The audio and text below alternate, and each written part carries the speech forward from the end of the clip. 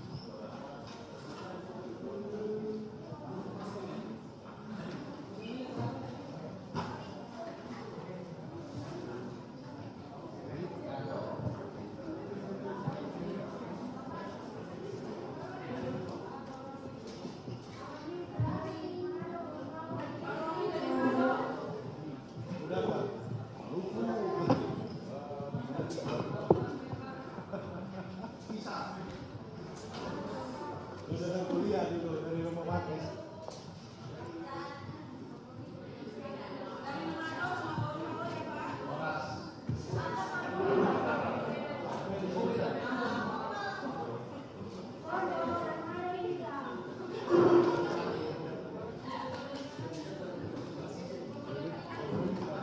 Jadi kita depan aja, samping Rory.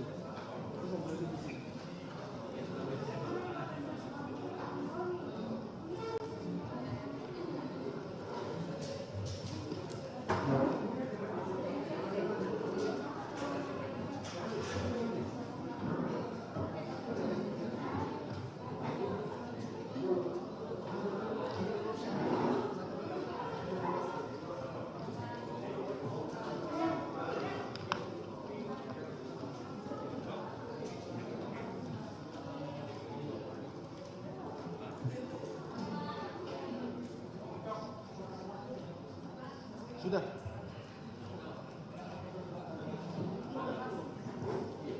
Daftar riwayat hidup, CV. Kalau Romo Magnis, dia sudah besar kan, jadi dia udah nggak ada lagi. Udah 85 tahun.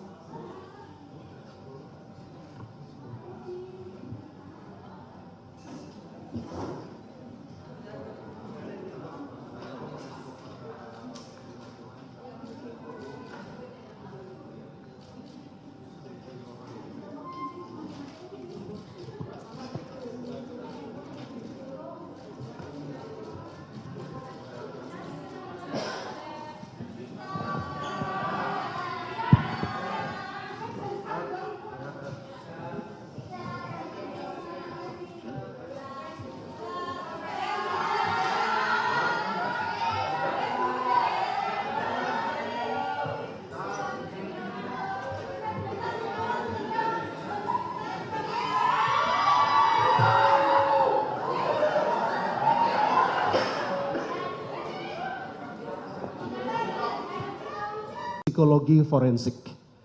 Mengenai apa yang tadi saudara ahli jelaskan tentang Milgram ya.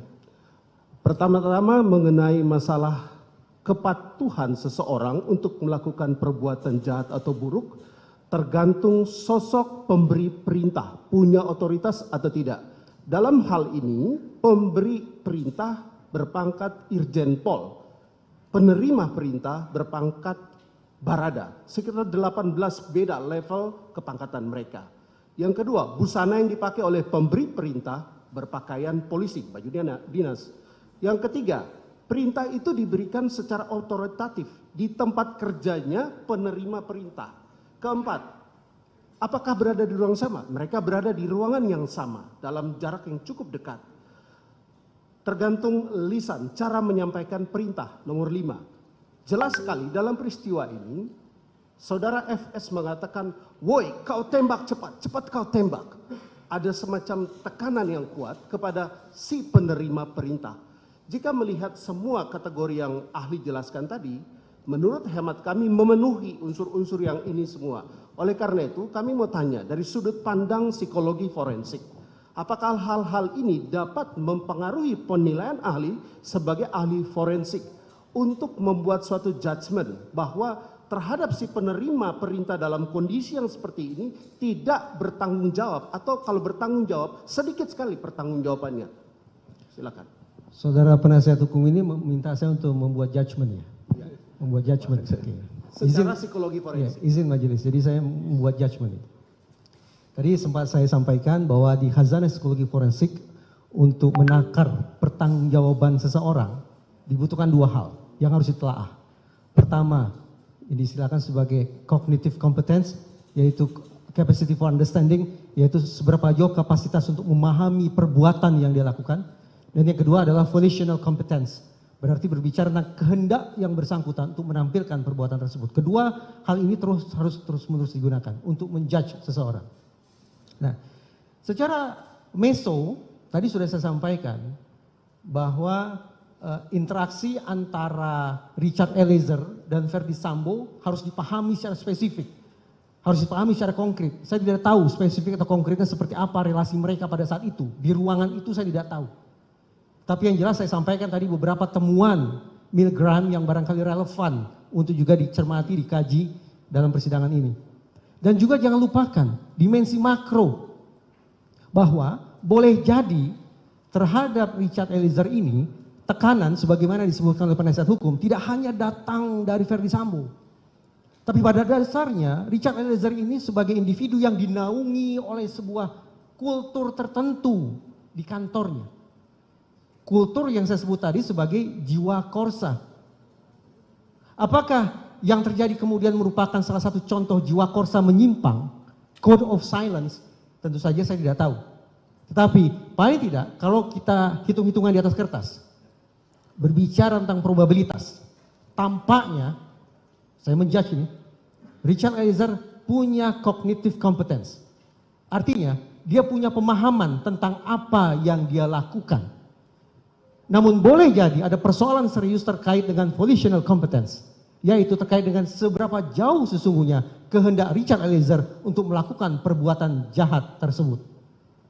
Hitung-hitungan, sebagaimana tadi sempat saya sampaikan, ketika cognitive competence-nya ada, yaitu pemahamannya ada, sementara kehendaknya katakanlah tidak ada, maka boleh jadi yang bersangkutan masuk dalam kategori partially responsible, bertanggung jawab separuh atas perbuatannya.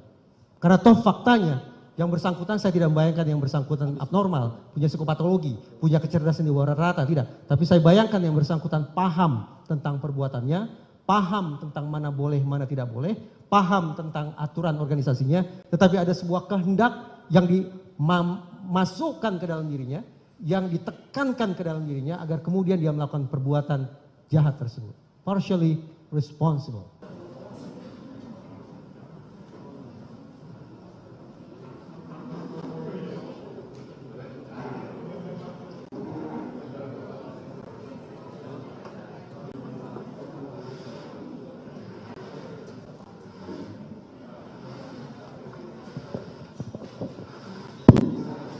Skors perkara nomor 798 PB atas nama Richard Eliezer Budiang Lumiu dicabut, sidang dilanjutkan kembali.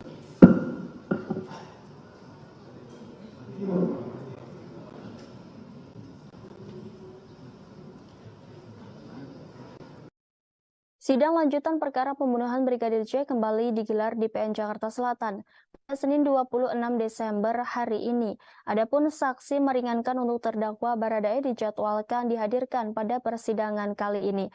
Dalam agenda sidang Sistem Informasi Penelusuran Perkara atau SIPP, Pengadilan Negeri Jakarta Selatan, kubu Baradae dijadwalkan menghadirkan saksi ada charge atau saksi yang menguntungkan terdakwa. Hal ini juga dibenarkan oleh kuasa hukum Baradae yakni Roni Talapesi. Meski begitu, dia enggan menyampaikan secara merinci siapa ahli dan bidang ahli yang akan dihadirkan dalam sidang tersebut. Terkait kasus ini, Richard Eliezer didakwa melakukan pembunuhan berencana terhadap Brigadir J bersama Verdi Sambo, Putri Chandrawati, Ricky Rizal, dan Kuat Maruf. Richard diberi kesempatan menghadirkan saksi atau ahli yang meringankan setelah saksi dan ahli yang dihadirkan jaksa penuntut umum telah selesai. Hakim juga memberikan kesempatan kepada semua terdakwa dalam kasus ini untuk bisa menghadirkan saksi atau ahli sebelum melakukan pemeriksaan terhadap para terdakwa. Dalam dakwaan disebutkan Richard menembak Brigadir J atas perintah Sambo yang kala itu masih menjabat sebagai mantan Kepala Divisi Profesi dan Pengamanan Polri. Peristiwa pembunuhan Yosua disebut terjadi lantaran adanya cerita sepihak dari istri Verdi Sambo yakni Putri Chandrawati yang mengaku dilecehkan Yosua di Magelang. Atas informasi itu, Sambo kemudian marah dan merencanakan pembunuhan terhadap Yosua yang melibatkan Richard, Ricky, dan Kuat di rumah dinasnya di Kompleks Polri Duren 3, Jakarta Selatan. Atas peristiwa tersebut, Sambo, Putri, Richard, Ricky, dan Kuat didakwa melanggar pasal 340 KUHP Subsider, pasal 338 KUHP Jo pasal 55 ayat 1 ke 1 KUHP Jo pasal 56 ke 1 Kitab Undang-Undang Hukum Pidana. Pada persidangan sebelumnya, terdakwa Verdi Sambo dan Putri Chandrawati sudah menghadirkan ahli meringankan terlebih dahulu. Dalam sidang yang digelar pada Kamis 22 Desember itu, kedua terdakwa menghadirkan ahli hukum pidana dari Fakultas Hukum Universitas Islam Indonesia, Mahrus Ali. Mahrus menyatakan dalam tindak pidana dugaan kekerasan seksual, sejatinya harus dibuktikan dengan alat bukti minimal hasil visum dari korban. Bukti visum itu diperlukan untuk kepentingan jaksa penuntut umum membuktikan tindak pidana yang terjadi. Akan tetapi, jika dalam proses pembuktian, hasil visum tersebut tidak dilakukan bukan berarti tindak kejahatannya menjadi tidak ada. Sebab kata dia dalam kasus dugaan kekerasan seksual kerap kali, korban yang diduga mengalami tersebut tidak mau melapor. Beberapa faktor disebut Mahrus menjadi pemicu, salah satunya soal rasa takut, karena adanya tekanan dari pihak-pihak lain. Oleh karenanya ia menegaskan hasil visum memang menjadi alat bukti paling utama dalam tindak pidana dugaan kekerasan seksual. Namun jika tidak ada bukti visum tersebut bukan berarti tindak kejahatannya menjadi hilang atau tidak ada. Salah satu upaya yang bisa dibuktikan yakni kata dia dengan hasil tes psikologi yang dilakukan terhadap korban. Dalam kepolisian seperti di dalam situasi pertempuran militer, di dalam kepolisian memang bisa ada situasi di mana atasan memberi perintah tembak. Itu di dalam segala profesi lain tidak ada itu di mana perintah itu. Jadi bahwa seorang atasan polisi memberi perintah tembak itu tidak total sama sekali nggak masuk akal. Kalau ketua sekolah tinggi filsafat Driakara tersinggung berat menyuruh saya punya pistol, saya tidak punya, menembak ya jelas saya ke masa. Tapi di polisi itu lain, karena atasannya dia dalam situasi tertentu bisa memberikan, berarti juga bahwa resistensi di dalam yang menerima perintah itu lebih lemah karena dia tahu itu kadang-kadang mungkin. Ini jawaban saya.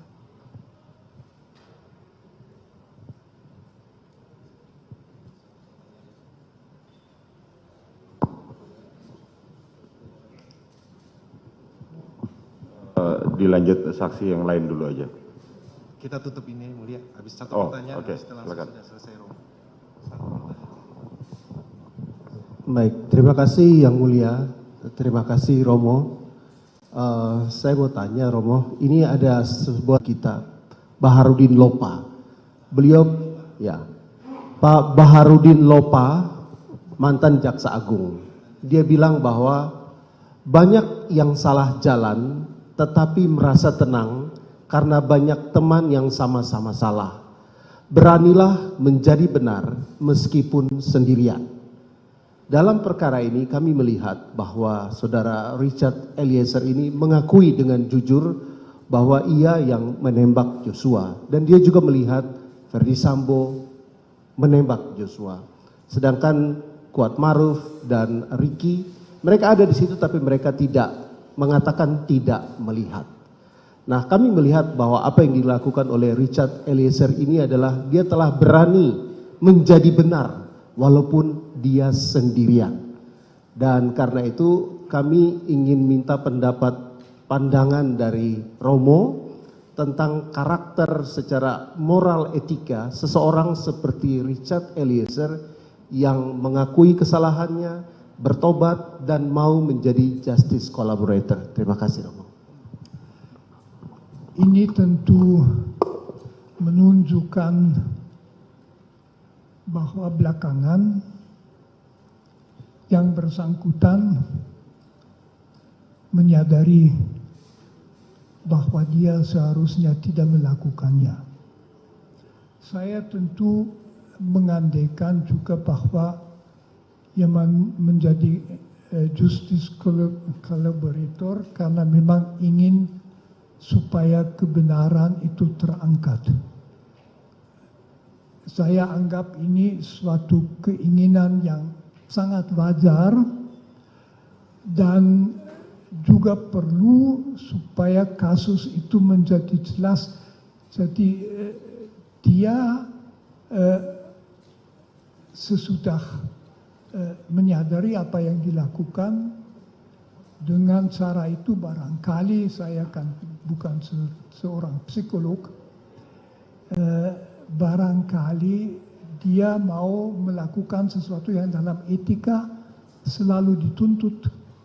Kalau suara hati keliru, belakangan kelihatan suara hati keliru, etika mengatakan tidak berarti tadi kamu bersalah, tetapi sebisa-bisanya akibat buruk kekeliruanmu pada orang lain perlu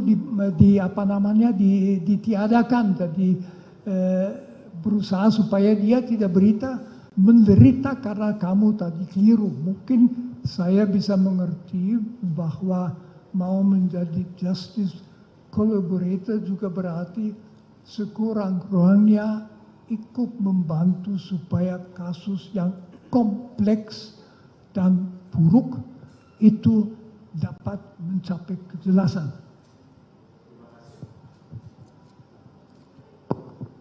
Terima kasih ahli yang sudah menyampaikan. Karena waktu kita diberikan terbatas, maka kita akan kepada ahli psikolog. Terima kasih sebelumnya Romo. Ya, ahli dari psikolog klinik Bu Lisa Marli Japri. Ya. Ada yang perlu ditampilkan untuk ini PPT-nya? Mungkin nanti. Nanti ya, oke. Kepada ahli psikolog, pertanyaannya, bisa tolong jelaskan apa yang dimaksud dengan psikolog klinis? Ya, psikologi, mohon izin menjawab. Ya. Psikologi klinis adalah cabang dari ilmu psikologi yang mencoba untuk melihat, memetakan, membantu hingga bahkan menyembuhkan individu atau satu kelompok yang dirasa memiliki gangguan-gangguan klinis sehingga mengganggu mereka untuk berinteraksi dengan baik dalam lingkungan sosialnya. Terima kasih atas penjelasannya ahli. Pendosa besar karena Tuhan juga tahu manusia bisa bingung, tidak tahu apa menjawab.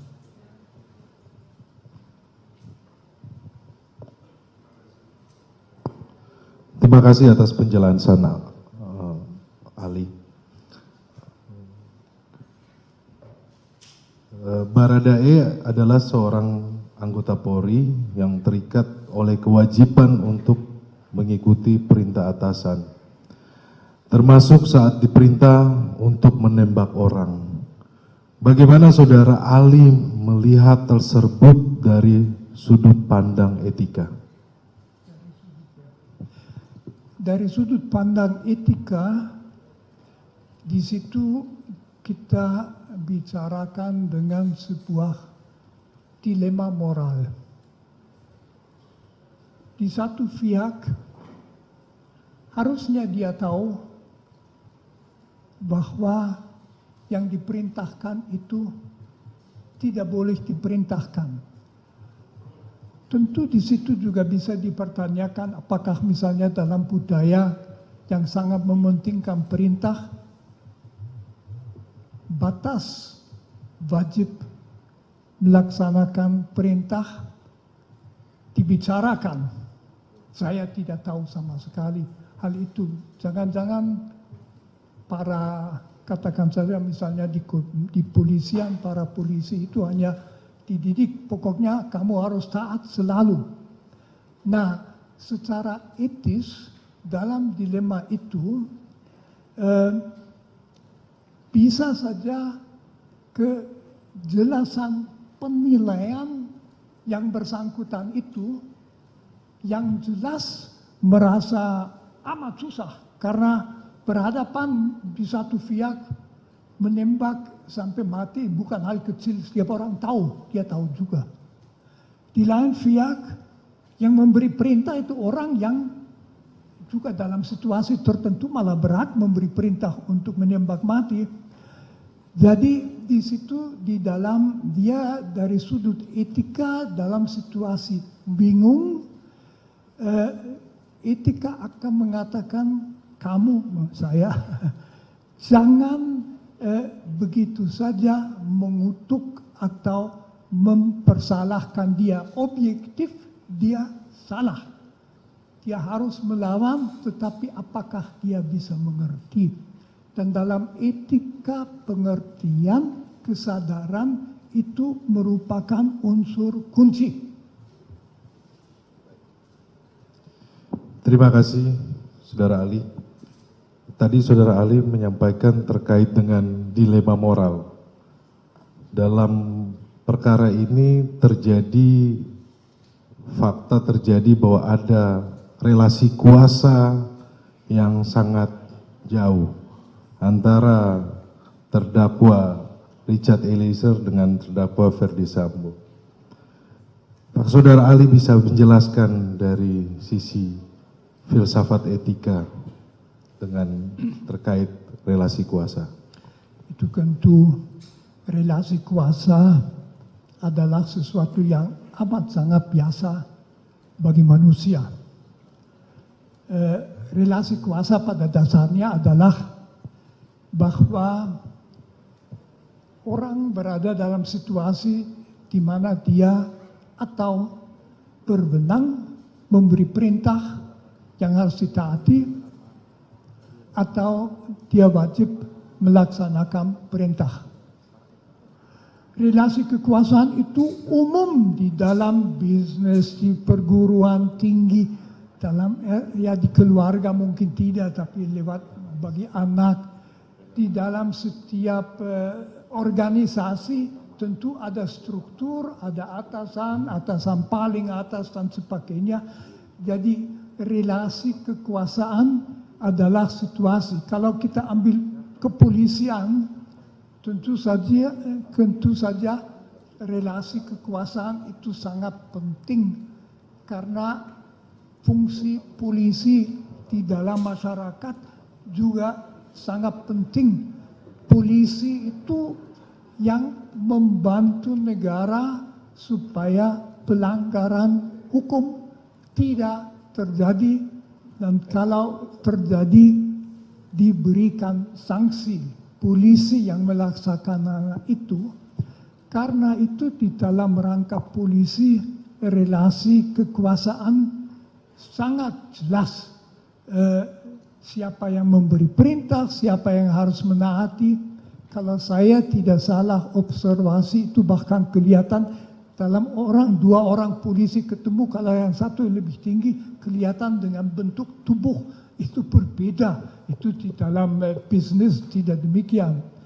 Jadi relasi kekuasaan di situ berarti bahwa orang yang dalam relasi harus taat selalu akan mengalami tegangan, kesulitan kalau dia diperintah sesuatu yang dia sendiri merasa tidak boleh dilaksanakan. Itu masalahnya. Jadi dia tidak bebas memilih begitu saja kulakukan, misalnya ku tembak orang itu, tetapi dia diperintah, dia tahu bahwa perintah harus dilaksanakan, bahwa dalam lembagaku, yaitu misalnya di kepolisian, menaati perintah sebetulnya nggak bisa dipertanyakan.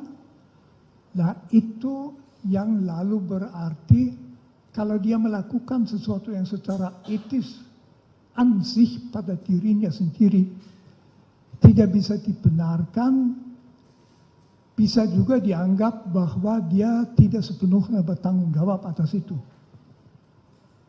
Nah, jadi terdakwa ini orang yang sangat rajin dalam melakukan spiritualnya, kegiatan spiritualnya sebagaimana tadi hasil daripada penelitian para ahli. Dia rajin termasuk dalam hal beribadah. Di dalam kegiatan beribadah itu tentu ada hal-hal yang didapat. Seperti dalam fakta-fakta persidangan Pak Doktor, di dalam fakta persidangan mulai dari awal persidangan ini sampai sekarang ini tidak ada dendam pribadi antara terdakwa dengan korban. Tetapi terdakwa ini melakukan penembakan hingga korban meninggal dunia. Sebagaimana dalam kitab Injil ada tertulis di Matius 5 ayat 21. Kamu telah mendengar yang difirmankan kepada nenek moyang kita, jangan membunuh. Siapa membunuh harus dibunuh.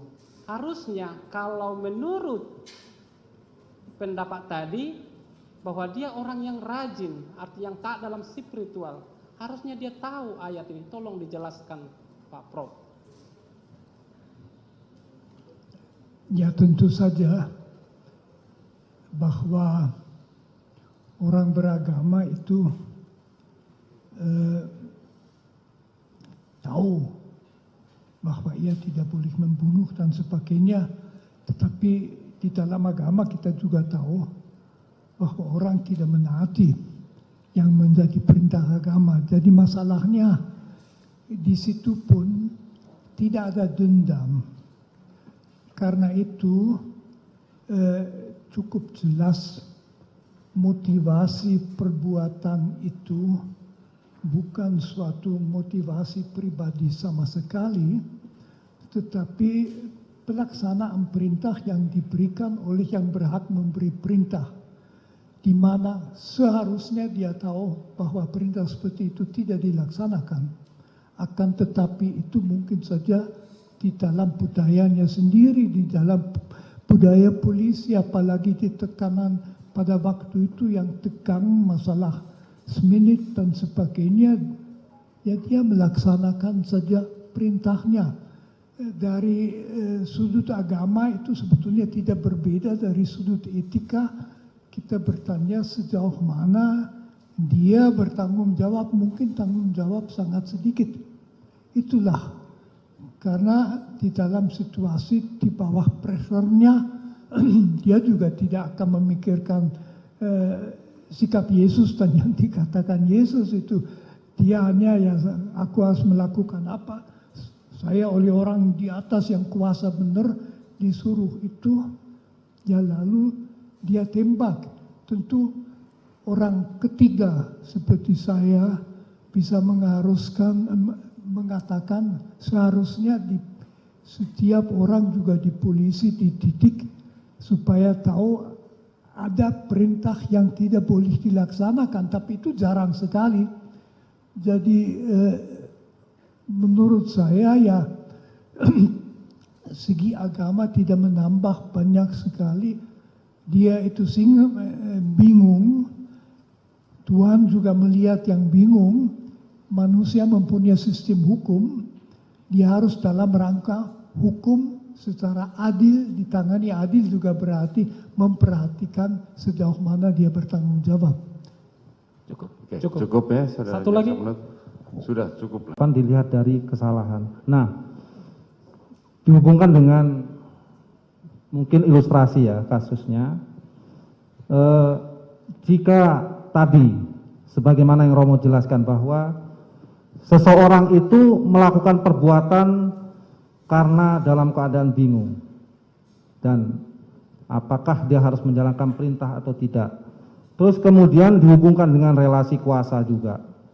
Tingkat kepangkatannya jaraknya sangat jauh. Yang seorang jenderal memerintahkan umpama seorang brigadir. Terus kemudian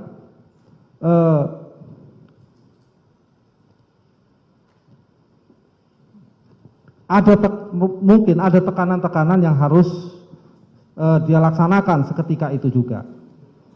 Dan kemudian setelah melakukan itu, ya kan, kemudian dia menyadari dan kemudian berusaha untuk membuka tabir kejahatan yang dilakukan itu tadi. Nah, dari sisi ini, Romo, antara yang memberi perintah dan yang diperintah tadi, sesuai dengan yang Romo jelaskan, ini secara pertanggungjawaban pidananya, ini lebih berat yang mana, Romo? Apakah orang yang memberi perintah atau yang diberi perintah? Menurut saya jelas yang memberi perintah.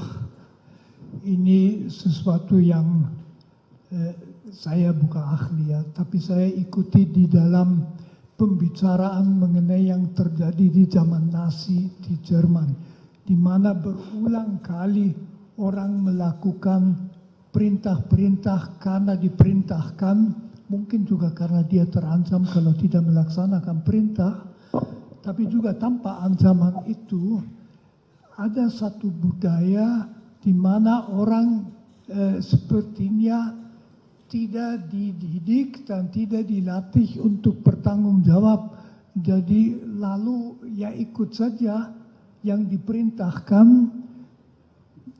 dengan selalu memperhatikan tekanan waktu itu terjadi dalam tersedia beberapa detik untuk mengambil sikap dalam kasus ini. Jadi menurut saya jelas tanggung jawab yang memberi perintah itu jauh lebih besar. Malah katakan saja yang diperintah itu orang kecil ya. Orang kecil biasa melakukan karena dia juga tahu akibatnya buruk kalau tidak melakukannya.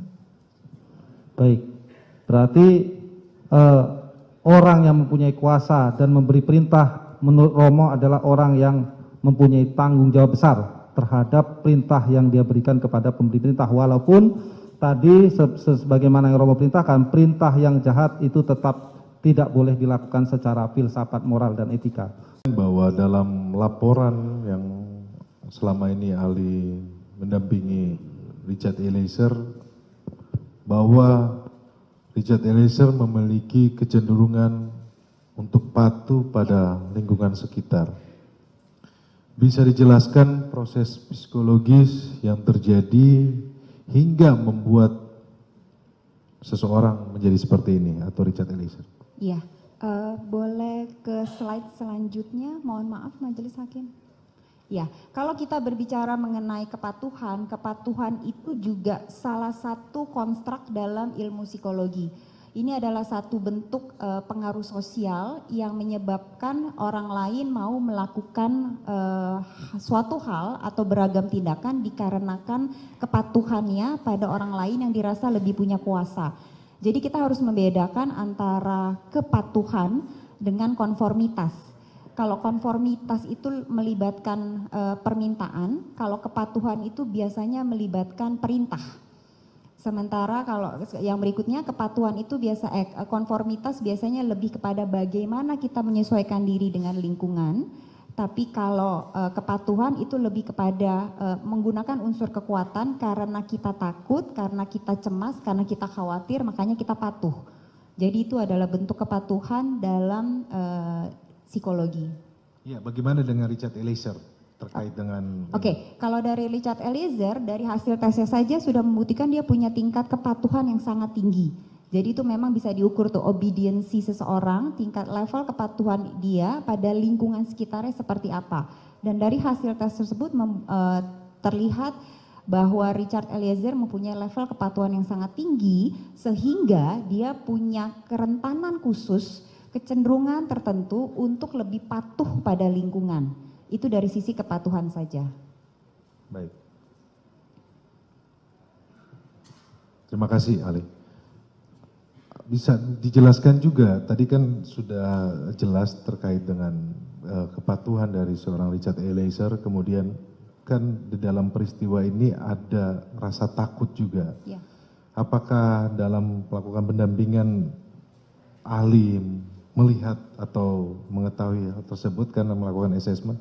Iya, ketakutannya pada saat assessment sudah berubah sepertinya. Jadi kan emosi itu kan sangat dari awal, ketika dari awal ketakutan itu sangat jelas. Yang tadi saya katakan pertama kali ketemu jelas sekali ada gesture takut, ada gesture cemas, gesture dia tidak bagaimana ini ke depannya nanti harus seperti apa, dan itu banyak menampilkan gesture-gesture tubuh yang cemas dan takut seperti itu, bermain-main tangan, menghindari kontak mata, hal-hal demikian.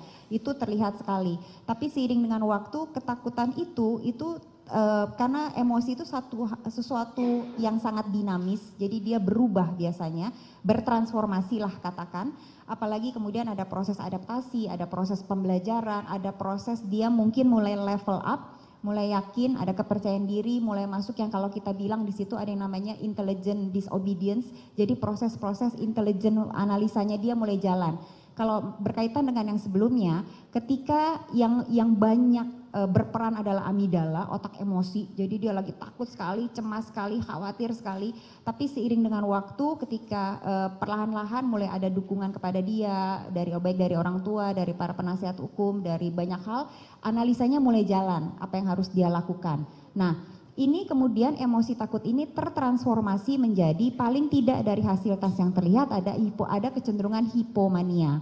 Nah, apa itu hipomania? Hipomania adalah kondisi psikologi seseorang yang tampak sangat berenergi dan bersemangat, berbeda dari biasanya. Jadi setelah takut, sepertinya kemudian Richard Eliezer itu memutuskan untuk oke, saya harus melakukan sesuatu atas kondisi ini. Jadi terlihat semangatnya tersebut. Tapi di sisi lain hipomania juga berarti masih menutupi kecemasan yang terpendam. Jadi itu kan mekanisme diri. Ketika dia mencoba untuk oke, aku harus melakukan sesuatu nih, tapi sebenarnya di dalam dia masih cemas karena terlihat yang dalam tes MMPI yang tadi saya katakan Minnesota Multifaceted Personality Inventory itu adalah 10 parameter. Kita melihat parameter-parameter psikologis seberapa tinggi level depresi, seberapa tinggi level skizofrenia, seberapa tinggi level obsesif kompulsif. Nah, pokoknya sampai 10, ada 10 parameternya. Nah, paling tinggi parameter pada Richard Eliezer adalah hipomania. Di mana hipomania sudah jelas berarti ada kecemasan yang ditutupi olehnya dengan cara mencoba untuk berenergi dan bersemangat sekali.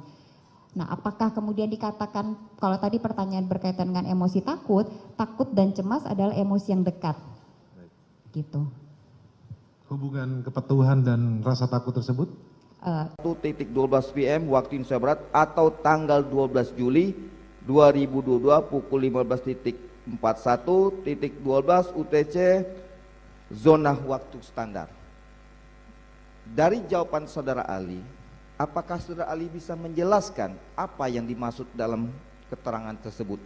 Ya, jadi file create merujuk pada kapan sebuah file itu tersimpan ke dalam media penyimpanan eksternal. Jadi bisa dipastikan file tersebut disimpan pada 14 tanggal 14 bulan 7 2022, tanggal 12.02.09. Jadi tadi saya jelaskan ada proses pengkopian 2331 selama 7 menit tadi. Salah satu filenya adalah file video tersebut. Di sini juga bisa dilihat tempusnya merupakan tempus yang masuk atau salah satu dari proses pengkopian dari 2831 file sebelumnya. Itu yang Saudara Ali maksudkan ya, Ya. dalam penjelasan dari BP jawaban saudara ya. Ya. Kalau saya bisa nggak Saudara Ali bisa menggambarkan cara-cara suatu gambaran pemindahan pemasukan di dalam tersebut atau sebuah Mungkin, kertas? ya. Mohon izin majelis, cara sistemnya bagaimana bisa terpindah dalam hard disk dengan perangkat apa? Bisa diketahui itu? Mungkin saya butuh kertas dan pulpen untuk bisa menggambarkan prosesnya, Pak. Ini pertanyaan saudara ini sebenarnya pemindahan yang dari hard disk ya ke dari laptop ke hard disk atau bagaimana? Ya, kok bisa ada di hard disk Baikuni tadi yang disebutkan, kok bisa masuk? Dia ahli menjelaskan ada sebuah Windows yang operasi yang bisa memindahkan tersebut. Bisa digambar model sistem, bisa data bisa masuk ke hard disk. Silakan. Ada kertasnya. Maju ke depan.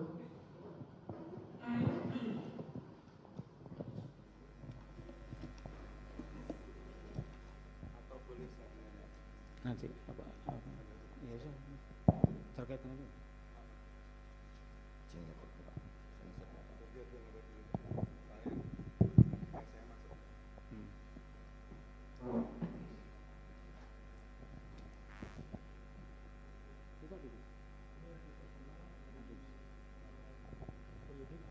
Itu yang disita atas nama Baikuni. Betul, Pak. Yang tadi yang hitam itu tadi. Betul, Pak. Eksternal hadis WD itu tadi. Ya, betul.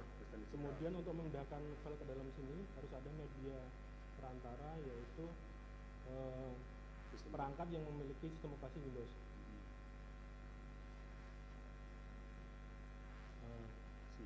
Bisa diuraikan nggak itu sistemnya apa? Sebuah komputer berupa laptop, desktop? Kita tidak tahu, karena kita tidak melakukan terkait dengan perangkat ini. Tapi dari informasi yang ada di sini kita bisa pastikan bahwa itu berasal dari sistem operasi Windows.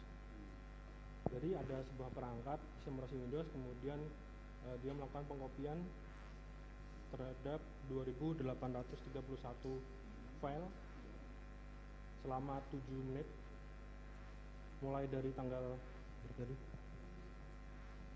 Sebentar, saya tegaskan, jadi itu Windowsnya itu, yang sistem Windowsnya itu bisa didetailkan nggak, diuraikan nggak? Itu dari Windows sistem berapa? Kami tidak bisa melakukan pemeriksaan ini, Pak. Jadi kami tidak.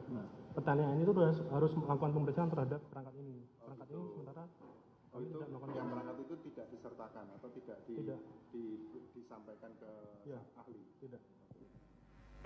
Jadi ada proses pemindahan mulai tanggal 7 Juli, berapa? 14 Juli. Oh ya.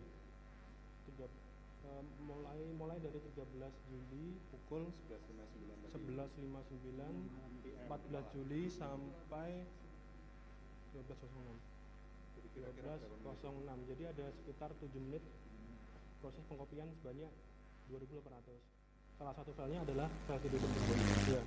Di dalam file itu 2000 sekian file itu berapa besarnya? Bisa diketahui? Kami tidak mencatat terkait hal tersebut, tapi kami catat jumlah file yang ada. Ya. Dari file yang tersimpan di sini kita bisa ketahui file create itu artinya kapan barang itu disimpan ke dalam sini, kemudian modify artinya merujuk pada kapan video itu diekspor ke dalam media penyimpanan sebelumnya. Jadi menurut keterangan dari penyidik ke kami ada sebuah DVR, kemudian disimpan ke dalam sebuah flash disk, dan kemudian disimpan ke dalam MacBook. Jadi file date modify ini merujuk tanggal dari DVR dikopikan ke dalam media flash disk. Ini tanggalnya adalah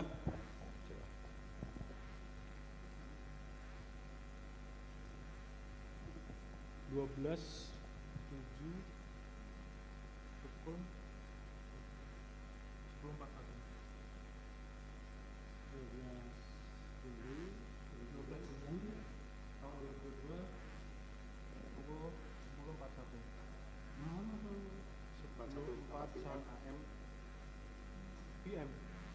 malam berarti, setengah 11 malam. Ini kami nggak mendapatkan barang bukti ini juga tidak dapat. Ya, saya dapatkan ini. Ya, yang diperiksakan kami hanya ini. Ini ya, yang dimintakan cuma ini aja. Ya. Adapun yang ini tidak dimintakan atau ini tidak ada sama. Ini menurut informasi dari penyidik diperiksakan ke Kompol Heri ya. Pak Heri ke ahli digital forensik dari Puslapfor. Oh itu. Ya. Kali ini ahli dari Saya dari Direktorat Cyber Barreskrim. Barreskrim ya. Oh, yang sana Puslapfor. Jadi saya tidak ada kaitannya dengan ini. Iya, ini tidak ada kaitannya dengan ini saja. Iya, siap. Yang ini sudah diperiksa. Sudah majelis yang Pak Heri kemarin. Ya. Jadi ini ya, kita berbicara di sini nanti. Ya. Ya. Izin Pak, ngomong di depan sini. Ya. Nah, itu ada jejak digitalnya nggak yang di Istana di sini, media penyimpanan pertama dari file? Tidak. Tidak ada. Tidak ditemukan terkait informasi tersebut. Atau mungkin device apa yang pertama kali mengenerate video ini? Tidak. Tidak ada jejak digitalnya. Jadi berhenti sampai di sistem Windows itu aja. Iya, di sini ada informasi nama folder, jadi kita bisa simpulkan itu berasal dari sebuah sistem operasi Windows. Dan ahli berhenti sampai di situ ya? Iya. Sebelumnya lagi tidak. Dari mana file itu diperoleh? Tidak tahu. Ahli tidak ada Hanya datanya. informasi saja yang saudara terima ya. Betul. Tapi saudara tidak melakukan penegakan karena memang bukan tempat saudara. Iya. Dan tidak ada jejak digitalnya? Tidak ada. Tidak ada.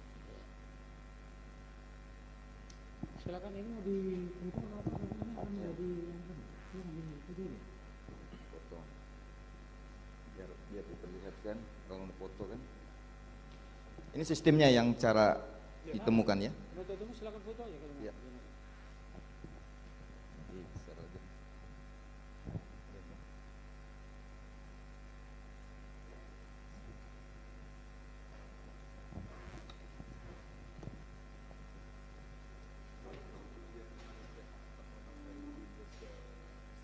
Itu soalnya nanti melebar kemana-mana karena DPR nanti mau ditanyakan saya nggak tahu itu.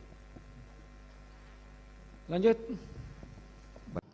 Kepada Profesor Dr. Frans Magni Suseno, terima kasih sudah berkenan menjadi ahli pada hari ini, merupakan guru besar emeritus Sekolah Tinggi Filsafat Triyakara, Jakarta. Izinkan kami bertanya kepada ahli. Ahli kita kenal sebagai ahli filsafat moral. Mohon ahli menjelaskan tentang filsafat moral dan sumbangannya dalam membantu menjelaskan masalah-masalah etika moral. Terima kasih. Yang mulia, saya dalam filsafat moral atau etika, biasanya saya pakai etika, kata etika, ada dua masalah yang relevan.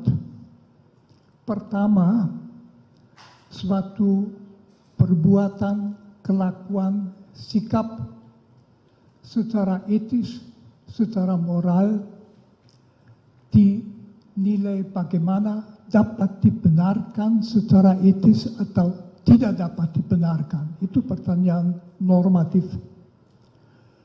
Pertanyaan kedua adalah apabila seseorang melakukan sesuatu yang menurut norma etika tidak dapat dibenarkan,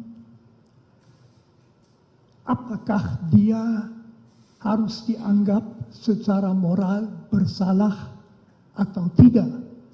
Bisa saja dia tidak mengerti atau dia bingung. Perkenankan saya sedikit menjelaskan dua poin ini.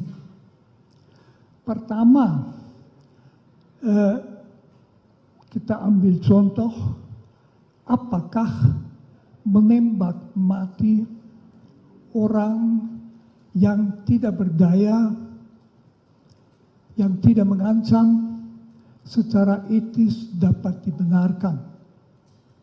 Jawaban etika saya kira unanim, tidak dapat dibenarkan, tentu ada kekecualian. Satu kecualian itu misalnya Algojo dalam menjalankan hukuman mati sesuai dengan undang-undang yang berlaku. Yang satu itu di dalam sebuah pertempuran para kombatan boleh menembak sampai bunuh. Yang ketiga dalam rangka membela nyawa, baik nyawa sendiri dari bela sendiri maupun nyawa orang lain, itu kekecualian. Kecuali dalam 3 kasus ini secara etis jelas menembak mati orang adalah pelanggaran yang berat. Masih poin kedua yang penting di dalam rangka normatif. Apakah orang yang berhak memberi perintah dapat memerintahkan orang lain melakukan sesuatu, misalnya menembak orang yang sudah tidak berdaya sampai mati atau tidak? Di situ juga etika itu jelas jawabannya, memerintahkan sesuatu yang secara etis salah berat, tidak bisa dan tidak ada kewajiban untuk menaatinya, malah perintah yang tidak etis wajib ditolak. Itu yang pertama secara normatif. Pertanyaan kedua yang sudah sejak filsafat moral abad pertengahan, misalnya Thomas Aquinas, terus kan hampir semua filosof moral sependapat.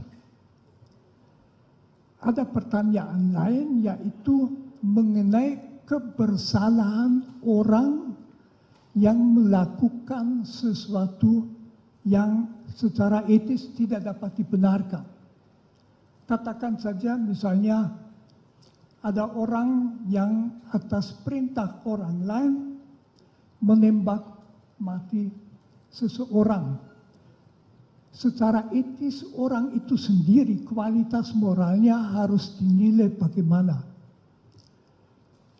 Jawaban di dalam etika itu sebetulnya itu tergantung dari kesadaran orang itu pada saat itu.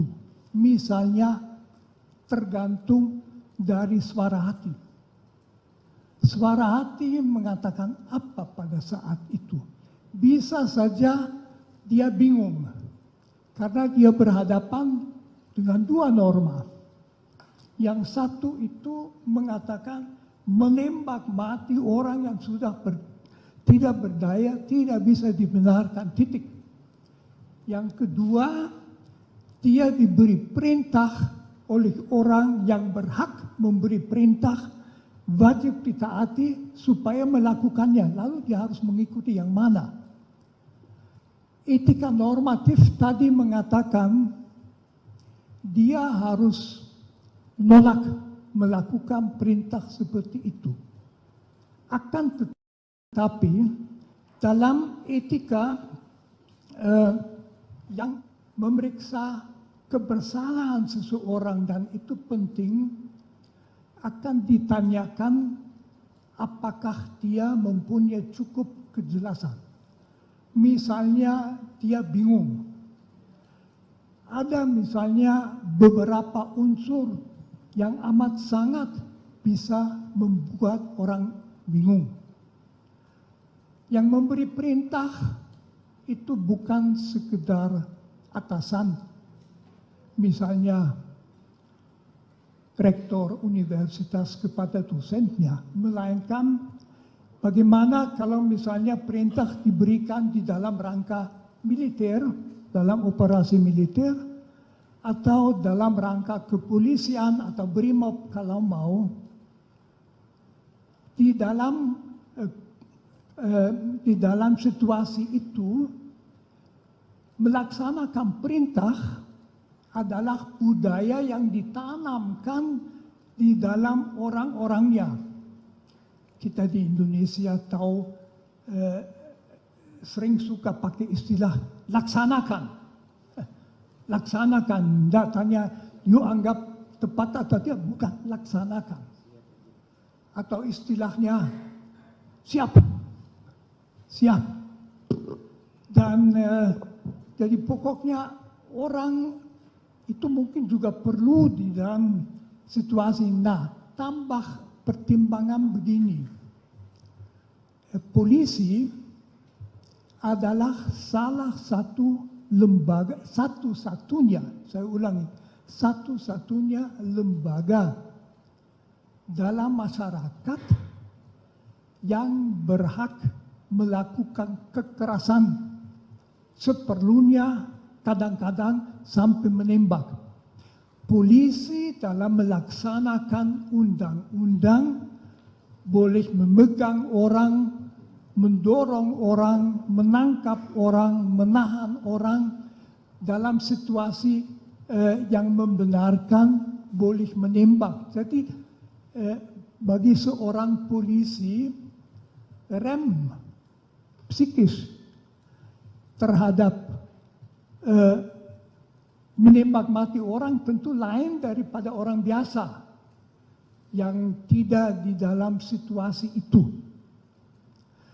Lalu faktor yang amat sangat menentukan kebersalahan, apakah orang betul bersalah atau tidak, yang juga akan kelihatan dari apakah dia kemudian menyesal atau tidak.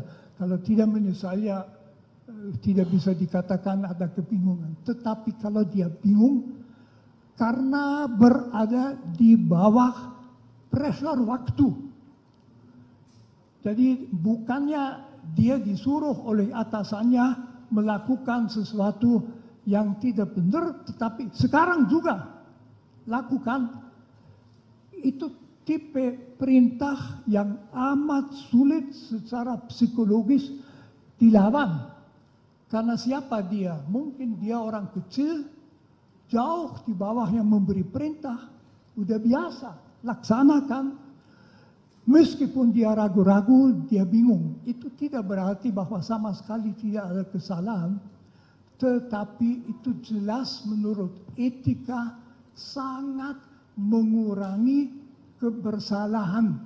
Saya tidak memakai istilah bisa dimengerti, itu terlalu banyak. Menurut saya, tapi itu saya pendapat, tentu orang mestinya tahu tidak bisa, tetapi dalam situasi bingung. Dalam budaya perintah, laksanakan. Berhadapan dengan atasan yang sangat tinggi mungkin ditakuti, kebebasan hati untuk masih mempertimbangkan dalam waktu berapa detik yang tersedia mungkin tidak ada. Mungkin ini dulu yang mau saya katakan. Dalam persidangan pemeriksaan saksi ahli pengacara Richard Eliezer atau Baradae mendatangkan 2 psikolog sekaligus. Psikolog klinik dewasa dan psikolog forensik menjadi saksi yang meringankan Baradae di persidangan kasus pembunuhan berencana terhadap Nofriansyah Yosua Huta Barat atau Brigadir J. Roni Talapesi selaku kuasa hukum Baradae mengatakan bahwa kedua psikolog tersebut yakni Liza Mariali Japri selaku psikolog klinik dewasa dan Reza Indragiri Amril selaku psikolog forensik hadir. Selain kedua psikolog, Roni juga menghadirkan guru besar filsafat moral yakni Romo Magnis Suseno. Ia adalah tokoh agama Katolik sekaligus budayawan. Romo Magnis juga diketahui merupakan Direktur Pasca Sarjana Sekolah Tinggi Ilmu Filsafat Triarkara. Pada persidangan sebelumnya, terdakwa Ferdi Sambo dan Putri Chandrawati sudah menghadirkan saksi ahli meringankan terlebih dahulu pada Kamis 22 Desember 2022. Kedua terdakwa itu menghadirkan ahli hukum pidana dari Fakultas Hukum Universitas Islam Indonesia, Mahrus Ali. Mahrus menyatakan, dalam tindak pidana dugaan kekerasan seksual sejatinya harus dibuktikan dengan alat bukti minimal hasil visum dari korban. Bukti visum itu diperlukan untuk kepentingan jaksa penuntut umum membuktikan tindak pidana yang terjadi. Akan tetapi, jika dalam proses pembuktian hasil visum tersebut tidak dilakukan, bukan berarti tindak kejahatannya menjadi tidak ada. Sebab menurutnya dalam kasus dugaan kekerasan seksual, sering sekali korban tidak mau melapor.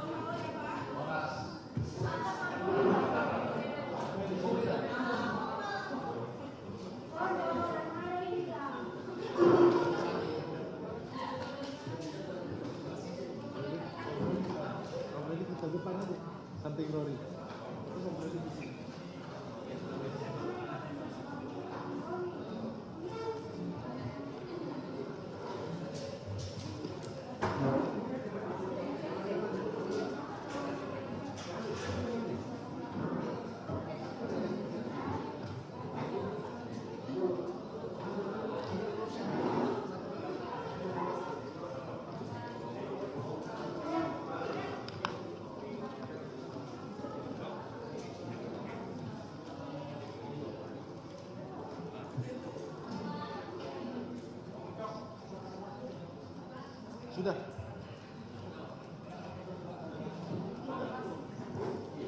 Daftar riwayat hidup, CV. Kalau Romo Magnis, dia sudah guru besar kan, jadi dia udah nggak kerja lagi. Udah 85 tahun.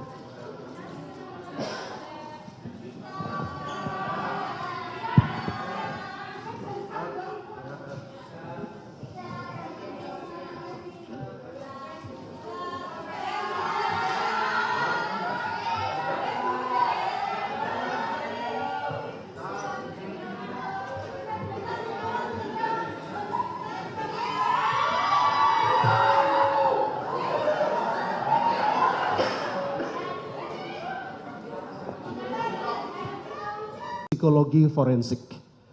Mengenai apa yang tadi saudara ahli jelaskan tentang Milgram ya. Pertama-tama mengenai masalah kepatuhan seseorang untuk melakukan perbuatan jahat atau buruk tergantung sosok pemberi perintah, punya otoritas atau tidak. Dalam hal ini, pemberi perintah berpangkat Irjen Pol, penerima perintah berpangkat Barada, sekitar 18 beda level kepangkatan mereka. Yang kedua, busana yang dipakai oleh pemberi perintah berpakaian polisi, baju dinas. Yang ketiga, perintah itu diberikan secara otoritatif di tempat kerjanya penerima perintah. Keempat, apakah berada di ruang sama? Mereka berada di ruangan yang sama dalam jarak yang cukup dekat. Tergantung lisan, cara menyampaikan perintah. Nomor 5, jelas sekali dalam peristiwa ini, saudara FS mengatakan, woi kau tembak cepat, cepat kau tembak. Ada semacam tekanan yang kuat kepada si penerima perintah. Jika melihat semua kategori yang ahli jelaskan tadi, menurut hemat kami memenuhi unsur-unsur yang ini semua. Oleh karena itu kami mau tanya dari sudut pandang psikologi forensik, apakah hal-hal ini dapat mempengaruhi penilaian ahli sebagai ahli forensik untuk membuat suatu judgement bahwa terhadap si penerima perintah dalam kondisi yang seperti ini tidak bertanggung jawab, atau kalau bertanggung jawab sedikit sekali pertanggungjawabannya. Silakan. Saudara penasihat hukum ini meminta saya untuk membuat judgement ya? Membuat judgement. Okay. Secara psikologi forensik. Ya, izin majelis, jadi saya membuat judgement itu. Tadi sempat saya sampaikan bahwa di khazanah psikologi forensik untuk menakar pertanggungjawaban seseorang dibutuhkan 2 hal yang harus ditelaah. Pertama, ini disilakan sebagai cognitive competence, yaitu capacity for understanding, yaitu seberapa jauh kapasitas untuk memahami perbuatan yang dia lakukan. Dan yang kedua adalah volitional competence, berarti berbicara tentang kehendak yang bersangkutan untuk menampilkan perbuatan tersebut. Kedua hal ini harus terus-menerus digunakan untuk menjudge seseorang. Nah, secara meso tadi sudah saya sampaikan bahwa interaksi antara Richard Eliezer dan Verdi Sambo harus dipahami secara spesifik, harus dipahami secara konkret. Saya tidak tahu spesifik atau konkretnya seperti apa relasi mereka pada saat itu. Di ruangan itu saya tidak tahu. Tapi yang jelas saya sampaikan tadi beberapa temuan Milgram yang barangkali relevan untuk juga dicermati, dikaji dalam persidangan ini. Dan juga jangan lupakan dimensi makro, bahwa boleh jadi terhadap Richard Eliezer ini tekanan sebagaimana disebutkan oleh penasihat hukum tidak hanya datang dari Verdi Sambo. Tapi pada dasarnya Richard Eliezer ini sebagai individu yang dinaungi oleh sebuah kultur tertentu di kantornya. Kultur yang saya sebut tadi sebagai jiwa korsa. Apakah yang terjadi kemudian merupakan salah satu contoh jiwa korsa menyimpang, code of silence? Tentu saja saya tidak tahu. Tetapi paling tidak kalau kita hitung-hitungan di atas kertas, berbicara tentang probabilitas, tampaknya saya menjudge ini, Richard Eliezer punya cognitive competence. Artinya dia punya pemahaman tentang apa yang dia lakukan. Namun boleh jadi ada persoalan serius terkait dengan volitional competence, yaitu terkait dengan seberapa jauh sesungguhnya kehendak Richard Eliezer untuk melakukan perbuatan jahat tersebut. Hitung-hitungan. Sebagaimana tadi sempat saya sampaikan. Ketika cognitive competence-nya ada, yaitu pemahamannya ada, sementara kehendaknya katakanlah tidak ada, maka boleh jadi yang bersangkutan masuk dalam kategori partially responsible, bertanggung jawab separuh atas perbuatannya. Karena toh faktanya yang bersangkutan, saya tidak membayangkan yang bersangkutan abnormal, punya psikopatologi, punya kecerdasan di bawah rata, tidak. Tapi saya bayangkan yang bersangkutan paham tentang perbuatannya, paham tentang mana boleh, mana tidak boleh, paham tentang aturan organisasinya, tetapi ada sebuah kehendak yang dimasukkan ke dalam dirinya, yang ditekankan ke dalam dirinya agar kemudian dia melakukan perbuatan jahat tersebut. Partially responsible.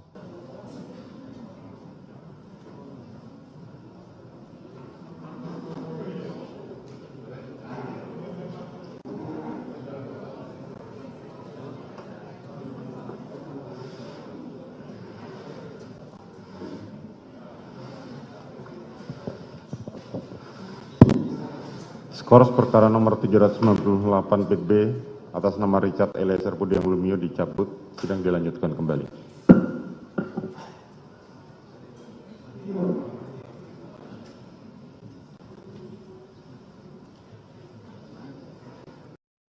Sidang lanjutan perkara pembunuhan Brigadir J kembali digelar di PN Jakarta Selatan pada Senin 26 Desember hari ini. Adapun saksi meringankan untuk terdakwa Baradae dijadwalkan dihadirkan pada persidangan kali ini. Dalam agenda sidang Sistem Informasi Penelusuran Perkara atau SIPP, Pengadilan Negeri Jakarta Selatan, kubu Baradae dijadwalkan menghadirkan saksi ada charge atau saksi yang menguntungkan terdakwa. Hal ini juga dibenarkan oleh kuasa hukum Baradae yakni Roni Talapesi.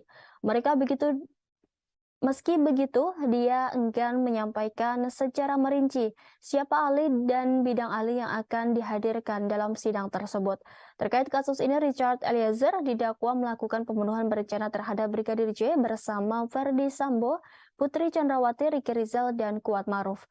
Richard diberi kesempatan menghadirkan saksi atau ahli yang meringankan setelah saksi dan ahli yang dihadirkan jaksa penuntut umum telah selesai.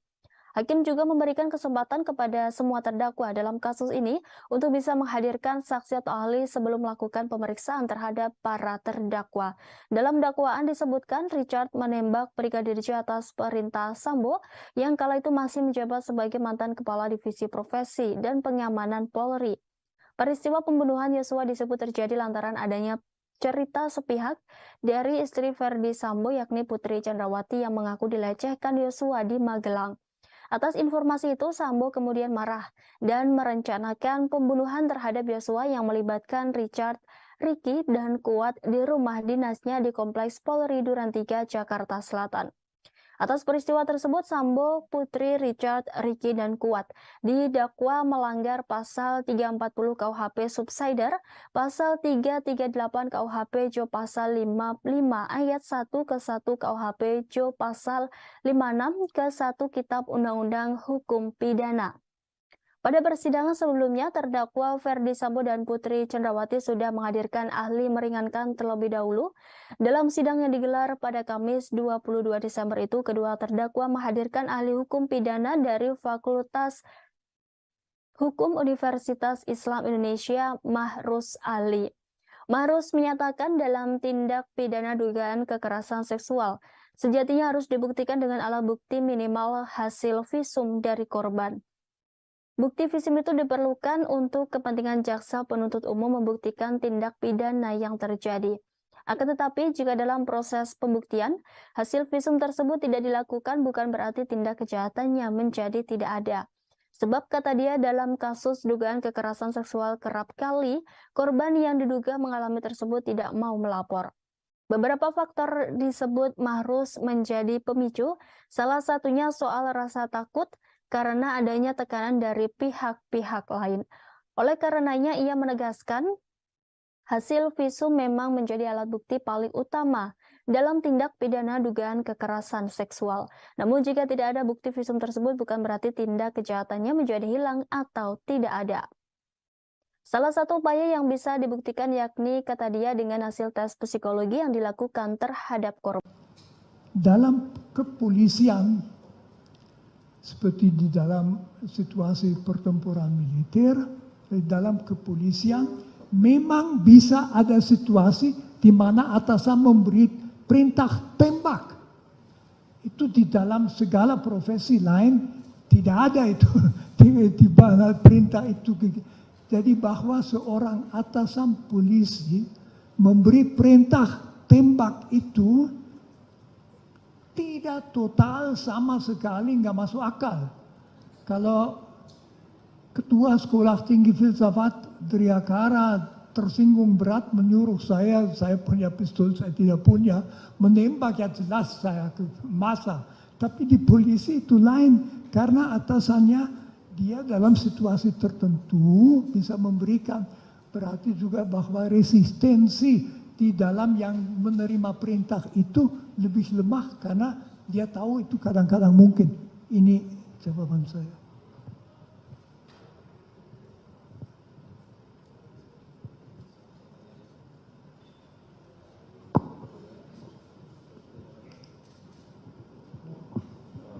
Dilanjut saksi yang lain dulu aja. Kita tutup ini mulia, habis satu Oh, pertanyaan, oke, habis itu langsung silakan. sudah selesai Romo. Satu pertanyaan. Baik, terima kasih Yang Mulia, terima kasih Romo. Saya mau tanya Romo, ini ada sebuah kitab Baharudin Lopa. Beliau, ya, Pak Baharudin Lopa, mantan Jaksa Agung. Dia bilang bahwa banyak yang salah jalan, tetapi merasa tenang karena banyak teman yang sama-sama salah. Beranilah menjadi benar meskipun sendirian. Dalam perkara ini kami melihat bahwa saudara Richard Eliezer ini mengakui dengan jujur bahwa ia yang menembak Joshua. Dan dia juga melihat Ferdy Sambo menembak Joshua. Sedangkan Kuat Maruf dan Ricky, mereka ada di situ tapi mereka tidak mengatakan tidak melihat.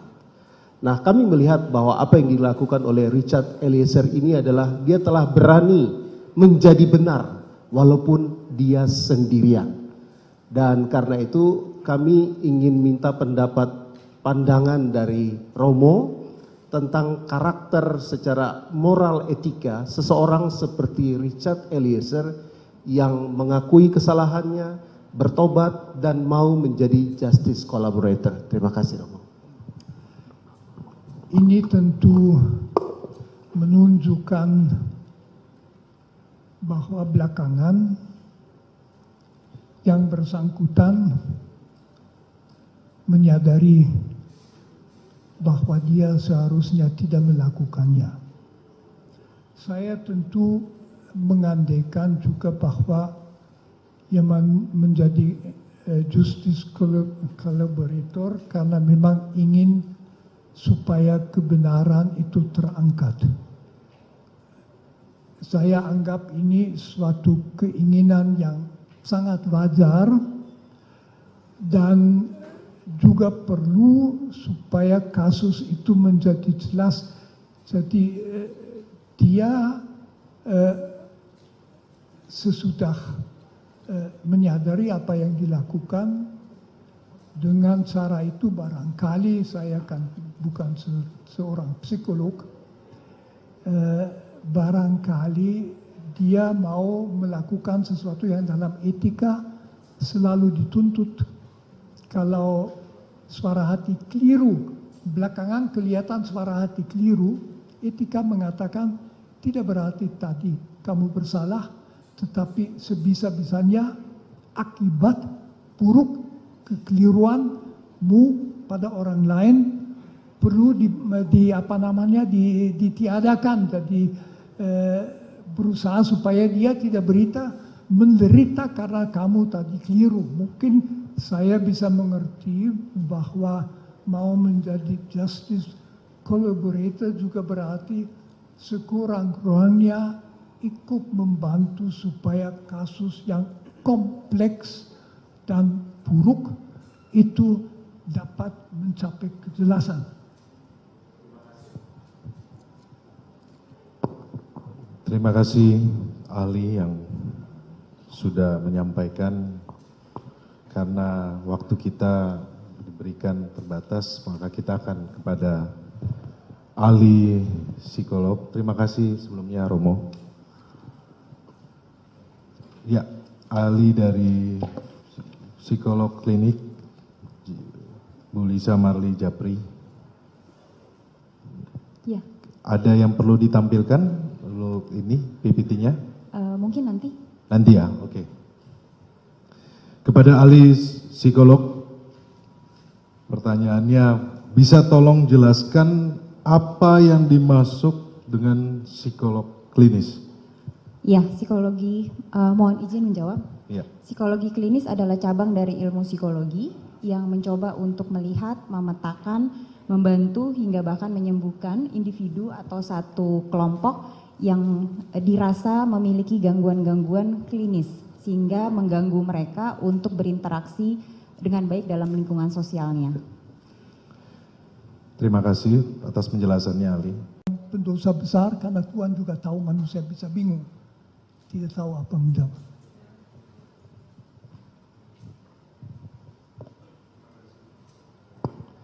Terima kasih atas penjelasan Ali. Baradae adalah seorang anggota Polri yang terikat oleh kewajiban untuk mengikuti perintah atasan, termasuk saat diperintah untuk menembak orang.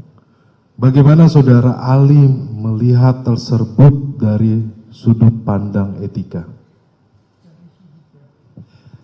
Dari sudut pandang etika, di situ kita bicarakan dengan sebuah dilema moral.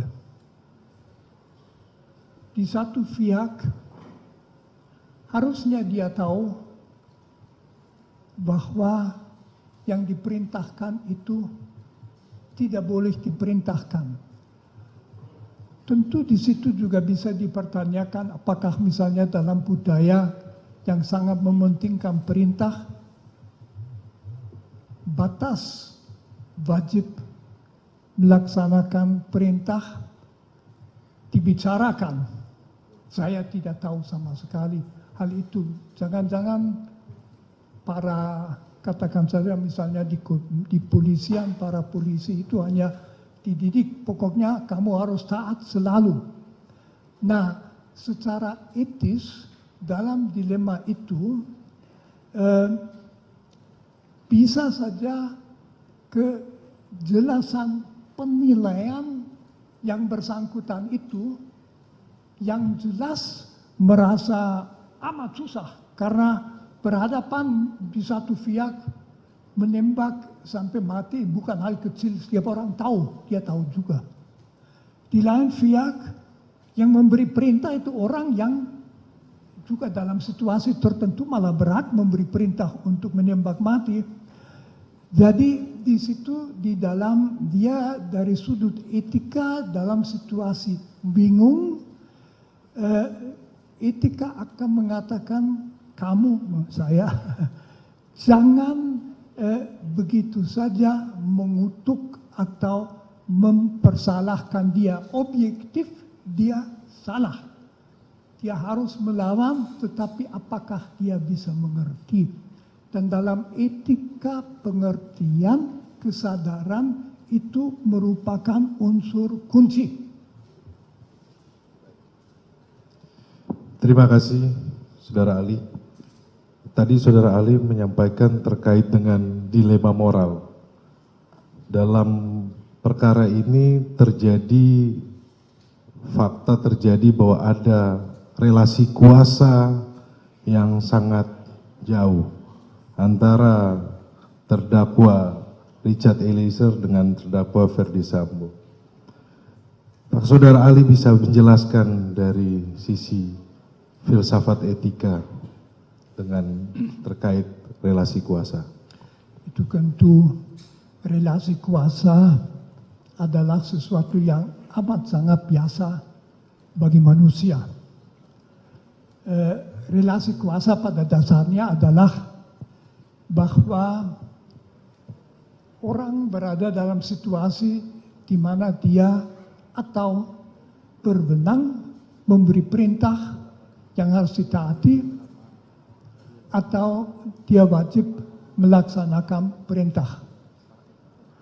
Relasi kekuasaan itu umum di dalam bisnis, di perguruan tinggi, dalam di keluarga mungkin tidak, tapi lewat bagi anak, di dalam setiap organisasi tentu ada struktur, ada atasan paling atas dan sebagainya. Jadi relasi kekuasaan adalah situasi. Kalau kita ambil kepolisian, tentu saja relasi kekuasaan itu sangat penting karena fungsi polisi di dalam masyarakat juga sangat penting. Polisi itu yang membantu negara supaya pelanggaran hukum tidak terjadi, dan kalau terjadi diberikan sanksi. Polisi yang melaksanakan itu. Karena itu di dalam rangka polisi relasi kekuasaan sangat jelas siapa yang memberi perintah, siapa yang harus menaati. Kalau saya tidak salah observasi itu bahkan kelihatan dalam dua orang polisi ketemu, kalau yang satu lebih tinggi kelihatan dengan bentuk tubuh itu berbeda. Itu di dalam bisnis tidak demikian. Jadi relasi kekuasaan di situ berarti bahwa orang yang dalam relasi harus taat selalu akan mengalami tegangan, kesulitan kalau dia diperintah sesuatu yang dia sendiri merasa tidak boleh dilaksanakan. Itu masalahnya. Jadi dia tidak bebas memilih begitu saja kulakukan, misalnya ku tembak orang itu, tetapi dia diperintah, dia tahu bahwa perintah harus dilaksanakan, bahwa dalam lembagaku, yaitu misalnya di kepolisian, menaati perintah sebetulnya nggak bisa dipertanyakan. Nah itu yang lalu berarti kalau dia melakukan sesuatu yang secara etis ansih pada dirinya sendiri tidak bisa dibenarkan, bisa juga dianggap bahwa dia tidak sepenuhnya bertanggung jawab atas itu. Nah, jadi terdakwa ini orang yang sangat rajin dalam melakukan spiritualnya, kegiatan spiritualnya sebagaimana tadi hasil daripada penelitian para ahli. Dia rajin termasuk dalam hal beribadah. Di dalam kegiatan beribadah itu tentu ada hal-hal yang didapat. Seperti dalam fakta-fakta persidangan Pak Doktor, di dalam fakta persidangan mulai dari awal persidangan ini sampai sekarang ini tidak ada dendam pribadi antara terdakwa dengan korban. Tetapi terdakwa ini melakukan penembakan hingga korban meninggal dunia. Sebagaimana dalam kitab Injil ada tertulis di Matius 5 ayat 21. Kamu telah mendengar yang difirmankan kepada nenek moyang kita, jangan membunuh. Siapa membunuh harus dibunuh. Harusnya kalau menurut pendapat tadi bahwa dia orang yang rajin, arti yang taat dalam spiritual, harusnya dia tahu ayat ini. Tolong dijelaskan Pak Prof. Ya tentu saja bahwa orang beragama itu tahu bahwa ia tidak boleh membunuh dan sebagainya. Tetapi di dalam agama kita juga tahu bahwa orang tidak menaati yang menjadi perintah agama. Jadi masalahnya di situ pun tidak ada dendam. Karena itu cukup jelas motivasi perbuatan itu bukan suatu motivasi pribadi sama sekali, tetapi pelaksanaan perintah yang diberikan oleh yang berhak memberi perintah, di mana seharusnya dia tahu bahwa perintah seperti itu tidak dilaksanakan. Akan tetapi itu mungkin saja di dalam budayanya sendiri, di dalam budaya polisi, apalagi di tekanan pada waktu itu yang tegang masalah seminit dan sebagainya, ya dia melaksanakan saja perintahnya. Dari sudut agama itu sebetulnya tidak berbeda dari sudut etika. Kita bertanya sejauh mana dia bertanggung jawab, mungkin tanggung jawab sangat sedikit. Itulah karena di dalam situasi di bawah pressure-nya dia juga tidak akan memikirkan sikap Yesus dan yang dikatakan Yesus itu. Dia hanya ya aku harus melakukan apa, saya oleh orang di atas yang kuasa benar, disuruh itu, ya lalu dia tembak. Tentu orang ketiga seperti saya bisa mengatakan seharusnya setiap orang juga di polisi dididik supaya tahu ada perintah yang tidak boleh dilaksanakan, tapi itu jarang sekali. Jadi menurut saya ya segi agama tidak menambah banyak sekali. Dia itu bingung, Tuhan juga melihat yang bingung. Manusia mempunyai sistem hukum, dia harus dalam rangka hukum secara adil, ditangani adil juga berarti memperhatikan sejauh mana dia bertanggung jawab. Cukup ya, saudara. Satu lagi. Sudah cukup. Kan dilihat dari kesalahan. Nah, dihubungkan dengan mungkin ilustrasi ya kasusnya. Jika tadi, sebagaimana yang Romo jelaskan bahwa seseorang itu melakukan perbuatan karena dalam keadaan bingung. Dan apakah dia harus menjalankan perintah atau tidak. Terus kemudian dihubungkan dengan relasi kuasa juga. Tingkat kepangkatan jaraknya sangat jauh. Yang seorang jenderal memerintahkan umpama seorang brigadir. Terus kemudian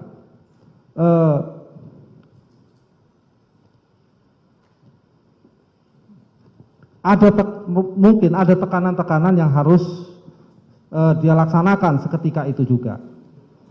Dan kemudian setelah melakukan itu, ya kan, kemudian dia menyadari dan kemudian berusaha untuk membuka tabir kejahatan yang dilakukan itu tadi. Nah, dari sisi ini, Romo, antara yang memberi perintah dan yang diperintah tadi, sesuai dengan yang Romo jelaskan, ini secara pertanggungjawaban pidananya, ini lebih berat yang mana, Romo? Apakah orang yang memberi perintah atau yang diberi perintah?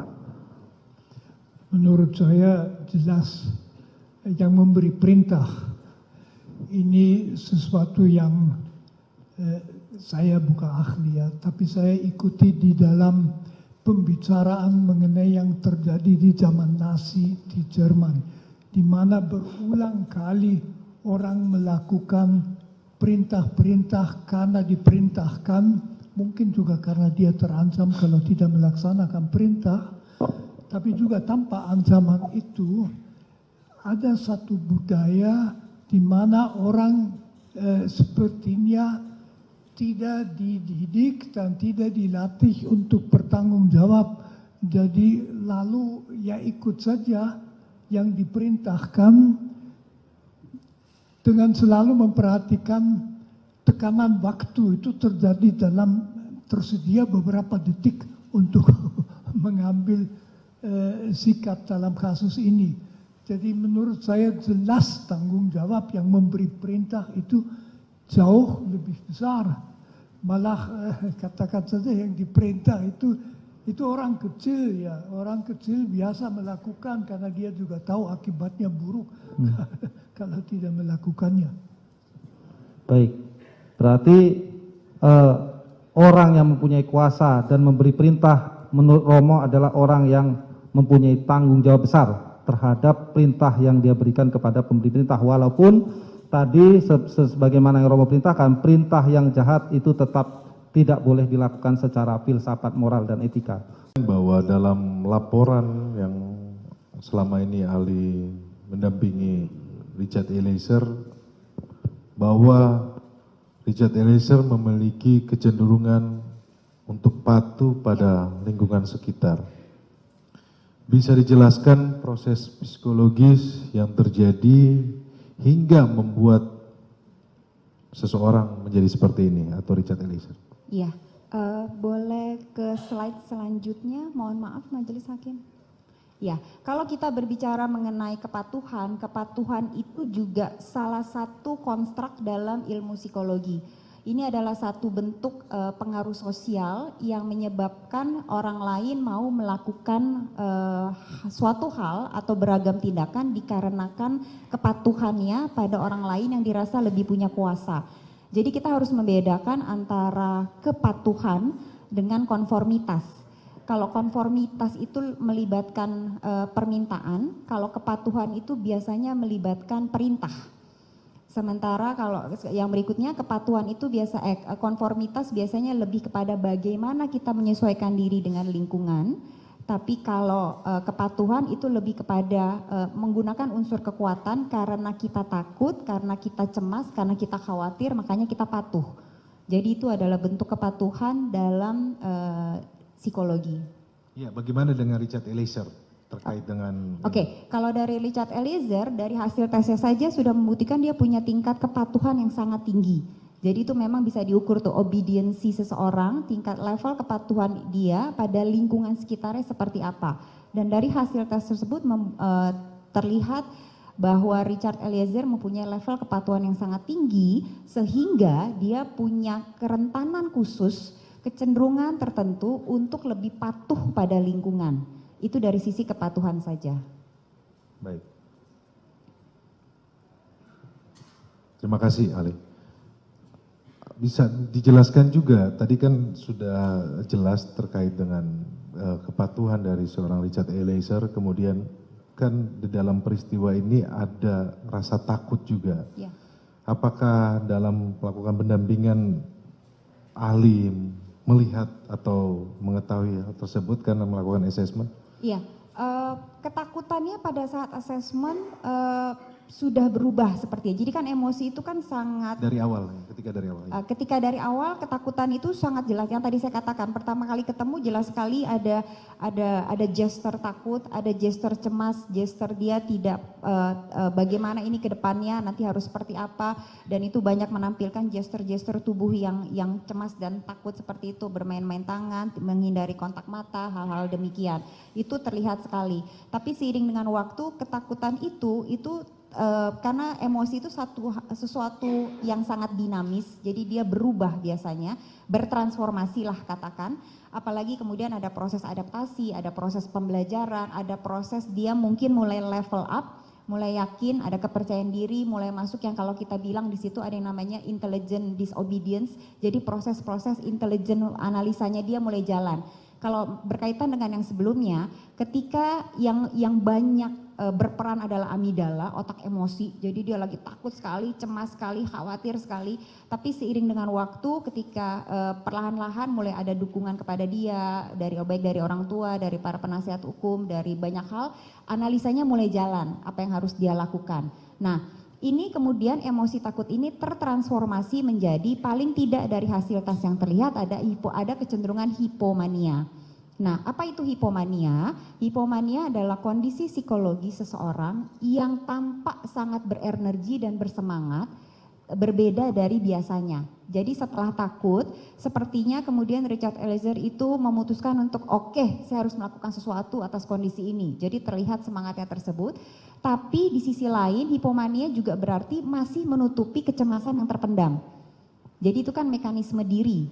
Ketika dia mencoba untuk oke, aku harus melakukan sesuatu nih, tapi sebenarnya di dalam dia masih cemas karena terlihat yang dalam tes MMPI yang tadi saya katakan, Minnesota Multifaceted Personality Inventory, itu adalah 10 parameter. Kita melihat parameter-parameter psikologi, seberapa tinggi level depresi, seberapa tinggi level skizofrenia, seberapa tinggi level obsesif kompulsif. Nah, pokoknya sampai 10, ada 10 parameternya. Nah, paling tinggi parameter pada Richard Eliezer adalah hipomania. Di mana hipomania sudah jelas berarti ada kecemasan yang ditutupi olehnya dengan cara mencoba untuk berenergi dan bersemangat sekali. Nah, apakah kemudian dikatakan, kalau tadi pertanyaan berkaitan dengan emosi takut dan cemas adalah emosi yang dekat. Gitu. Hubungan kepatuhan dan rasa takut tersebut? 1:12 PM waktu Indonesia Barat atau tanggal 12 Juli 2022 pukul 15.41.12 UTC zona waktu standar. Dari jawaban saudara Ali, apakah saudara Ali bisa menjelaskan apa yang dimaksud dalam keterangan tersebut? Ya, jadi file create merujuk pada kapan sebuah file itu tersimpan ke dalam media penyimpanan eksternal. Jadi bisa dipastikan file tersebut disimpan pada 14 tanggal 14 bulan 7 2022, tanggal 12.02.09. Jadi tadi saya jelaskan ada proses pengkopian 2331 selama 7 menit tadi. Salah satu filenya adalah file video tersebut. Di sini juga bisa dilihat tempusnya merupakan tempus yang masuk atau salah satu dari proses pengkopian dari 2831 file sebelumnya. Itu yang saudara Ali maksudkan ya, Ya. dalam penjelasan dari BP jawaban saudara ya. Ya. Kalau saya bisa nggak saudara Ali bisa menggambarkan cara-cara suatu gambaran pemindahan pemasukan di dalam tersebut atau sebuah Mungkin, kertas? ya. Mohon izin majelis, cara sistemnya bagaimana bisa terpindah dalam hard disk dengan perangkat apa? Bisa diketahui itu? Mungkin saya butuh kertas dan pulpen untuk bisa menggambarkan prosesnya, Pak. Ini pertanyaan saudara ini sebenarnya pemindahan yang dari hard disk ya ke dari laptop ke hard disk atau bagaimana? Ya, kok bisa ada di hard disk Baikuni tadi yang disebutkan kok bisa masuk? Dia ahli menjelaskan ada sebuah Windows yang operasi yang bisa memindahkan tersebut. Bisa digambar model sistem, bisa data bisa masuk ke hard disk. Silakan. Ya. Ada kertasnya. Maju ke depan.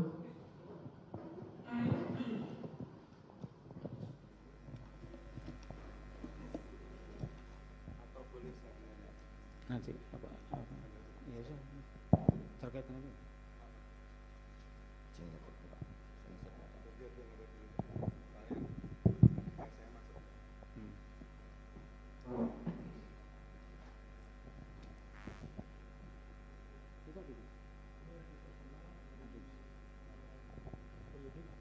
Itu yang disita atas nama Baikuni. Betul, Pak. Yang tadi yang hitam itu tadi. Betul, Pak. Eksternal hard disk WD itu tadi. Ya, betul. Kemudian untuk memindahkan file ke dalam sini harus ada media perantara, yaitu perangkat yang memiliki sistem operasi Windows.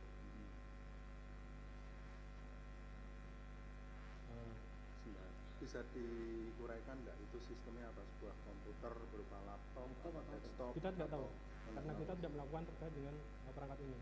Tapi dari informasi yang ada di sini kita bisa pastikan bahwa itu berasal dari sistem operasi Windows. Jadi ada sebuah perangkat sistem operasi Windows, kemudian dia melakukan pengkopian terhadap 2831 file selama 7 menit mulai dari tanggal berapa? Sebentar, saya tegaskan, jadi itu Windowsnya itu, yang sistem Windowsnya itu bisa didetailkan nggak, diuraikan nggak? Itu dari Windows sistem berapa? Kami tidak bisa melakukan pemeriksaan ini, Pak. Jadi kami tidak. Pertanyaan itu harus melakukan pemeriksaan terhadap perangkat ini. Perangkat ini sementara kami itu tidak melakukan. yang perangkat itu tidak disertakan atau tidak, disampaikan ke Ya, ahli? Tidak. Jadi ada proses pemindahan mulai tanggal 7 Juli, berapa? 14 Juli. Oh ya. Mulai dari 13 Juli pukul 11.59, 14 Juli sampai 12.06. 12.06. Jadi ada sekitar 7 menit proses pengkopian sebanyak 2.800. Salah satu filenya adalah file video tersebut. Ya. Di dalam file ya. Itu 2000 sekian file itu berapa besarnya? Bisa diketahui? Kami tidak mencatat terkait hal tersebut, tapi kami catat jumlah filenya saja. Ya. Dari file yang tersimpan di sini kita bisa ketahui file create itu artinya kapan barang itu disimpan ke dalam sini, kemudian modify artinya merujuk pada kapan video itu diekspor ke dalam media penyimpanan sebelumnya.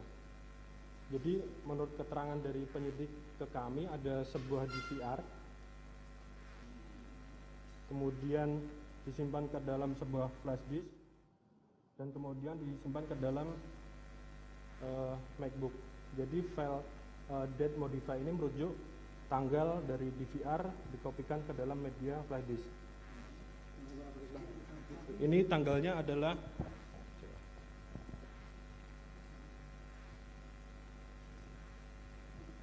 12/7/2022.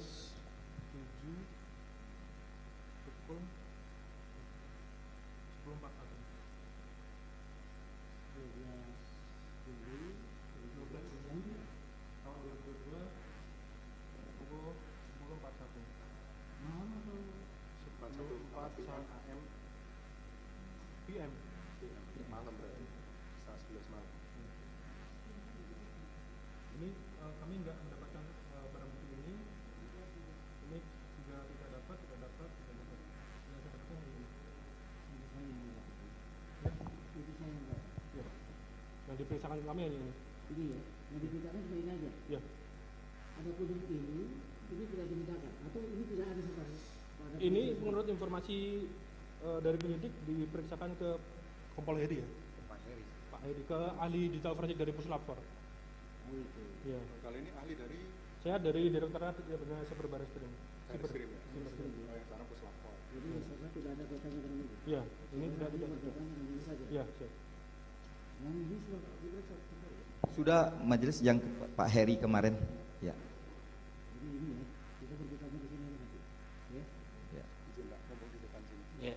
Nah, itu ada jejak digitalnya nggak yang diserahkan di sini? Apa media penyimpanan pertama dari file? Tidak. Tidak ada. Tidak ditemukan terkait informasi tersebut. Apa mungkin device apa yang pertama kali mengenerate video ini? Tidak. Tidak ada jejak digitalnya. Jadi berhenti sampai di sistem Windows itu aja. Ya, di sini ada informasi nama folder, jadi kita bisa simpulkan itu berasal dari sebuah sistem operasi Windows. Dan ahli berhenti sampai di situ ya? Ya. Sebelumnya lagi tidak.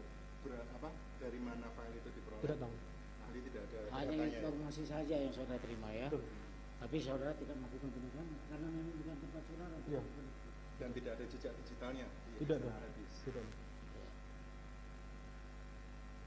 Silakan ini mau dibuka apa ini akan menjadi yang kan? Itu dulu. Foto. Biar diperlihatkan kalau foto kan. Ini sistemnya yang cara ditemukan ya. Foto itu silakan foto aja kalau Ya.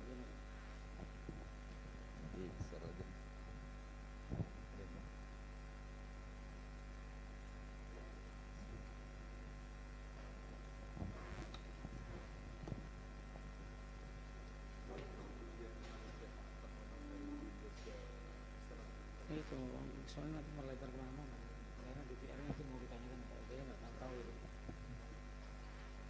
Lanjut. Kepada Profesor Dr. Frans Magni Suseno,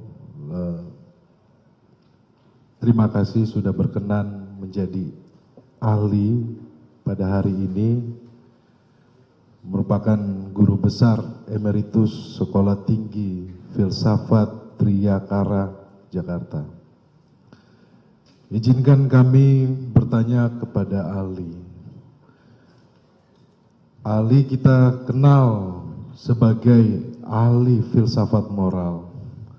Mohon ahli menjelaskan tentang filsafat moral dan sumbangannya dalam membantu menjelaskan masalah-masalah etika moral. Terima kasih. Yang mulia, saya dalam filsafat moral atau etika, biasanya saya pakai etika, kata etika, ada dua masalah yang relevan.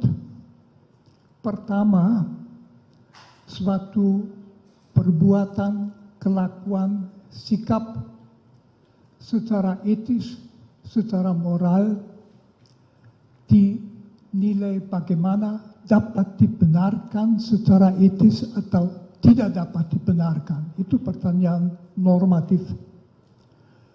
Pertanyaan kedua adalah apabila seseorang melakukan sesuatu yang menurut norma etika tidak dapat dibenarkan, apakah dia harus dianggap secara moral bersalah atau tidak? Bisa saja dia tidak mengerti atau dia bingung. Perkenankan saya sedikit menjelaskan dua poin ini. Pertama, kita ambil contoh, apakah menembak mati orang yang tidak berdaya, yang tidak mengancam, secara etis dapat dibenarkan? Jawaban etika saya kira unanim, tidak dapat dibenarkan, tentu ada kekecualian. Satu kecualian itu misalnya Algojo dalam menjalankan hukuman mati sesuai dengan undang-undang yang berlaku. Yang satu itu di dalam sebuah pertempuran para kombatan boleh menembak sampai bunuh. Yang ketiga dalam rangka membela nyawa, baik nyawa sendiri dari bela sendiri maupun nyawa orang lain, itu kekecualian. Kecuali dalam 3 kasus ini secara etis jelas menembak mati orang adalah pelanggaran yang berat. Masih poin kedua yang penting di dalam rangka normatif. Apakah orang yang berhak memberi perintah dapat memerintahkan orang lain melakukan sesuatu, misalnya menembak orang yang sudah tidak berdaya sampai mati atau tidak? Di situ juga etika itu jelas jawabannya, memerintahkan sesuatu yang secara etis salah berat, tidak bisa dan tidak ada kewajiban untuk menaatinya, malah perintah yang tidak etis wajib ditolak. Itu yang pertama secara normatif. Pertanyaan kedua yang sudah sejak filsafat moral abad pertengahan, misalnya Thomas Aquinas, terus dan hampir semua filosof moral sependapat, ada pertanyaan lain yaitu mengenai kebersalahan orang yang melakukan sesuatu yang secara etis tidak dapat dibenarkan. Katakan saja misalnya ada orang yang atas perintah orang lain menembak mati seseorang. Secara etis orang itu sendiri kualitas moralnya harus dinilai bagaimana. Jawaban di dalam etika itu sebetulnya itu tergantung dari kesadaran orang itu pada saat itu. Misalnya tergantung dari suara hati. Suara hati mengatakan apa pada saat itu? Bisa saja dia bingung karena dia berhadapan dengan 2 norma. Yang satu itu mengatakan menembak mati orang yang sudah tidak berdaya, tidak bisa dibenarkan, titik. Yang kedua, dia diberi perintah oleh orang yang berhak memberi perintah, wajib ditaati supaya melakukannya, lalu dia harus mengikuti yang mana. Etika normatif tadi mengatakan dia harus menolak melakukan perintah seperti itu. Akan tetapi dalam etika yang memeriksa kebersalahan seseorang, dan itu penting, akan ditanyakan apakah dia mempunyai cukup kejelasan. Misalnya dia bingung. Ada misalnya beberapa unsur yang amat sangat bisa membuat orang bingung. Yang memberi perintah itu bukan sekedar atasan. Misalnya rektor universitas kepada dosennya, melainkan bagaimana kalau misalnya perintah diberikan di dalam rangka militer, dalam operasi militer, atau dalam rangka kepolisian atau BRIMOB kalau mau, di dalam situasi itu melaksanakan perintah adalah budaya yang ditanamkan di dalam orang-orangnya. Kita di Indonesia tahu sering suka pakai istilah laksanakan. Laksanakan, tidak tanya you anggap tepat atau tidak, bukan, laksanakan. Atau istilahnya siap. Siap. Dan jadi pokoknya orang itu mungkin juga perlu di dalam situasi. Nah, tambah pertimbangan begini.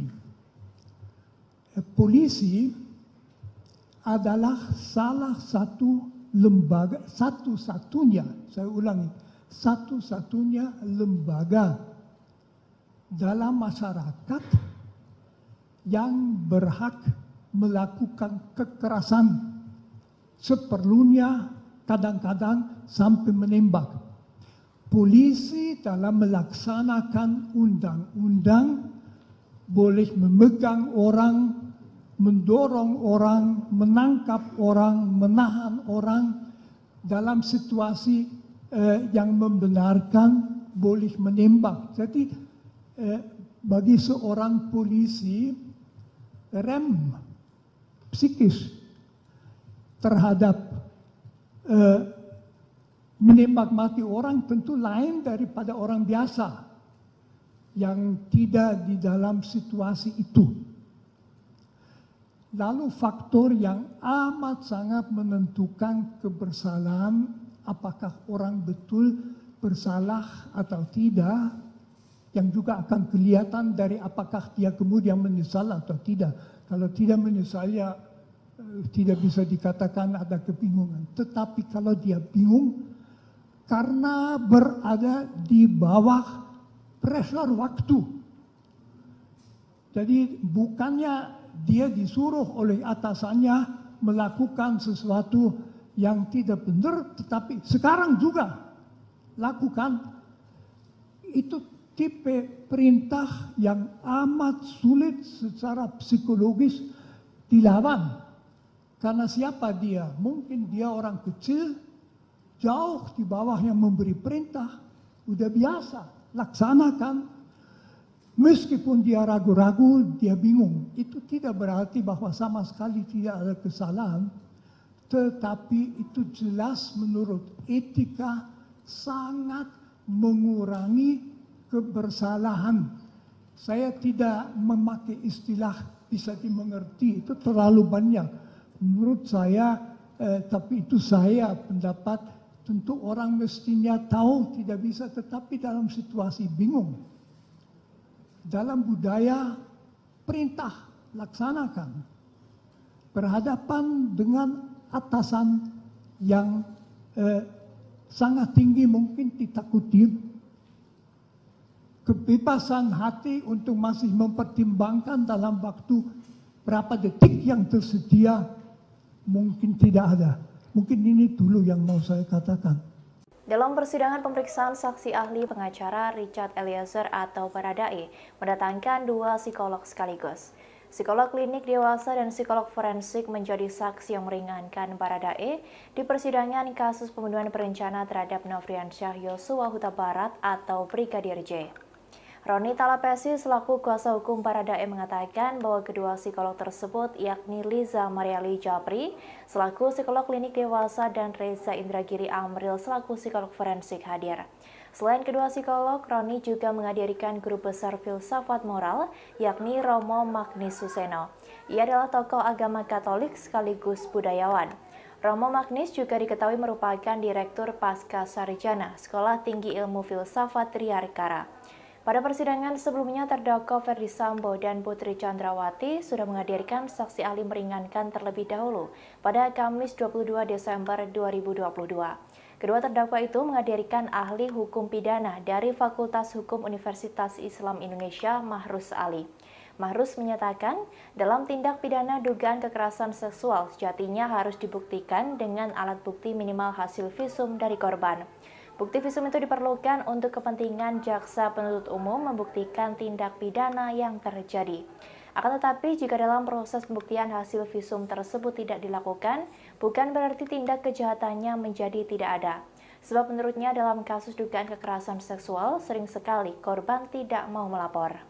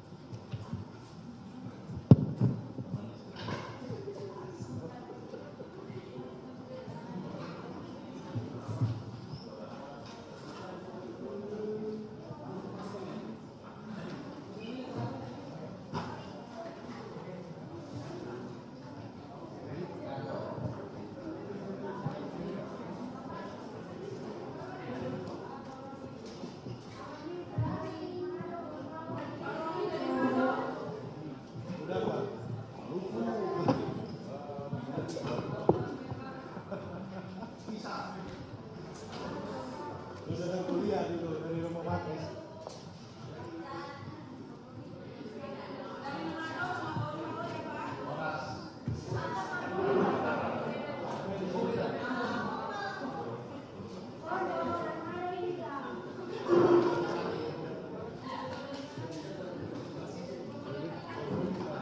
Kita depan aja, samping Rory.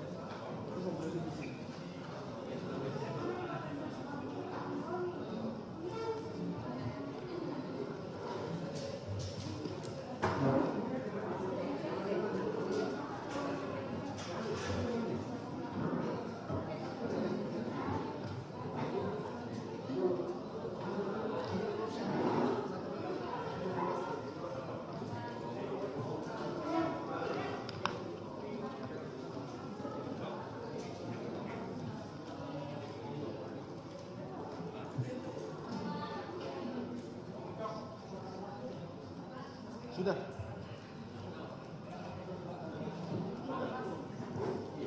Daftar riwayat hidup, CV. Kalau Romo Magnis, dia sudah guru besar kan, jadi udah namanya kan, udah 85 tahun.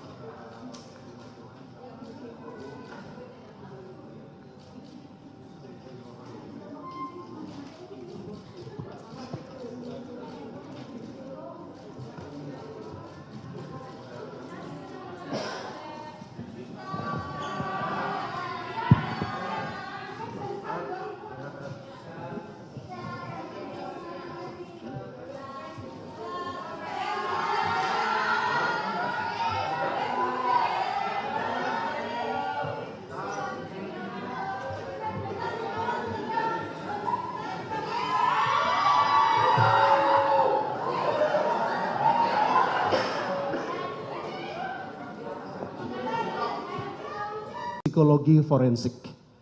Mengenai apa yang tadi saudara ahli jelaskan tentang Milgram ya. Pertama-tama mengenai masalah kepatuhan seseorang untuk melakukan perbuatan jahat atau buruk tergantung sosok pemberi perintah, punya otoritas atau tidak. Dalam hal ini pemberi perintah berpangkat Irjen Pol, penerima perintah berpangkat Barada, sekitar 18 beda level kepangkatan mereka. Yang kedua, busana yang dipakai oleh pemberi perintah berpakaian polisi, baju dinas. Yang ketiga, perintah itu diberikan secara otoritatif di tempat kerjanya penerima perintah. Keempat, apakah berada di ruang sama? Mereka berada di ruangan yang sama dalam jarak yang cukup dekat.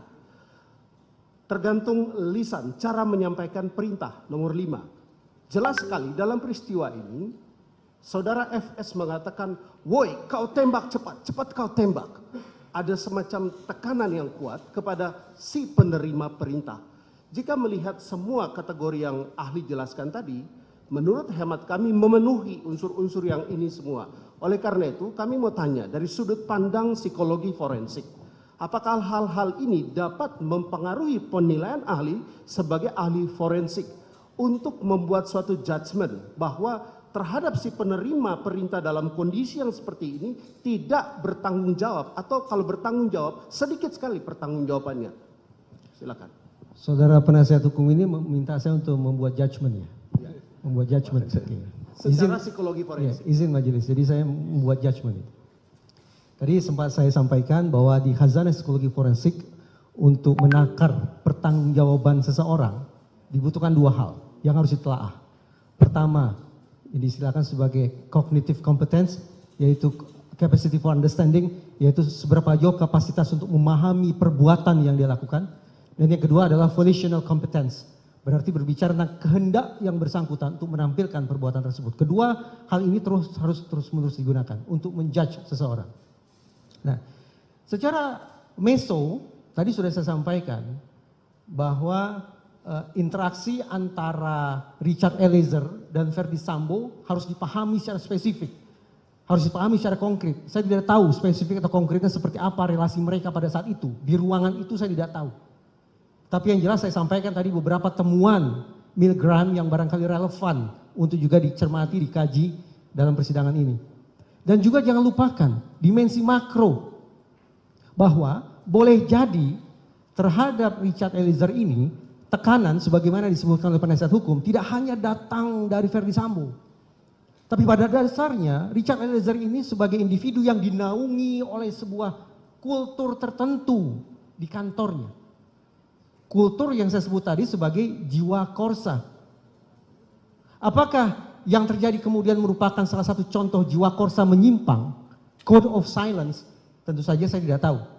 Tetapi paling tidak kalau kita hitung-hitungan di atas kertas, berbicara tentang probabilitas, tampaknya saya menjudge ini, Richard Eliezer punya cognitive competence.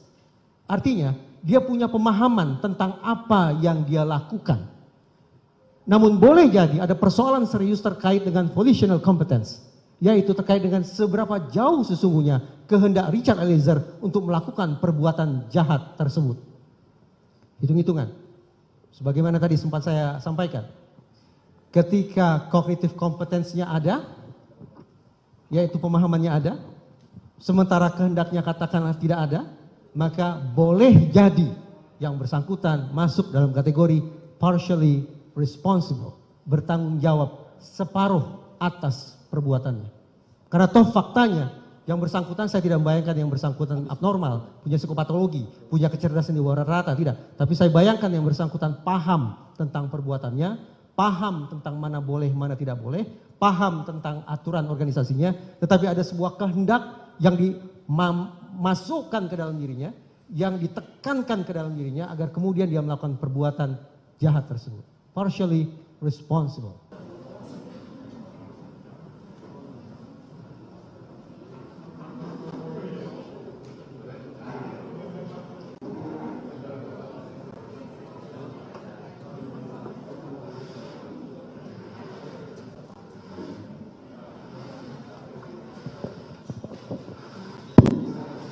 Skors perkara nomor 798 PB atas nama Richard Eliezer Pudiang Lumiu dicabut, sidang dilanjutkan kembali.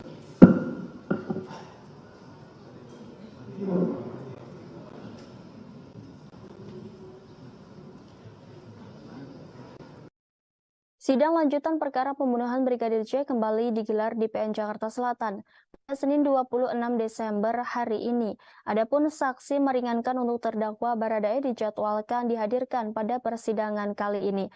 Dalam agenda sidang Sistem Informasi Penelusuran Perkara atau SIPP, Pengadilan Negeri Jakarta Selatan, kubu Baradae dijadwalkan menghadirkan saksi ada charge atau saksi yang menguntungkan terdakwa.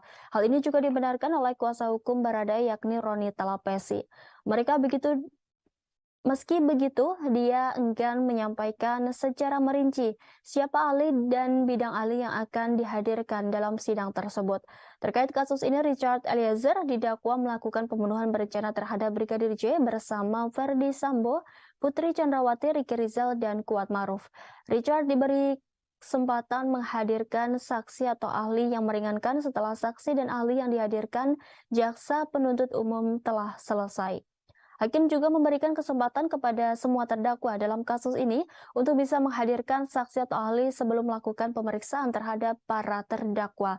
Dalam dakwaan disebutkan Richard menembak Brigadir J atas perintah Sambo yang kala itu masih menjabat sebagai mantan Kepala Divisi Profesi dan Pengamanan Polri. Peristiwa pembunuhan Yosua disebut terjadi lantaran adanya cerita sepihak dari istri Verdi Sambo yakni Putri Chandrawati yang mengaku dilecehkan Yosua di Magelang. Atas informasi itu, Sambo kemudian marah dan merencanakan pembunuhan terhadap Yosua yang melibatkan Richard, Ricky, dan Kuat di rumah dinasnya di Kompleks Polri Duren 3, Jakarta Selatan. Atas peristiwa tersebut, Sambo, Putri, Richard, Ricky, dan Kuat didakwa melanggar pasal 340 KUHP Subsider, pasal 338 KUHP Jo pasal 55 ayat 1 ke 1 KUHP Jo pasal 56 ke 1 Kitab Undang-Undang Hukum Pidana. Pada persidangan sebelumnya, terdakwa Verdi Sambo dan Putri Chandrawati sudah menghadirkan ahli meringankan terlebih dahulu. Dalam sidang yang digelar pada Kamis 22 Desember itu, kedua terdakwa menghadirkan ahli hukum pidana dari Fakultas Hukum Universitas Islam Indonesia, Mahrus Ali. Mahrus menyatakan dalam tindak pidana dugaan kekerasan seksual, sejatinya harus dibuktikan dengan alat bukti minimal hasil visum dari korban. Bukti visum itu diperlukan untuk kepentingan jaksa penuntut umum membuktikan tindak pidana yang terjadi. Akan tetapi, jika dalam proses pembuktian, hasil visum tersebut tidak dilakukan bukan berarti tindak kejahatannya menjadi tidak ada. Sebab kata dia dalam kasus dugaan kekerasan seksual kerap kali, korban yang diduga mengalami tersebut tidak mau melapor. Beberapa faktor disebut Mahrus menjadi pemicu, salah satunya soal rasa takut, karena adanya tekanan dari pihak-pihak lain. Oleh karenanya ia menegaskan hasil visum memang menjadi alat bukti paling utama dalam tindak pidana dugaan kekerasan seksual. Namun jika tidak ada bukti visum tersebut bukan berarti tindak kejahatannya menjadi hilang atau tidak ada. Salah satu upaya yang bisa dibuktikan yakni kata dia dengan hasil tes psikologi yang dilakukan terhadap korban. Dalam kepolisian, seperti di dalam situasi pertempuran militer, di dalam kepolisian, memang bisa ada situasi di mana atasan memberi perintah tembak. Itu di dalam segala profesi lain tidak ada itu, di mana perintah itu. Jadi bahwa seorang atasan polisi memberi perintah tembak itu tidak total sama sekali nggak masuk akal. Kalau ketua sekolah tinggi filsafat Driakara tersinggung berat menyuruh saya punya pistol, saya tidak punya, menembak ya jelas saya ke masa.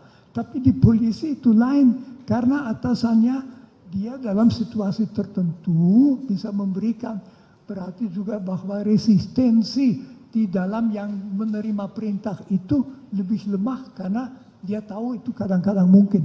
Ini jawaban saya.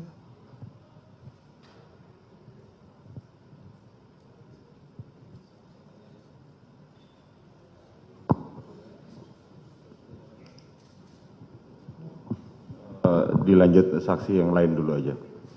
Kita tutup ini mulia, habis satu Oh, pertanyaan, oke, setelah silakan. sudah selesai Romo. Satu pertanyaan. Baik, terima kasih Yang Mulia, terima kasih Romo. Saya mau tanya Romo, ini ada sebuah kitab Baharudin Lopa. Beliau, ya, Pak Baharudin Lopa, mantan Jaksa Agung. Dia bilang bahwa banyak yang salah jalan, tetapi merasa tenang karena banyak teman yang sama-sama salah. Beranilah menjadi benar meskipun sendirian. Dalam perkara ini kami melihat bahwa saudara Richard Eliezer ini mengakui dengan jujur bahwa ia yang menembak Joshua. Dan dia juga melihat Ferdy Sambo menembak Joshua.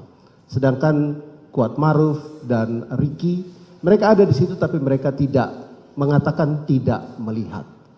Nah, kami melihat bahwa apa yang dilakukan oleh Richard Eliezer ini adalah dia telah berani menjadi benar walaupun dia sendirian. Dan karena itu kami ingin minta pandangan dari Romo tentang karakter secara moral etika seseorang seperti Richard Eliezer yang mengakui kesalahannya, bertobat dan mau menjadi justice collaborator. Terima kasih Romo. Ini tentu menunjukkan bahwa belakangan yang bersangkutan menyadari bahwa dia seharusnya tidak melakukannya. Saya tentu mengandaikan juga bahwa yang menjadi justice collaborator karena memang ingin supaya kebenaran itu terangkat. Saya anggap ini suatu keinginan yang sangat wajar dan juga perlu supaya kasus itu menjadi jelas. Jadi dia sesudah menyadari apa yang dilakukan, dengan cara itu barangkali saya kan bukan seorang psikolog, barangkali dia mau melakukan sesuatu yang dalam etika selalu dituntut. Kalau suara hati keliru, belakangan kelihatan suara hati keliru, etika mengatakan tidak berarti tadi kamu bersalah, tetapi sebisa-bisanya akibat buruk kekeliruanmu pada orang lain perlu ditiadakan. Jadi berusaha supaya dia tidak menderita karena kamu tadi keliru. Mungkin saya bisa mengerti bahwa mau menjadi justice collaborator juga berarti sekurang-kurangnya ikut membantu supaya kasus yang kompleks dan buruk itu dapat mencapai kejelasan.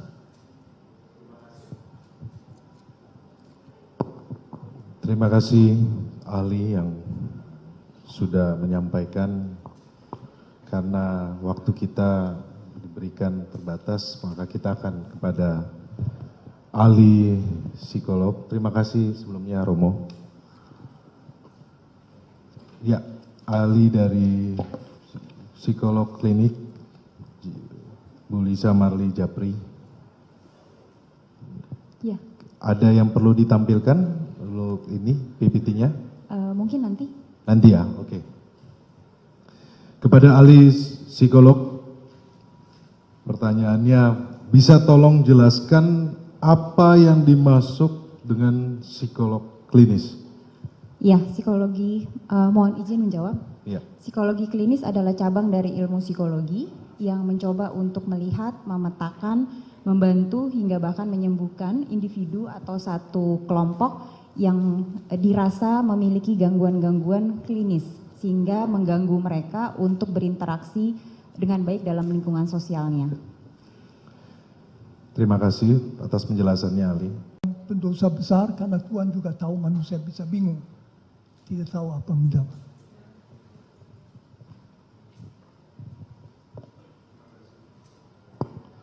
Terima kasih atas penjelasan ahli. Baradae adalah seorang anggota Polri yang terikat oleh kewajiban untuk mengikuti perintah atasan, termasuk saat diperintah untuk menembak orang. Bagaimana saudara Ali melihat tersebut dari sudut pandang etika? Dari sudut pandang etika, di situ kita bicarakan dengan sebuah dilema moral. Di satu pihak, harusnya dia tahu bahwa yang diperintahkan itu tidak boleh diperintahkan. Tentu di situ juga bisa dipertanyakan apakah misalnya dalam budaya yang sangat mementingkan perintah, batas wajib melaksanakan perintah dibicarakan. Saya tidak tahu sama sekali hal itu. Jangan-jangan para, katakan saja misalnya di polisian, para polisi itu hanya dididik, pokoknya kamu harus taat selalu. Nah, secara etis dalam dilema itu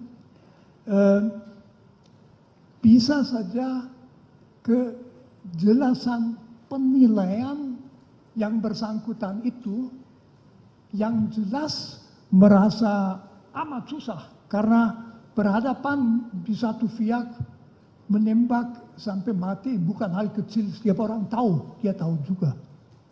Di lain pihak yang memberi perintah itu orang yang juga dalam situasi tertentu malah berat memberi perintah untuk menembak mati. Jadi di situ di dalam dia dari sudut etika dalam situasi bingung, etika akan mengatakan kamu, saya, jangan begitu saja mengutuk atau mempersalahkan dia. Objektif dia salah. Dia harus melawan, tetapi apakah dia bisa mengerti? Dan dalam etika pengertian, kesadaran itu merupakan unsur kunci. Terima kasih, Saudara Ali. Tadi Saudara Ali menyampaikan terkait dengan dilema moral. Dalam perkara ini fakta terjadi bahwa ada relasi kuasa yang sangat jauh antara terdakwa Richard Eliezer dengan terdakwa Ferdy Sambo. Pak Saudara Ali bisa menjelaskan dari sisi filsafat etika dengan terkait relasi kuasa? Itu tentu relasi kuasa adalah sesuatu yang amat sangat biasa bagi manusia. Relasi kuasa pada dasarnya adalah bahwa orang berada dalam situasi di mana dia atau berwenang memberi perintah yang harus ditaati atau dia wajib melaksanakan perintah. Relasi kekuasaan itu umum di dalam bisnis, di perguruan tinggi, dalam ya di keluarga mungkin tidak, tapi lewat bagi anak, di dalam setiap organisasi tentu ada struktur, ada atasan, atasan paling atas dan sebagainya. Jadi relasi kekuasaan adalah situasi. Kalau kita ambil kepolisian, tentu saja relasi kekuasaan itu sangat penting karena fungsi polisi di dalam masyarakat juga sangat penting. Polisi itu yang membantu negara supaya pelanggaran hukum tidak terjadi, dan kalau terjadi diberikan sanksi. Polisi yang melaksanakan itu. Karena itu di dalam rangka polisi relasi kekuasaan sangat jelas siapa yang memberi perintah, siapa yang harus menaati. Kalau saya tidak salah observasi itu bahkan kelihatan dalam dua orang polisi ketemu, kalau yang satu lebih tinggi kelihatan dengan bentuk tubuh itu berbeda. Itu di dalam bisnis tidak demikian. Jadi relasi kekuasaan di situ berarti bahwa orang yang dalam relasi harus taat selalu akan mengalami tegangan, kesulitan kalau dia diperintah sesuatu yang dia sendiri merasa tidak boleh dilaksanakan. Itu masalahnya. Jadi dia tidak bebas memilih begitu saja kulakukan, misalnya ku tembak orang itu, tetapi dia diperintah, dia tahu bahwa perintah harus dilaksanakan, bahwa dalam lembagaku, yaitu misalnya di kepolisian, menaati perintah sebetulnya nggak bisa dipertanyakan. Nah itu yang lalu berarti kalau dia melakukan sesuatu yang secara etis ansih pada dirinya sendiri tidak bisa dibenarkan, bisa juga dianggap bahwa dia tidak sepenuhnya bertanggung jawab atas itu. Nah, jadi terdakwa ini orang yang sangat rajin dalam melakukan spiritualnya, kegiatan spiritualnya sebagaimana tadi hasil daripada penelitian para ahli. Dia rajin termasuk dalam hal beribadah. Di dalam kegiatan beribadah itu tentu ada hal-hal yang didapat. Seperti dalam fakta-fakta persidangan Pak Doktor, di dalam fakta persidangan mulai dari awal persidangan ini sampai sekarang ini tidak ada dendam pribadi antara terdakwa dengan korban. Tetapi terdakwa ini melakukan penembakan hingga korban meninggal dunia. Sebagaimana dalam kitab Injil ada tertulis di Matius 5 ayat 21. Kamu telah mendengar yang difirmankan kepada nenek moyang kita, jangan membunuh. Siapa membunuh harus dibunuh. Harusnya kalau menurut pendapat tadi bahwa dia orang yang rajin, arti yang tak dalam spiritual, harusnya dia tahu ayat ini. Tolong dijelaskan Pak Prof. Ya tentu saja bahwa orang beragama itu tahu bahwa ia tidak boleh membunuh dan sebagainya. Tetapi di dalam agama kita juga tahu bahwa orang tidak menaati yang menjadi perintah agama. Jadi masalahnya di situ pun tidak ada dendam. Karena itu cukup jelas motivasi perbuatan itu bukan suatu motivasi pribadi sama sekali, tetapi pelaksanaan perintah yang diberikan oleh yang berhak memberi perintah, di mana seharusnya dia tahu bahwa perintah seperti itu tidak dilaksanakan. Akan tetapi itu mungkin saja di dalam budayanya sendiri, di dalam budaya polisi, apalagi di tekanan pada waktu itu yang tegang masalah seminit dan sebagainya, ya dia melaksanakan saja perintahnya. Dari sudut agama itu sebetulnya tidak berbeda dari sudut etika. Kita bertanya sejauh mana dia bertanggung jawab, mungkin tanggung jawab sangat sedikit. Itulah karena di dalam situasi di bawah pressure-nya dia juga tidak akan memikirkan sikap Yesus dan yang dikatakan Yesus itu. Dia hanya ya aku harus melakukan apa, saya oleh orang di atas yang kuasa benar disuruh itu, ya lalu dia tembak. Tentu orang ketiga seperti saya bisa mengatakan seharusnya setiap orang juga di polisi dididik supaya tahu ada perintah yang tidak boleh dilaksanakan, tapi itu jarang sekali. Jadi menurut saya ya segi agama tidak menambah banyak sekali. Dia itu bingung, Tuhan juga melihat yang bingung. Manusia mempunyai sistem hukum, dia harus dalam rangka hukum secara adil, ditangani adil juga berarti memperhatikan sejauh mana dia bertanggung jawab. Cukup. Oke, cukup ya, saudara. Satu lagi. Sudah cukup. Kan dilihat dari kesalahan. Nah, dihubungkan dengan mungkin ilustrasi ya kasusnya. Jika tadi, sebagaimana yang Romo jelaskan bahwa seseorang itu melakukan perbuatan karena dalam keadaan bingung. Dan apakah dia harus menjalankan perintah atau tidak. Terus kemudian dihubungkan dengan relasi kuasa juga. Tingkat kepangkatannya jaraknya sangat jauh. Yang seorang jenderal memerintahkan umpama seorang brigadir. Terus kemudian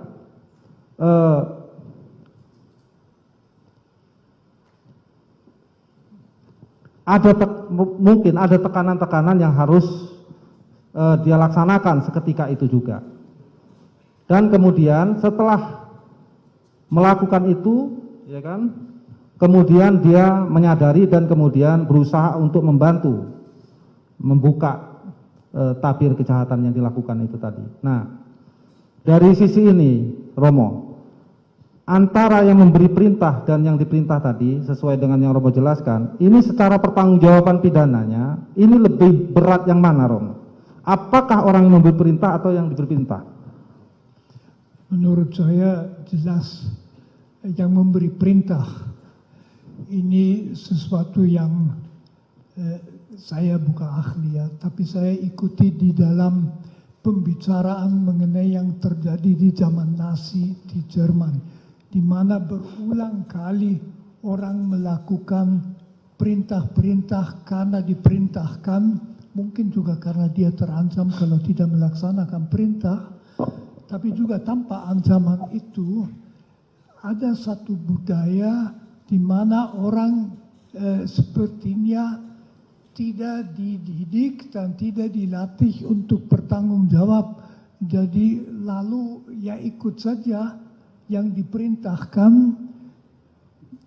dengan selalu memperhatikan tekanan waktu itu terjadi dalam tersedia beberapa detik untuk mengambil sikap dalam kasus ini. Jadi menurut saya jelas tanggung jawab yang memberi perintah itu jauh lebih besar. Malah katakan saja yang diperintah itu orang kecil ya. Orang kecil biasa melakukan karena dia juga tahu akibatnya buruk kalau tidak melakukannya. Baik, berarti orang yang mempunyai kuasa dan memberi perintah menurut Romo adalah orang yang mempunyai tanggung jawab besar terhadap perintah yang dia berikan kepada pemberi perintah. Walaupun tadi sebagaimana yang Romo perintahkan, perintah yang jahat itu tetap tidak boleh dilakukan secara filsafat moral dan etika. Bahwa dalam laporan yang selama ini ahli mendampingi Richard Eliezer, bahwa Richard Eliezer memiliki kecenderungan untuk patuh pada lingkungan sekitar. Bisa dijelaskan proses psikologis yang terjadi hingga membuat seseorang menjadi seperti ini atau Richard Eliezer? Iya, boleh ke slide selanjutnya, mohon maaf Majelis Hakim. Ya, kalau kita berbicara mengenai kepatuhan, kepatuhan itu juga salah satu konstruk dalam ilmu psikologi. Ini adalah satu bentuk pengaruh sosial yang menyebabkan orang lain mau melakukan suatu hal atau beragam tindakan dikarenakan kepatuhannya pada orang lain yang dirasa lebih punya kuasa. Jadi kita harus membedakan antara kepatuhan dengan konformitas. Kalau konformitas itu melibatkan permintaan, kalau kepatuhan itu biasanya melibatkan perintah. Sementara kalau yang berikutnya kepatuhan itu konformitas biasanya lebih kepada bagaimana kita menyesuaikan diri dengan lingkungan. Tapi kalau kepatuhan itu lebih kepada menggunakan unsur kekuatan karena kita takut, karena kita cemas, karena kita khawatir, makanya kita patuh. Jadi itu adalah bentuk kepatuhan dalam psikologi. Ya, bagaimana dengan Richard Eliezer terkait dengan... Oke, kalau dari Richard Eliezer, dari hasil tesnya saja sudah membuktikan dia punya tingkat kepatuhan yang sangat tinggi. Jadi itu memang bisa diukur tuh obediensi seseorang, tingkat level kepatuhan dia pada lingkungan sekitarnya seperti apa. Dan dari hasil tes tersebut terlihat bahwa Richard Eliezer mempunyai level kepatuhan yang sangat tinggi sehingga dia punya kerentanan khusus, kecenderungan tertentu untuk lebih patuh pada lingkungan. Itu dari sisi kepatuhan saja. Baik. Terima kasih, Ali. Bisa dijelaskan juga, tadi kan sudah jelas terkait dengan kepatuhan dari seorang Richard Eliezer, kemudian kan di dalam peristiwa ini ada rasa takut juga. Ya. Apakah dalam melakukan pendampingan ahli melihat atau mengetahui hal tersebut karena melakukan assessment? Iya, ketakutannya pada saat assessment sudah berubah seperti itu. Jadi kan emosi itu kan sangat dari awal, ketika dari awal. Ketika dari awal ketakutan itu sangat jelas. Yang tadi saya katakan pertama kali ketemu jelas sekali ada gesture takut, ada gesture cemas, gesture dia tidak bagaimana ini ke depannya nanti harus seperti apa, dan itu banyak menampilkan gesture-gesture tubuh yang cemas dan takut seperti itu, bermain-main tangan, menghindari kontak mata, hal-hal demikian. Itu terlihat sekali. Tapi seiring dengan waktu ketakutan itu karena emosi itu sesuatu yang sangat dinamis, jadi dia berubah biasanya, bertransformasi lah katakan, apalagi kemudian ada proses adaptasi, ada proses pembelajaran, ada proses dia mungkin mulai level up, mulai yakin, ada kepercayaan diri, mulai masuk yang kalau kita bilang di situ ada yang namanya intelligent disobedience, jadi proses-proses intelijen analisanya dia mulai jalan. Kalau berkaitan dengan yang sebelumnya, ketika yang banyak berperan adalah amigdala, otak emosi, jadi dia lagi takut sekali, cemas sekali, khawatir sekali, tapi seiring dengan waktu ketika perlahan-lahan mulai ada dukungan kepada dia, baik dari orang tua, dari para penasihat hukum, dari banyak hal, analisanya mulai jalan, apa yang harus dia lakukan. Nah, ini kemudian emosi takut ini tertransformasi menjadi paling tidak dari hasil tes yang terlihat ada kecenderungan hipomania. Nah, apa itu hipomania? Hipomania adalah kondisi psikologi seseorang yang tampak sangat berenergi dan bersemangat, berbeda dari biasanya. Jadi setelah takut, sepertinya kemudian Richard Eliezer itu memutuskan untuk oke, saya harus melakukan sesuatu atas kondisi ini. Jadi terlihat semangatnya tersebut. Tapi di sisi lain hipomania juga berarti masih menutupi kecemasan yang terpendam. Jadi itu kan mekanisme diri. Ketika dia mencoba untuk oke, aku harus melakukan sesuatu nih, tapi sebenarnya di dalam dia masih cemas karena terlihat yang dalam tes MMPI yang tadi saya katakan, Minnesota Multifaceted Personality Inventory, itu adalah 10 parameter. Kita melihat parameter-parameter psikologi, seberapa tinggi level depresi, seberapa tinggi level skizofrenia, seberapa tinggi level obsesif kompulsif. Nah, pokoknya sampai 10, ada 10 parameternya. Nah, paling tinggi parameter pada Richard Eliezer adalah hipomania.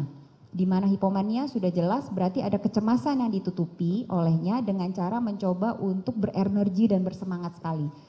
Nah, apakah kemudian dikatakan, kalau tadi pertanyaan berkaitan dengan emosi takut dan cemas adalah emosi yang dekat. Gitu. Hubungan kepatuhan dan rasa takut tersebut? 1:12 PM waktu Indonesia Barat atau tanggal 12 Juli 2022 pukul 15.41.12 UTC zona waktu standar. Dari jawaban saudara Ali, apakah saudara Ali bisa menjelaskan apa yang dimaksud dalam keterangan tersebut? Ya, jadi file create merujuk pada kapan sebuah file itu tersimpan ke dalam media penyimpanan eksternal. Jadi bisa dipastikan file tersebut disimpan pada 14 tanggal 14 bulan 7 2022, tanggal 12.02.09. Jadi tadi saya jelaskan ada proses pengkopian 2331 selama 7 menit tadi. Salah satu filenya adalah file video tersebut. Di sini juga bisa dilihat tempusnya merupakan tempus yang masuk atau salah satu dari proses pengkopian dari 2831 file sebelumnya. Itu yang Saudara Ali maksudkan ya, Ya. dalam penjelasan dari BP jawaban saudara ya. Ya. Kalau saya bisa nggak Saudara Ali bisa menggambarkan cara-cara suatu gambaran pemindahan pemasukan di dalam tersebut atau sebuah Mungkin, kertas? ya. Mohon izin majelis, cara sistemnya bagaimana bisa terpindah dalam hard disk dengan perangkat apa? Bisa diketahui itu? Mungkin saya butuh kertas dan pulpen untuk bisa menggambarkan prosesnya, Pak.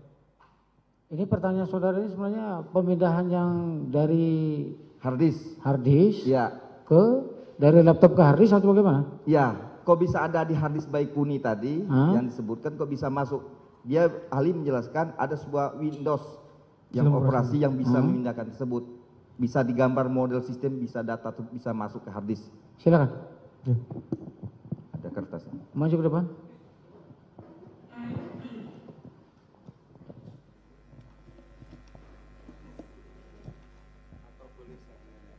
Nanti apa? Iya sih. Terkait dengan itu.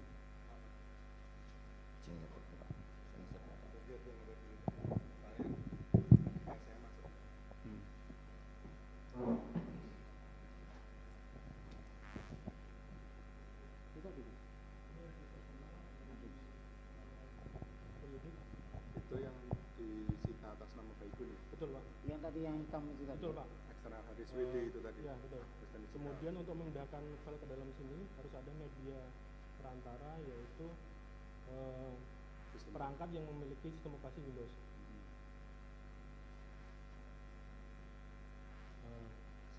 Bisa diuraikan nggak itu sistemnya apa? Sebuah komputer berupa laptop atau desktop? Kita tidak tahu, karena kita tidak melakukan terkait dengan perangkat ini. Tapi dari informasi yang ada di sini kita bisa pastikan bahwa itu berasal dari sistem operasi Windows. Jadi ada sebuah perangkat sistem operasi Windows, kemudian dia melakukan pengkopian terhadap 2831 file selama 7 menit mulai dari tanggal berarti Sebentar, saya tegaskan, jadi itu Windows-nya itu, yang sistem Windows-nya itu bisa didetailkan nggak, diuraikan nggak? Itu dari Windows sistem berapa? Kami tidak bisa melakukan pemeriksaan ini, Pak. Jadi kami tidak. Pertanyaan itu harus melakukan pemeriksaan terhadap perangkat ini. Perangkat ini sementara kami itu tidak melakukan yang perangkat itu tidak disertakan atau tidak, disampaikan ke Ya, ahli? tidak. Jadi ada proses pemindahan mulai tanggal 7 Juli, berapa? 14 Juli. Oh ya. Mulai dari 13 Juli pukul 11.59, 14 Juli sampai 12.06.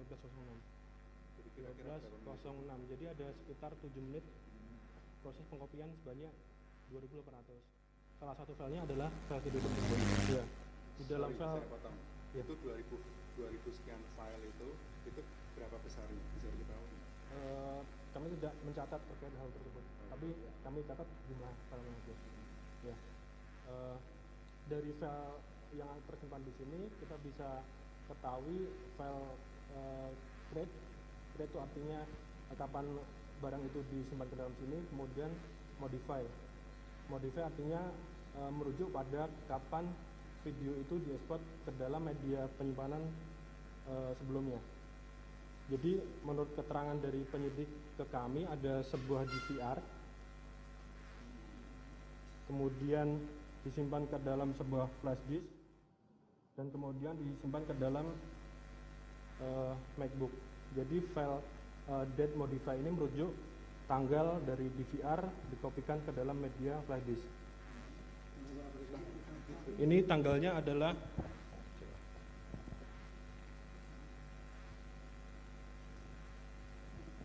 12/7/2022.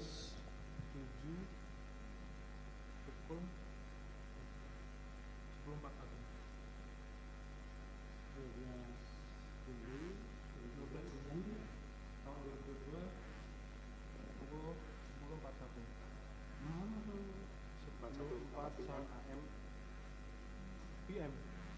Malam berarti. Setengah 11 malam. Ini kami nggak mendapatkan barang bukti ini. Ini juga tidak dapat. Yang saya dapatkan ini. Ya. Yang diperiksakan kami hanya ini. Ini ya, yang dimintakan cuma ini aja. Ya. Adapun yang ini tidak dimintakan atau ini tidak ada sama. Ini menurut informasi dari penyidik diperiksakan ke Kompol Heri ya. Pak Heri ke ahli digital forensik dari Puslapor. Oh itu. Ya. Kali ini ahli dari Saya dari Direktorat Cyber Barreskrim. Barreskrim ya. Oh, yang sana Puslapor. Jadi maksudnya tidak ada kaitannya dengan ini. Iya, ini tidak ada kaitannya dengan ini saja. Iya, siap. Yang ini sudah diperiksa. Sudah majelis yang Pak Heri kemarin. Ya. Jadi ini ya, kita berbicara di sini nanti. Ya. Ya. Izin Pak, ngomong di depan sini. Ya. Nah, itu ada jejak digitalnya nggak yang diserahkan di sini? Apa media penyimpanan pertama dari file? Tidak. Tidak ada. Tidak ditemukan terkait informasi tersebut. Apa mungkin device apa yang pertama kali mengenerate video ini? Tidak. Tidak ada jejak digitalnya. Jadi berhenti sampai di sistem Windows itu aja. Iya. Di sini ada informasi nama folder, jadi kita bisa simpulkan itu berasal dari sebuah sistem aplikasi Windows. Dan ahli berhenti sampai di situ ya? Iya. Sebelumnya lagi tidak. Dari mana file itu diperoleh? Tidak tahu. Ahli tidak ada Hanya katanya informasi saja yang saudara terima ya. Betul. Tapi saudara tidak melakukan penelusuran karena memang bukan tempat saudara. Iya. Dan tidak ada jejak digitalnya? Tidak ada. Tidak ada. Silakan ini mau di itu apa namanya akan menjadi yang itu dulu. Foto. Biar diperlihatkan kalau foto kan. Ini sistemnya yang cara ditemukan ya. Foto itu silakan foto aja kalau Ya. mau.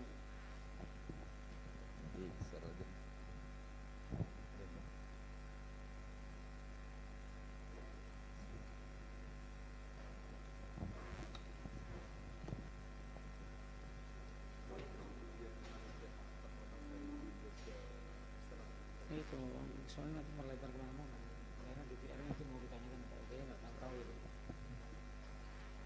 Lanjut. Kepada Profesor Dr. Frans Magnis Suseno,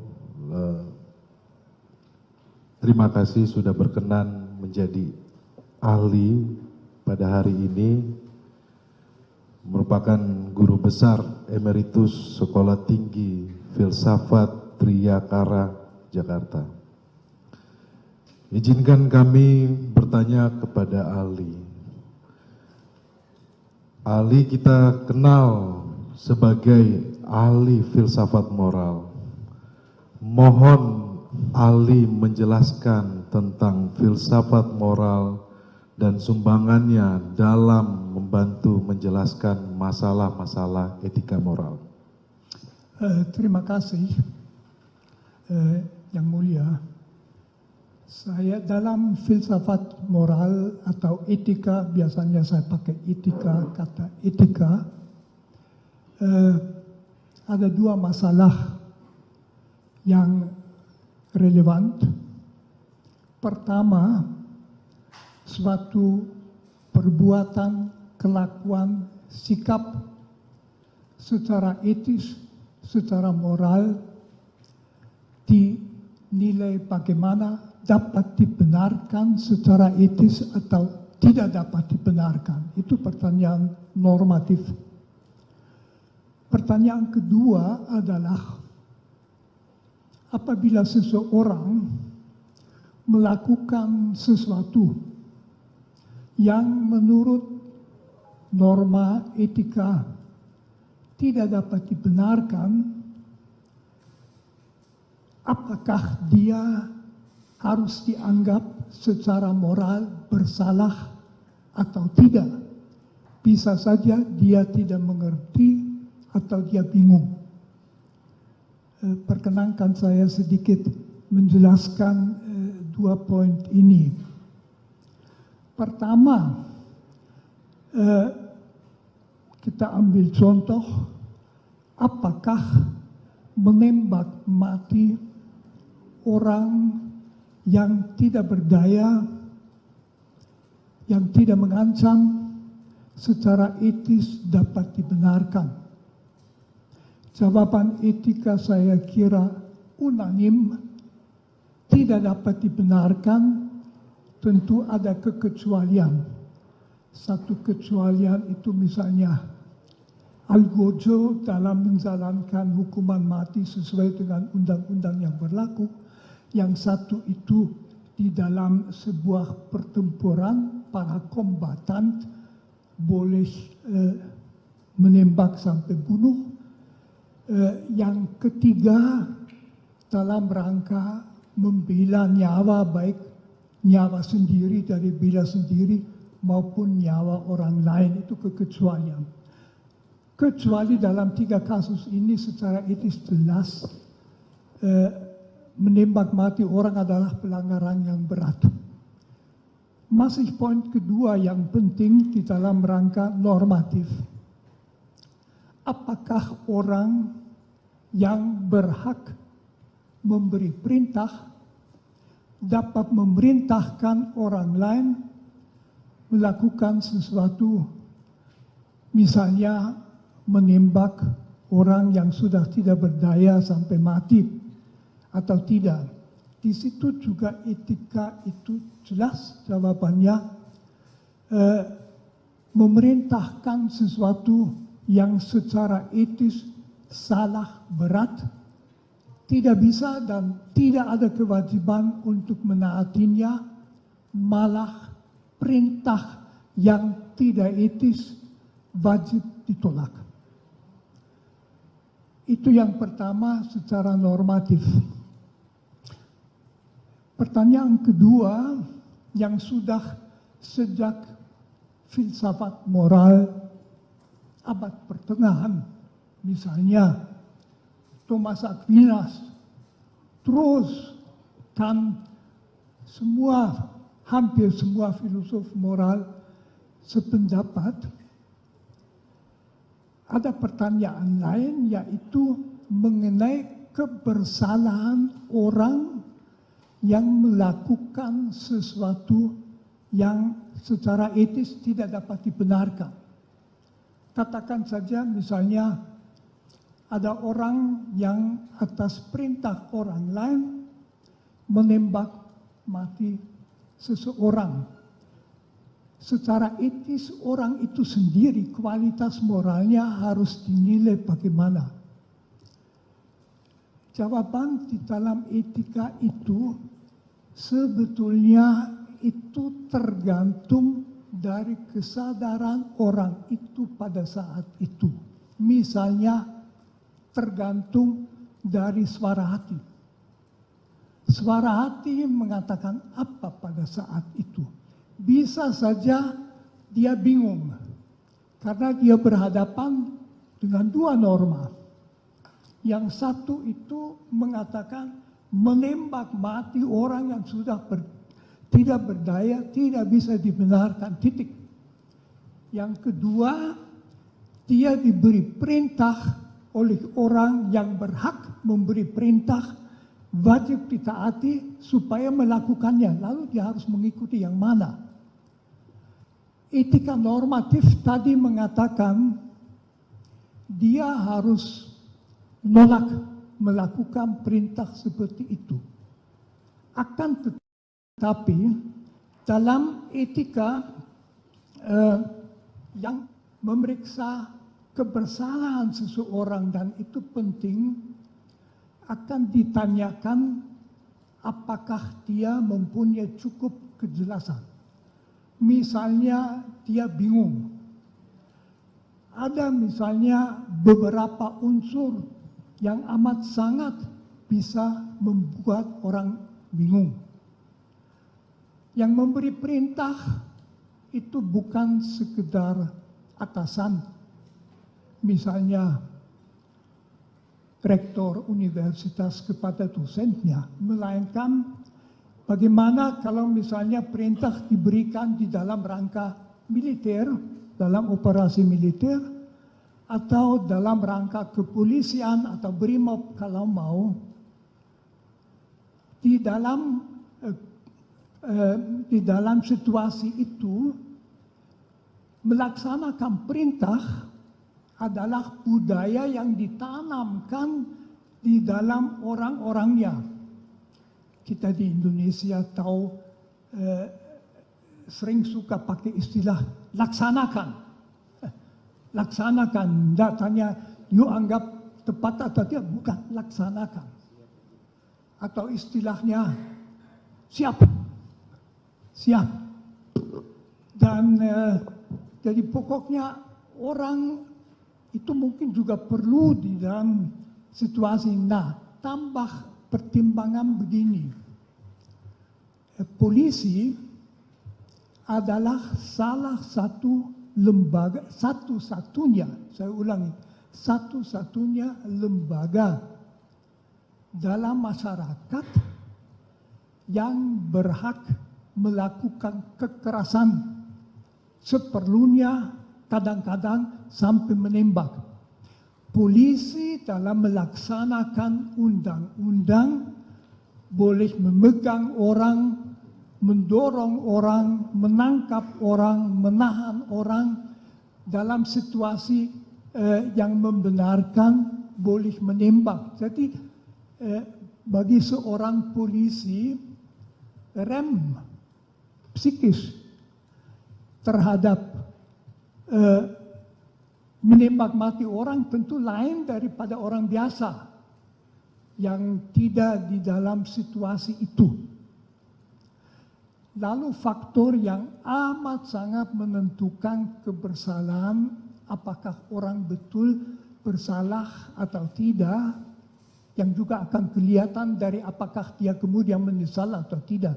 Kalau tidak menyesal, ya tidak bisa dikatakan ada kebingungan. Tetapi kalau dia bingung karena berada di bawah pressure waktu.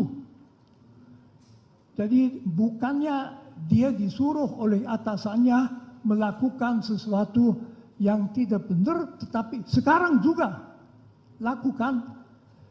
Itu tipe perintah yang amat sulit secara psikologis dilawan. Karena siapa dia? Mungkin dia orang kecil, jauh di bawah yang memberi perintah, udah biasa, laksanakan. Meskipun dia ragu-ragu, dia bingung. Itu tidak berarti bahwa sama sekali tidak ada kesalahan. Tetapi itu jelas menurut etika sangat mengurangi kebersalahan. Saya tidak memakai istilah bisa dimengerti, itu terlalu banyak. Menurut saya, tapi itu saya pendapat, tentu orang mestinya tahu tidak bisa, tetapi dalam situasi bingung. Dalam budaya perintah laksanakan, berhadapan dengan atasan yang sangat tinggi mungkin ditakuti, kebebasan hati untuk masih mempertimbangkan dalam waktu berapa detik yang tersedia mungkin tidak ada. Mungkin ini dulu yang mau saya katakan. Dalam persidangan pemeriksaan saksi ahli pengacara Richard Eliezer atau Baradae mendatangkan 2 psikolog sekaligus. Psikolog klinik dewasa dan psikolog forensik menjadi saksi yang meringankan Baradae di persidangan kasus pembunuhan berencana terhadap Nofriansyah Yosua Huta Barat atau Brigadir J. Roni Talapesi selaku kuasa hukum Baradae mengatakan bahwa kedua psikolog tersebut yakni Liza Mariali Japri selaku psikolog klinik dewasa dan Reza Indragiri Amril selaku psikolog forensik hadir. Selain kedua psikolog, Roni juga menghadirkan guru besar filsafat moral yakni Romo Magnis Suseno. Ia adalah tokoh agama Katolik sekaligus budayawan. Romo Magnis juga diketahui merupakan Direktur Pasca Sarjana Sekolah Tinggi Ilmu Filsafat Triarkara. Pada persidangan sebelumnya, terdakwa Ferdi Sambo dan Putri Chandrawati sudah menghadirkan saksi ahli meringankan terlebih dahulu pada Kamis 22 Desember 2022. Kedua terdakwa itu menghadirkan ahli hukum pidana dari Fakultas Hukum Universitas Islam Indonesia, Mahrus Ali. Mahrus menyatakan, dalam tindak pidana dugaan kekerasan seksual sejatinya harus dibuktikan dengan alat bukti minimal hasil visum dari korban.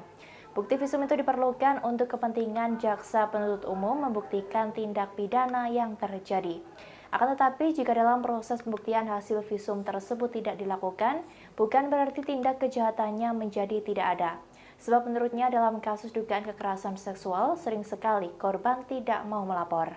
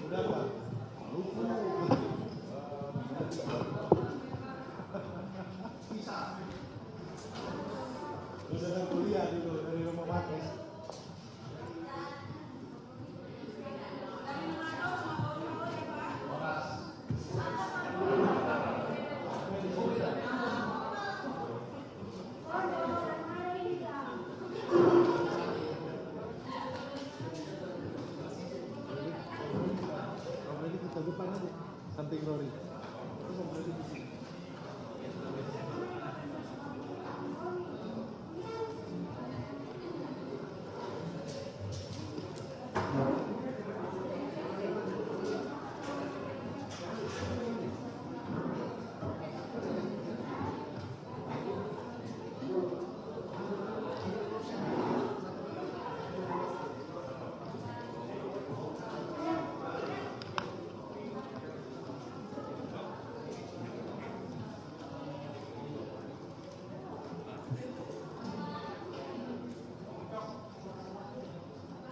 Sudah.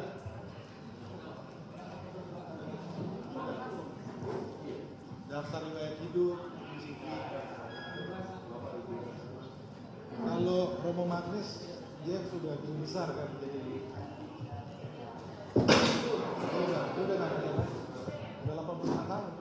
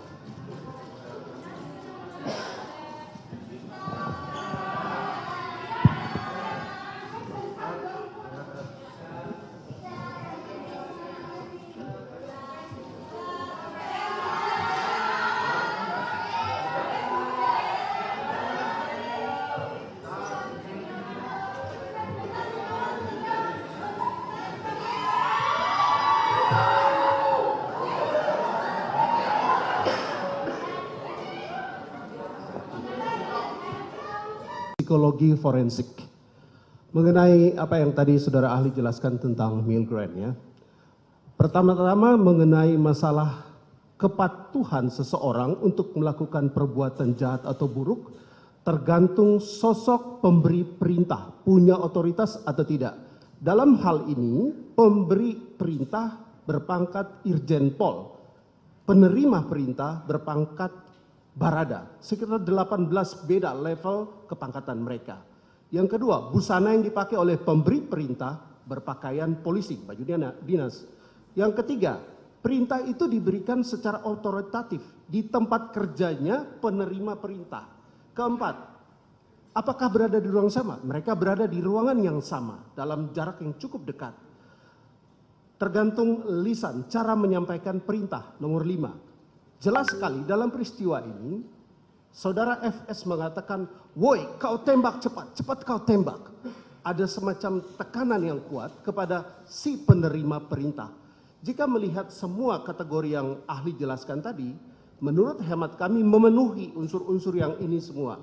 Oleh karena itu kami mau tanya dari sudut pandang psikologi forensik, apakah hal-hal ini dapat mempengaruhi penilaian ahli sebagai ahli forensik untuk membuat suatu judgement bahwa terhadap si penerima perintah dalam kondisi yang seperti ini tidak bertanggung jawab, atau kalau bertanggung jawab sedikit sekali pertanggungjawabannya. Silakan. Saudara penasihat hukum ini meminta saya untuk membuat judgement ya? Membuat judgement. Okay. Secara psikologi forensik. Ya, izin majelis, jadi saya membuat judgement itu. Tadi sempat saya sampaikan bahwa di khazanah psikologi forensik untuk menakar pertanggungjawaban seseorang dibutuhkan 2 hal yang harus ditelaah. Pertama, ini disilakan sebagai cognitive competence, yaitu capacity for understanding, yaitu seberapa jauh kapasitas untuk memahami perbuatan yang dia lakukan. Dan yang kedua adalah volitional competence, berarti berbicara tentang kehendak yang bersangkutan untuk menampilkan perbuatan tersebut. Kedua hal ini harus terus-menerus digunakan untuk menjudge seseorang. Nah, secara meso tadi sudah saya sampaikan bahwa interaksi antara Richard Eliezer dan Verdi Sambo harus dipahami secara spesifik, harus dipahami secara konkret. Saya tidak tahu spesifik atau konkretnya seperti apa relasi mereka pada saat itu. Di ruangan itu saya tidak tahu. Tapi yang jelas saya sampaikan tadi beberapa temuan Milgram yang barangkali relevan untuk juga dicermati, dikaji dalam persidangan ini. Dan juga jangan lupakan dimensi makro, bahwa boleh jadi terhadap Richard Eliezer ini tekanan sebagaimana disebutkan oleh penasihat hukum tidak hanya datang dari Verdi Sambo. Tapi pada dasarnya Richard Eliezer ini sebagai individu yang dinaungi oleh sebuah kultur tertentu di kantornya. Kultur yang saya sebut tadi sebagai jiwa korsa. Apakah yang terjadi kemudian merupakan salah satu contoh jiwa korsa menyimpang, code of silence? Tentu saja saya tidak tahu. Tetapi paling tidak kalau kita hitung-hitungan di atas kertas, berbicara tentang probabilitas, tampaknya saya menjudge ini, Richard Eliezer punya cognitive competence. Artinya dia punya pemahaman tentang apa yang dia lakukan. Namun boleh jadi ada persoalan serius terkait dengan volitional competence, yaitu terkait dengan seberapa jauh sesungguhnya kehendak Richard Eliezer untuk melakukan perbuatan jahat tersebut. Hitung-hitungan. Sebagaimana tadi sempat saya sampaikan. Ketika cognitive competence-nya ada, yaitu pemahamannya ada, sementara kehendaknya katakanlah tidak ada, maka boleh jadi yang bersangkutan masuk dalam kategori partially responsible, bertanggung jawab separuh atas perbuatannya. Karena toh faktanya yang bersangkutan, saya tidak membayangkan yang bersangkutan abnormal, punya psikopatologi, punya kecerdasan di bawah rata, tidak. Tapi saya bayangkan yang bersangkutan paham tentang perbuatannya, paham tentang mana boleh, mana tidak boleh, paham tentang aturan organisasinya, tetapi ada sebuah kehendak yang dimasukkan ke dalam dirinya, yang ditekankan ke dalam dirinya agar kemudian dia melakukan perbuatan jahat tersebut. Partially responsible.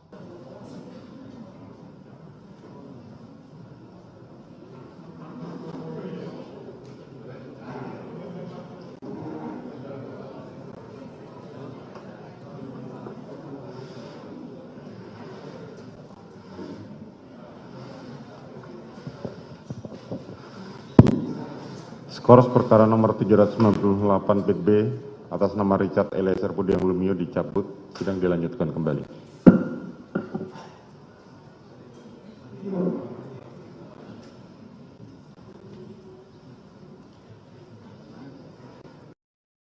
Sidang lanjutan perkara pembunuhan Brigadir J kembali digelar di PN Jakarta Selatan pada Senin 26 Desember hari ini. Adapun saksi meringankan untuk terdakwa Baradae dijadwalkan dihadirkan pada persidangan kali ini.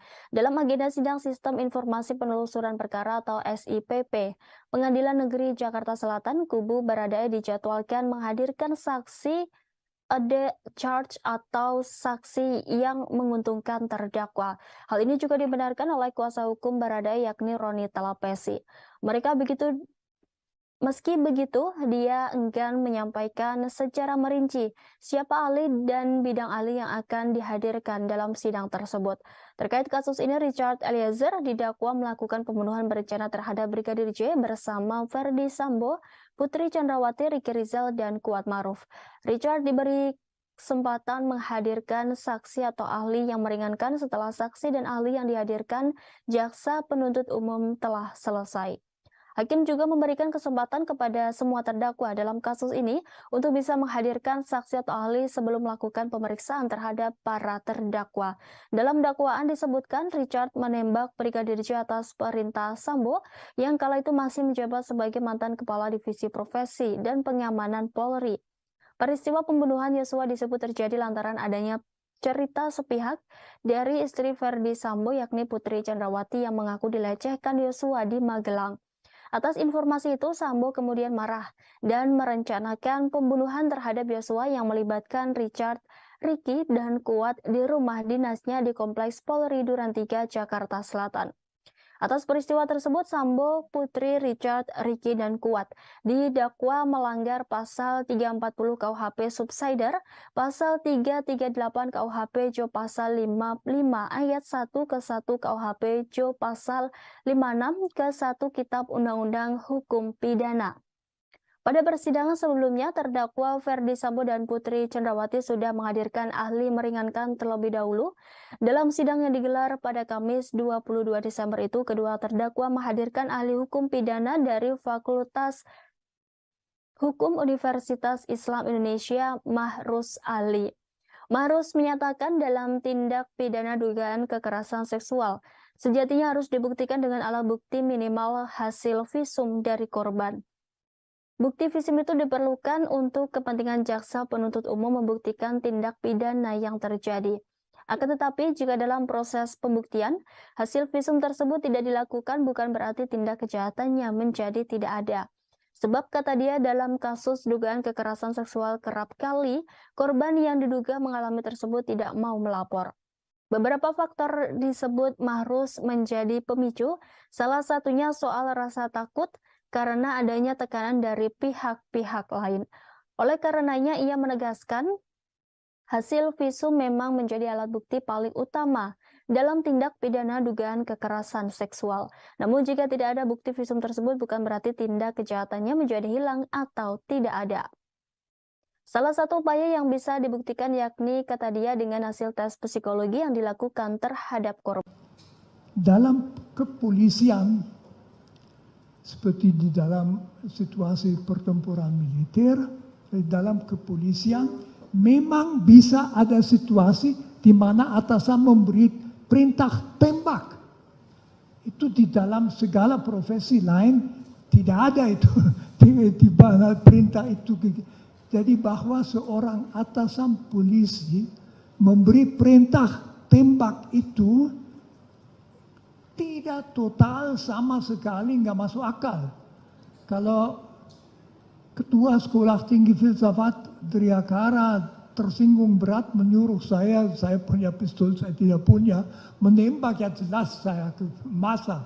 Tapi di polisi itu lain, karena atasannya dia dalam situasi tertentu bisa memberikan, berarti juga bahwa resistensi di dalam yang menerima perintah itu lebih lemah karena dia tahu itu kadang-kadang mungkin.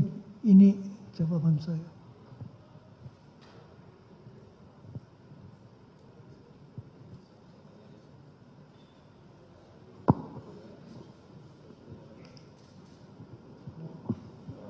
dilanjut saksi yang lain dulu aja.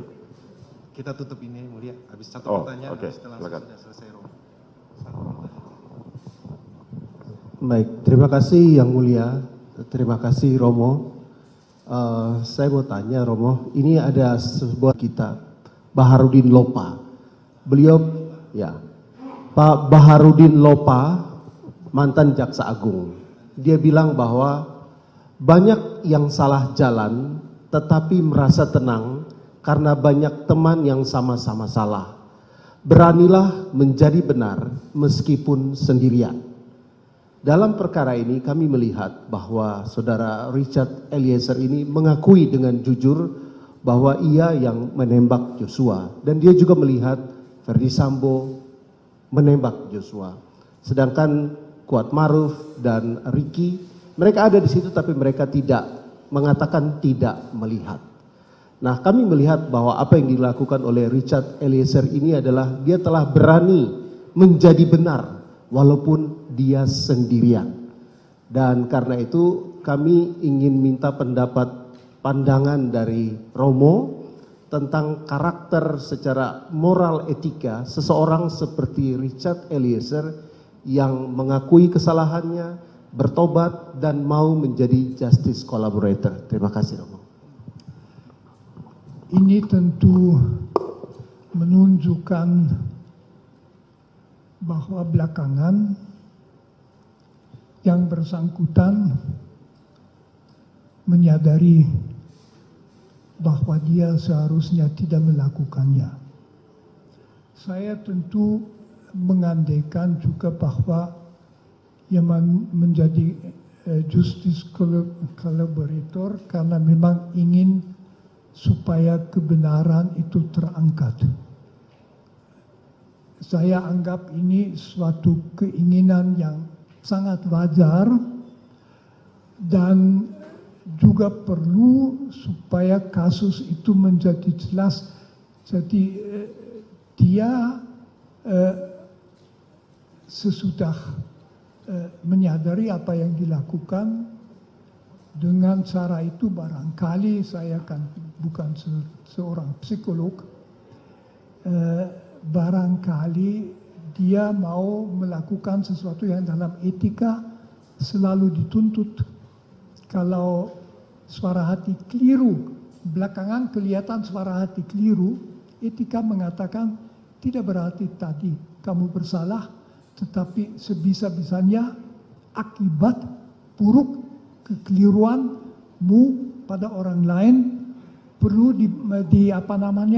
ditiadakan. Jadi berusaha supaya dia tidak menderita karena kamu tadi keliru. Mungkin saya bisa mengerti bahwa mau menjadi justice collaborator juga berarti sekurang-kurangnya ikut membantu supaya kasus yang kompleks dan buruk itu dapat mencapai kejelasan.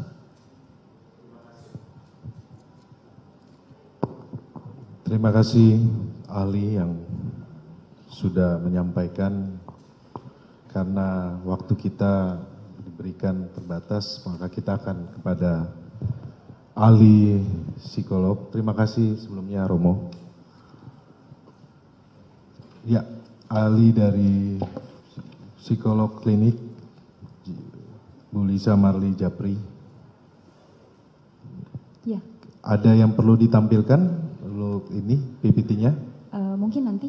Nanti ya, oke.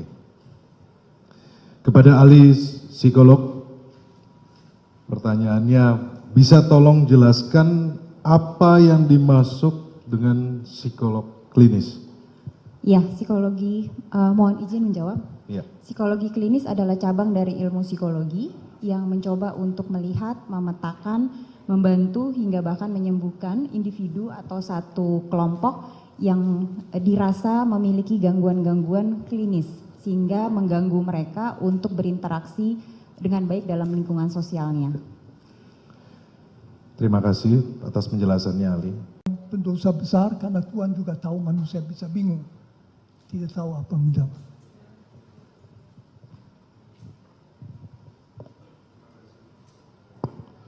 Terima kasih atas penjelasan Ali. Baradae adalah seorang anggota Polri yang terikat oleh kewajiban untuk mengikuti perintah atasan, termasuk saat diperintah untuk menembak orang. Bagaimana saudara Ali melihat tersebut dari sudut pandang etika? Dari sudut pandang etika, di situ kita bicarakan dengan sebuah dilema moral. Di satu pihak, harusnya dia tahu bahwa yang diperintahkan itu tidak boleh diperintahkan. Tentu di situ juga bisa dipertanyakan apakah misalnya dalam budaya yang sangat mementingkan perintah, batas wajib melaksanakan perintah dibicarakan. Saya tidak tahu sama sekali hal itu. Jangan-jangan para, katakan saja misalnya di polisian, para polisi itu hanya dididik, pokoknya kamu harus taat selalu. Nah, secara etis dalam dilema itu bisa saja kejelasan penilaian yang bersangkutan itu yang jelas merasa amat susah karena berhadapan di satu pihak menembak sampai mati bukan hal kecil, setiap orang tahu, dia tahu juga. Di lain pihak yang memberi perintah itu orang yang juga dalam situasi tertentu malah berat memberi perintah untuk menembak mati. Jadi di situ di dalam dia dari sudut etika dalam situasi bingung, etika akan mengatakan kamu, saya, jangan begitu saja mengutuk atau mempersalahkan dia. Objektif dia salah. Dia harus melawan, tetapi apakah dia bisa mengerti? Dan dalam etika pengertian, kesadaran itu merupakan unsur kunci. Terima kasih, Saudara Ali. Tadi Saudara Ali menyampaikan terkait dengan dilema moral. Dalam perkara ini terjadi, fakta terjadi bahwa ada relasi kuasa yang sangat jauh antara terdakwa Richard Eliezer dengan terdakwa Ferdy Sambo. Pak Saudara Ali bisa menjelaskan dari sisi filsafat etika dengan terkait relasi kuasa? Itu tentu relasi kuasa adalah sesuatu yang amat sangat biasa bagi manusia. Relasi kuasa pada dasarnya adalah bahwa orang berada dalam situasi di mana dia atau berwenang memberi perintah yang harus ditaati atau dia wajib melaksanakan perintah. Relasi kekuasaan itu umum di dalam bisnis, di perguruan tinggi, dalam ya di keluarga mungkin tidak, tapi lewat bagi anak, di dalam setiap organisasi tentu ada struktur, ada atasan, atasan paling atas dan sebagainya. Jadi relasi kekuasaan adalah situasi. Kalau kita ambil kepolisian, tentu saja relasi kekuasaan itu sangat penting karena fungsi polisi di dalam masyarakat juga sangat penting. Polisi itu yang membantu negara supaya pelanggaran hukum tidak terjadi, dan kalau terjadi diberikan sanksi. Polisi yang melaksanakan itu. Karena itu di dalam rangka polisi relasi kekuasaan sangat jelas. siapa yang memberi perintah, siapa yang harus menaati. Kalau saya tidak salah observasi itu bahkan kelihatan dalam dua orang polisi ketemu, kalau yang satu lebih tinggi kelihatan dengan bentuk tubuh itu berbeda. Itu di dalam bisnis tidak demikian. Jadi relasi kekuasaan di situ berarti bahwa orang yang dalam relasi harus taat selalu akan mengalami tegangan, kesulitan kalau dia diperintah sesuatu yang dia sendiri merasa tidak boleh dilaksanakan. Itu masalahnya. Jadi dia tidak bebas memilih begitu saja kulakukan, misalnya ku tembak orang itu, tetapi dia diperintah, dia tahu bahwa perintah harus dilaksanakan, bahwa dalam lembagaku, yaitu misalnya di kepolisian, menaati perintah sebetulnya nggak bisa dipertanyakan. Nah itu yang lalu berarti kalau dia melakukan sesuatu yang secara etis ansih pada dirinya sendiri tidak bisa dibenarkan, bisa juga dianggap bahwa dia tidak sepenuhnya bertanggung jawab atas itu. Nah, jadi terdakwa ini orang yang sangat rajin dalam melakukan spiritualnya, kegiatan spiritualnya sebagaimana tadi hasil daripada penelitian para ahli. Dia rajin termasuk dalam hal beribadah. Di dalam kegiatan beribadah itu tentu ada hal-hal yang didapat. Seperti dalam fakta-fakta persidangan Pak Doktor, di dalam fakta persidangan mulai dari awal persidangan ini sampai sekarang ini tidak ada dendam pribadi antara terdakwa dengan korban. Tetapi terdakwa ini melakukan penembakan hingga korban meninggal dunia. Sebagaimana dalam kitab Injil ada tertulis di Matius 5 ayat 21. Kamu telah mendengar yang difirmankan kepada nenek moyang kita, jangan membunuh. Siapa membunuh harus dibunuh. Harusnya kalau menurut pendapat tadi bahwa dia orang yang rajin, arti yang taat dalam spiritual, harusnya dia tahu ayat ini. Tolong dijelaskan Pak Prof. Ya tentu saja bahwa orang beragama itu tahu bahwa ia tidak boleh membunuh dan sebagainya.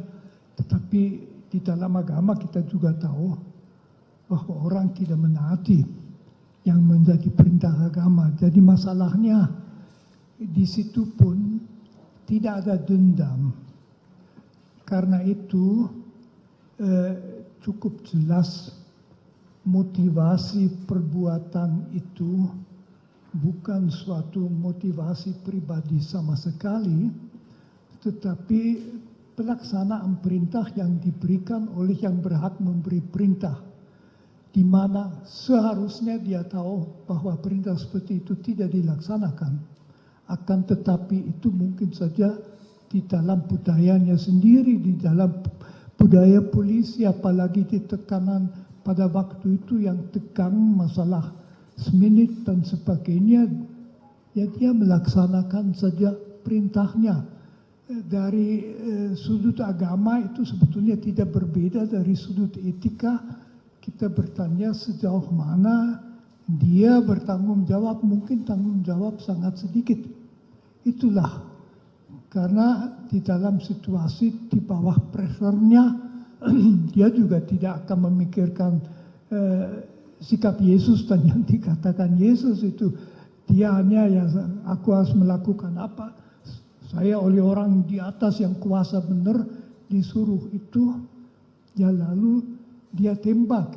Tentu orang ketiga seperti saya bisa mengatakan seharusnya setiap orang juga di polisi dididik supaya tahu ada perintah yang tidak boleh dilaksanakan, tapi itu jarang sekali. Jadi menurut saya ya segi agama tidak menambah banyak sekali. Dia itu bingung, Tuhan juga melihat yang bingung.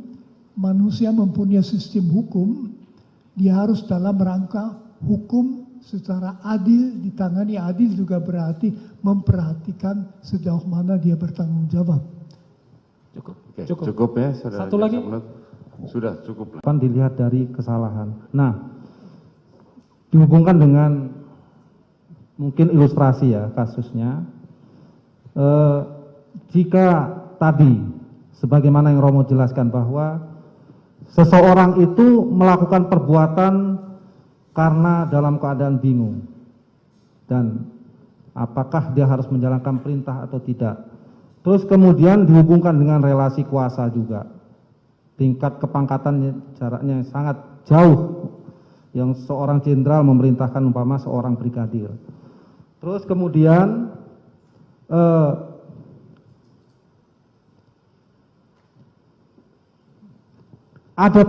mungkin ada tekanan-tekanan yang harus dia laksanakan seketika itu juga. Dan kemudian setelah melakukan itu, ya kan, kemudian dia menyadari dan kemudian berusaha untuk membuka tabir kejahatan yang dilakukan itu tadi. Nah, dari sisi ini, Romo, antara yang memberi perintah dan yang diperintah tadi, sesuai dengan yang Romo jelaskan, ini secara pertanggungjawaban pidananya, ini lebih berat yang mana, Romo? Apakah orang yang memberi perintah atau yang diberi perintah? Menurut saya jelas yang memberi perintah.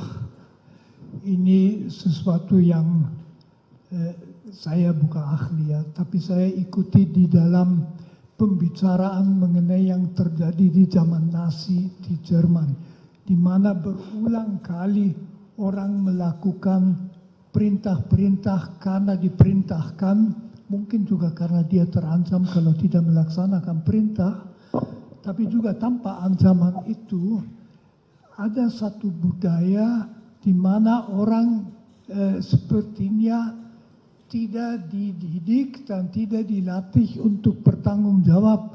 Jadi lalu ya ikut saja yang diperintahkan dengan selalu memperhatikan tekanan waktu itu terjadi dalam tersedia beberapa detik untuk mengambil sikap dalam kasus ini. Jadi menurut saya jelas tanggung jawab yang memberi perintah itu jauh lebih besar. Malah katakan saja yang diperintah itu orang kecil ya. Orang kecil biasa melakukan karena dia juga tahu akibatnya buruk kalau tidak melakukannya. Baik, berarti orang yang mempunyai kuasa dan memberi perintah menurut Romo adalah orang yang mempunyai tanggung jawab besar terhadap perintah yang dia berikan kepada pemberi perintah. Walaupun tadi sebagaimana yang Romo perintahkan, perintah yang jahat itu tetap tidak boleh dilakukan secara filsafat moral dan etika. Bahwa dalam laporan yang selama ini ahli mendampingi Richard Eliezer, bahwa Richard Eliezer memiliki kecenderungan untuk patuh pada lingkungan sekitar. Bisa dijelaskan proses psikologis yang terjadi hingga membuat seseorang menjadi seperti ini atau Richard Eliezer? Iya, boleh ke slide selanjutnya, mohon maaf Majelis Hakim. Ya, kalau kita berbicara mengenai kepatuhan, kepatuhan itu juga salah satu konstruk dalam ilmu psikologi. Ini adalah satu bentuk pengaruh sosial yang menyebabkan orang lain mau melakukan suatu hal atau beragam tindakan dikarenakan kepatuhannya pada orang lain yang dirasa lebih punya kuasa. Jadi kita harus membedakan antara kepatuhan dengan konformitas. Kalau konformitas itu melibatkan permintaan, kalau kepatuhan itu biasanya melibatkan perintah. Sementara kalau yang berikutnya kepatuhan itu konformitas biasanya lebih kepada bagaimana kita menyesuaikan diri dengan lingkungan. Tapi kalau kepatuhan itu lebih kepada menggunakan unsur kekuatan karena kita takut, karena kita cemas, karena kita khawatir, makanya kita patuh. Jadi itu adalah bentuk kepatuhan dalam psikologi. Ya, bagaimana dengan Richard Eliezer terkait dengan... Oke, kalau dari Richard Eliezer, dari hasil tesnya saja sudah membuktikan dia punya tingkat kepatuhan yang sangat tinggi. Jadi itu memang bisa diukur tuh obediensi seseorang, tingkat level kepatuhan dia pada lingkungan sekitarnya seperti apa. Dan dari hasil tes tersebut terlihat bahwa Richard Eliezer mempunyai level kepatuhan yang sangat tinggi sehingga dia punya kerentanan khusus, kecenderungan tertentu untuk lebih patuh pada lingkungan. Itu dari sisi kepatuhan saja. Baik. Terima kasih, Ali. Bisa dijelaskan juga, tadi kan sudah jelas terkait dengan kepatuhan dari seorang Richard Eliezer, kemudian kan di dalam peristiwa ini ada rasa takut juga. Ya. Apakah dalam melakukan pendampingan ahli melihat atau mengetahui hal tersebut karena melakukan assessment? Iya, ketakutannya pada saat assessment sudah berubah sepertinya. Jadi kan emosi itu kan sangat dari awal, ketika dari awal. Ketika dari awal ketakutan itu sangat jelas. Yang tadi saya katakan pertama kali ketemu jelas sekali ada gesture takut, ada gesture cemas, gesture dia tidak bagaimana ini ke depannya nanti harus seperti apa, dan itu banyak menampilkan gesture-gesture tubuh yang cemas dan takut seperti itu, bermain-main tangan, menghindari kontak mata, hal-hal demikian. Itu terlihat sekali. Tapi seiring dengan waktu ketakutan itu karena emosi itu sesuatu yang sangat dinamis, jadi dia berubah biasanya, bertransformasi lah katakan, apalagi kemudian ada proses adaptasi, ada proses pembelajaran, ada proses dia mungkin mulai level up, mulai yakin, ada kepercayaan diri, mulai masuk yang kalau kita bilang di situ ada yang namanya intelligent disobedience, jadi proses-proses intelligent analisanya dia mulai jalan. Kalau berkaitan dengan yang sebelumnya, ketika yang banyak berperan adalah amigdala, otak emosi, jadi dia lagi takut sekali, cemas sekali, khawatir sekali, tapi seiring dengan waktu ketika perlahan-lahan mulai ada dukungan kepada dia, baik dari orang tua, dari para penasihat hukum, dari banyak hal, analisanya mulai jalan, apa yang harus dia lakukan. Nah, ini kemudian emosi takut ini tertransformasi menjadi paling tidak dari hasil tes yang terlihat ada kecenderungan hipomania. Nah, apa itu hipomania? Hipomania adalah kondisi psikologi seseorang yang tampak sangat berenergi dan bersemangat, berbeda dari biasanya. Jadi setelah takut, sepertinya kemudian Richard Eliezer itu memutuskan untuk oke, saya harus melakukan sesuatu atas kondisi ini. Jadi terlihat semangatnya tersebut.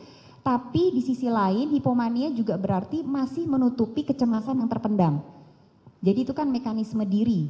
Ketika dia mencoba untuk oke, aku harus melakukan sesuatu nih, tapi sebenarnya di dalam dia masih cemas karena terlihat yang dalam tes MMPI yang tadi saya katakan Minnesota Multifaceted Personality Inventory itu adalah 10 parameter.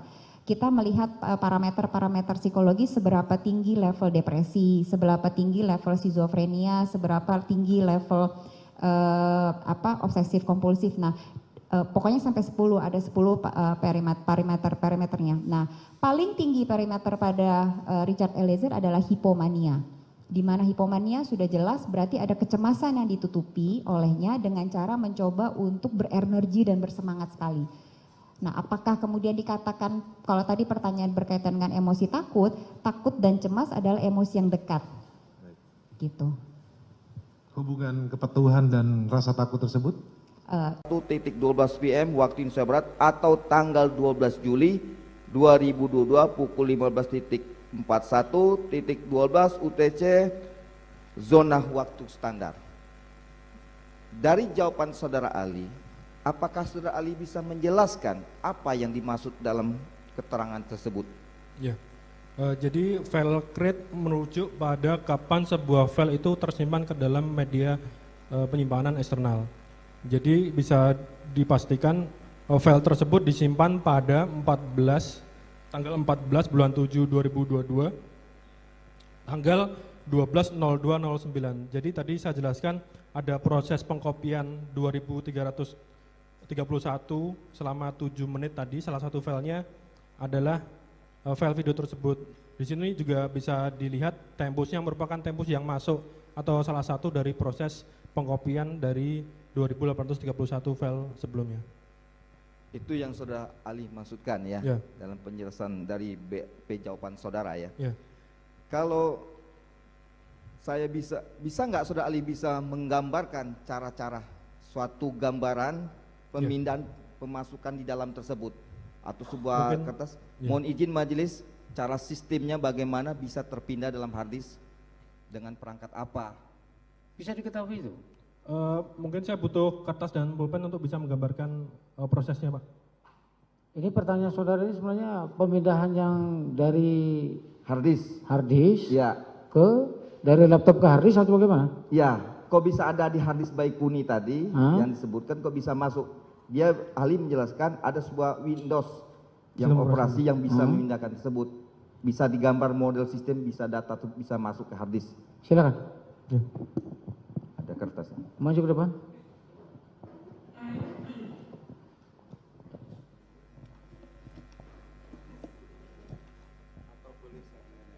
Nanti apa iya sih terkait dengan itu.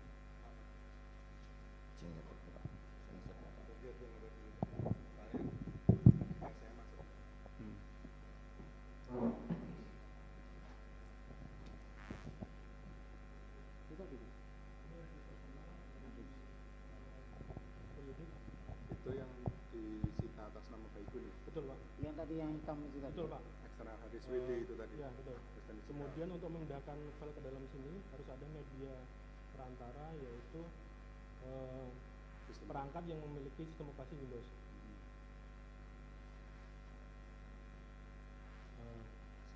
Bisa diuraikan enggak itu sistemnya apa? Sebuah komputer berupa laptop atau desktop? Kita tidak tahu, karena kita tidak melakukan terkait dengan perangkat ini. Tapi dari informasi yang ada di sini kita bisa pastikan bahwa itu berasal dari sistem operasi Windows. Jadi ada sebuah perangkat sistem operasi Windows, kemudian dia melakukan pengkopian terhadap 2831 file selama 7 menit mulai dari tanggal berapa? Sebentar, saya tegaskan, jadi itu Windowsnya itu, yang sistem Windowsnya itu bisa didetailkan nggak, diuraikan nggak? Itu dari Windows sistem berapa? Kami tidak bisa melakukan pemeriksaan ini, Pak. Jadi kami tidak. Pertanyaan ini tuh harus melakukan pemeriksaan terhadap perangkat ini. Perangkat ini sementara kami itu tidak melakukan yang perangkat itu tidak disertakan atau tidak, disampaikan ke Ya, ahli? Tidak. Jadi ada proses pemindahan mulai tanggal 7 Juli, berapa? 14 Juli. Oh ya. Mulai dari 13 Juli pukul 11.59, 14 Juli sampai 12.06. 12.06. Jadi ada sekitar 7 menit proses pengkopian sebanyak 2.800. Salah satu filenya adalah file video tersebut. Ya. Di dalam file Saya potong. Itu 2000 sekian file itu berapa besarnya? Bisa diketahui? Kami tidak mencatat terkait hal tersebut, tapi kami catat jumlah filenya itu. Ya. Dari file yang tersimpan di sini kita bisa ketahui file create itu artinya kapan barang itu disimpan ke dalam sini, kemudian modify artinya merujuk pada kapan video itu diekspor ke dalam media penyimpanan sebelumnya. Jadi menurut keterangan dari penyidik ke kami ada sebuah DVR,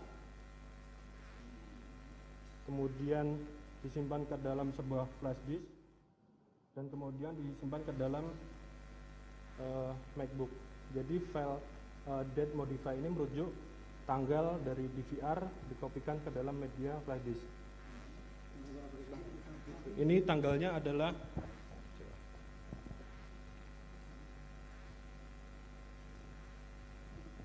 12/7/2022.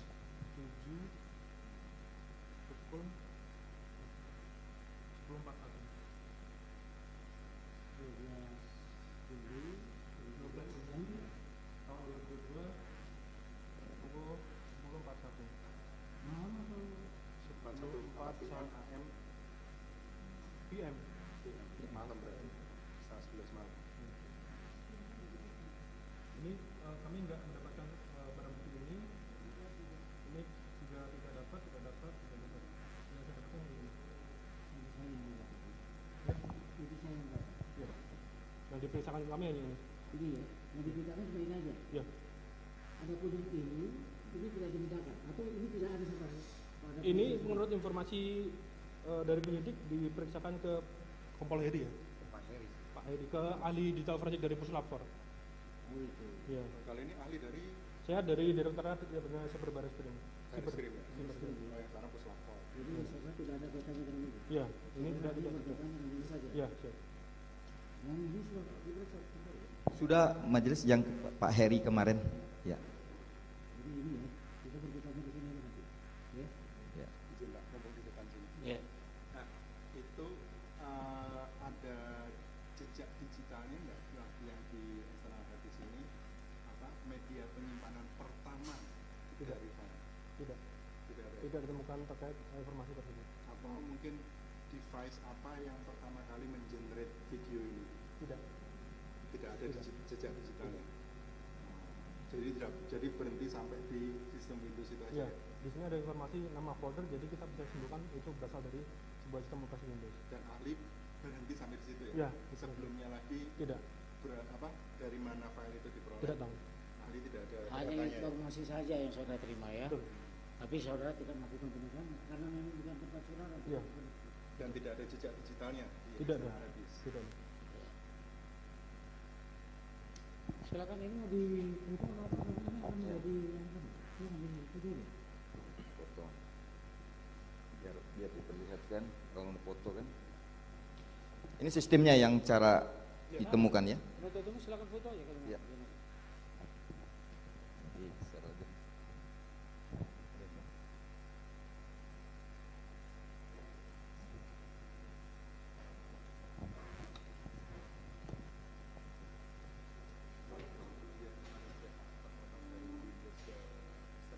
Itu soalnya nanti melebar kemana-mana karena DPR nanti mau ditanyakan saya nggak tahu itu. Lanjut. Kepada Profesor Dr. Frans Magnis Suseno, terima kasih sudah berkenan menjadi ahli pada hari ini, merupakan guru besar emeritus Sekolah Tinggi Filsafat Triyakara, Jakarta. Izinkan kami bertanya kepada ahli. Ahli kita kenal sebagai ahli filsafat moral. Mohon ahli menjelaskan tentang filsafat moral dan sumbangannya dalam membantu menjelaskan masalah-masalah etika moral. Terima kasih. Yang mulia, saya dalam filsafat moral atau etika, biasanya saya pakai etika, kata etika, ada dua masalah yang relevan. Pertama, suatu perbuatan, kelakuan, sikap secara etis, secara moral, dinilai bagaimana dapat dibenarkan secara etis atau tidak dapat dibenarkan. Itu pertanyaan normatif.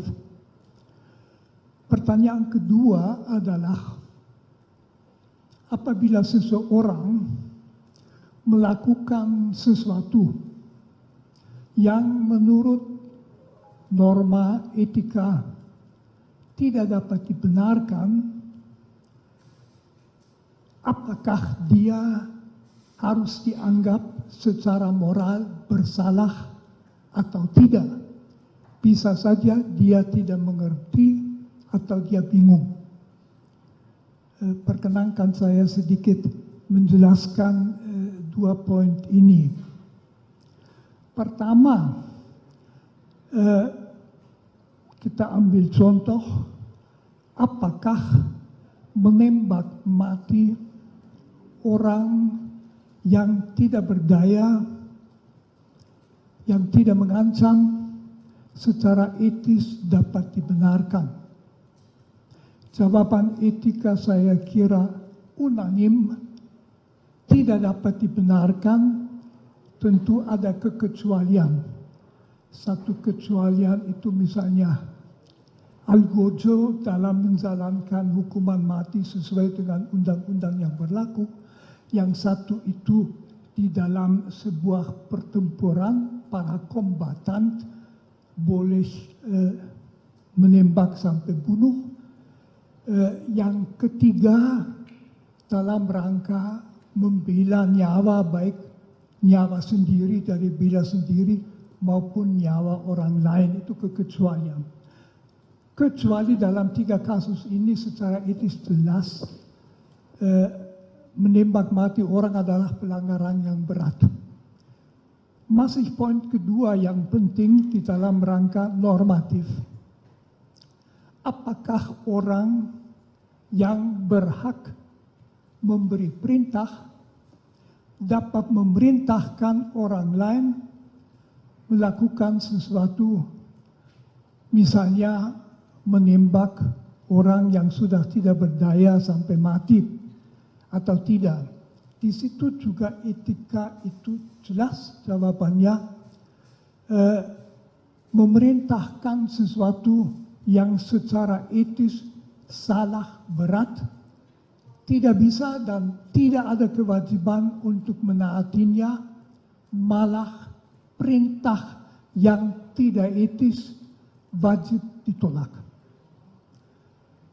Itu yang pertama secara normatif.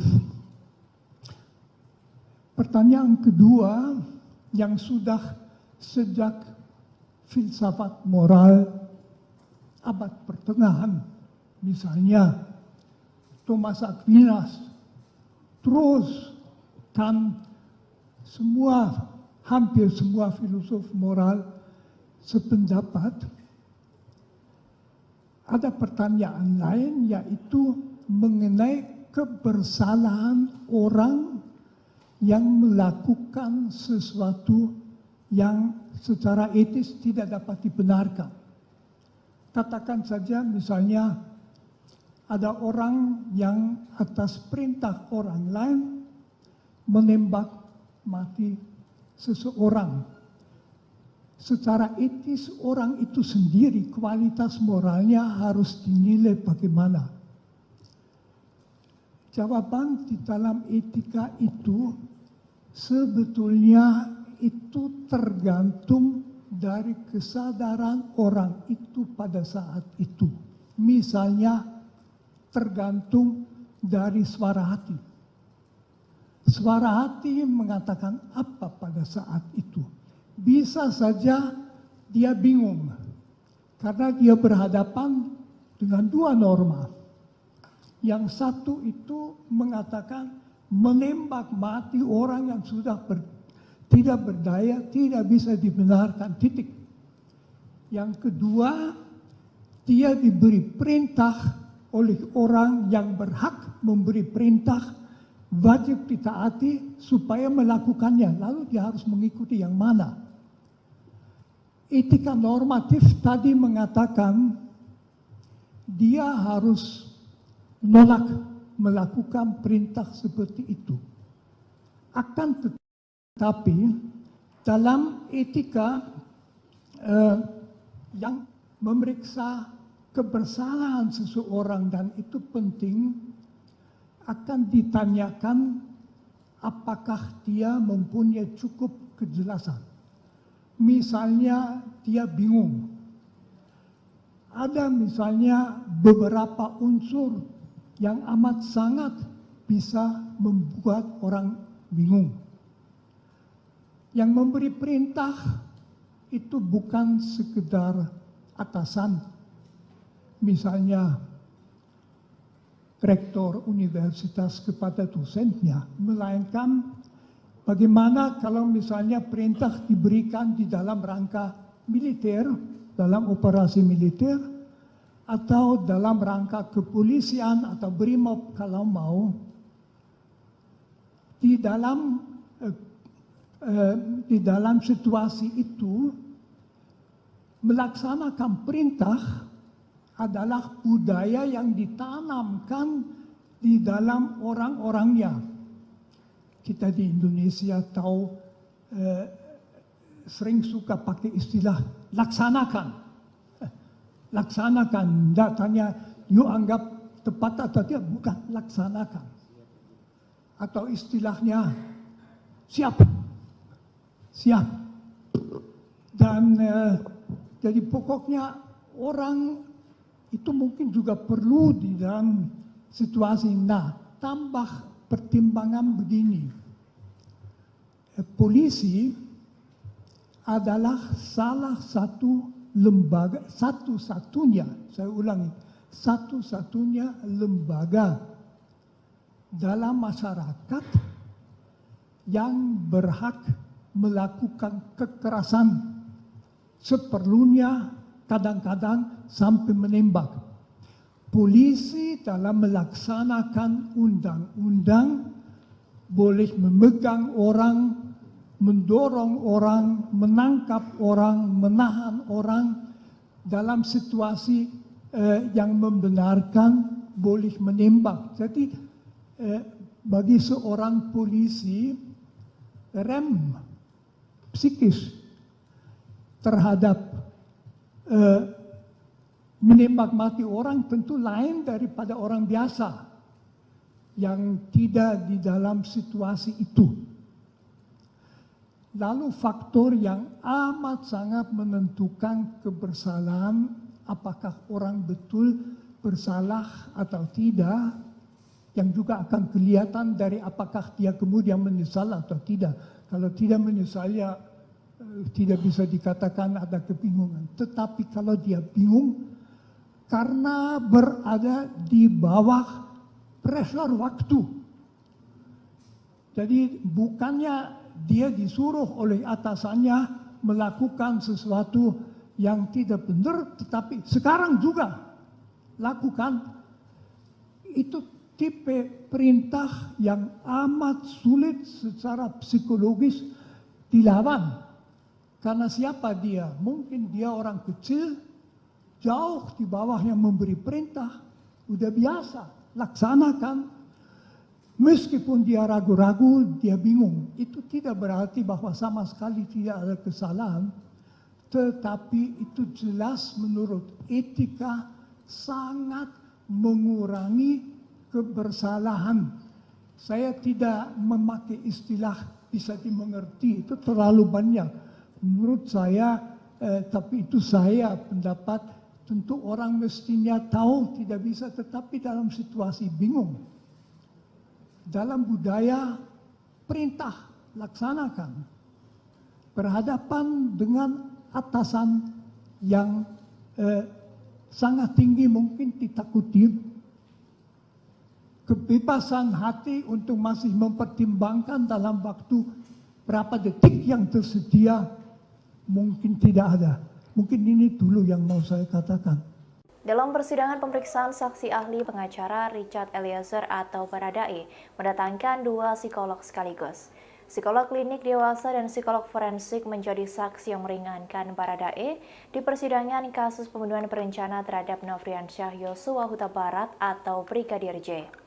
Roni Talapesi selaku kuasa hukum Baradae mengatakan bahwa kedua psikolog tersebut yakni Liza Mariali Japri selaku psikolog klinik dewasa dan Reza Indragiri Amril selaku psikolog forensik hadir. Selain kedua psikolog, Roni juga menghadirkan guru besar filsafat moral yakni Romo Magnis Suseno. Ia adalah tokoh agama Katolik sekaligus budayawan. Romo Magnis juga diketahui merupakan Direktur Pasca Sarjana Sekolah Tinggi Ilmu Filsafat Triarkara. Pada persidangan sebelumnya, terdakwa Ferdi Sambo dan Putri Chandrawati sudah menghadirkan saksi ahli meringankan terlebih dahulu pada Kamis 22 Desember 2022.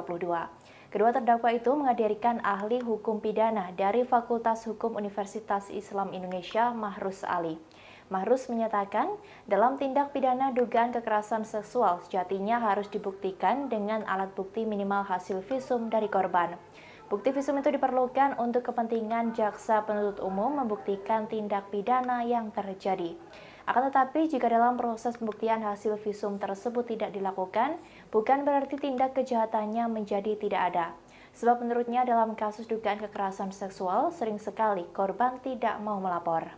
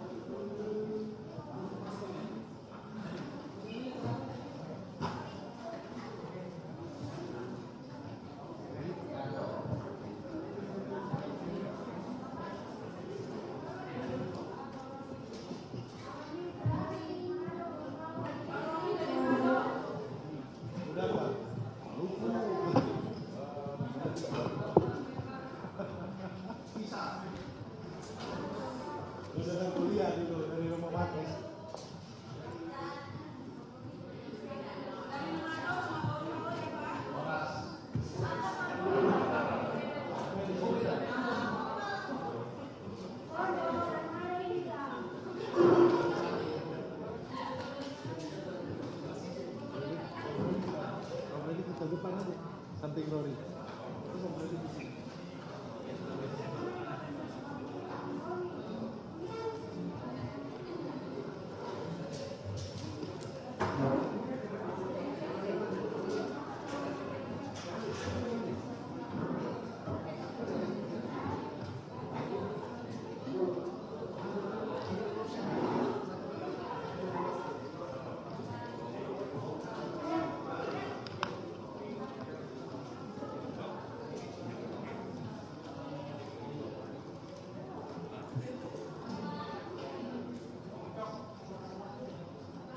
Sudah.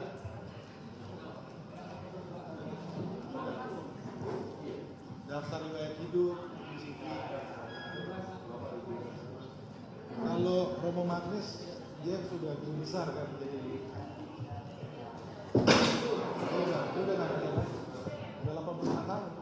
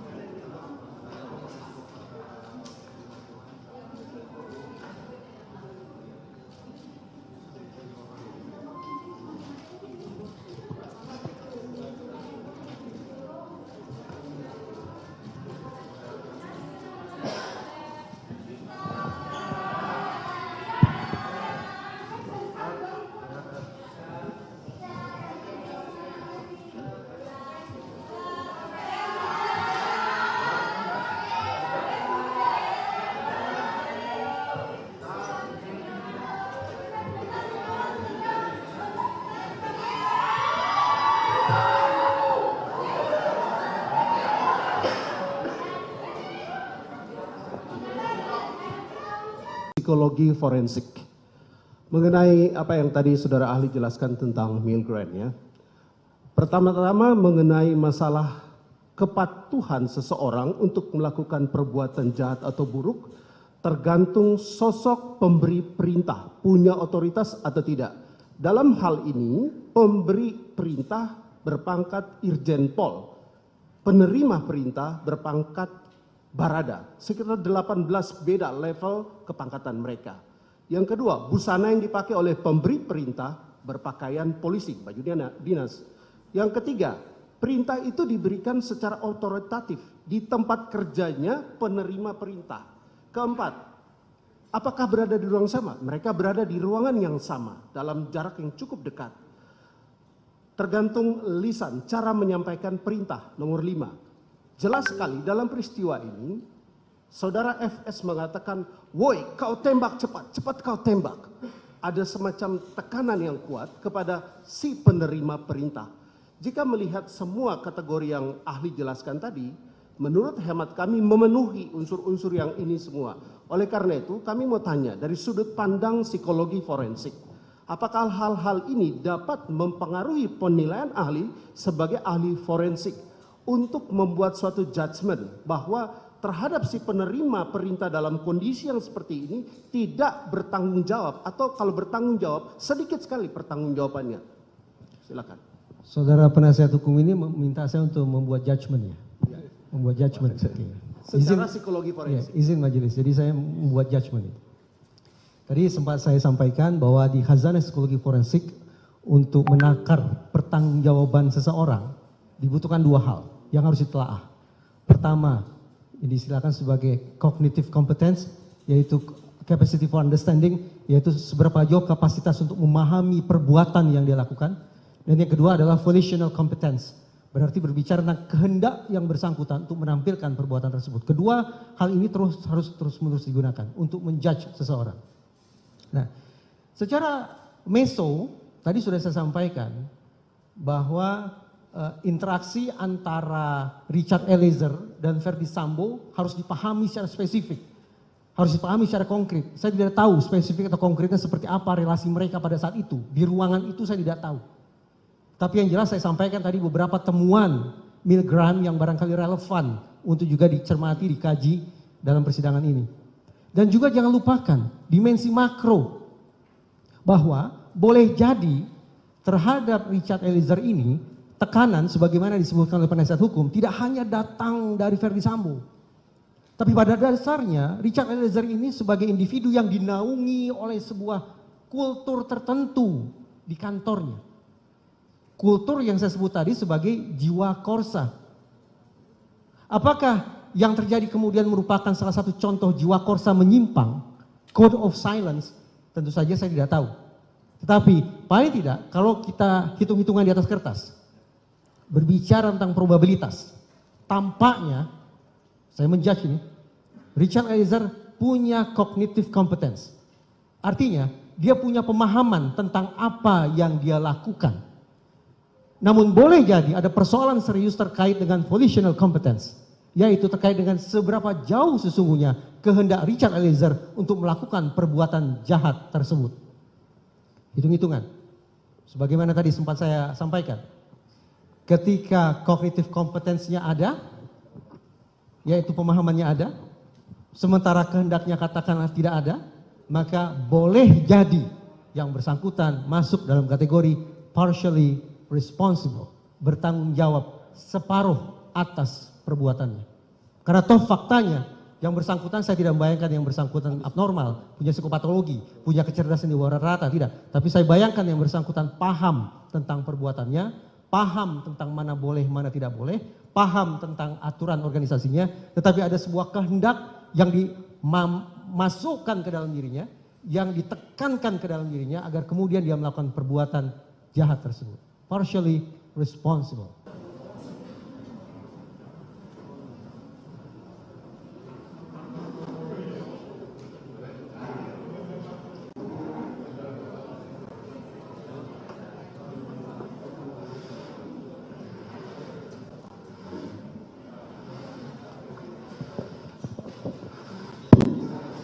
Skors perkara nomor 798 PB atas nama Richard Eliezer Pudiang Lumiu dicabut, sidang dilanjutkan kembali.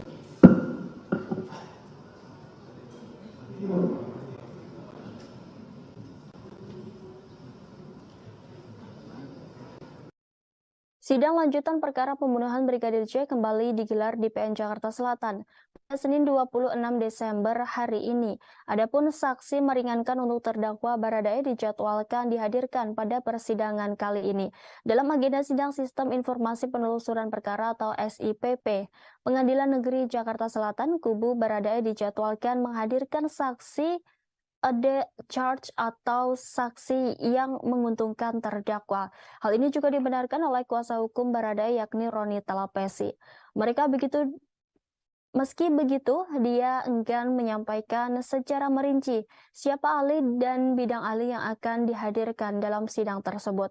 Terkait kasus ini, Richard Eliezer didakwa melakukan pembunuhan berencana terhadap Brigadir J bersama Ferdi Sambo, Putri Chandrawati, Ricky Rizal, dan Kuat Maruf. Richard diberi kesempatan menghadirkan saksi atau ahli yang meringankan setelah saksi dan ahli yang dihadirkan jaksa penuntut umum telah selesai. Hakim juga memberikan kesempatan kepada semua terdakwa dalam kasus ini untuk bisa menghadirkan saksi atau ahli sebelum melakukan pemeriksaan terhadap para terdakwa. Dalam dakwaan disebutkan Richard menembak Brigadir J atas perintah Sambo yang kala itu masih menjabat sebagai mantan Kepala Divisi Profesi dan Pengamanan Polri. Peristiwa pembunuhan Yosua disebut terjadi lantaran adanya cerita sepihak dari istri Ferdi Sambo yakni Putri Chandrawati yang mengaku dilecehkan Yosua di Magelang. Atas informasi itu, Sambo kemudian marah dan merencanakan pembunuhan terhadap Yosua yang melibatkan Richard, Ricky, dan Kuat di rumah dinasnya di Kompleks Polri Duren 3, Jakarta Selatan. Atas peristiwa tersebut, Sambo, Putri, Richard, Ricky, dan Kuat didakwa melanggar pasal 340 KUHP Subsider, pasal 338 KUHP Jo pasal 55 ayat 1 ke 1 KUHP Jo pasal 56 ke 1 Kitab Undang-Undang Hukum Pidana. Pada persidangan sebelumnya, terdakwa Ferdi Sambo dan Putri Chandrawati sudah menghadirkan ahli meringankan terlebih dahulu. Dalam sidang yang digelar pada Kamis 22 Desember itu, kedua terdakwa menghadirkan ahli hukum pidana dari Fakultas Hukum Universitas Islam Indonesia, Mahrus Ali. Mahrus menyatakan dalam tindak pidana dugaan kekerasan seksual, sejatinya harus dibuktikan dengan alat bukti minimal hasil visum dari korban. Bukti visum itu diperlukan untuk kepentingan jaksa penuntut umum membuktikan tindak pidana yang terjadi. Akan tetapi, jika dalam proses pembuktian, hasil visum tersebut tidak dilakukan bukan berarti tindak kejahatannya menjadi tidak ada. Sebab kata dia dalam kasus dugaan kekerasan seksual kerap kali, korban yang diduga mengalami tersebut tidak mau melapor. Beberapa faktor disebut Mahrus menjadi pemicu, salah satunya soal rasa takut, karena adanya tekanan dari pihak-pihak lain. Oleh karenanya ia menegaskan hasil visum memang menjadi alat bukti paling utama dalam tindak pidana dugaan kekerasan seksual. Namun jika tidak ada bukti visum tersebut bukan berarti tindak kejahatannya menjadi hilang atau tidak ada. Salah satu upaya yang bisa dibuktikan yakni kata dia dengan hasil tes psikologi yang dilakukan terhadap korban. Dalam kepolisian, seperti di dalam situasi pertempuran militer, di dalam kepolisian, memang bisa ada situasi di mana atasan memberi perintah tembak. Itu di dalam segala profesi lain tidak ada itu, di mana perintah itu. Jadi bahwa seorang atasan polisi memberi perintah tembak itu tidak total sama sekali nggak masuk akal. Kalau ketua sekolah tinggi filsafat Driakara tersinggung berat menyuruh saya punya pistol, saya tidak punya, menembak ya jelas saya ke masa. Tapi di polisi itu lain, karena atasannya dia dalam situasi tertentu bisa memberikan, berarti juga bahwa resistensi di dalam yang menerima perintah itu lebih lemah karena dia tahu itu kadang-kadang mungkin. Ini jawaban saya.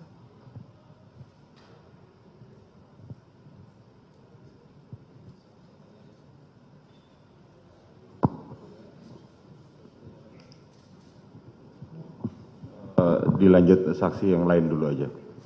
Kita tutup ini mulia, habis satu Oh, pertanyaan, oke, setelah silakan. sudah selesai Romo. Satu pertanyaan. Baik, terima kasih Yang Mulia, terima kasih Romo. Saya mau tanya Romo, ini ada sebuah kitab Baharudin Lopa. Beliau, ya, Pak Baharudin Lopa, mantan Jaksa Agung. Dia bilang bahwa banyak yang salah jalan, tetapi merasa tenang karena banyak teman yang sama-sama salah. Beranilah menjadi benar meskipun sendirian. Dalam perkara ini kami melihat bahwa saudara Richard Eliezer ini mengakui dengan jujur bahwa ia yang menembak Joshua. Dan dia juga melihat Ferdi Sambo menembak Joshua. Sedangkan Kuat Maruf dan Ricky, mereka ada di situ tapi mereka tidak mengatakan tidak melihat. Nah, kami melihat bahwa apa yang dilakukan oleh Richard Eliezer ini adalah dia telah berani menjadi benar walaupun dia sendirian. Dan karena itu kami ingin minta pandangan dari Romo tentang karakter secara moral etika seseorang seperti Richard Eliezer yang mengakui kesalahannya, bertobat dan mau menjadi justice collaborator. Terima kasih Romo. Ini tentu menunjukkan bahwa belakangan yang bersangkutan menyadari bahwa dia seharusnya tidak melakukannya. Saya tentu mengandaikan juga bahwa yang menjadi justice collaborator karena memang ingin supaya kebenaran itu terangkat. Saya anggap ini suatu keinginan yang sangat wajar dan juga perlu supaya kasus itu menjadi jelas. Jadi dia sesudah menyadari apa yang dilakukan, dengan cara itu barangkali saya kan bukan seorang psikolog, barangkali dia mau melakukan sesuatu yang dalam etika selalu dituntut. Kalau suara hati keliru, belakangan kelihatan suara hati keliru, etika mengatakan tidak berarti tadi kamu bersalah, tetapi sebisa-bisanya akibat buruk kekeliruanmu pada orang lain perlu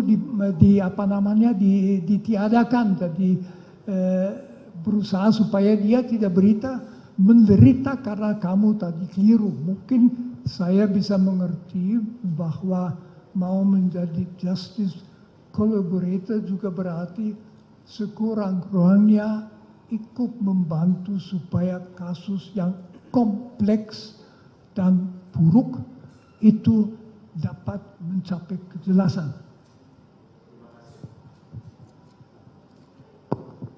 Terima kasih ahli yang sudah menyampaikan. Karena waktu kita diberikan terbatas, maka kita akan kepada ahli psikolog. Terima kasih sebelumnya Romo. Ya, ahli dari psikolog klinik Bu Lisa Marli Japri. Ya. Ada yang perlu ditampilkan untuk ini PPT-nya? Mungkin nanti. Nanti ya, oke. Kepada ahli psikolog, pertanyaannya, bisa tolong jelaskan apa yang dimaksud dengan psikolog klinis? Ya, psikologi, mohon izin menjawab. Ya. Psikologi klinis adalah cabang dari ilmu psikologi yang mencoba untuk melihat, memetakan, membantu hingga bahkan menyembuhkan individu atau satu kelompok yang dirasa memiliki gangguan-gangguan klinis sehingga mengganggu mereka untuk berinteraksi dengan baik dalam lingkungan sosialnya. Terima kasih atas penjelasannya ahli. Pendosa besar karena Tuhan juga tahu manusia bisa bingung, tidak tahu apa menjawab.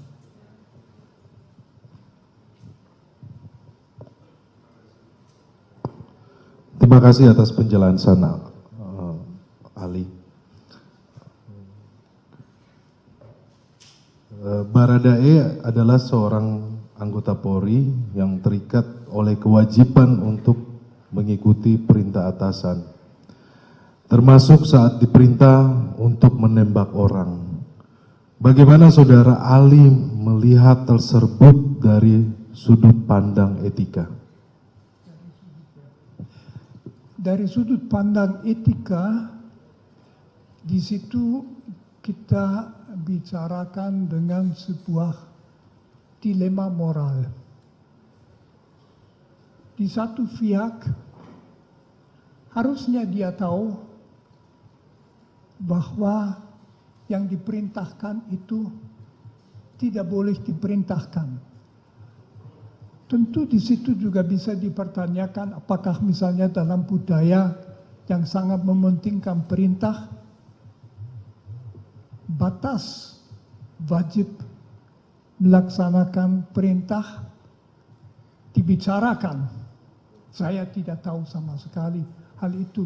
Jangan-jangan para, katakan saja misalnya di polisian, para polisi itu hanya dididik, pokoknya kamu harus taat selalu. Nah, secara etis dalam dilema itu bisa saja kejelasan penilaian yang bersangkutan itu yang jelas merasa amat susah karena berhadapan di satu pihak menembak sampai mati bukan hal kecil, setiap orang tahu, dia tahu juga. Di lain pihak yang memberi perintah itu orang yang juga dalam situasi tertentu malah berat memberi perintah untuk menembak mati. Jadi di situ di dalam dia dari sudut etika dalam situasi bingung,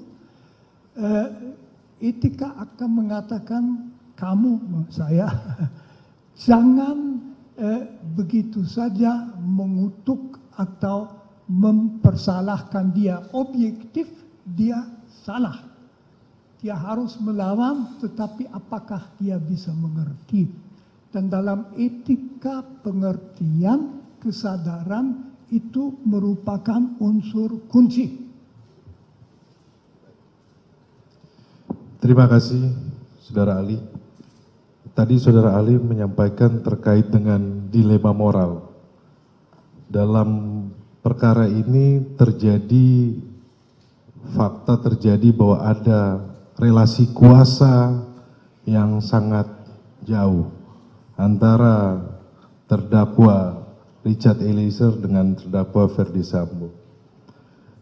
Pak Saudara Ali bisa menjelaskan dari sisi filsafat etika dengan terkait relasi kuasa? Itu tentu relasi kuasa adalah sesuatu yang amat sangat biasa bagi manusia. Relasi kuasa pada dasarnya adalah bahwa orang berada dalam situasi di mana dia atau berwenang memberi perintah yang harus ditaati atau dia wajib melaksanakan perintah. Relasi kekuasaan itu umum di dalam bisnis, di perguruan tinggi, dalam ya di keluarga mungkin tidak, tapi lewat bagi anak, di dalam setiap organisasi tentu ada struktur, ada atasan paling atas dan sebagainya. Jadi relasi kekuasaan adalah situasi. Kalau kita ambil kepolisian, tentu saja relasi kekuasaan itu sangat penting karena fungsi polisi di dalam masyarakat juga sangat penting. Polisi itu yang membantu negara supaya pelanggaran hukum tidak terjadi, dan kalau terjadi diberikan sanksi. Polisi yang melaksanakan itu. Karena itu di dalam rangka polisi relasi kekuasaan sangat jelas siapa yang memberi perintah, siapa yang harus menaati. Kalau saya tidak salah observasi itu bahkan kelihatan dalam dua orang polisi ketemu, kalau yang satu lebih tinggi kelihatan dengan bentuk tubuh itu berbeda. Itu di dalam bisnis tidak demikian. Jadi relasi kekuasaan di situ berarti bahwa orang yang dalam relasi harus taat selalu akan mengalami tegangan, kesulitan kalau dia diperintah sesuatu yang dia sendiri merasa tidak boleh dilaksanakan. Itu masalahnya. Jadi dia tidak bebas memilih begitu saja kulakukan, misalnya ku tembak orang itu, tetapi dia diperintah, dia tahu bahwa perintah harus dilaksanakan, bahwa dalam lembagaku, yaitu misalnya di kepolisian, menaati perintah sebetulnya nggak bisa dipertanyakan. Nah itu yang lalu berarti kalau dia melakukan sesuatu yang secara etis ansih pada dirinya sendiri tidak bisa dibenarkan, bisa juga dianggap bahwa dia tidak sepenuhnya bertanggung jawab atas itu.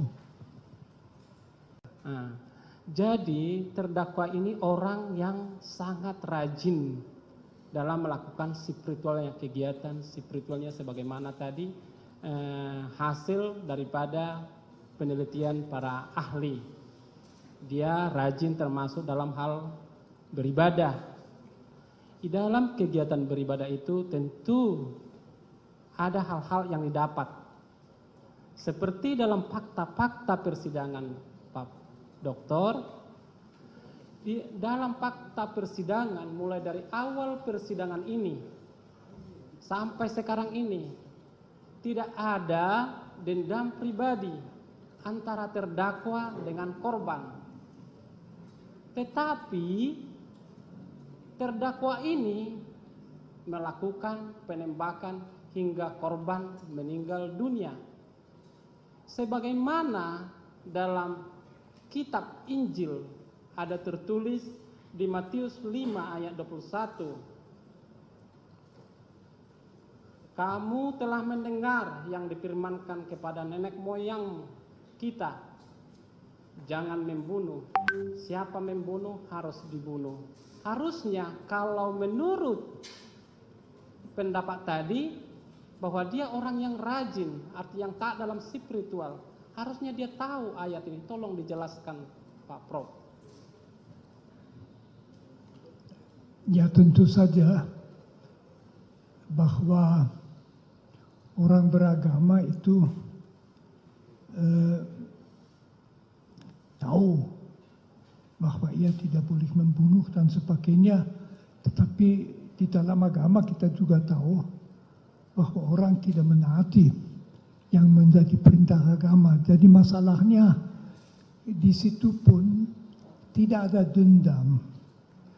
Karena itu cukup jelas motivasi perbuatan itu bukan suatu motivasi pribadi sama sekali, tetapi pelaksanaan perintah yang diberikan oleh yang berhak memberi perintah, di mana seharusnya dia tahu bahwa perintah seperti itu tidak dilaksanakan. Akan tetapi itu mungkin saja di dalam budayanya sendiri, di dalam budaya polisi, apalagi di tekanan pada waktu itu yang tegang masalah seminit dan sebagainya, ya dia melaksanakan saja perintahnya. Dari sudut agama itu sebetulnya tidak berbeda dari sudut etika. Kita bertanya sejauh mana dia bertanggung jawab, mungkin tanggung jawab sangat sedikit. Itulah karena di dalam situasi di bawah pressure-nya dia juga tidak akan memikirkan sikap Yesus dan yang dikatakan Yesus itu. Dia hanya ya aku harus melakukan apa, saya oleh orang di atas yang kuasa benar disuruh itu, ya lalu dia tembak. Tentu orang ketiga seperti saya bisa mengatakan seharusnya setiap orang juga di polisi dididik supaya tahu ada perintah yang tidak boleh dilaksanakan, tapi itu jarang sekali. Jadi menurut saya ya segi agama tidak menambah banyak sekali. Dia itu bingung, Tuhan juga melihat yang bingung.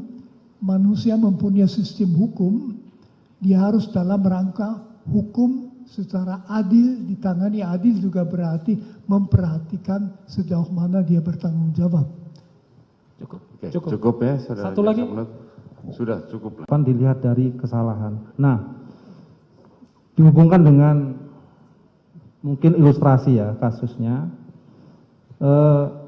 Jika tadi, sebagaimana yang Romo jelaskan bahwa seseorang itu melakukan perbuatan karena dalam keadaan bingung. Dan apakah dia harus menjalankan perintah atau tidak. Terus kemudian dihubungkan dengan relasi kuasa juga. Tingkat kepangkatannya jaraknya sangat jauh. Yang seorang jenderal memerintahkan umpama seorang brigadir. Terus kemudian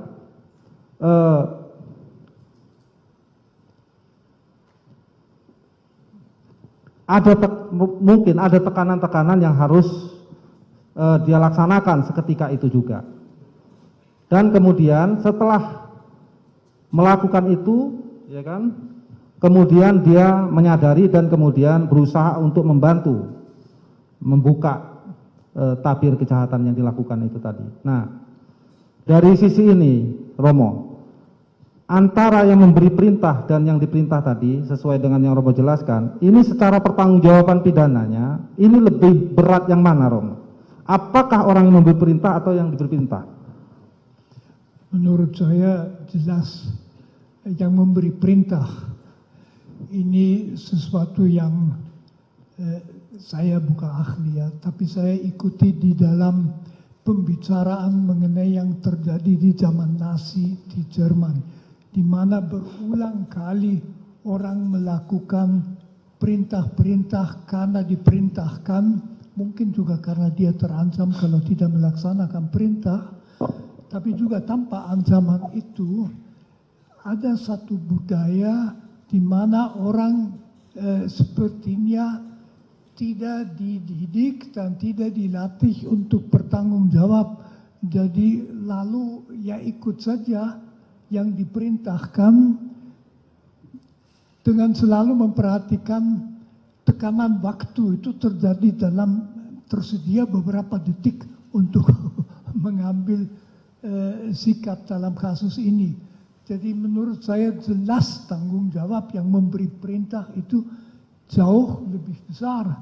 Malah katakan saja yang diperintah itu orang kecil ya. Orang kecil biasa melakukan karena dia juga tahu akibatnya buruk kalau tidak melakukannya. Baik, berarti orang yang mempunyai kuasa dan memberi perintah menurut Romo adalah orang yang mempunyai tanggung jawab besar terhadap perintah yang dia berikan kepada pemberi perintah. Walaupun tadi sebagaimana yang Romo perintahkan, perintah yang jahat itu tetap tidak boleh dilakukan secara filsafat moral dan etika. Bahwa dalam laporan yang selama ini ahli mendampingi Richard Eliezer, bahwa Richard Eliezer memiliki kecenderungan untuk patuh pada lingkungan sekitar. Bisa dijelaskan proses psikologis yang terjadi hingga membuat seseorang menjadi seperti ini atau Richard Eliezer? Iya, boleh ke slide selanjutnya, mohon maaf Majelis Hakim. Ya, kalau kita berbicara mengenai kepatuhan, kepatuhan itu juga salah satu konstruk dalam ilmu psikologi. Ini adalah satu bentuk pengaruh sosial yang menyebabkan orang lain mau melakukan suatu hal atau beragam tindakan dikarenakan kepatuhannya pada orang lain yang dirasa lebih punya kuasa. Jadi kita harus membedakan antara kepatuhan dengan konformitas. Kalau konformitas itu melibatkan permintaan, kalau kepatuhan itu biasanya melibatkan perintah. Sementara kalau yang berikutnya kepatuhan itu konformitas biasanya lebih kepada bagaimana kita menyesuaikan diri dengan lingkungan. Tapi kalau kepatuhan itu lebih kepada menggunakan unsur kekuatan karena kita takut, karena kita cemas, karena kita khawatir, makanya kita patuh. Jadi itu adalah bentuk kepatuhan dalam psikologi. Ya, bagaimana dengan Richard Eliezer terkait dengan... Oke, kalau dari Richard Eliezer, dari hasil tesnya saja sudah membuktikan dia punya tingkat kepatuhan yang sangat tinggi. Jadi itu memang bisa diukur tuh obediensi seseorang, tingkat level kepatuhan dia pada lingkungan sekitarnya seperti apa. Dan dari hasil tes tersebut terlihat bahwa Richard Eliezer mempunyai level kepatuhan yang sangat tinggi sehingga dia punya kerentanan khusus, kecenderungan tertentu untuk lebih patuh pada lingkungan. Itu dari sisi kepatuhan saja. Baik. Terima kasih, Ali. Bisa dijelaskan juga, tadi kan sudah jelas terkait dengan kepatuhan dari seorang Richard Eliezer, kemudian kan di dalam peristiwa ini ada rasa takut juga. Ya. Apakah dalam melakukan pendampingan ahli melihat atau mengetahui hal tersebut karena melakukan assessment? Iya, ketakutannya pada saat assessment sudah berubah sepertinya. Jadi kan emosi itu kan sangat dari awal, ketika dari awal. Ketika dari awal ketakutan itu sangat jelas. Yang tadi saya katakan pertama kali ketemu jelas sekali ada gesture takut, ada gesture cemas, gesture dia tidak bagaimana ini ke depannya nanti harus seperti apa, dan itu banyak menampilkan gesture-gesture tubuh yang cemas dan takut seperti itu, bermain-main tangan, menghindari kontak mata, hal-hal demikian. Itu terlihat sekali. Tapi seiring dengan waktu ketakutan itu karena emosi itu sesuatu yang sangat dinamis, jadi dia berubah biasanya, bertransformasi lah katakan, apalagi kemudian ada proses adaptasi, ada proses pembelajaran, ada proses dia mungkin mulai level up, mulai yakin, ada kepercayaan diri, mulai masuk yang kalau kita bilang di situ ada yang namanya intelligent disobedience, jadi proses-proses intelligent analisanya dia mulai jalan. Kalau berkaitan dengan yang sebelumnya, ketika yang banyak berperan adalah amigdala, otak emosi, jadi dia lagi takut sekali, cemas sekali, khawatir sekali, tapi seiring dengan waktu ketika perlahan-lahan mulai ada dukungan kepada dia, baik dari orang tua, dari para penasihat hukum, dari banyak hal, analisanya mulai jalan, apa yang harus dia lakukan. Nah, ini kemudian emosi takut ini tertransformasi menjadi paling tidak dari hasil tes yang terlihat ada kecenderungan hipomania. Nah, apa itu hipomania? Hipomania adalah kondisi psikologi seseorang yang tampak sangat berenergi dan bersemangat, berbeda dari biasanya. Jadi setelah takut, sepertinya kemudian Richard Eliezer itu memutuskan untuk oke, saya harus melakukan sesuatu atas kondisi ini. Jadi terlihat semangatnya tersebut. Tapi di sisi lain hipomania juga berarti masih menutupi kecemasan yang terpendam. Jadi itu kan mekanisme diri. Ketika dia mencoba untuk oke, aku harus melakukan sesuatu nih, tapi sebenarnya di dalam dia masih cemas karena terlihat yang dalam tes MMPI yang tadi saya katakan Minnesota Multifaceted Personality Inventory itu adalah 10 parameter.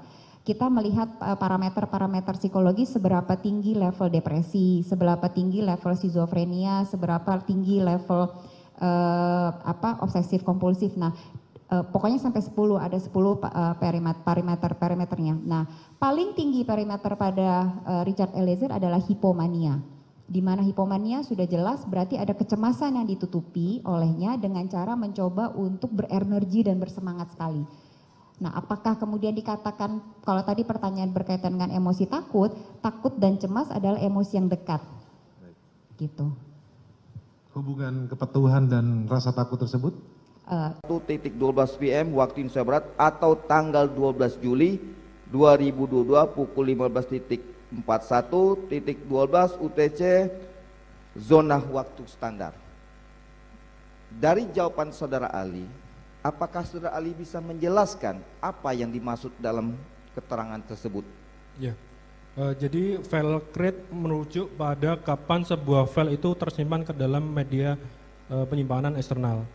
Jadi bisa dipastikan file tersebut disimpan pada 14 tanggal 14 bulan 7 2022, tanggal 12.02.09. Jadi tadi saya jelaskan ada proses pengkopian 2331 selama 7 menit tadi. Salah satu filenya adalah file video tersebut. Di sini juga bisa dilihat tempusnya merupakan tempus yang masuk atau salah satu dari proses pengkopian dari 2831 file sebelumnya. Itu yang Saudara Ali maksudkan ya, Ya. dalam penjelasan dari BP jawaban Saudara ya. Ya. Kalau saya bisa nggak Saudara Ali bisa menggambarkan cara-cara suatu gambaran pemindahan pemasukan di dalam tersebut atau sebuah Mungkin, kertas? ya. Mohon izin majelis, cara sistemnya bagaimana bisa terpindah dalam hard disk dengan perangkat apa? Bisa diketahui itu? Mungkin saya butuh kertas dan pulpen untuk bisa menggambarkan prosesnya, Pak. Ini pertanyaan saudara ini sebenarnya pemindahan yang dari hard disk ya ke dari laptop ke hard disk atau bagaimana? Ya, kok bisa ada di hard disk Baikuni tadi yang disebutkan kok bisa masuk? Dia ahli menjelaskan ada sebuah Windows yang Sistem operasi yang bisa Hmm. memindahkan tersebut. Bisa digambar model sistem, bisa data bisa masuk ke hard disk. Silakan. Ada kertasnya. Maju ke depan.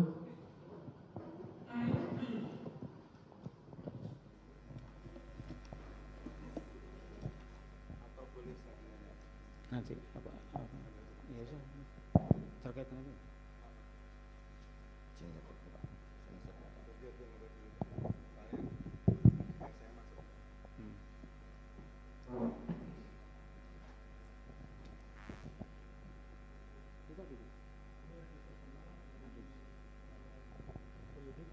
Itu yang disita atas nama Baikuni. Betul, Pak. Yang tadi yang hitam itu tadi. Betul, Pak. Eksternal hadis WD itu tadi. Ya, betul. Kemudian untuk memindahkan file ke dalam sini harus ada media perantara, yaitu perangkat yang memiliki sistem operasi Windows.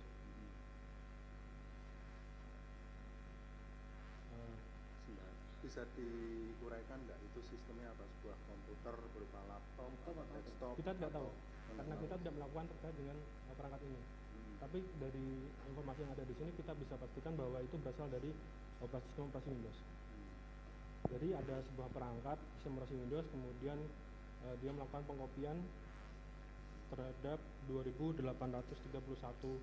file selama 7 menit mulai dari tanggal berapa? Sebentar, saya tegaskan, jadi itu Windowsnya itu, yang sistem Windowsnya itu bisa didetailkan nggak, diuraikan nggak? Itu dari Windows sistem berapa? Kami tidak bisa melakukan pemeriksaan ini, Pak. Jadi kami tidak.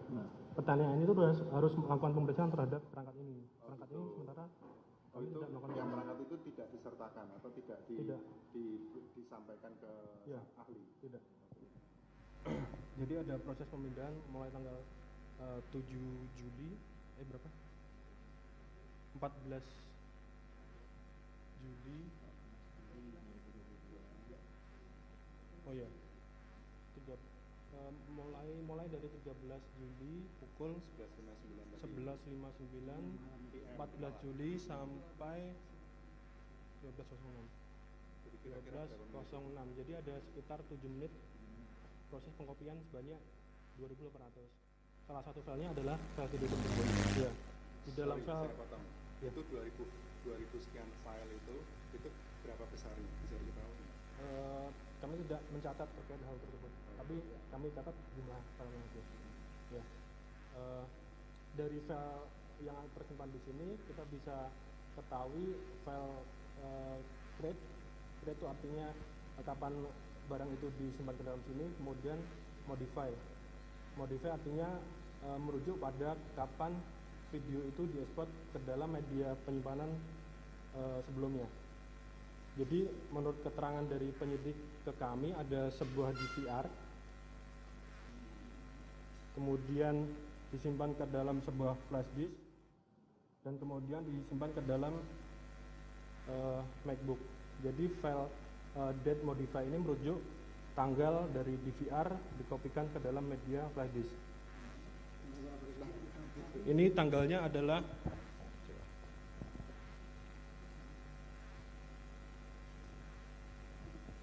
12/7/2022.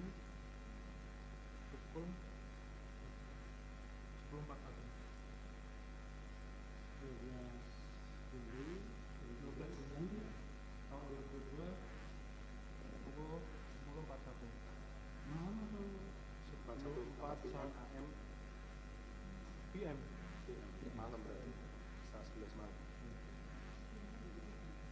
Ini kami nggak mendapatkan barang bukti ini juga tidak dapat. Yang saya dapatkan ini. Ya. Yang diperiksakan kami hanya ini. Ini ya, yang dimintakan cuma ini aja. Ya. Adapun yang ini tidak dimintakan atau ini tidak ada sama. Ini menurut informasi dari penyidik diperiksakan ke Kompol Hedi ya. Pak Hedi ke ahli digital forensik dari Puslapor. Oh itu. Ya. Kali ini ahli dari Saya dari Direktorat Cyber Barreskrim. Barreskrim ya. Oh, yang sekarang Puslapor. Jadi maksudnya tidak ada kaitannya dengan ini. Iya, ini tidak ada kaitannya dengan ini saja. Iya, siap. Yang ini sudah diperiksa. Sudah majelis yang Pak Heri kemarin. Ya. Jadi ini ya, kita berbicara di sini nanti. Ya. Ya. Izin Pak, ngomong di depan sini. Ya. Nah, itu ada jejak digitalnya nggak yang di eksternal hard disk ini, media penyimpanan pertama dari file? Tidak. Tidak ada. Tidak ditemukan terkait informasi tersebut. Atau mungkin device apa yang pertama kali mengenerate video ini? Tidak. Tidak ada jejak digitalnya. Jadi berhenti sampai di sistem Windows itu aja. Iya. Di sini ada informasi nama folder, jadi kita bisa simpulkan itu berasal dari sebuah sistem operasi Windows. Dan ahli berhenti sampai di situ ya? Iya. Sebelumnya lagi tidak. Dari mana file itu diperoleh? Tidak tahu. Ahli tidak ada Hanya datanya informasi saja yang saudara terima ya. Betul. Tapi saudara tidak melakukan penegakan karena memang bukan tempat saudara. Iya. Dan tidak ada jejak digitalnya? Tidak ada. Tidak. Silakan ini mau di itu apa namanya akan menjadi yang kan? Itu dulu. Foto. Biar diperlihatkan kalau mau foto kan. Ini sistemnya yang cara ditemukan ya. Penuntut umum silakan foto aja kalau Ya. mau. Jadi secara aja.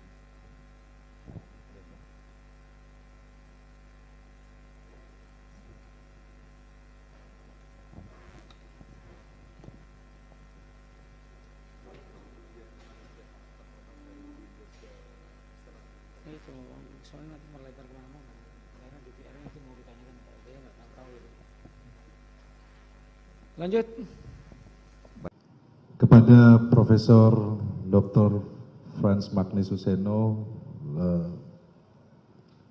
terima kasih sudah berkenan menjadi ahli pada hari ini, merupakan guru besar emeritus Sekolah Tinggi Filsafat Triyakara, Jakarta. Izinkan kami bertanya kepada ahli.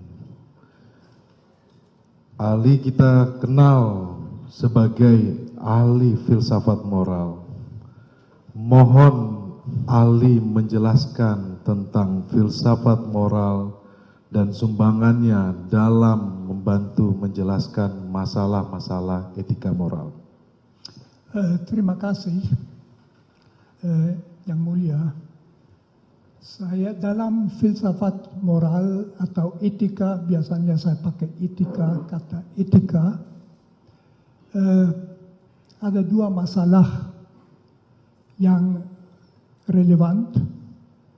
Pertama, suatu perbuatan, kelakuan, sikap secara etis, secara moral dinilai bagaimana dapat dibenarkan secara etis atau tidak dapat dibenarkan. Itu pertanyaan normatif.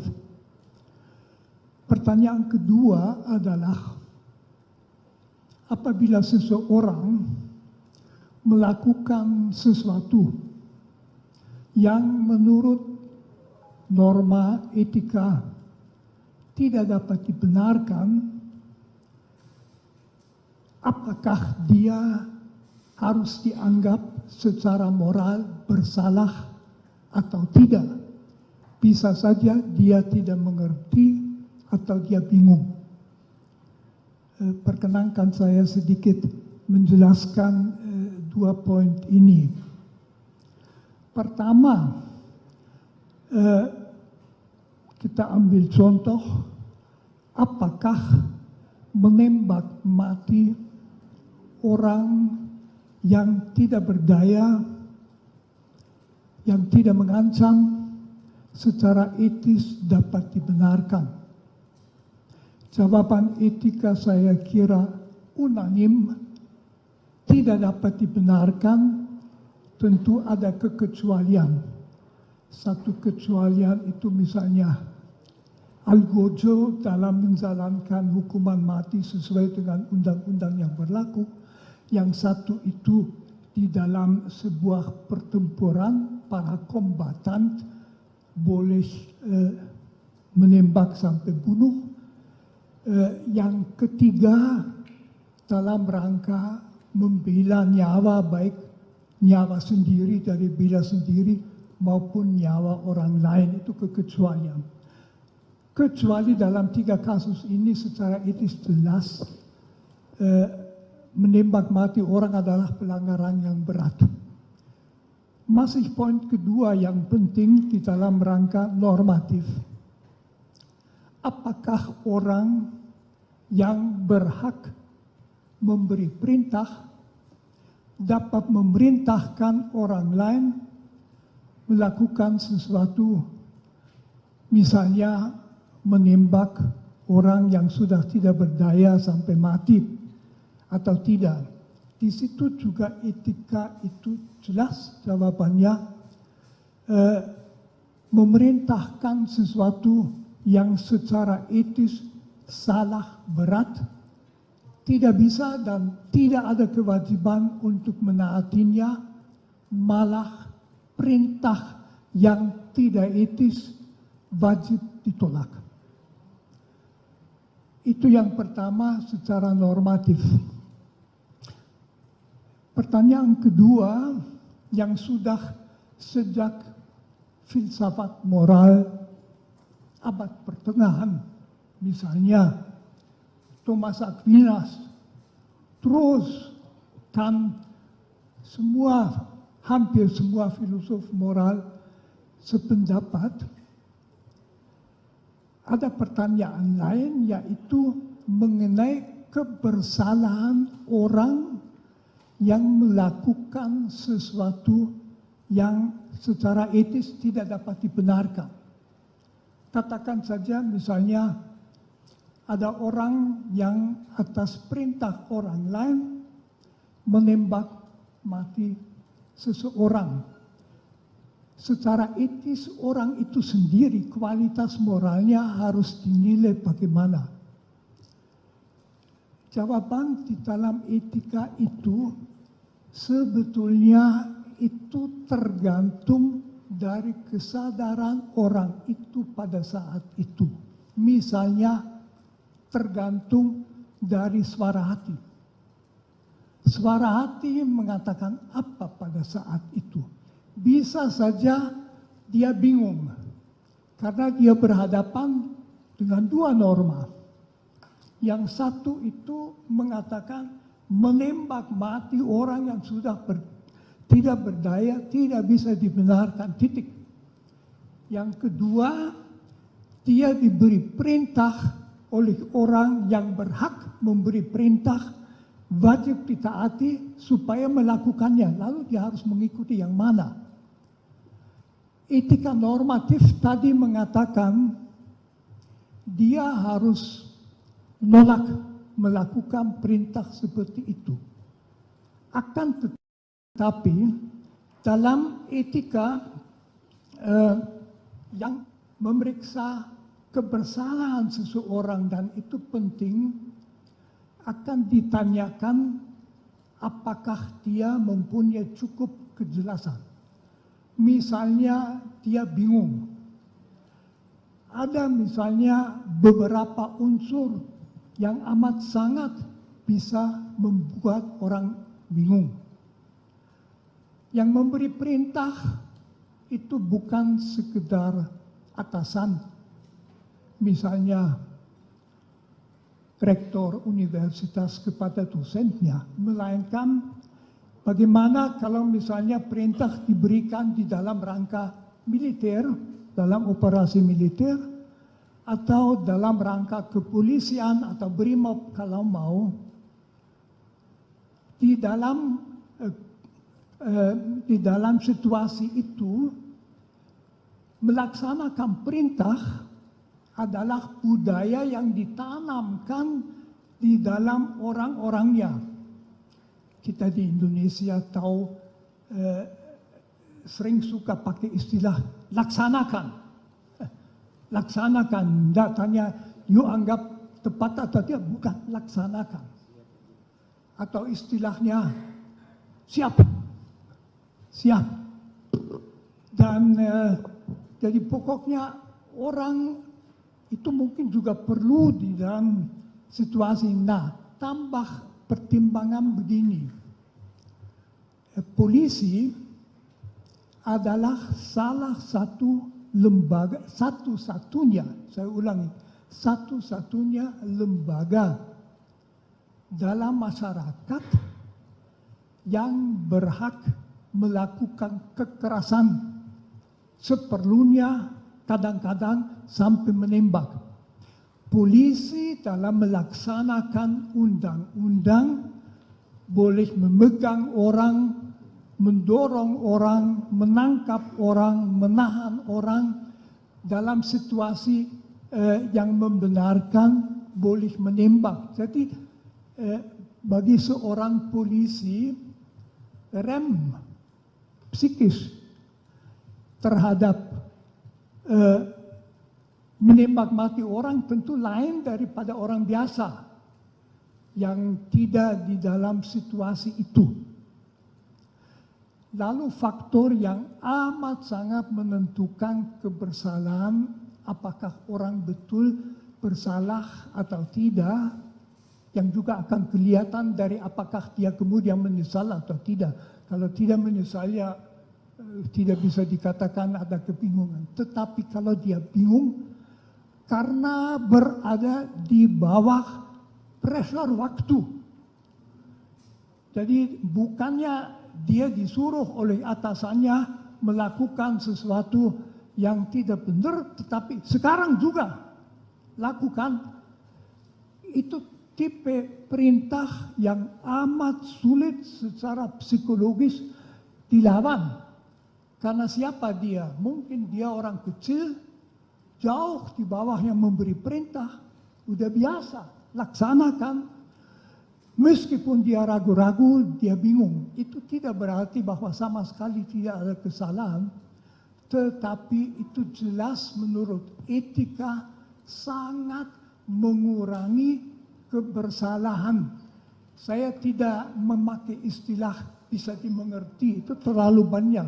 Menurut saya, tapi itu saya pendapat, tentu orang mestinya tahu tidak bisa, tetapi dalam situasi bingung. Dalam budaya perintah, laksanakan. Berhadapan dengan atasan yang sangat tinggi mungkin ditakuti. Kebebasan hati untuk masih mempertimbangkan dalam waktu berapa detik yang tersedia mungkin tidak ada. Mungkin ini dulu yang mau saya katakan. Dalam persidangan pemeriksaan saksi ahli pengacara Richard Eliezer atau Baradae mendatangkan 2 psikolog sekaligus. Psikolog klinik dewasa dan psikolog forensik menjadi saksi yang meringankan Baradae di persidangan kasus pembunuhan berencana terhadap Nofriansyah Yosua Huta Barat atau Brigadir J. Roni Talapesi selaku kuasa hukum Baradae mengatakan bahwa kedua psikolog tersebut yakni Liza Mariali Japri selaku psikolog klinik dewasa dan Reza Indragiri Amril selaku psikolog forensik hadir. Selain kedua psikolog, Roni juga menghadirkan guru besar filsafat moral yakni Romo Magnis Suseno. Ia adalah tokoh agama Katolik sekaligus budayawan. Romo Magnis juga diketahui merupakan Direktur Pasca Sarjana Sekolah Tinggi Ilmu Filsafat Triarkara. Pada persidangan sebelumnya, terdakwa Ferdi Sambo dan Putri Chandrawati sudah menghadirkan saksi ahli meringankan terlebih dahulu pada Kamis 22 Desember 2022. Kedua terdakwa itu menghadirkan ahli hukum pidana dari Fakultas Hukum Universitas Islam Indonesia, Mahrus Ali. Mahrus menyatakan, dalam tindak pidana dugaan kekerasan seksual sejatinya harus dibuktikan dengan alat bukti minimal hasil visum dari korban. Bukti visum itu diperlukan untuk kepentingan jaksa penuntut umum membuktikan tindak pidana yang terjadi. Akan tetapi, jika dalam proses pembuktian hasil visum tersebut tidak dilakukan, bukan berarti tindak kejahatannya menjadi tidak ada. Sebab menurutnya dalam kasus dugaan kekerasan seksual, sering sekali korban tidak mau melapor.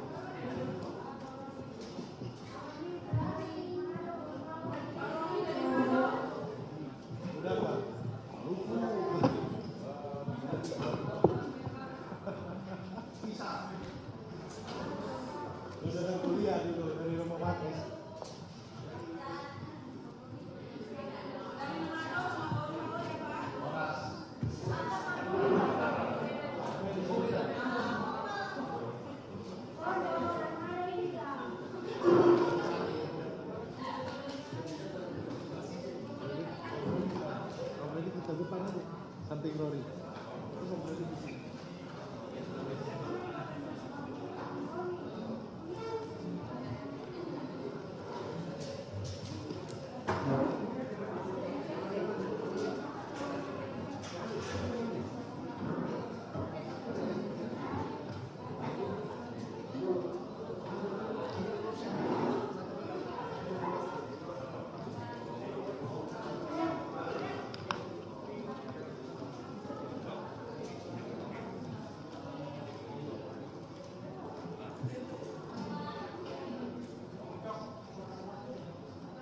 Sudah.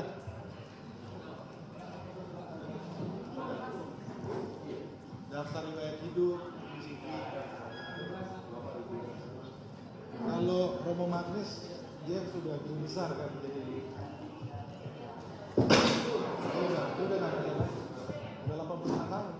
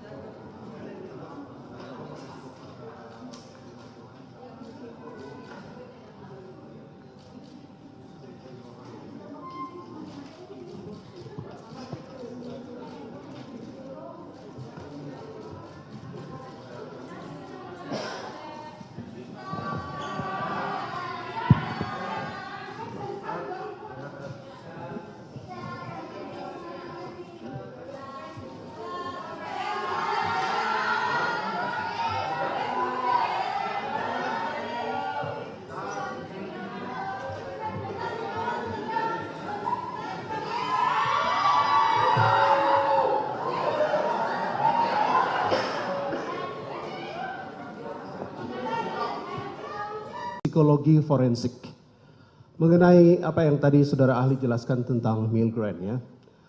Pertama-tama mengenai masalah kepatuhan seseorang untuk melakukan perbuatan jahat atau buruk tergantung sosok pemberi perintah, punya otoritas atau tidak. Dalam hal ini, pemberi perintah berpangkat Irjen Pol, penerima perintah berpangkat Barada, sekitar 18 beda level kepangkatan mereka. Yang kedua, busana yang dipakai oleh pemberi perintah berpakaian polisi, baju dinas. Yang ketiga, perintah itu diberikan secara otoritatif di tempat kerjanya penerima perintah. Keempat, apakah berada di ruang sama? Mereka berada di ruangan yang sama dalam jarak yang cukup dekat.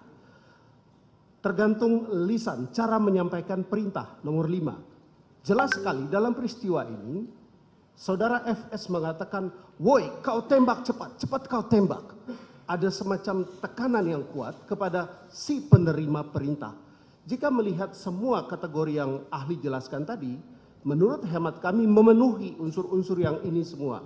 Oleh karena itu kami mau tanya dari sudut pandang psikologi forensik, apakah hal-hal ini dapat mempengaruhi penilaian ahli sebagai ahli forensik untuk membuat suatu judgement bahwa terhadap si penerima perintah dalam kondisi yang seperti ini tidak bertanggung jawab, atau kalau bertanggung jawab sedikit sekali pertanggungjawabannya. Silakan. Saudara penasihat hukum ini meminta saya untuk membuat judgement ya? Membuat judgement. Okay. Secara psikologi forensik. Ya, izin majelis, jadi saya membuat judgement itu. Tadi sempat saya sampaikan bahwa di khazanah psikologi forensik untuk menakar pertanggungjawaban seseorang dibutuhkan 2 hal yang harus ditelaah.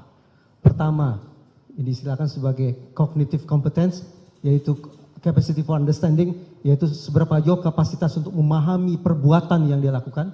Dan yang kedua adalah volitional competence, berarti berbicara tentang kehendak yang bersangkutan untuk menampilkan perbuatan tersebut. Kedua hal ini harus terus-menerus digunakan untuk menjudge seseorang.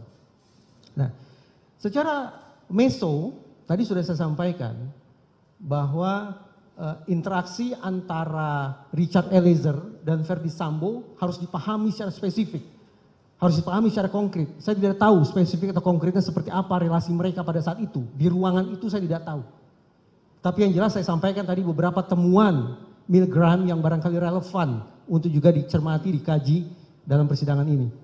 Dan juga jangan lupakan dimensi makro, bahwa boleh jadi terhadap Richard Eliezer ini tekanan sebagaimana disebutkan oleh penasihat hukum tidak hanya datang dari Verdi Sambo. Tapi pada dasarnya Richard Eliezer ini sebagai individu yang dinaungi oleh sebuah kultur tertentu di kantornya. Kultur yang saya sebut tadi sebagai jiwa korsa. Apakah yang terjadi kemudian merupakan salah satu contoh jiwa korsa menyimpang, code of silence? Tentu saja saya tidak tahu. Tetapi paling tidak kalau kita hitung-hitungan di atas kertas, berbicara tentang probabilitas, tampaknya saya menjudge ini, Richard Eliezer punya cognitive competence. Artinya dia punya pemahaman tentang apa yang dia lakukan. Namun boleh jadi ada persoalan serius terkait dengan volitional competence, yaitu terkait dengan seberapa jauh sesungguhnya kehendak Richard Eliezer untuk melakukan perbuatan jahat tersebut. Hitung-hitungan. Sebagaimana tadi sempat saya sampaikan. Ketika cognitive competence-nya ada, yaitu pemahamannya ada, sementara kehendaknya katakanlah tidak ada, maka boleh jadi yang bersangkutan masuk dalam kategori partially responsible, bertanggung jawab separuh atas perbuatannya. Karena toh faktanya yang bersangkutan, saya tidak membayangkan yang bersangkutan abnormal, punya psikopatologi, punya kecerdasan di bawah rata-rata, tidak. Tapi saya bayangkan yang bersangkutan paham tentang perbuatannya, paham tentang mana boleh, mana tidak boleh, paham tentang aturan organisasinya, tetapi ada sebuah kehendak yang dimasukkan ke dalam dirinya, yang ditekankan ke dalam dirinya agar kemudian dia melakukan perbuatan jahat tersebut. Partially responsible.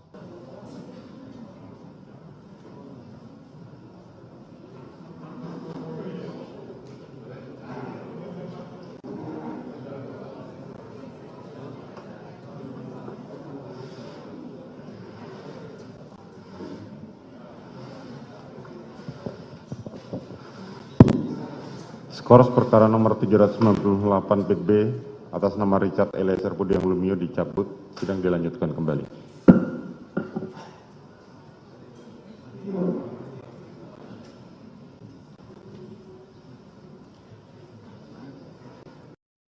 Sidang lanjutan perkara pembunuhan Brigadir J kembali digelar di PN Jakarta Selatan pada Senin 26 Desember hari ini.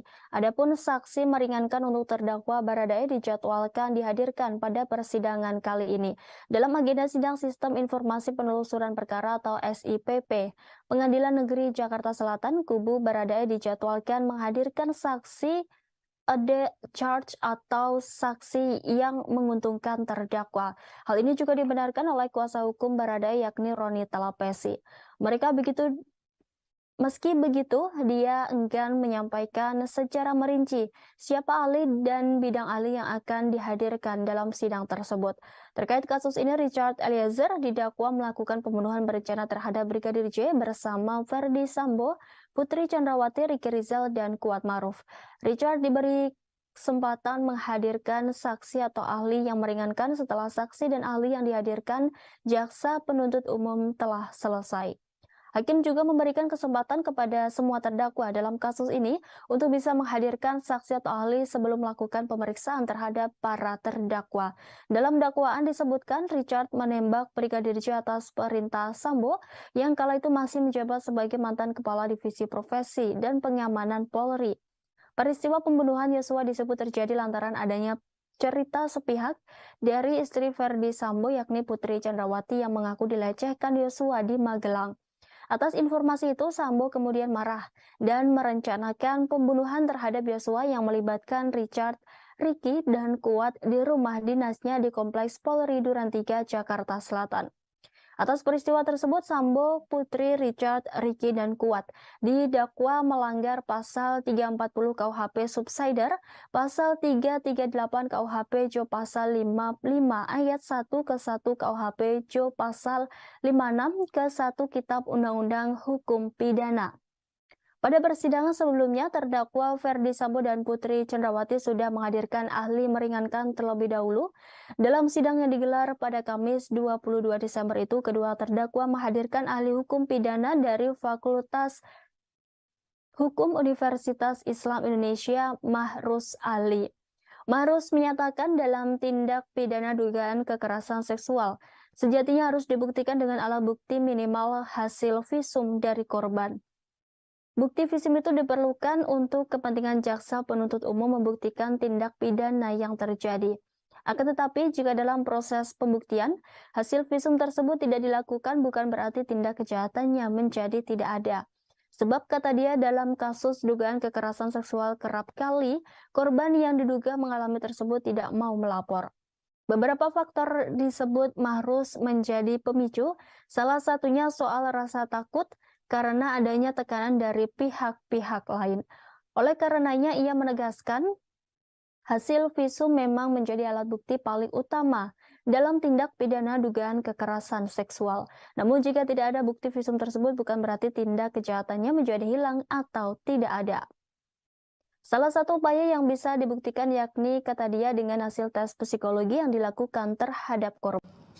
Dalam kepolisian seperti di dalam situasi pertempuran militer, dalam kepolisian memang bisa ada situasi di mana atasan memberi perintah tembak. Itu di dalam segala profesi lain tidak ada itu, di mana perintah itu. Jadi bahwa seorang atasan polisi memberi perintah tembak itu tidak total sama sekali nggak masuk akal. Kalau ketua sekolah tinggi filsafat Driakara tersinggung berat menyuruh saya punya pistol, saya tidak punya, menembak ya jelas saya masa. Tapi di polisi itu lain, karena atasannya dia dalam situasi tertentu bisa memberikan, berarti juga bahwa resistensi di dalam yang menerima perintah itu lebih lemah karena dia tahu itu kadang-kadang mungkin. Ini jawaban saya.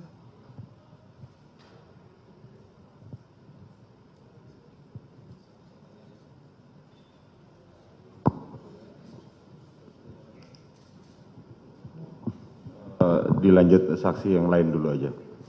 Kita tutup ini mulia, habis satu Oh, pertanyaan, oke, setelah silakan. sudah selesai Romo. Baik, terima kasih Yang Mulia, terima kasih Romo. Saya mau tanya Romo, ini ada sebuah kitab Baharudin Lopa. Beliau, ya, Pak Baharudin Lopa, mantan Jaksa Agung. Dia bilang bahwa banyak yang salah jalan, tetapi merasa tenang karena banyak teman yang sama-sama salah. Beranilah menjadi benar meskipun sendirian. Dalam perkara ini kami melihat bahwa saudara Richard Eliezer ini mengakui dengan jujur bahwa ia yang menembak Joshua. Dan dia juga melihat Ferdi Sambo menembak Joshua. Sedangkan Kuat Maruf dan Ricky, mereka ada di situ tapi mereka tidak mengatakan tidak melihat. Nah, kami melihat bahwa apa yang dilakukan oleh Richard Eliezer ini adalah dia telah berani menjadi benar walaupun dia sendirian.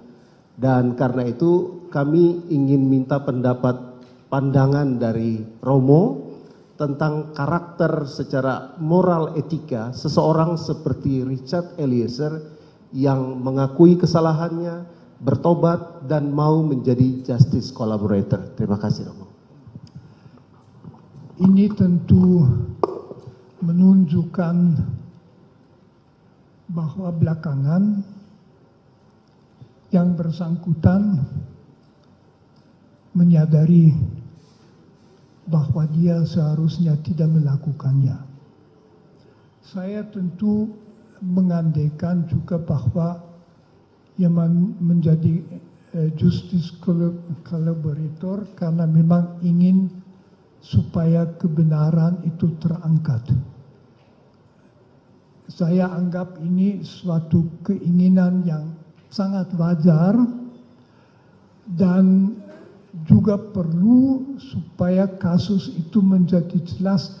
Jadi dia sesudah menyadari apa yang dilakukan, dengan cara itu barangkali saya kan bukan seorang psikolog, barangkali dia mau melakukan sesuatu yang dalam etika selalu dituntut. Kalau suara hati keliru, belakangan kelihatan suara hati keliru, etika mengatakan tidak berarti tadi kamu bersalah, tetapi sebisa-bisanya akibat buruk kekeliruanmu pada orang lain perlu ditiadakan. Jadi berusaha supaya dia tidak menderita karena kamu tadi keliru. Mungkin saya bisa mengerti bahwa mau menjadi justice collaborator juga berarti sekurang-kurangnya ikut membantu supaya kasus yang kompleks dan buruk itu dapat mencapai kejelasan.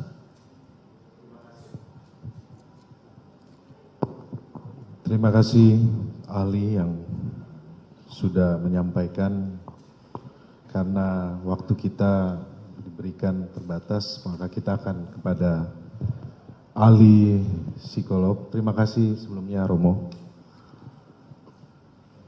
Ya, ahli dari psikolog klinik Bu Lisa Marli Japri.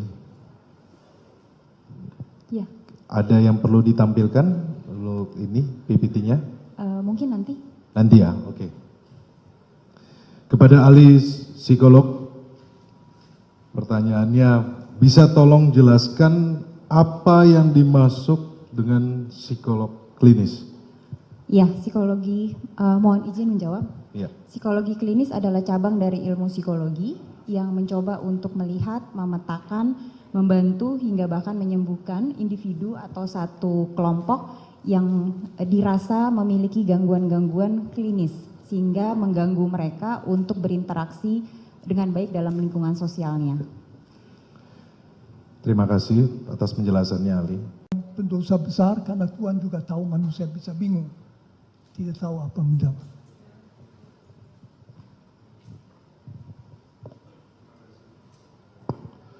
Terima kasih atas penjelasan Ali. Baradae adalah seorang anggota Polri yang terikat oleh kewajiban untuk mengikuti perintah atasan, termasuk saat diperintah untuk menembak orang. Bagaimana saudara Ali melihat tersebut dari sudut pandang etika?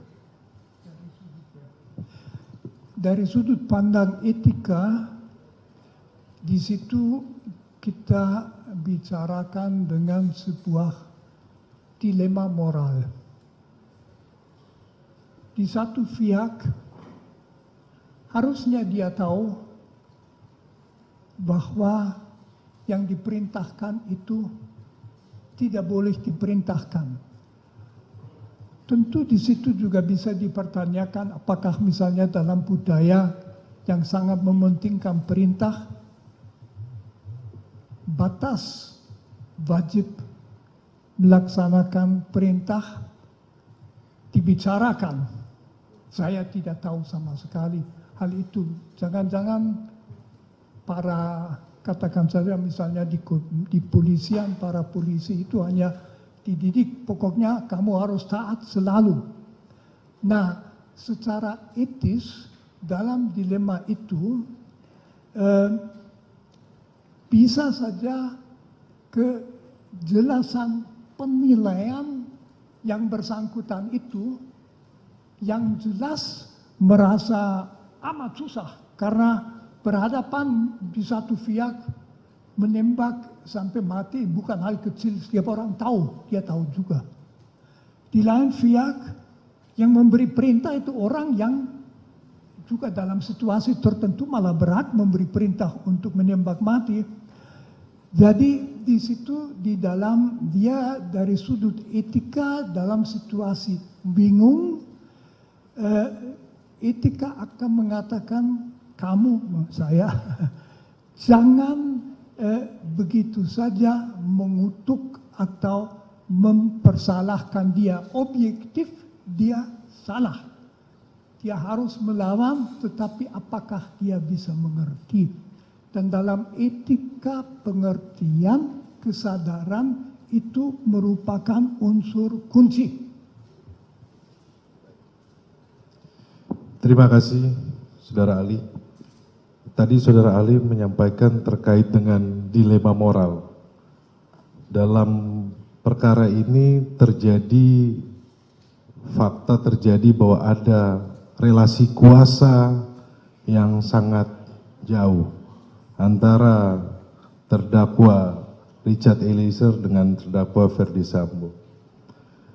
Pak Saudara Ali bisa menjelaskan dari sisi filsafat etika dengan terkait relasi kuasa? Itu tentu relasi kuasa adalah sesuatu yang amat sangat biasa bagi manusia. Relasi kuasa pada dasarnya adalah bahwa orang berada dalam situasi di mana dia atau berwenang memberi perintah yang harus ditaati atau dia wajib melaksanakan perintah. Relasi kekuasaan itu umum di dalam bisnis, di perguruan tinggi, dalam ya di keluarga mungkin tidak, tapi lewat bagi anak, di dalam setiap organisasi tentu ada struktur, ada atasan, atasan paling atas dan sebagainya. Jadi relasi kekuasaan adalah situasi. Kalau kita ambil kepolisian, tentu saja relasi kekuasaan itu sangat penting karena fungsi polisi di dalam masyarakat juga sangat penting. Polisi itu yang membantu negara supaya pelanggaran hukum tidak terjadi, dan kalau terjadi diberikan sanksi. Polisi yang melaksanakan itu. Karena itu di dalam rangka polisi relasi kekuasaan sangat jelas. siapa yang memberi perintah, siapa yang harus menaati. Kalau saya tidak salah observasi itu bahkan kelihatan dalam dua orang polisi ketemu, kalau yang satu lebih tinggi kelihatan dengan bentuk tubuh itu berbeda. Itu di dalam bisnis tidak demikian. Jadi relasi kekuasaan di situ berarti bahwa orang yang dalam relasi harus taat selalu akan mengalami tegangan, kesulitan kalau dia diperintah sesuatu yang dia sendiri merasa tidak boleh dilaksanakan. Itu masalahnya. Jadi dia tidak bebas memilih begitu saja kulakukan, misalnya ku tembak orang itu, tetapi dia diperintah, dia tahu bahwa perintah harus dilaksanakan, bahwa dalam lembagaku, yaitu misalnya di kepolisian, menaati perintah sebetulnya nggak bisa dipertanyakan. Nah itu yang lalu berarti kalau dia melakukan sesuatu yang secara etis ansih pada dirinya sendiri tidak bisa dibenarkan, bisa juga dianggap bahwa dia tidak sepenuhnya bertanggung jawab atas itu. Nah, jadi terdakwa ini orang yang sangat rajin dalam melakukan spiritualnya, kegiatan spiritualnya sebagaimana tadi hasil daripada penelitian para ahli. Dia rajin termasuk dalam hal beribadah. Di dalam kegiatan beribadah itu tentu ada hal-hal yang didapat. Seperti dalam fakta-fakta persidangan Pak Doktor, di dalam fakta persidangan mulai dari awal persidangan ini sampai sekarang ini tidak ada dendam pribadi antara terdakwa dengan korban. Tetapi terdakwa ini melakukan penembakan hingga korban meninggal dunia.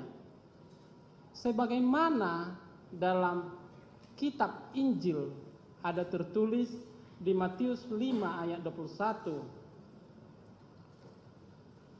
Kamu telah mendengar yang difirmankan kepada nenek moyang kita, jangan membunuh.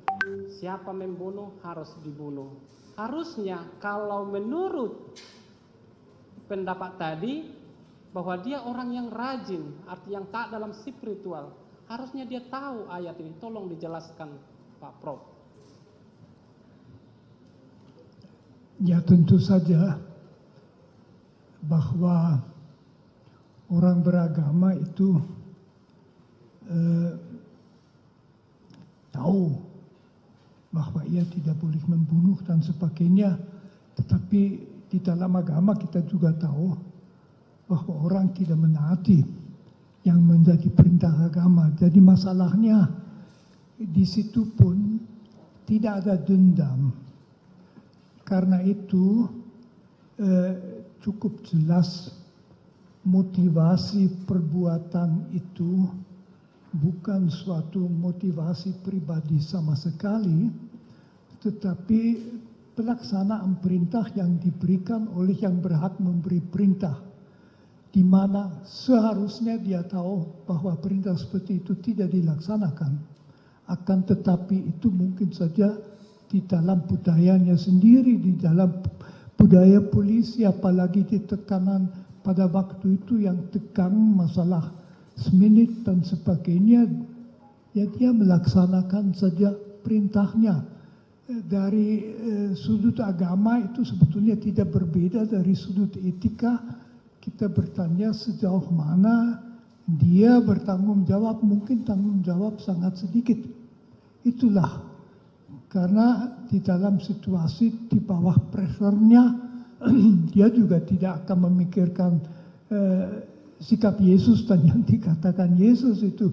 Dia hanya ya aku harus melakukan apa, saya oleh orang di atas yang kuasa benar, disuruh itu, ya lalu dia tembak. Tentu orang ketiga seperti saya bisa mengatakan seharusnya setiap orang juga di polisi dididik supaya tahu ada perintah yang tidak boleh dilaksanakan, tapi itu jarang sekali. Jadi menurut saya ya segi agama tidak menambah banyak sekali. Dia itu bingung, Tuhan juga melihat yang bingung. Manusia mempunyai sistem hukum, dia harus dalam rangka hukum secara adil, ditangani adil juga berarti memperhatikan sejauh mana dia bertanggung jawab. Cukup. Oke, cukup ya, saudara. Satu lagi. Sudah cukup. Dilihat dari kesalahan. Nah, dihubungkan dengan mungkin ilustrasi ya kasusnya. Jika tadi, sebagaimana yang Romo jelaskan bahwa seseorang itu melakukan perbuatan karena dalam keadaan bingung. Dan apakah dia harus menjalankan perintah atau tidak. Terus kemudian dihubungkan dengan relasi kuasa juga. Tingkat kepangkatan jaraknya sangat jauh. Yang seorang jenderal memerintahkan umpama seorang brigadir. Terus kemudian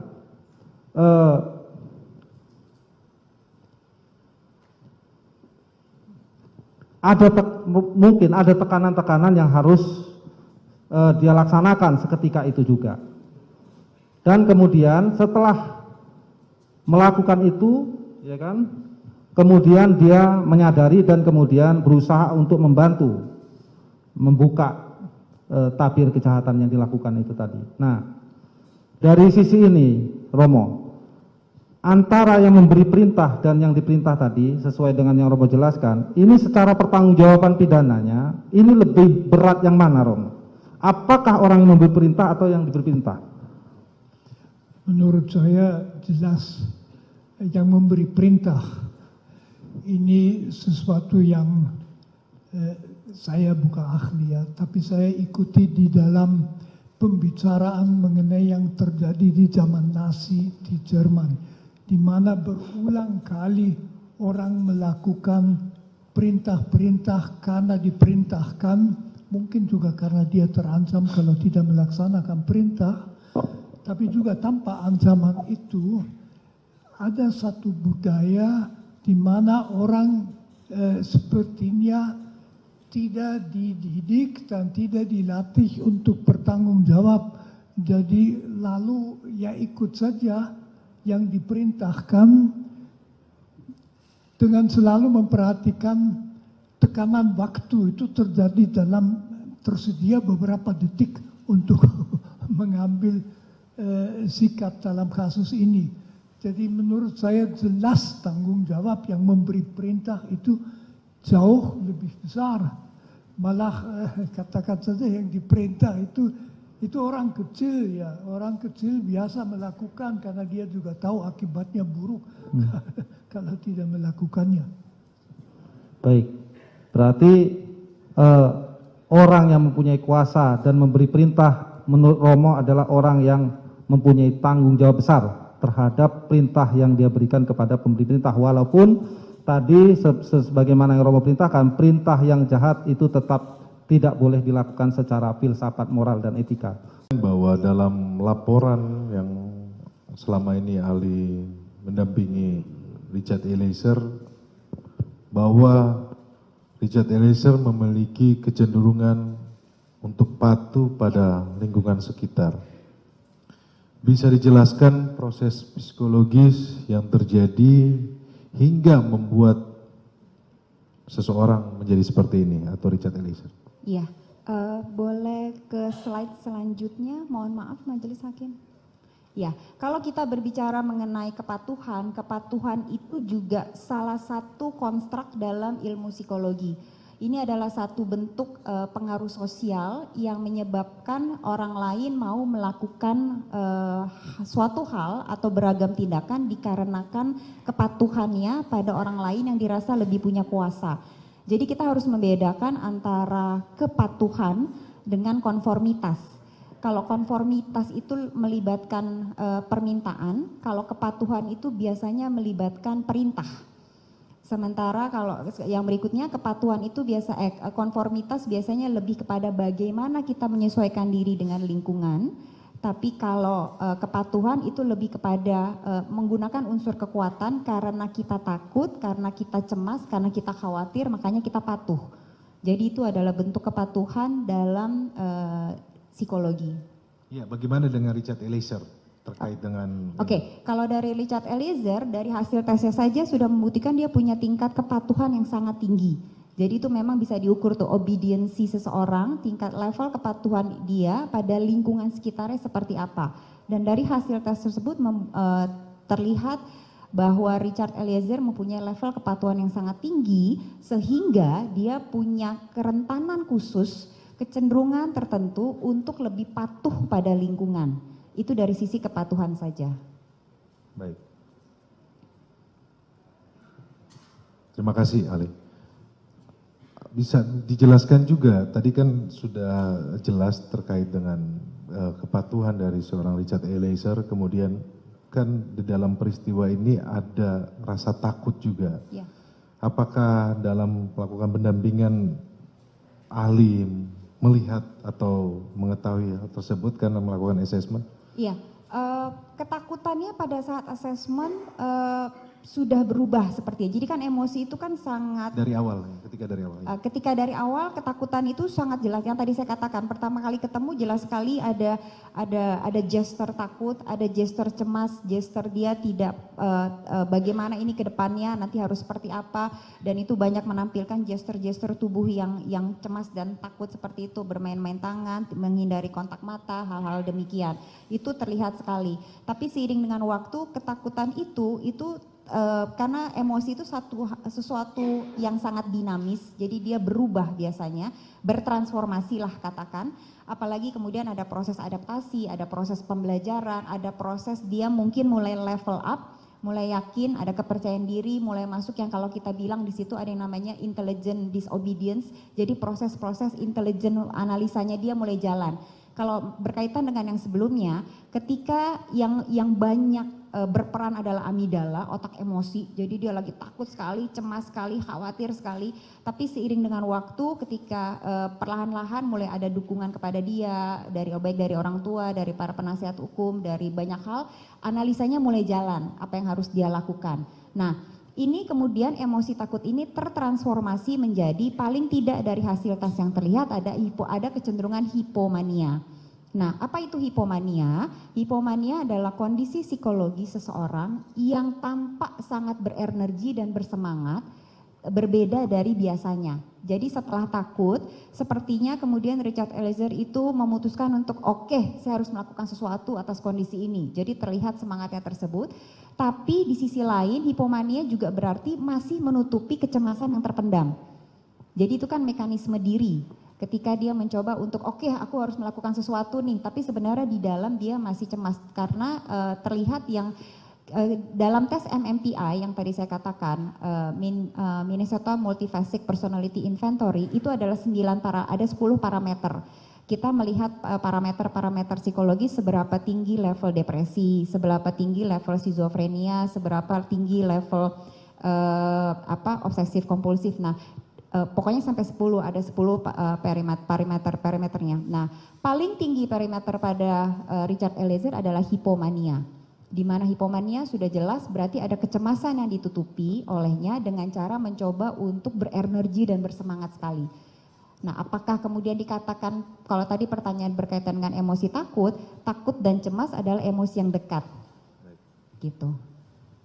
Hubungan kepatuhan dan rasa takut tersebut? 1:12 PM waktu Indonesia Barat atau tanggal 12 Juli 2022 pukul 15.41.12 UTC zona waktu standar. Dari jawaban saudara Ali, apakah saudara Ali bisa menjelaskan apa yang dimaksud dalam keterangan tersebut? Ya, jadi file create merujuk pada kapan sebuah file itu tersimpan ke dalam media penyimpanan eksternal. Jadi bisa dipastikan file tersebut disimpan pada 14 tanggal 14 bulan 7 2022, tanggal 12.02.09. Jadi tadi saya jelaskan ada proses pengkopian 2331 selama 7 menit tadi. Salah satu filenya adalah file video tersebut. Di sini juga bisa dilihat tempusnya merupakan tempus yang masuk atau salah satu dari proses pengkopian dari 2831 file sebelumnya. Itu yang Saudara Ali maksudkan ya, Ya. dalam penjelasan dari BP jawaban saudara ya. Ya. Kalau saya bisa nggak Saudara Ali bisa menggambarkan cara-cara suatu gambaran pemindahan pemasukan di dalam tersebut atau sebuah Mungkin, kertas? ya. Mohon izin majelis, cara sistemnya bagaimana bisa terpindah dalam hard disk dengan perangkat apa? Bisa diketahui itu? Mungkin saya butuh kertas dan pulpen untuk bisa menggambarkan prosesnya, Pak. Ini pertanyaan saudara ini sebenarnya pemindahan yang dari hard disk ya ke dari laptop ke hard disk atau bagaimana? Ya, kok bisa ada di hard disk Baikuni tadi yang disebutkan, kok bisa masuk? Dia ahli menjelaskan ada sebuah Windows yang operasi yang bisa memindahkan tersebut. Bisa digambar model sistem, bisa data, bisa masuk ke hard disk. Silakan. Ya. Ada kertasnya. Maju ke depan.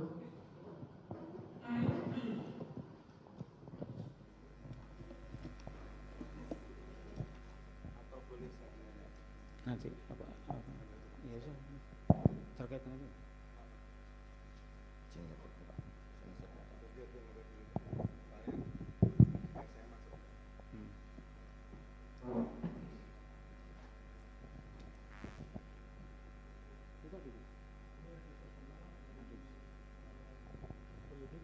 Itu yang disita atas nama Baikuni. Betul, Pak. Yang tadi yang hitam itu tadi. Betul, Pak. Eksternal hadis WD itu tadi. Ya, betul. Kemudian untuk memindahkan file ke dalam sini harus ada media perantara, yaitu perangkat yang memiliki sistem operasi Windows.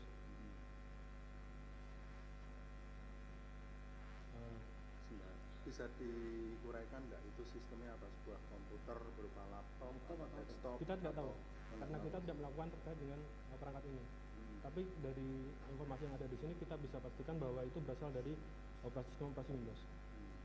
Jadi ada sebuah perangkat sistem operasi Windows, kemudian dia melakukan pengkopian terhadap 2831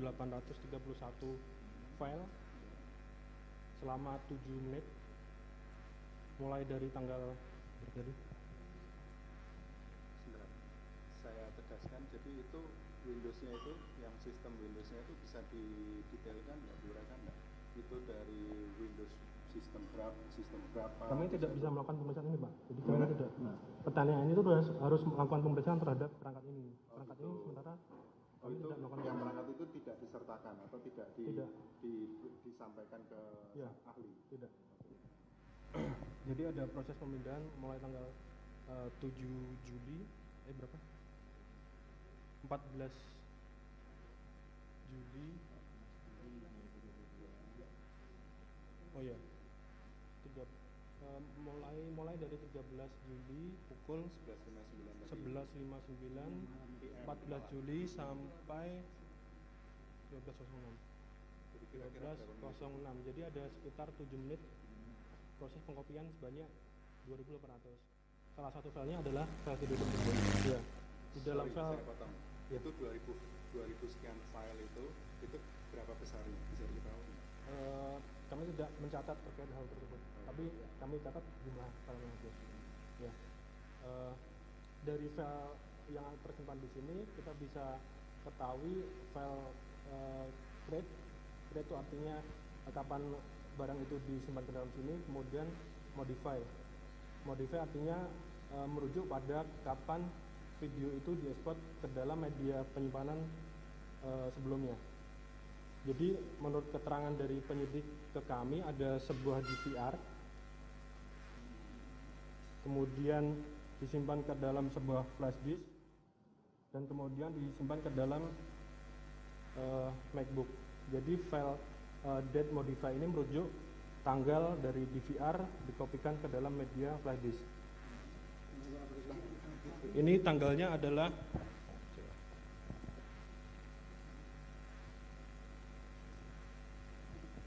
12/7/2022.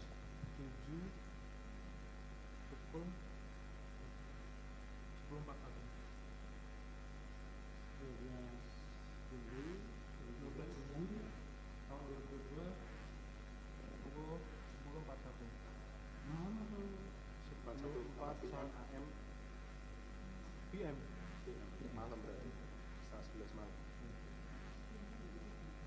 Ini kami nggak mendapatkan barang bukti ini juga tidak dapat. Yang saya dapatkan ini. Ya. Yang diperiksakan kami hanya ini. Ini ya, yang dimintakan cuma ini aja. Ya. Adapun yang ini tidak dimintakan atau ini tidak ada sama.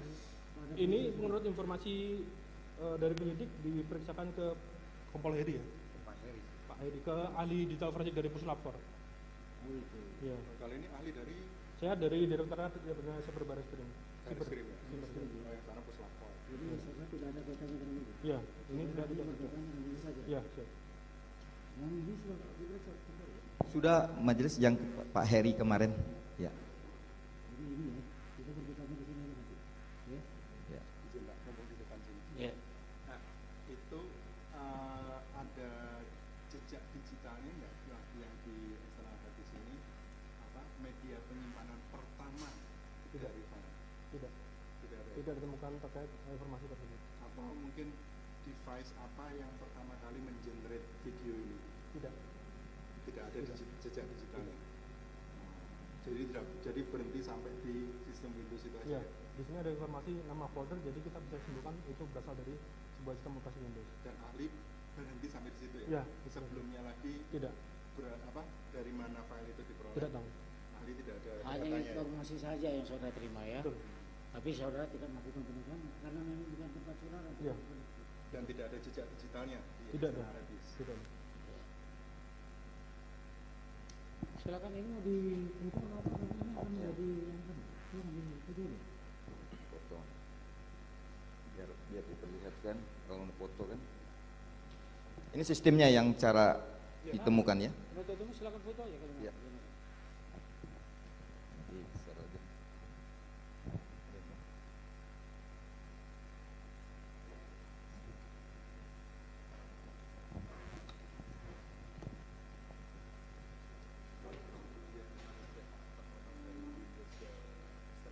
Itu soalnya nanti melebar kemana-mana. Karena DPR nanti mau ditanyakan, dia nggak tahu. Lanjut. Kepada Profesor Dr. Frans Magni Suseno, terima kasih sudah berkenan menjadi ahli pada hari ini, merupakan guru besar emeritus Sekolah Tinggi Filsafat Triyakara, Jakarta.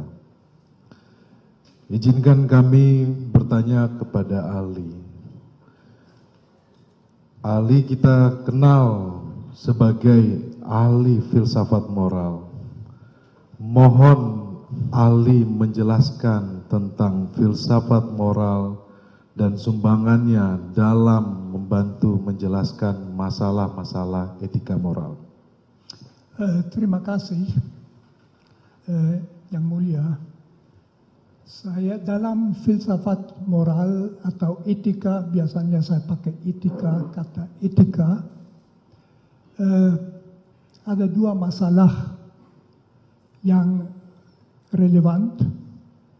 Pertama, suatu perbuatan, kelakuan, sikap secara etis, secara moral dinilai bagaimana dapat dibenarkan secara etis atau tidak dapat dibenarkan. Itu pertanyaan normatif.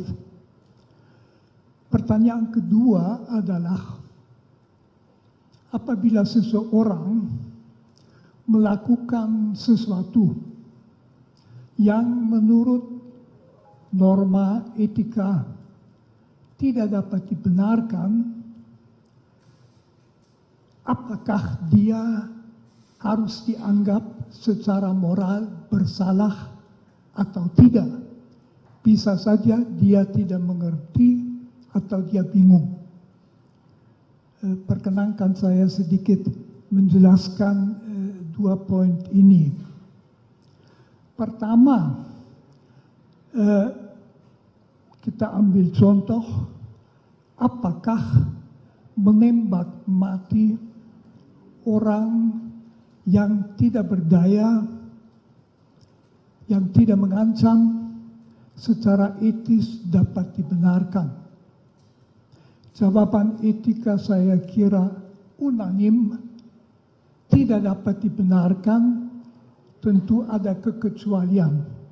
Satu kecualian itu misalnya Algojo dalam menjalankan hukuman mati sesuai dengan undang-undang yang berlaku.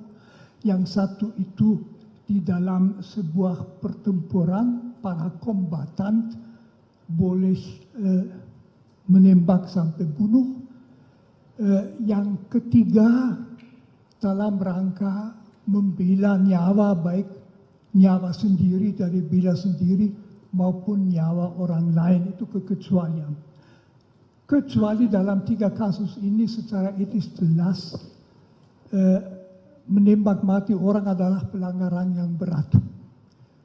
Masih poin kedua yang penting di dalam rangka normatif.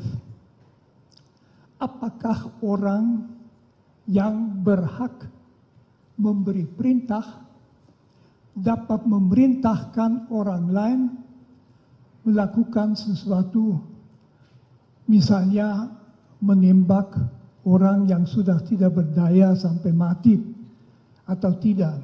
Di situ juga etika itu jelas jawabannya, memerintahkan sesuatu yang secara etis salah berat, tidak bisa dan tidak ada kewajiban untuk menaatinya, malah perintah yang tidak etis wajib ditolak. Itu yang pertama secara normatif. Pertanyaan kedua yang sudah sejak filsafat moral abad pertengahan, misalnya Thomas Aquinas, terus kan hampir semua filosof moral sependapat. Ada pertanyaan lain, yaitu mengenai kebersalahan orang yang melakukan sesuatu yang secara etis tidak dapat dibenarkan. Katakan saja misalnya ada orang yang atas perintah orang lain menembak mati seseorang. Secara etis orang itu sendiri kualitas moralnya harus dinilai bagaimana. Jawaban di dalam etika itu sebetulnya itu tergantung dari kesadaran orang itu pada saat itu. Misalnya tergantung dari suara hati. Suara hati mengatakan apa pada saat itu? Bisa saja dia bingung karena dia berhadapan dengan dua norma. Yang satu itu mengatakan menembak mati orang yang sudah tidak berdaya, tidak bisa dibenarkan, titik. Yang kedua, dia diberi perintah oleh orang yang berhak memberi perintah, wajib ditaati supaya melakukannya, lalu dia harus mengikuti yang mana. Etika normatif tadi mengatakan dia harus menolak melakukan perintah seperti itu. Akan tetapi dalam etika yang memeriksa kebersalahan seseorang, dan itu penting, akan ditanyakan apakah dia mempunyai cukup kejelasan. Misalnya dia bingung. Ada misalnya beberapa unsur yang amat sangat bisa membuat orang bingung. Yang memberi perintah itu bukan sekedar atasan. Misalnya rektor universitas kepada dosennya, melainkan bagaimana kalau misalnya perintah diberikan di dalam rangka militer, dalam operasi militer, atau dalam rangka kepolisian atau BRIMOB kalau mau. Di dalam situasi itu melaksanakan perintah adalah budaya yang ditanamkan di dalam orang-orangnya. Kita di Indonesia tahu sering suka pakai istilah laksanakan. Laksanakan, tidak tanya you anggap tepat atau tidak, bukan, laksanakan. Atau istilahnya siap. Siap. Dan jadi pokoknya orang itu mungkin juga perlu di dalam situasi. Nah, tambah pertimbangan begini. Polisi adalah salah satu lembaga, satu-satunya, saya ulangi, satu-satunya lembaga dalam masyarakat yang berhak melakukan kekerasan seperlunya, kadang-kadang sampai menembak.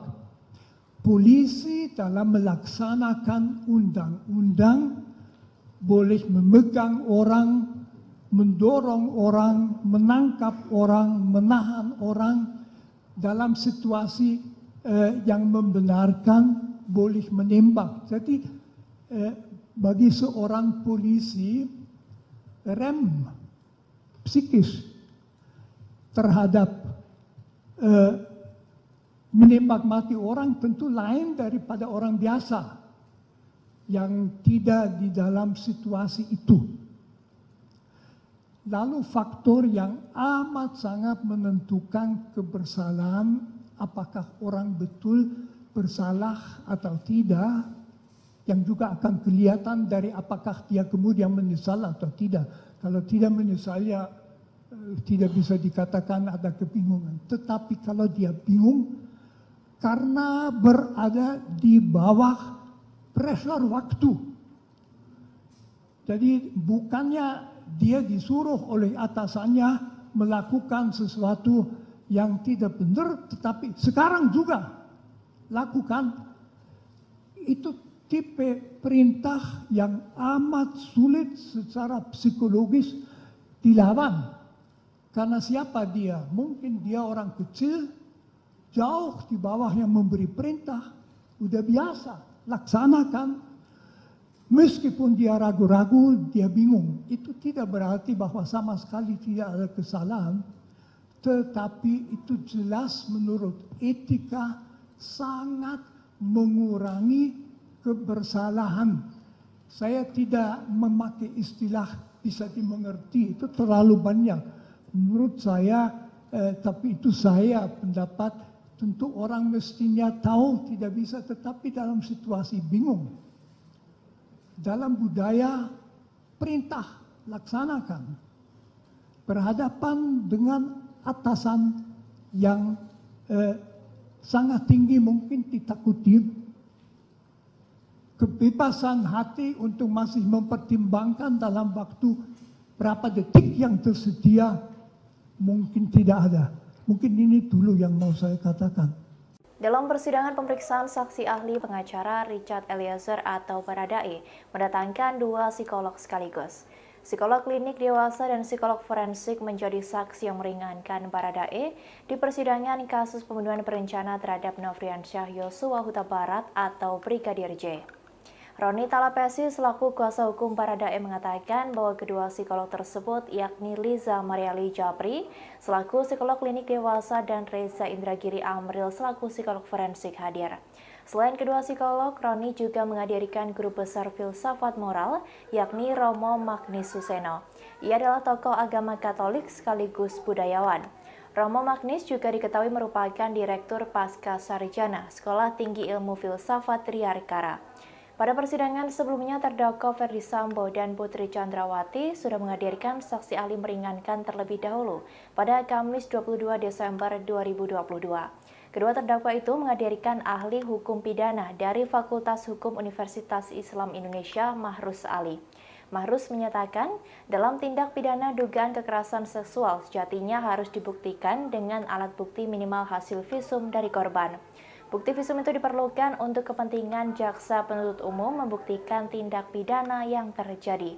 Akan tetapi, jika dalam proses pembuktian hasil visum tersebut tidak dilakukan, bukan berarti tindak kejahatannya menjadi tidak ada. Sebab menurutnya dalam kasus dugaan kekerasan seksual, sering sekali korban tidak mau melapor.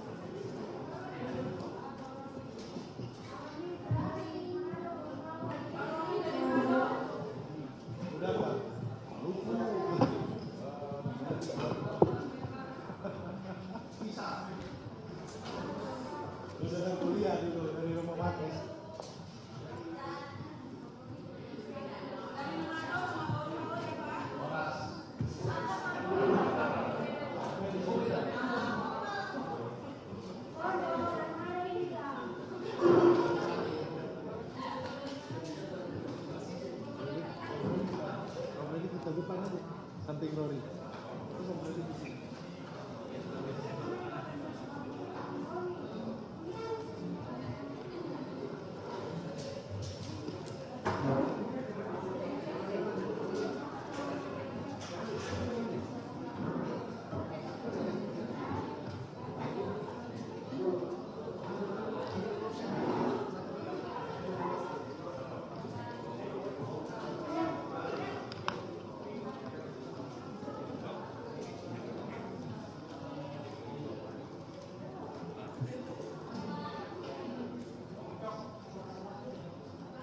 Sudah.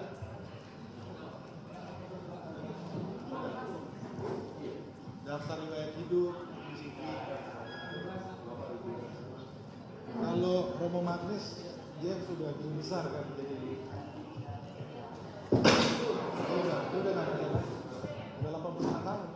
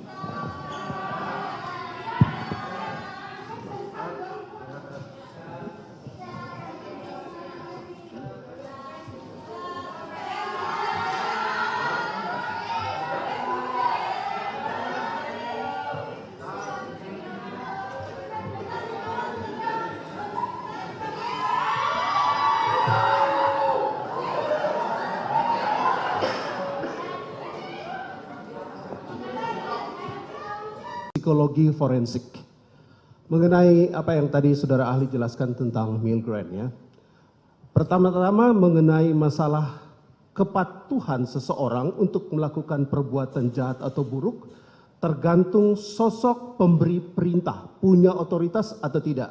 Dalam hal ini, pemberi perintah berpangkat Irjen Pol, penerima perintah berpangkat Barada, sekitar 18 beda level kepangkatan mereka. Yang kedua, busana yang dipakai oleh pemberi perintah berpakaian polisi, baju dinas. Yang ketiga, perintah itu diberikan secara otoritatif di tempat kerjanya penerima perintah. Keempat, apakah berada di ruang sama? Mereka berada di ruangan yang sama dalam jarak yang cukup dekat.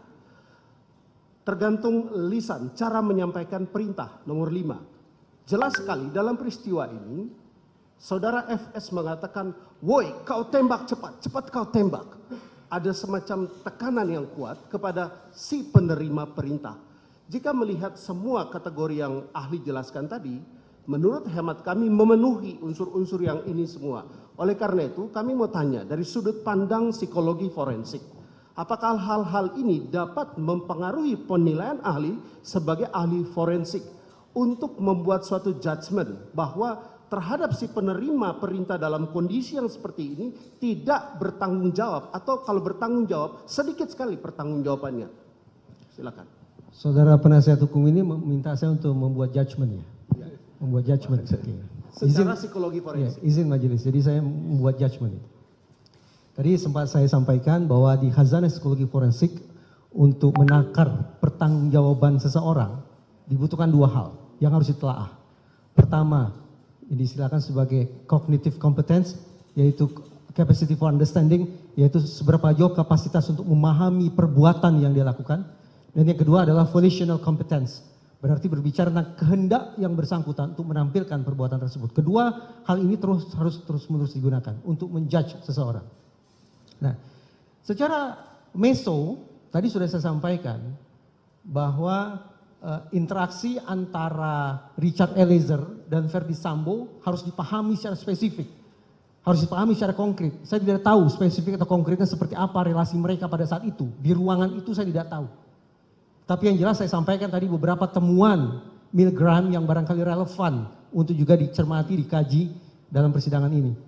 Dan juga jangan lupakan dimensi makro, bahwa boleh jadi terhadap Richard Eliezer ini tekanan sebagaimana disebutkan oleh penasihat hukum tidak hanya datang dari Verdi Sambo. Tapi pada dasarnya Richard Eliezer ini sebagai individu yang dinaungi oleh sebuah kultur tertentu di kantornya. Kultur yang saya sebut tadi sebagai jiwa korsa. Apakah yang terjadi kemudian merupakan salah satu contoh jiwa korsa menyimpang, code of silence? Tentu saja saya tidak tahu. Tetapi paling tidak kalau kita hitung-hitungan di atas kertas, berbicara tentang probabilitas, tampaknya saya menjudge ini, Richard Eliezer punya cognitive competence. Artinya dia punya pemahaman tentang apa yang dia lakukan. Namun boleh jadi ada persoalan serius terkait dengan volitional competence, yaitu terkait dengan seberapa jauh sesungguhnya kehendak Richard Eliezer untuk melakukan perbuatan jahat tersebut. Hitung-hitungan. Sebagaimana tadi sempat saya sampaikan. Ketika cognitive competence-nya ada, yaitu pemahamannya ada, sementara kehendaknya katakanlah tidak ada, maka boleh jadi yang bersangkutan masuk dalam kategori partially responsible, bertanggung jawab separuh atas perbuatannya.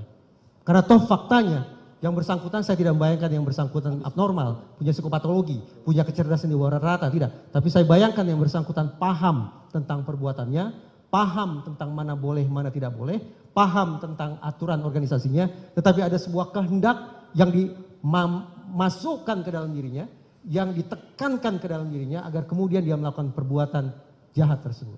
Partially responsible.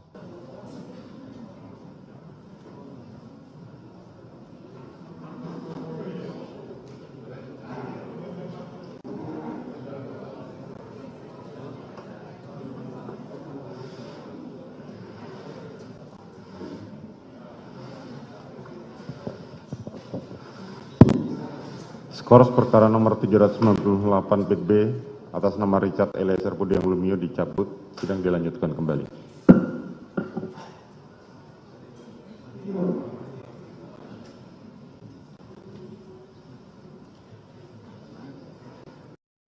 Sidang lanjutan perkara pembunuhan Brigadir J kembali digelar di PN Jakarta Selatan pada Senin 26 Desember hari ini. Adapun saksi meringankan untuk terdakwa Baradae dijadwalkan dihadirkan pada persidangan kali ini.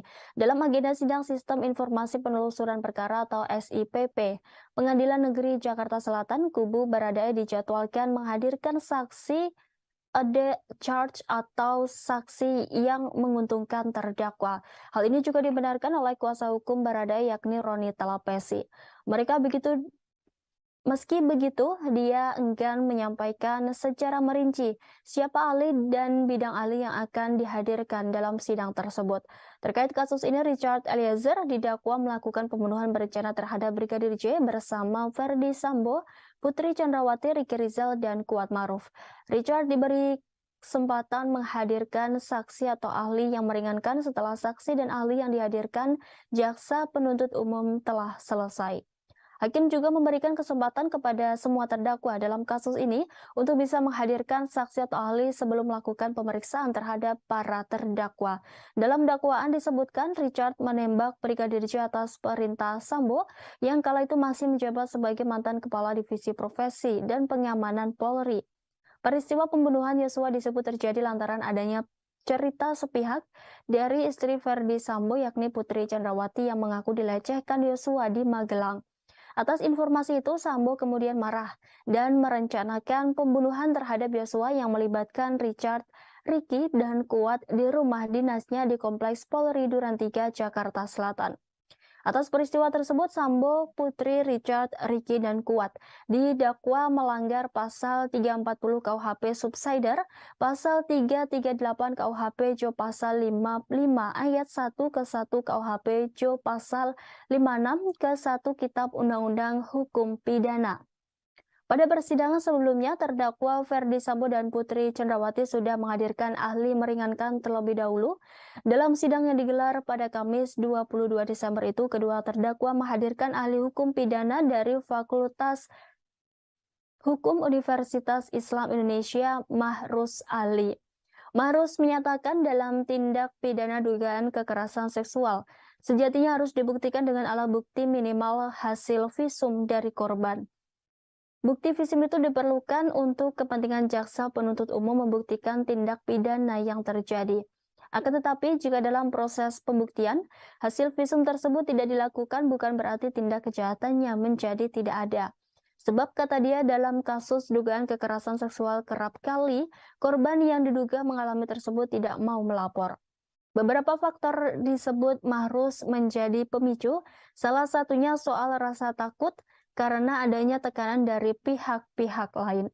Oleh karenanya ia menegaskan hasil visum memang menjadi alat bukti paling utama dalam tindak pidana dugaan kekerasan seksual. Namun jika tidak ada bukti visum tersebut bukan berarti tindak kejahatannya menjadi hilang atau tidak ada.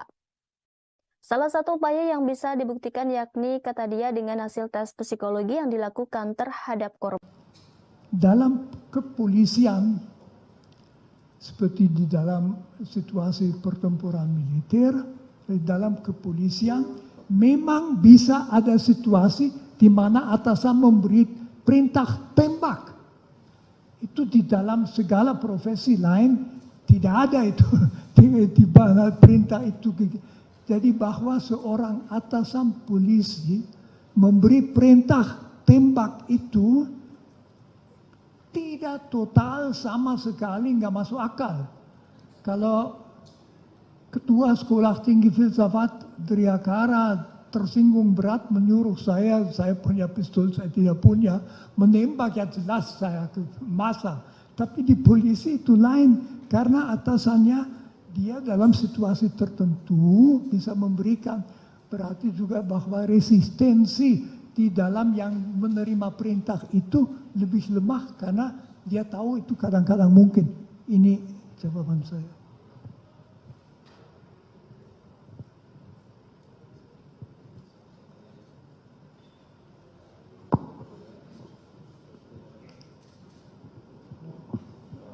Dilanjut saksi yang lain dulu aja. Kita tutup ini mulia, habis satu Oh, pertanyaan, oke, habis itu langsung silakan. sudah selesai Romo. Satu pertanyaan. Baik, terima kasih Yang Mulia, terima kasih Romo. Saya mau tanya Romo, ini ada sebuah kitab Baharudin Lopa. Beliau, ya, Pak Baharudin Lopa, mantan Jaksa Agung. Dia bilang bahwa banyak yang salah jalan, tetapi merasa tenang karena banyak teman yang sama-sama salah. Beranilah menjadi benar meskipun sendirian. Dalam perkara ini kami melihat bahwa saudara Richard Eliezer ini mengakui dengan jujur bahwa ia yang menembak Joshua. Dan dia juga melihat Ferdy Sambo menembak Joshua. Sedangkan Kuat Maruf dan Ricky, mereka ada di situ tapi mereka tidak mengatakan tidak melihat.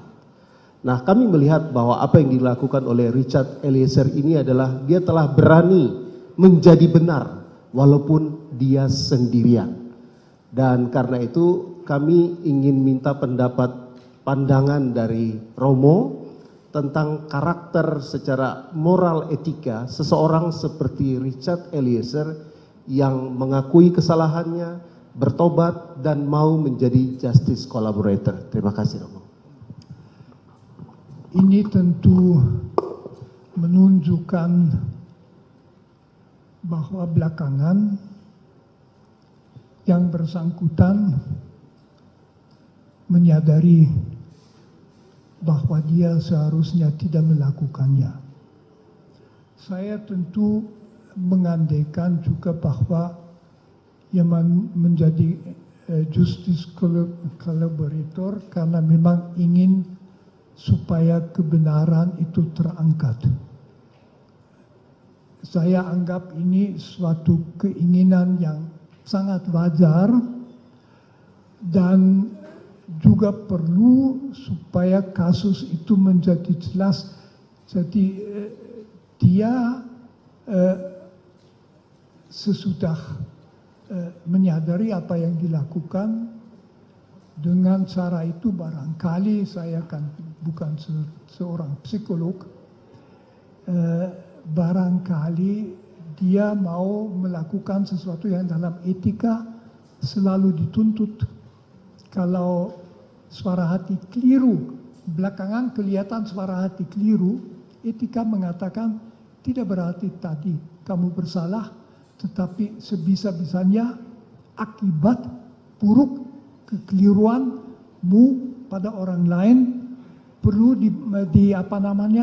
ditiadakan. Jadi berusaha supaya dia tidak menderita karena kamu tadi keliru. Mungkin saya bisa mengerti bahwa mau menjadi justice collaborator juga berarti sekurang-kurangnya ikut membantu supaya kasus yang kompleks dan buruk itu dapat mencapai kejelasan.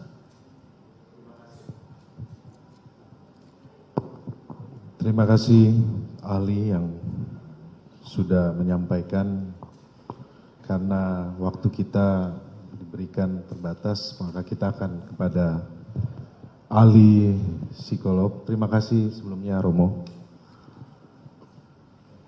Ya, ahli dari psikolog klinik Bu Lisa Marli Japri. Ya. Ada yang perlu ditampilkan untuk ini PPT-nya? Mungkin nanti. Nanti ya, oke. Kepada ahli psikolog, pertanyaannya, bisa tolong jelaskan apa yang dimaksud dengan psikolog klinis? Ya, psikologi, mohon izin menjawab. Ya. Psikologi klinis adalah cabang dari ilmu psikologi yang mencoba untuk melihat, memetakan, membantu hingga bahkan menyembuhkan individu atau satu kelompok yang dirasa memiliki gangguan-gangguan klinis sehingga mengganggu mereka untuk berinteraksi dengan baik dalam lingkungan sosialnya. Terima kasih atas penjelasannya ahli. Pendosa besar karena Tuhan juga tahu manusia bisa bingung, tidak tahu apa menjawab.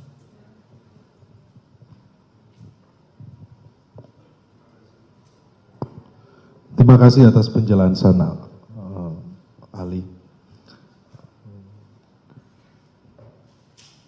Baradae adalah seorang anggota Polri yang terikat oleh kewajiban untuk mengikuti perintah atasan, termasuk saat diperintah untuk menembak orang. Bagaimana saudara Ali melihat tersebut dari sudut pandang etika? Dari sudut pandang etika, di situ kita bicarakan dengan sebuah dilema moral. Di satu pihak, harusnya dia tahu bahwa yang diperintahkan itu tidak boleh diperintahkan. Tentu di situ juga bisa dipertanyakan apakah misalnya dalam budaya yang sangat mementingkan perintah, batas wajib melaksanakan perintah dibicarakan. Saya tidak tahu sama sekali hal itu. Jangan-jangan para, katakan saja misalnya di polisian, para polisi itu hanya dididik, pokoknya kamu harus taat selalu. Nah, secara etis dalam dilema itu bisa saja kejelasan penilaian yang bersangkutan itu yang jelas merasa amat susah karena berhadapan di satu pihak menembak sampai mati bukan hal kecil, setiap orang tahu, dia tahu juga. Di lain pihak yang memberi perintah itu orang yang juga dalam situasi tertentu malah berhak memberi perintah untuk menembak mati. Jadi di situ di dalam dia dari sudut etika dalam situasi bingung, etika akan mengatakan kamu, saya, jangan begitu saja mengutuk atau mempersalahkan dia. Objektif dia salah. Dia harus melawan, tetapi apakah dia bisa mengerti? Dan dalam etika pengertian, kesadaran itu merupakan unsur kunci. Terima kasih, Saudara Ali. Tadi Saudara Ali menyampaikan terkait dengan dilema moral. Dalam perkara ini fakta terjadi bahwa ada relasi kuasa yang sangat jauh antara terdakwa Richard Eliezer dengan terdakwa Ferdy Sambo. Pak Saudara Ali bisa menjelaskan dari sisi filsafat etika dengan terkait relasi kuasa? Itu tentu relasi kuasa adalah sesuatu yang amat sangat biasa bagi manusia. Relasi kuasa pada dasarnya adalah bahwa orang berada dalam situasi di mana dia atau berwenang memberi perintah yang harus ditaati atau dia wajib melaksanakan perintah. Relasi kekuasaan itu umum di dalam bisnis, di perguruan tinggi, dalam ya di keluarga mungkin tidak, tapi lewat bagi anak, di dalam setiap organisasi tentu ada struktur, ada atasan paling atas dan sebagainya. Jadi relasi kekuasaan adalah situasi. Kalau kita ambil kepolisian, tentu saja relasi kekuasaan itu sangat penting karena fungsi polisi di dalam masyarakat juga sangat penting. Polisi itu yang membantu negara supaya pelanggaran hukum tidak terjadi, dan kalau terjadi diberikan sanksi. Polisi yang melaksanakan itu. Karena itu di dalam rangka polisi relasi kekuasaan sangat jelas siapa yang memberi perintah, siapa yang harus menaati. Kalau saya tidak salah observasi itu bahkan kelihatan dalam dua orang polisi ketemu, kalau yang satu lebih tinggi kelihatan dengan bentuk tubuh itu berbeda. Itu di dalam bisnis tidak demikian. Jadi relasi kekuasaan di situ berarti bahwa orang yang dalam relasi harus taat selalu akan mengalami tegangan, kesulitan kalau dia diperintah sesuatu yang dia sendiri merasa tidak boleh dilaksanakan. Itu masalahnya. Jadi dia tidak bebas memilih begitu saja kulakukan, misalnya ku tembak orang itu, tetapi dia diperintah, dia tahu bahwa perintah harus dilaksanakan, bahwa dalam lembagaku, yaitu misalnya di kepolisian, menaati perintah sebetulnya nggak bisa dipertanyakan. Nah itu yang lalu berarti kalau dia melakukan sesuatu yang secara etis ansih pada dirinya sendiri tidak bisa dibenarkan, bisa juga dianggap bahwa dia tidak sepenuhnya bertanggung jawab atas itu. Nah, jadi terdakwa ini orang yang sangat rajin dalam melakukan spiritualnya, kegiatan spiritualnya sebagaimana tadi hasil daripada penelitian para ahli. Dia rajin termasuk dalam hal beribadah. Di dalam kegiatan beribadah itu tentu ada hal-hal yang didapat. Seperti dalam fakta-fakta persidangan Pak Doktor, di dalam fakta persidangan mulai dari awal persidangan ini sampai sekarang ini tidak ada dendam pribadi antara terdakwa dengan korban. Tetapi terdakwa ini melakukan penembakan hingga korban meninggal dunia. Sebagaimana dalam kitab Injil ada tertulis di Matius 5 ayat 21. Kamu telah mendengar yang difirmankan kepada nenek moyang kita, jangan membunuh. Siapa membunuh harus dibunuh. Harusnya kalau menurut pendapat tadi bahwa dia orang yang rajin, arti yang taat dalam spiritual, harusnya dia tahu ayat ini. Tolong dijelaskan Pak Prof. Ya tentu saja bahwa orang beragama itu tahu bahwa ia tidak boleh membunuh dan sebagainya. Tetapi di dalam agama kita juga tahu bahwa orang tidak menaati yang menjadi perintah agama. Jadi masalahnya di situ pun tidak ada dendam.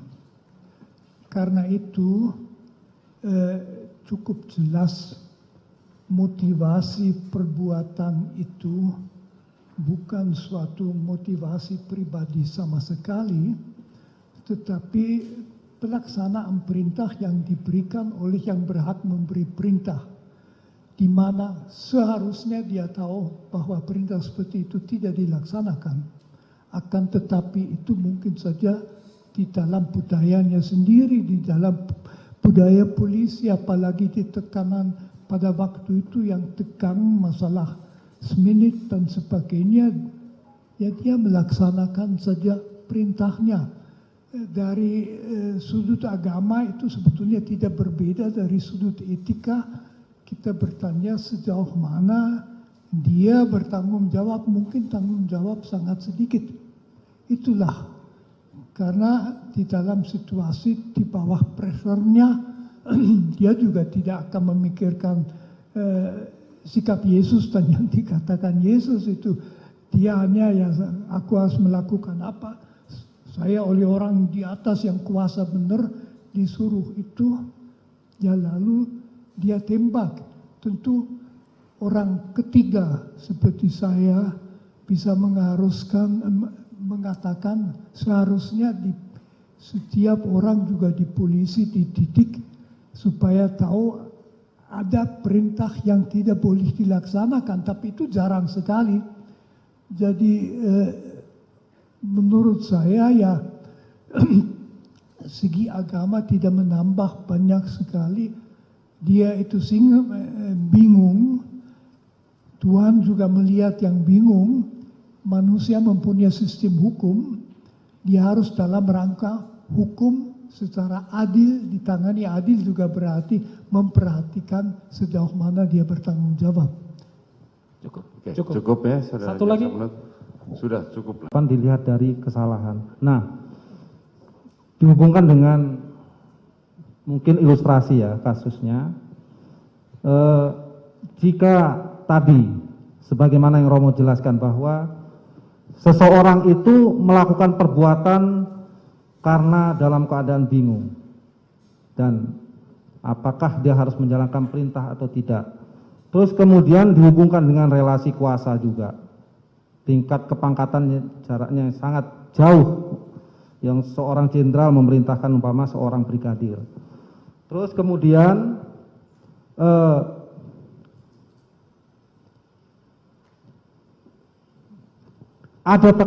mungkin ada tekanan-tekanan yang harus dia laksanakan seketika itu juga.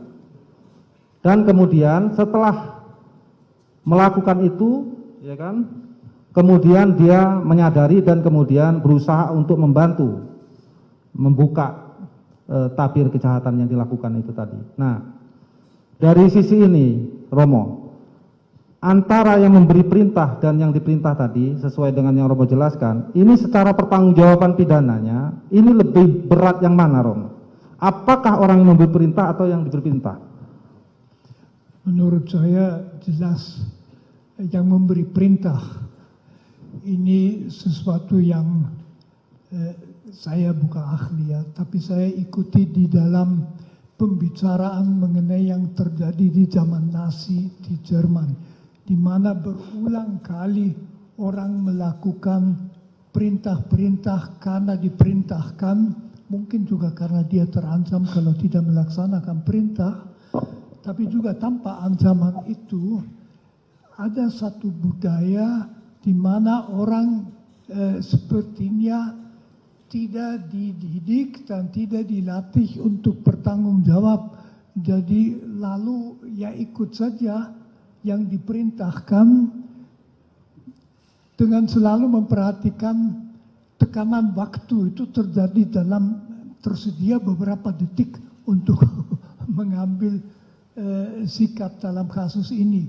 Jadi menurut saya jelas tanggung jawab yang memberi perintah itu jauh lebih besar.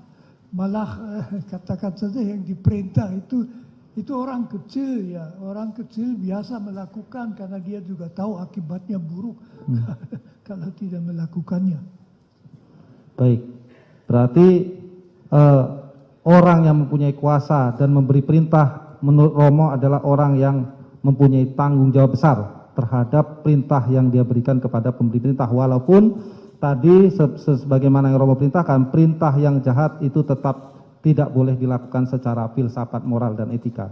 Bahwa dalam laporan yang selama ini ahli mendampingi Richard Eliezer, bahwa Richard Eliezer memiliki kecenderungan untuk patuh pada lingkungan sekitar.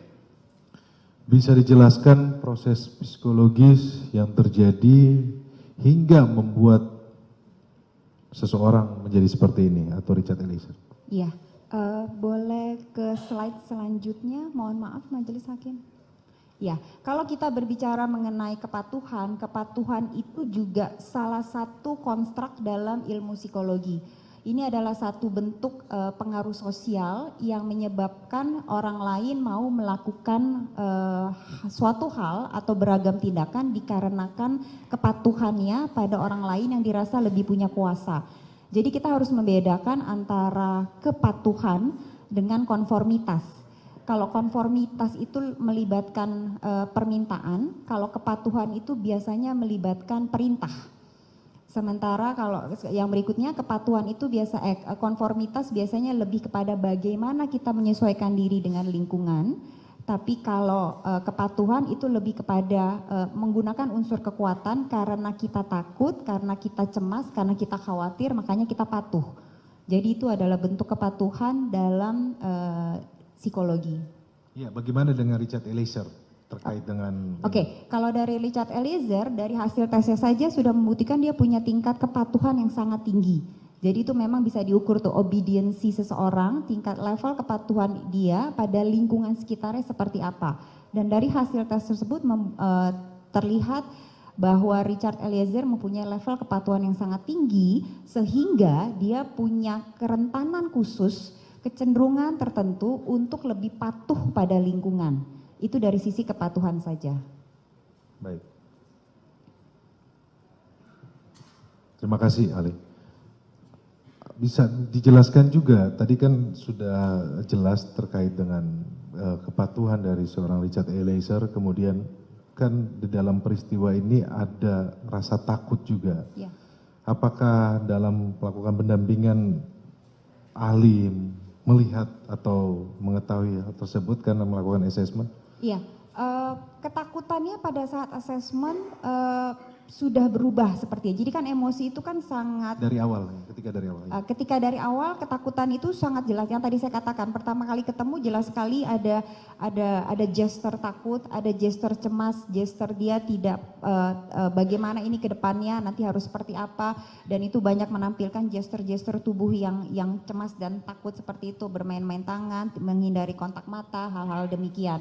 Itu terlihat sekali. Tapi seiring dengan waktu ketakutan itu karena emosi itu sesuatu yang sangat dinamis, jadi dia berubah biasanya, bertransformasi lah katakan, apalagi kemudian ada proses adaptasi, ada proses pembelajaran, ada proses dia mungkin mulai level up, mulai yakin, ada kepercayaan diri, mulai masuk yang kalau kita bilang di situ ada yang namanya intelligent disobedience, jadi proses-proses intelligent analisanya dia mulai jalan. Kalau berkaitan dengan yang sebelumnya, ketika yang banyak berperan adalah amigdala, otak emosi, jadi dia lagi takut sekali, cemas sekali, khawatir sekali, tapi seiring dengan waktu ketika perlahan-lahan mulai ada dukungan kepada dia, baik dari orang tua, dari para penasihat hukum, dari banyak hal, analisanya mulai jalan, apa yang harus dia lakukan. Nah, ini kemudian emosi takut ini tertransformasi menjadi paling tidak dari hasil tes yang terlihat ada kecenderungan hipomania. Nah, apa itu hipomania? Hipomania adalah kondisi psikologi seseorang yang tampak sangat berenergi dan bersemangat, berbeda dari biasanya. Jadi setelah takut, sepertinya kemudian Richard Eliezer itu memutuskan untuk oke, saya harus melakukan sesuatu atas kondisi ini. Jadi terlihat semangatnya tersebut. Tapi di sisi lain hipomania juga berarti masih menutupi kecemasan yang terpendam. Jadi itu kan mekanisme diri. Ketika dia mencoba untuk oke, aku harus melakukan sesuatu nih, tapi sebenarnya di dalam dia masih cemas karena terlihat yang dalam tes MMPI yang tadi saya katakan, Minnesota Multifaceted Personality Inventory, itu adalah 10 parameter. Kita melihat parameter-parameter psikologi, seberapa tinggi level depresi, seberapa tinggi level skizofrenia, seberapa tinggi level obsesif kompulsif. Nah, pokoknya sampai 10, ada 10 parameternya. Nah, paling tinggi parameter pada Richard Eliezer adalah hipomania. Di mana hipomania sudah jelas berarti ada kecemasan yang ditutupi olehnya dengan cara mencoba untuk berenergi dan bersemangat sekali. Nah, apakah kemudian dikatakan, kalau tadi pertanyaan berkaitan dengan emosi takut dan cemas adalah emosi yang dekat. Gitu. Hubungan kepatuhan dan rasa takut tersebut? 1:12 PM waktu Indonesia Barat atau tanggal 12 Juli 2022 pukul 15.41.12 UTC zona waktu standar. Dari jawaban saudara Ali, apakah saudara Ali bisa menjelaskan apa yang dimaksud dalam keterangan tersebut? Ya, jadi file create merujuk pada kapan sebuah file itu tersimpan ke dalam media penyimpanan eksternal. Jadi bisa dipastikan file tersebut disimpan pada 14 tanggal 14 bulan 7 2022, tanggal 12.02.09. Jadi tadi saya jelaskan ada proses pengkopian 2331 selama 7 menit tadi. Salah satu filenya adalah file video tersebut. Di sini juga bisa dilihat tempusnya merupakan tempus yang masuk atau salah satu dari proses pengkopian dari 2831 file sebelumnya. Itu yang saudara Ali maksudkan ya, Ya. dalam penjelasan dari BP jawaban saudara ya. Ya. Kalau saya bisa nggak saudara Ali bisa menggambarkan cara-cara suatu gambaran pemindahan pemasukan di dalam tersebut atau sebuah Mungkin, kertas? ya. Mohon izin majelis, cara sistemnya bagaimana bisa terpindah dalam hard disk dengan perangkat apa? Bisa diketahui itu? Mungkin saya butuh kertas dan pulpen untuk bisa menggambarkan prosesnya, Pak. Ini pertanyaan saudara ini sebenarnya pemindahan yang dari hard disk ya. Ke dari laptop ke hard disk atau bagaimana? Ya, kok bisa ada di hard disk Baikuni tadi yang disebutkan kok bisa masuk? Dia ahli menjelaskan ada sebuah Windows yang operasi yang bisa memindahkan tersebut. Bisa digambar model sistem, bisa data bisa masuk ke hard disk. Silakan. Ya. Ada kertasnya. Maju ke depan.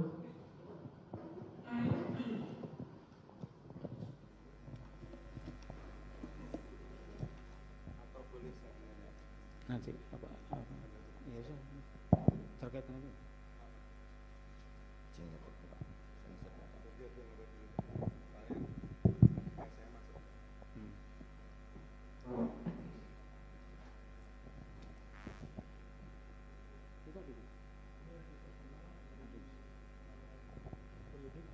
Itu yang disita atas nama Baikuni. Betul, Pak. Yang tadi yang hitam itu tadi. Betul, Pak. Ekstra hadis WD itu tadi. Ya, betul. Kemudian untuk memindahkan file ke dalam sini harus ada media perantara, yaitu perangkat yang memiliki sistem operasi Windows.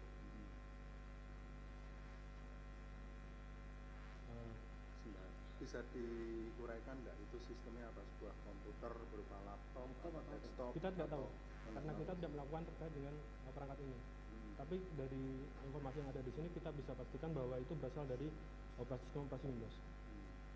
Jadi ada sebuah perangkat sistem operasi Windows, kemudian dia melakukan pengkopian terhadap 2831 file selama 7 menit mulai dari tanggal berapa?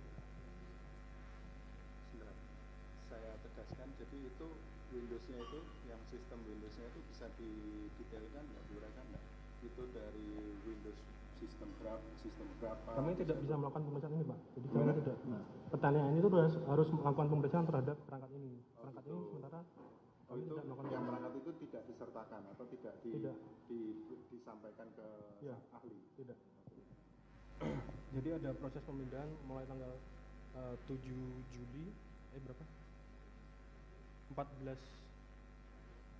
Juli. Oh ya. Mulai dari 13 Juli pukul 11.59, 14 Juli sampai 12.06. 12.06. Jadi ada sekitar 7 menit proses pengkopian sebanyak 2.800. Salah satu filenya adalah file video tersebut. Ya. Di dalam file itu 2000 sekian file itu berapa besarnya? Bisa diketahui? Kami tidak mencatat terkait hal tersebut, tapi kami catat jumlah filenya saja. Ya. Dari file yang tersimpan di sini kita bisa ketahui file create itu artinya kapan barang itu disimpan ke dalam sini, kemudian modify artinya merujuk pada kapan video itu diekspor ke dalam media penyimpanan sebelumnya. Jadi menurut keterangan dari penyidik ke kami ada sebuah DVR, kemudian disimpan ke dalam sebuah flash disk, dan kemudian disimpan ke dalam MacBook. Jadi file date modify ini merujuk tanggal dari DVR dikopikan ke dalam media flash disk. Ini tanggalnya adalah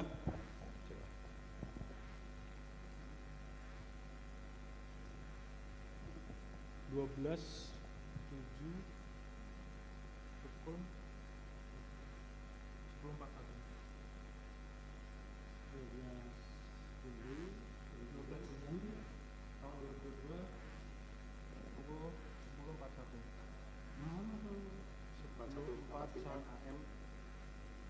PM. Malam berarti, setengah 11 malam. Ini kami nggak mendapatkan barang bukti ini. Ini juga tidak dapat. Yang saya dapatkan ini. Ya. Yang diperiksakan kami hanya ini. Ini ya, yang dimintakan cuma ini aja. Ya. Adapun ini tidak dimintakan atau ini tidak ada sama. Ini menurut informasi dari penyidik diperiksakan ke Kompol Heri ya. Pak Heri ke ahli digital forensik dari Puslapor. Oh itu. Ya. Kali ini ahli dari Saya dari Direktorat Cyber Barreskrim. Barreskrim ya. Oh, yang sana Puslapor. Jadi misalnya tidak ada kaitannya dengan itu. Ya, ini tidak ada kaitannya dengan ini saja. Ya, siap. Yang ini sudah diperiksa. Sudah majelis yang Pak Heri kemarin. Ya. Jadi ini ya, kita berbicara di sini nanti. Ya. Ya. Izin Pak, ngomong di depan sini. Ya. Nah, itu ada jejak digitalnya nggak yang di eksternal hard disk ini? Apa media penyimpanan pertama dari file? Tidak. Tidak ada. Tidak ditemukan terkait informasi tersebut. Apa mungkin device apa yang pertama kali mengenerate video ini? Tidak. Tidak ada jejak digitalnya.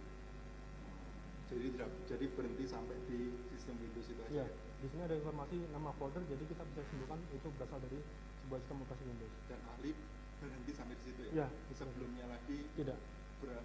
Dari mana file itu diperoleh? Tidak tahu. Ahli tidak ada. Hanya datanya, informasi saja yang saudara terima ya. Betul. Tapi saudara tidak melakukan penegakan karena memang bukan tempat saudara. Iya. Dan tidak ada jejak digitalnya? Tidak ada. Tidak. Silakan ini mau dihitung apa ini akan menjadi yang itu dulu. Foto. Biar diperlihatkan kalau mau foto kan. Ini sistemnya yang cara ditemukan ya. Foto itu silakan foto aja kalau Ya. Iya, secara aja.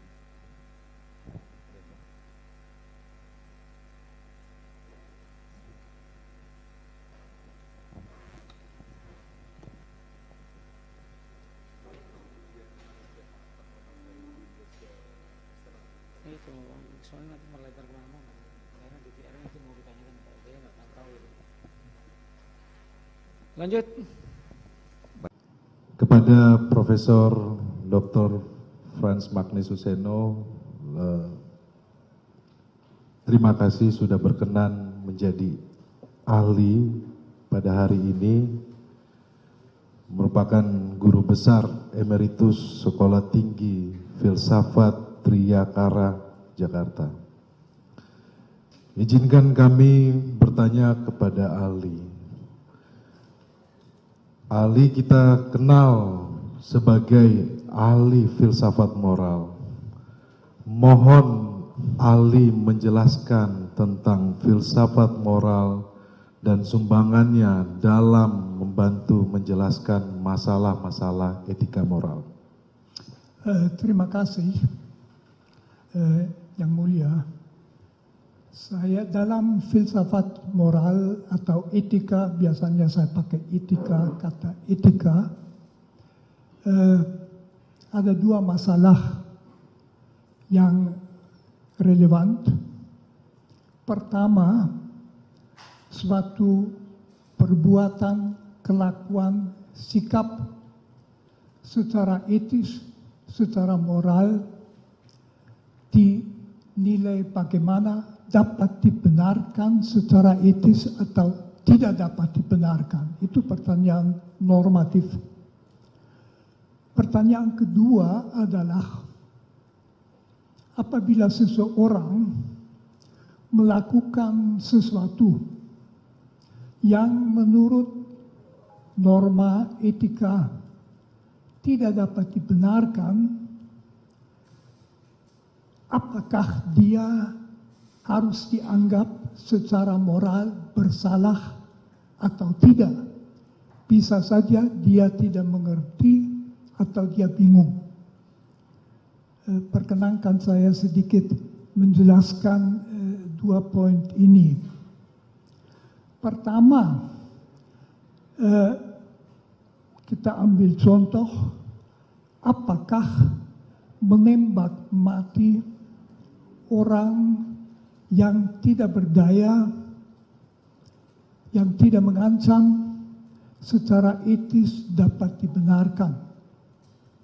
Jawaban etika saya kira unanim, tidak dapat dibenarkan, tentu ada kekecualian. Satu kecualian itu misalnya Algojo dalam menjalankan hukuman mati sesuai dengan undang-undang yang berlaku. Yang satu itu di dalam sebuah pertempuran para kombatan boleh menembak sampai bunuh. Yang ketiga dalam rangka membela nyawa, baik nyawa sendiri dari bela sendiri maupun nyawa orang lain, itu kekecualian. Kecuali dalam 3 kasus ini secara etis jelas menembak mati orang adalah pelanggaran yang berat. Masih poin kedua yang penting di dalam rangka normatif. Apakah orang yang berhak memberi perintah dapat memerintahkan orang lain melakukan sesuatu, misalnya menembak orang yang sudah tidak berdaya sampai mati atau tidak. Di situ juga etika itu jelas jawabannya, memerintahkan sesuatu yang secara etis salah berat, tidak bisa dan tidak ada kewajiban untuk menaatinya, malah perintah yang tidak etis wajib ditolak. Itu yang pertama secara normatif. Pertanyaan kedua yang sudah sejak filsafat moral abad pertengahan, misalnya Thomas Aquinas, terus dan hampir semua filosof moral sependapat, ada pertanyaan lain yaitu mengenai kebersalahan orang yang melakukan sesuatu yang secara etis tidak dapat dibenarkan. Katakan saja misalnya ada orang yang atas perintah orang lain menembak mati seseorang. Secara etis orang itu sendiri kualitas moralnya harus dinilai bagaimana. Jawaban di dalam etika itu sebetulnya itu tergantung dari kesadaran orang itu pada saat itu. Misalnya tergantung dari suara hati. Suara hati mengatakan apa pada saat itu. Bisa saja dia bingung karena dia berhadapan dengan 2 norma. Yang satu itu mengatakan menembak mati orang yang sudah tidak berdaya, tidak bisa dibenarkan, titik. Yang kedua, dia diberi perintah oleh orang yang berhak memberi perintah, wajib ditaati supaya melakukannya, lalu dia harus mengikuti yang mana. Etika normatif tadi mengatakan dia harus menolak melakukan perintah seperti itu. Akan tetapi dalam etika yang memeriksa kebersalahan seseorang, dan itu penting, akan ditanyakan apakah dia mempunyai cukup kejelasan. Misalnya dia bingung. Ada misalnya beberapa unsur yang amat sangat bisa membuat orang bingung. Yang memberi perintah itu bukan sekedar atasan. Misalnya rektor universitas kepada dosennya, melainkan bagaimana kalau misalnya perintah diberikan di dalam rangka militer, dalam operasi militer, atau dalam rangka kepolisian atau BRIMOB kalau mau, di dalam di dalam situasi itu melaksanakan perintah adalah budaya yang ditanamkan di dalam orang-orangnya. Kita di Indonesia tahu sering suka pakai istilah laksanakan. Laksanakan, datanya you anggap tepat atau tidak, bukan, laksanakan. Atau istilahnya siap. Siap. Dan jadi pokoknya orang itu mungkin juga perlu di dalam situasi. Nah, tambah pertimbangan begini. Polisi adalah salah satu lembaga, satu-satunya, saya ulangi, satu-satunya lembaga dalam masyarakat yang berhak melakukan kekerasan seperlunya, kadang-kadang sampai menembak. Polisi dalam melaksanakan undang-undang boleh memegang orang, mendorong orang, menangkap orang, menahan orang dalam situasi yang membenarkan, boleh menembak. Jadi bagi seorang polisi, rem psikis terhadap menembak mati orang tentu lain daripada orang biasa yang tidak di dalam situasi itu. Lalu faktor yang amat sangat menentukan kebersalahan, apakah orang betul bersalah atau tidak, yang juga akan kelihatan dari apakah dia kemudian menyesal atau tidak. Kalau tidak menyesal, ya tidak bisa dikatakan ada kebingungan. Tetapi kalau dia bingung karena berada di bawah pressure waktu. Jadi bukannya dia disuruh oleh atasannya melakukan sesuatu yang tidak benar, tetapi sekarang juga lakukan. Itu tipe perintah yang amat sulit secara psikologis dilawan. Karena siapa dia? Mungkin dia orang kecil, jauh di bawah yang memberi perintah, udah biasa, laksanakan.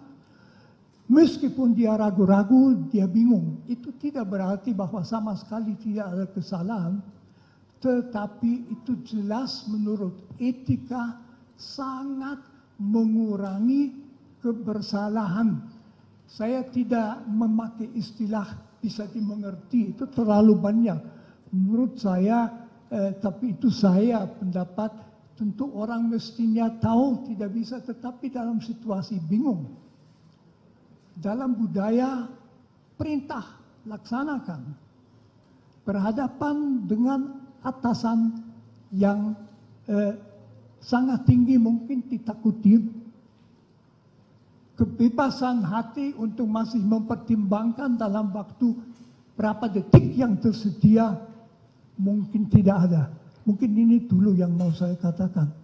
Dalam persidangan pemeriksaan saksi ahli pengacara Richard Eliezer atau Baradae mendatangkan 2 psikolog sekaligus. Psikolog klinik dewasa dan psikolog forensik menjadi saksi yang meringankan Baradae di persidangan kasus pembunuhan berencana terhadap Nofriansyah Yosua Huta Barat atau Brigadir J. Roni Talapesi selaku kuasa hukum Baradae mengatakan bahwa kedua psikolog tersebut yakni Liza Mariali Japri selaku psikolog klinik dewasa dan Reza Indragiri Amril selaku psikolog forensik hadir.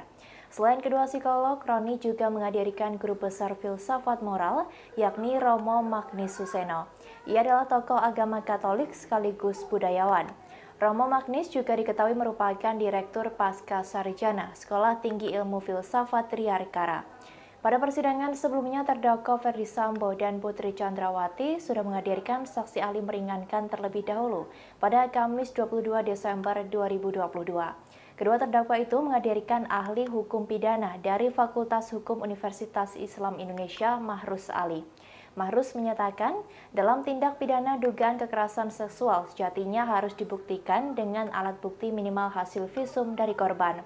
Bukti visum itu diperlukan untuk kepentingan jaksa penuntut umum membuktikan tindak pidana yang terjadi. Akan tetapi, jika dalam proses pembuktian hasil visum tersebut tidak dilakukan, bukan berarti tindak kejahatannya menjadi tidak ada.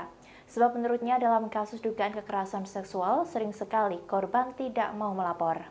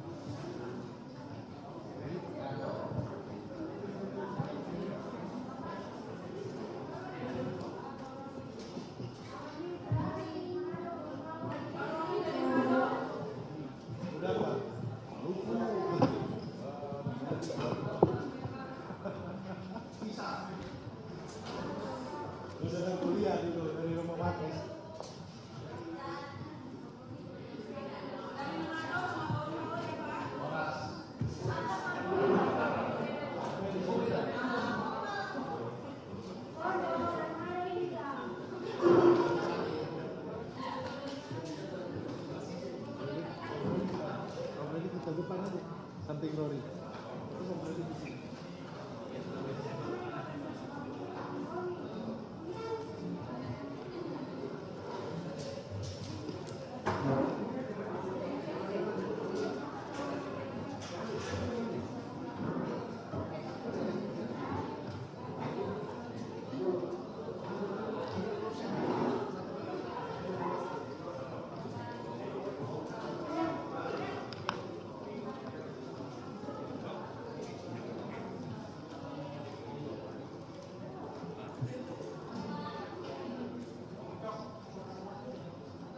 Sudah.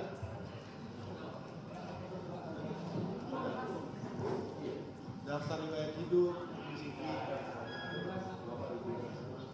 Kalau Romo Magnis, dia sudah tinggi besar kan, jadi dia udah nggak ada lagi. Udah 85 tahun.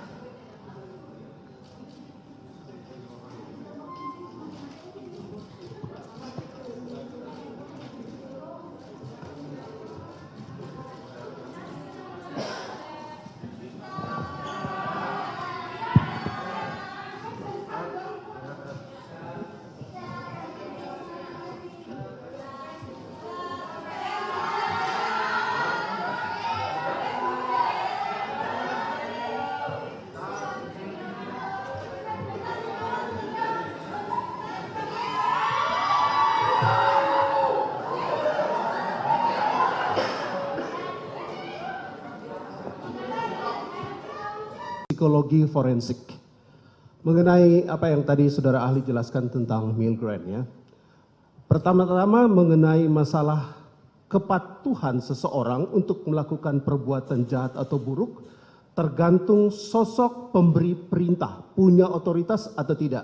Dalam hal ini, pemberi perintah berpangkat Irjen Pol, penerima perintah berpangkat Barada, sekitar 18 beda level kepangkatan mereka. Yang kedua, busana yang dipakai oleh pemberi perintah berpakaian polisi, baju dinas. Yang ketiga, perintah itu diberikan secara otoritatif di tempat kerjanya penerima perintah. Keempat, apakah berada di ruang sama? Mereka berada di ruangan yang sama dalam jarak yang cukup dekat. Tergantung lisan, cara menyampaikan perintah. Nomor 5, jelas sekali dalam peristiwa ini, saudara FS mengatakan, woi kau tembak cepat, cepat kau tembak. Ada semacam tekanan yang kuat kepada si penerima perintah. Jika melihat semua kategori yang ahli jelaskan tadi, menurut hemat kami memenuhi unsur-unsur yang ini semua.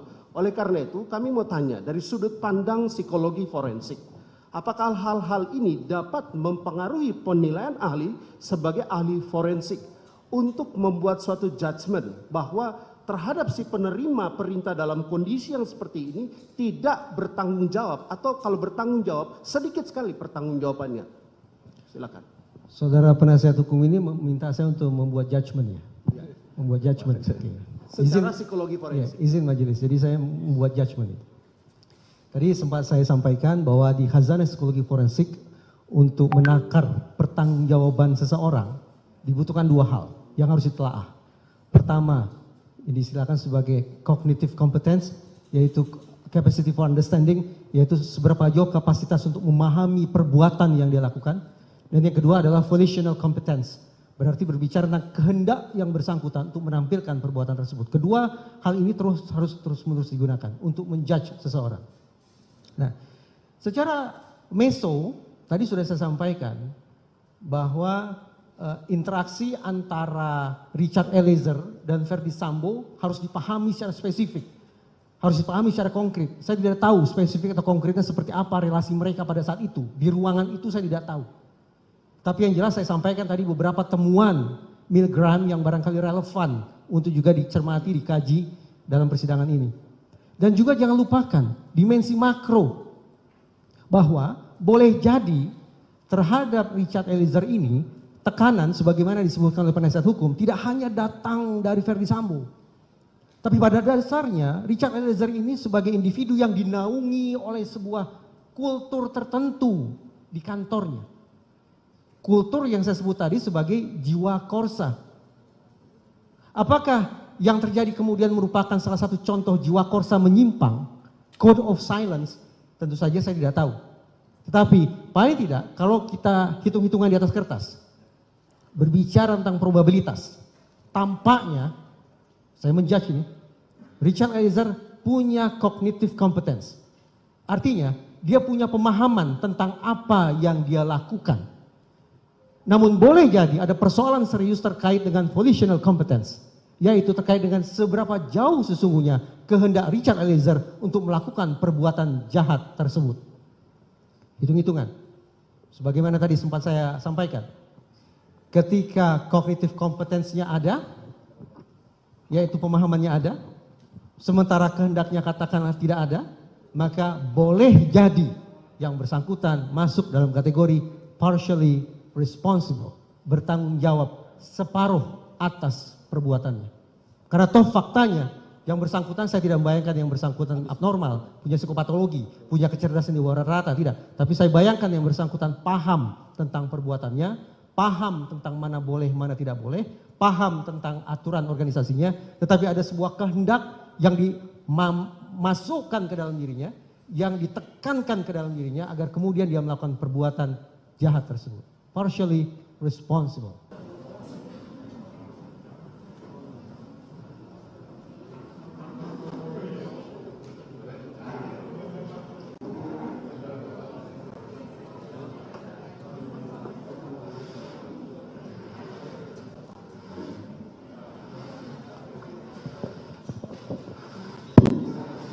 Skors perkara nomor 798 PB atas nama Richard Eliezer Pudiang Lumiu dicabut, sidang dilanjutkan kembali.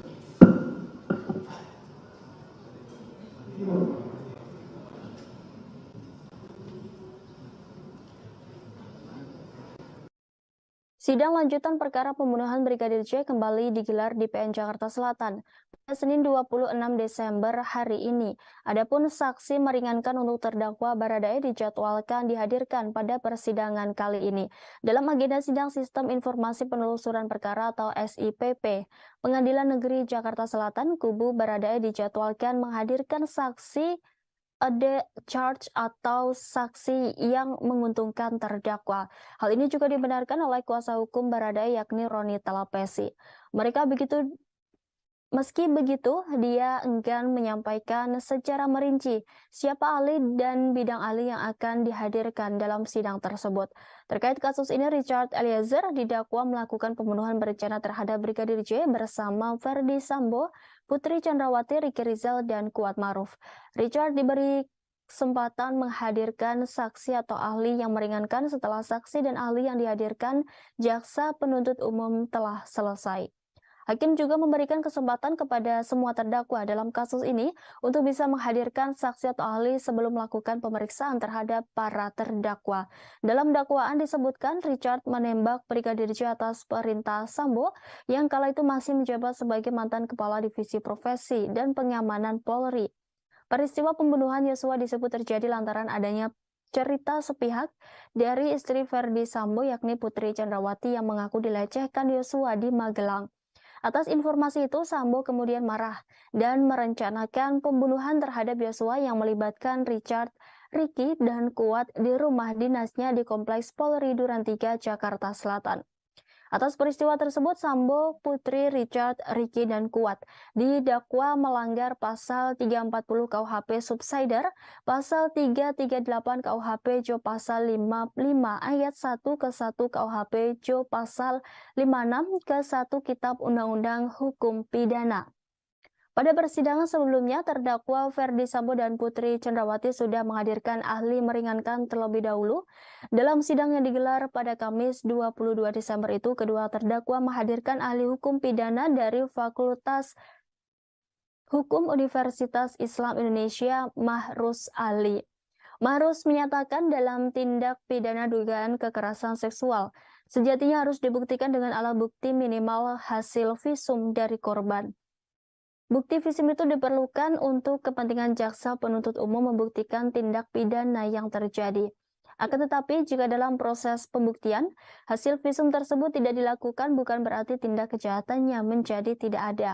Sebab kata dia dalam kasus dugaan kekerasan seksual kerap kali, korban yang diduga mengalami tersebut tidak mau melapor.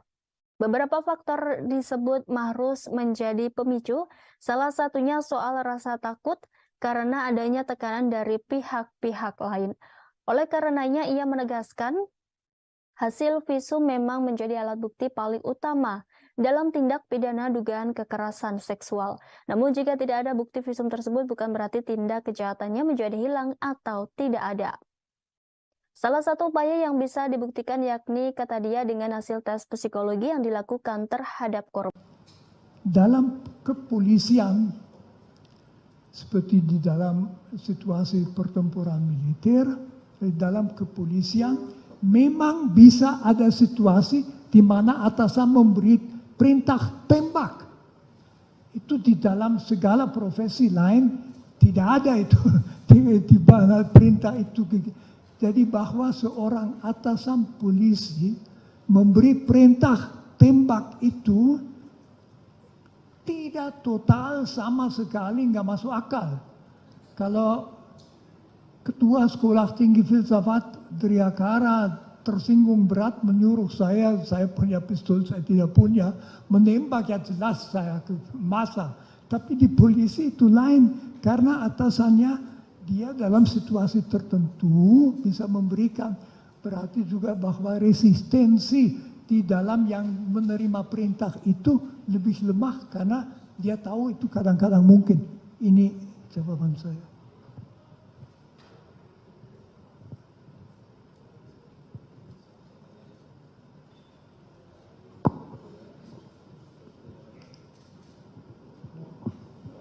dilanjut saksi yang lain dulu aja. Kita tutup ini mulia, habis satu Oh, pertanyaan, oke, habis itu langsung silakan. sudah selesai Romo. Satu pertanyaan.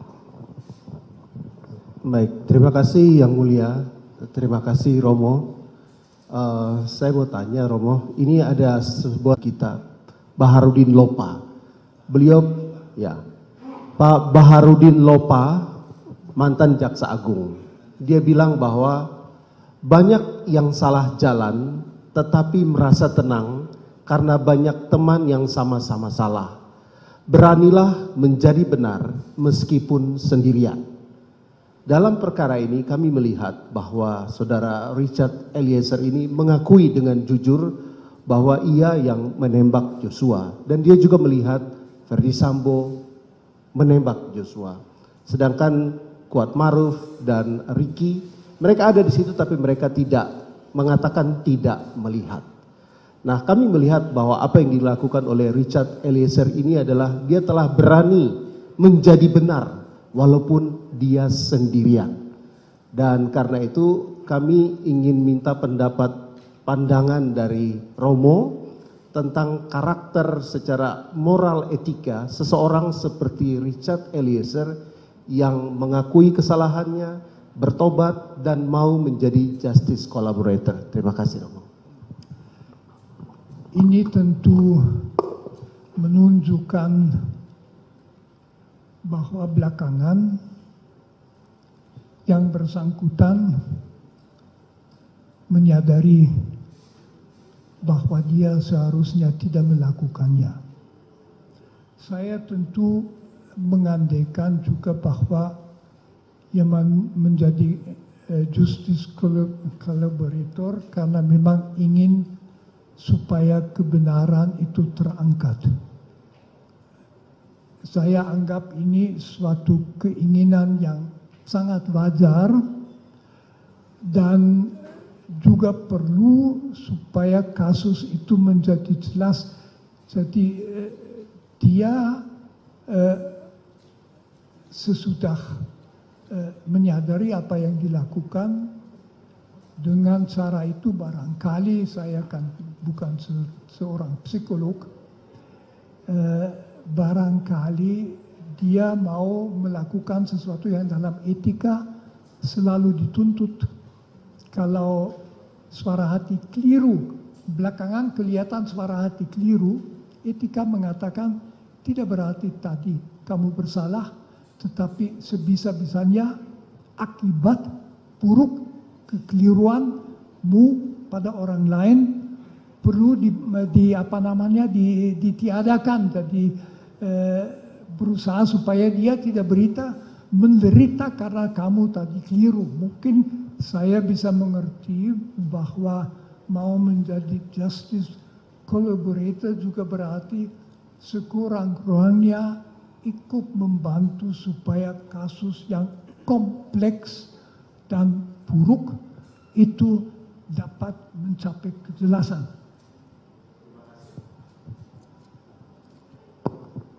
Terima kasih ahli yang sudah menyampaikan. Karena waktu kita diberikan terbatas, maka kita akan kepada ahli psikolog. Terima kasih sebelumnya Romo.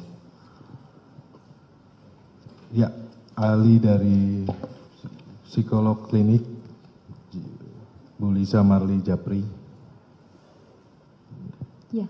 Ada yang perlu ditampilkan untuk ini PPT-nya? Mungkin nanti. Nanti ya, oke.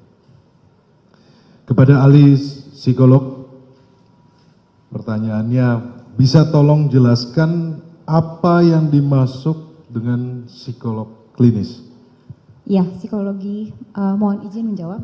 Ya. Psikologi klinis adalah cabang dari ilmu psikologi yang mencoba untuk melihat, memetakan, membantu hingga bahkan menyembuhkan individu atau satu kelompok yang dirasa memiliki gangguan-gangguan klinis sehingga mengganggu mereka untuk berinteraksi dengan baik dalam lingkungan sosialnya. Terima kasih atas penjelasannya ahli. Pendosa besar karena Tuhan juga tahu manusia bisa bingung, tidak tahu apa menjawab.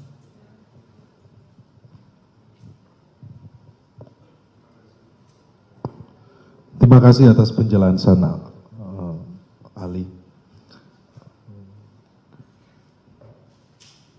Baradae adalah seorang anggota Polri yang terikat oleh kewajiban untuk mengikuti perintah atasan, termasuk saat diperintah untuk menembak orang. Bagaimana saudara Ali melihat tersebut dari sudut pandang etika?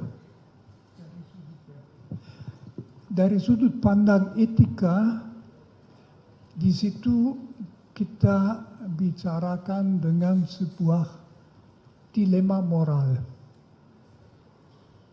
Di satu pihak, harusnya dia tahu bahwa yang diperintahkan itu tidak boleh diperintahkan. Tentu di situ juga bisa dipertanyakan apakah misalnya dalam budaya yang sangat mementingkan perintah, batas wajib melaksanakan perintah dibicarakan. Saya tidak tahu sama sekali hal itu. Jangan-jangan para, katakan saja misalnya di polisian, para polisi itu hanya dididik, pokoknya kamu harus taat selalu. Nah, secara etis dalam dilema itu bisa saja kejelasan penilaian yang bersangkutan itu yang jelas merasa amat susah karena berhadapan di satu pihak menembak sampai mati bukan hal kecil, setiap orang tahu, dia tahu juga. Di lain pihak yang memberi perintah itu orang yang juga dalam situasi tertentu malah berat memberi perintah untuk menembak mati. Jadi di situ di dalam dia dari sudut etika dalam situasi bingung, etika akan mengatakan kamu, saya, jangan begitu saja mengutuk atau mempersalahkan dia. Objektif dia salah. Dia harus melawan, tetapi apakah dia bisa mengerti? Dan dalam etika pengertian, kesadaran itu merupakan unsur kunci. Terima kasih, Saudara Ali. Tadi Saudara Ali menyampaikan terkait dengan dilema moral. Dalam perkara ini terjadi, fakta terjadi bahwa ada relasi kuasa yang sangat jauh antara terdakwa Richard Eliezer dengan terdakwa Ferdy Sambo. Pak Saudara Ali bisa menjelaskan dari sisi filsafat etika dengan terkait relasi kuasa? Itu tentu relasi kuasa adalah sesuatu yang amat sangat biasa bagi manusia.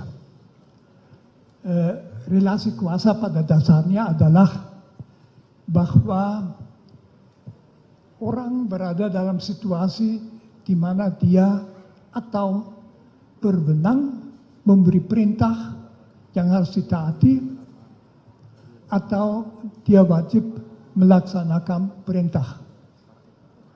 Relasi kekuasaan itu umum di dalam bisnis, di perguruan tinggi, dalam ya di keluarga mungkin tidak, tapi lewat bagi anak, di dalam setiap organisasi tentu ada struktur, ada atasan, atasan paling atas dan sebagainya. Jadi relasi kekuasaan adalah situasi. Kalau kita ambil kepolisian, tentu saja relasi kekuasaan itu sangat penting karena fungsi polisi di dalam masyarakat juga sangat penting. Polisi itu yang membantu negara supaya pelanggaran hukum tidak terjadi, dan kalau terjadi diberikan sanksi. Polisi yang melaksanakan itu. Karena itu di dalam rangka polisi relasi kekuasaan sangat jelas siapa yang memberi perintah, siapa yang harus menaati. Kalau saya tidak salah observasi itu bahkan kelihatan dalam dua orang polisi ketemu, kalau yang satu lebih tinggi kelihatan dengan bentuk tubuh itu berbeda. Itu di dalam bisnis tidak demikian. Jadi relasi kekuasaan di situ berarti bahwa orang yang dalam relasi harus taat selalu akan mengalami tegangan, kesulitan kalau dia diperintah sesuatu yang dia sendiri merasa tidak boleh dilaksanakan. Itu masalahnya. Jadi dia tidak bebas memilih begitu saja kulakukan, misalnya ku tembak orang itu, tetapi dia diperintah, dia tahu bahwa perintah harus dilaksanakan, bahwa dalam lembagaku, yaitu misalnya di kepolisian, menaati perintah sebetulnya nggak bisa dipertanyakan.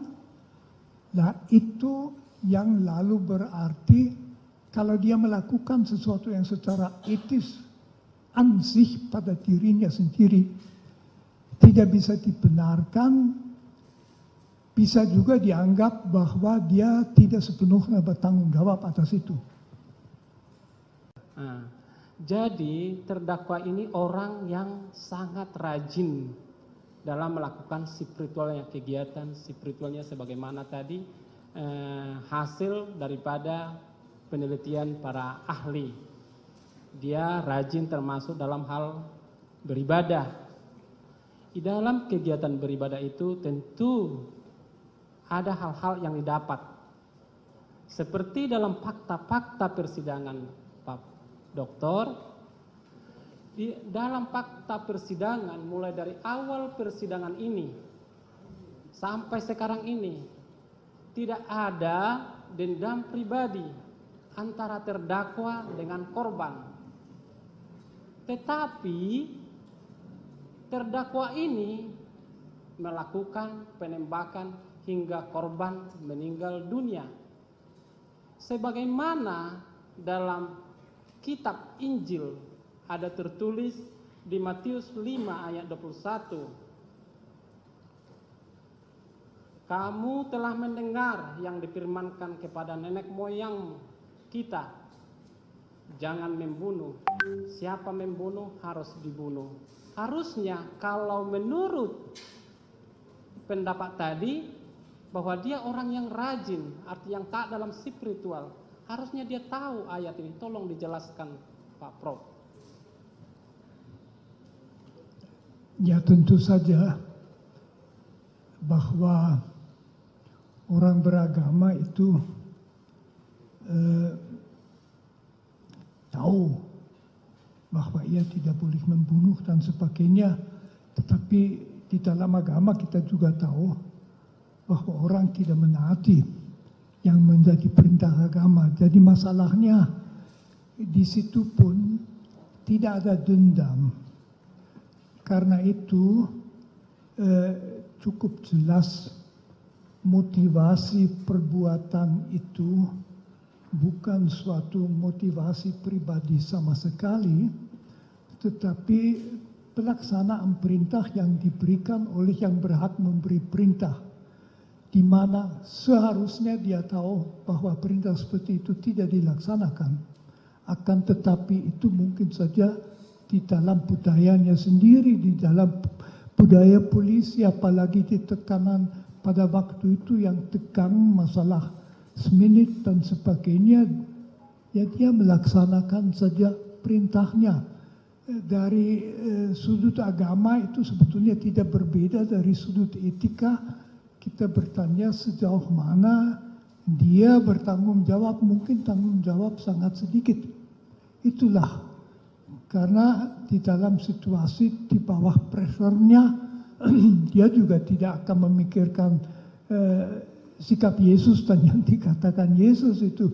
Dia hanya ya aku harus melakukan apa, saya oleh orang di atas yang kuasa benar disuruh itu, ya lalu dia tembak. Tentu orang ketiga seperti saya bisa mengatakan seharusnya setiap orang juga di polisi dididik supaya tahu ada perintah yang tidak boleh dilaksanakan, tapi itu jarang sekali. Jadi menurut saya ya segi agama tidak menambah banyak sekali. Dia itu bingung, Tuhan juga melihat yang bingung, manusia mempunyai sistem hukum, dia harus dalam rangka hukum secara adil, ditangani adil juga berarti memperhatikan sejauh mana dia bertanggung jawab. Cukup. Oke, cukup ya, saudara. Satu lagi. Sudah cukup. Kan dilihat dari kesalahan. Nah, dihubungkan dengan mungkin ilustrasi ya kasusnya. Jika tadi, sebagaimana yang Romo jelaskan bahwa seseorang itu melakukan perbuatan karena dalam keadaan bingung. Dan apakah dia harus menjalankan perintah atau tidak. Terus kemudian dihubungkan dengan relasi kuasa juga. Tingkat kepangkatannya jaraknya sangat jauh. Yang seorang jenderal memerintahkan umpama seorang brigadir. Terus kemudian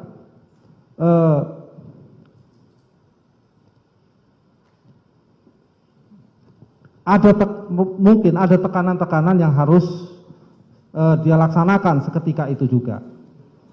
Dan kemudian setelah melakukan itu, ya kan, kemudian dia menyadari dan kemudian berusaha untuk membantu membuka tabir kejahatan yang dilakukan itu tadi. Nah, dari sisi ini, Romo, antara yang memberi perintah dan yang diperintah tadi, sesuai dengan yang Romo jelaskan, ini secara pertanggungjawaban pidananya, ini lebih berat yang mana, Romo?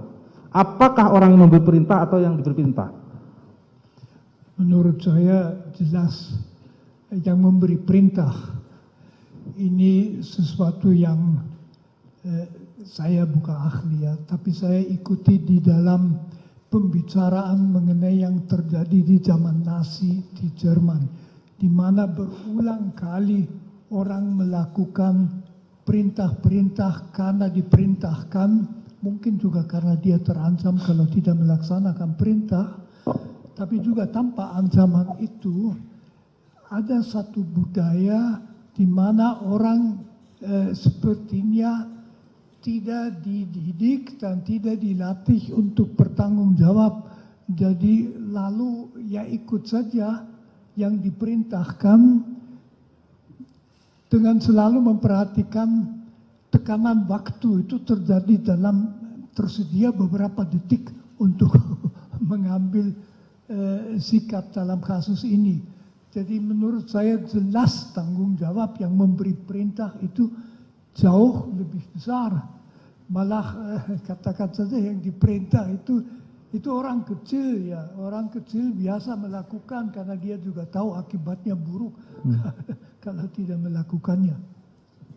Baik, berarti orang yang mempunyai kuasa dan memberi perintah menurut Romo adalah orang yang mempunyai tanggung jawab besar terhadap perintah yang dia berikan kepada pemberi perintah. Walaupun tadi sebagaimana yang Romo perintahkan, perintah yang jahat itu tetap tidak boleh dilakukan secara filsafat moral dan etika. Bahwa dalam laporan yang selama ini ahli mendampingi Richard Eliezer, bahwa Richard Eliezer memiliki kecenderungan untuk patuh pada lingkungan sekitar. Bisa dijelaskan proses psikologis yang terjadi hingga membuat seseorang menjadi seperti ini atau Richard Eliezer? Iya, boleh ke slide selanjutnya, mohon maaf Majelis Hakim. Ya, kalau kita berbicara mengenai kepatuhan, kepatuhan itu juga salah satu konstruk dalam ilmu psikologi. Ini adalah satu bentuk pengaruh sosial yang menyebabkan orang lain mau melakukan suatu hal atau beragam tindakan dikarenakan kepatuhannya pada orang lain yang dirasa lebih punya kuasa. Jadi kita harus membedakan antara kepatuhan dengan konformitas. kalau konformitas itu melibatkan permintaan, kalau kepatuhan itu biasanya melibatkan perintah. Sementara kalau yang berikutnya kepatuhan itu konformitas biasanya lebih kepada bagaimana kita menyesuaikan diri dengan lingkungan. Tapi kalau kepatuhan itu lebih kepada menggunakan unsur kekuatan karena kita takut, karena kita cemas, karena kita khawatir, makanya kita patuh. Jadi itu adalah bentuk kepatuhan dalam psikologi. Ya, bagaimana dengan Richard Eliezer terkait dengan... Oke, kalau dari Richard Eliezer, dari hasil tesnya saja sudah membuktikan dia punya tingkat kepatuhan yang sangat tinggi. Jadi itu memang bisa diukur tuh obediensi seseorang, tingkat level kepatuhan dia pada lingkungan sekitarnya seperti apa. Dan dari hasil tes tersebut terlihat bahwa Richard Eliezer mempunyai level kepatuhan yang sangat tinggi sehingga dia punya kerentanan khusus, kecenderungan tertentu untuk lebih patuh pada lingkungan. Itu dari sisi kepatuhan saja. Baik. Terima kasih, Ali. Bisa dijelaskan juga, tadi kan sudah jelas terkait dengan kepatuhan dari seorang Richard Eliezer, kemudian kan di dalam peristiwa ini ada rasa takut juga. Ya. Apakah dalam melakukan pendampingan ahli melihat atau mengetahui hal tersebut karena melakukan assessment? Iya, ketakutannya pada saat assessment sudah berubah sepertinya. Jadi kan emosi itu kan sangat dari awal, ketika dari awal. Ketika dari awal ketakutan itu sangat jelas. Yang tadi saya katakan pertama kali ketemu jelas sekali ada gesture takut, ada gesture cemas, gesture dia tidak bagaimana ini ke depannya nanti harus seperti apa, dan itu banyak menampilkan gesture-gesture tubuh yang cemas dan takut seperti itu, bermain-main tangan, menghindari kontak mata, hal-hal demikian. Itu terlihat sekali. Tapi seiring dengan waktu ketakutan itu karena emosi itu sesuatu yang sangat dinamis, jadi dia berubah biasanya, bertransformasi lah katakan, apalagi kemudian ada proses adaptasi, ada proses pembelajaran, ada proses dia mungkin mulai level up, mulai yakin, ada kepercayaan diri, mulai masuk yang kalau kita bilang di situ ada yang namanya intelligent disobedience, jadi proses-proses intelijen analisanya dia mulai jalan. Kalau berkaitan dengan yang sebelumnya, ketika yang banyak berperan adalah amigdala, otak emosi, jadi dia lagi takut sekali, cemas sekali, khawatir sekali, tapi seiring dengan waktu ketika perlahan-lahan mulai ada dukungan kepada dia, baik dari orang tua, dari para penasihat hukum, dari banyak hal, analisanya mulai jalan, apa yang harus dia lakukan. Nah, ini kemudian emosi takut ini tertransformasi menjadi paling tidak dari hasil tes yang terlihat ada kecenderungan hipomania. Nah, apa itu hipomania? Hipomania adalah kondisi psikologi seseorang yang tampak sangat berenergi dan bersemangat, berbeda dari biasanya. Jadi setelah takut, sepertinya kemudian Richard Eliezer itu memutuskan untuk oke, saya harus melakukan sesuatu atas kondisi ini. Jadi terlihat semangatnya tersebut. Tapi di sisi lain hipomania juga berarti masih menutupi kecemasan yang terpendam.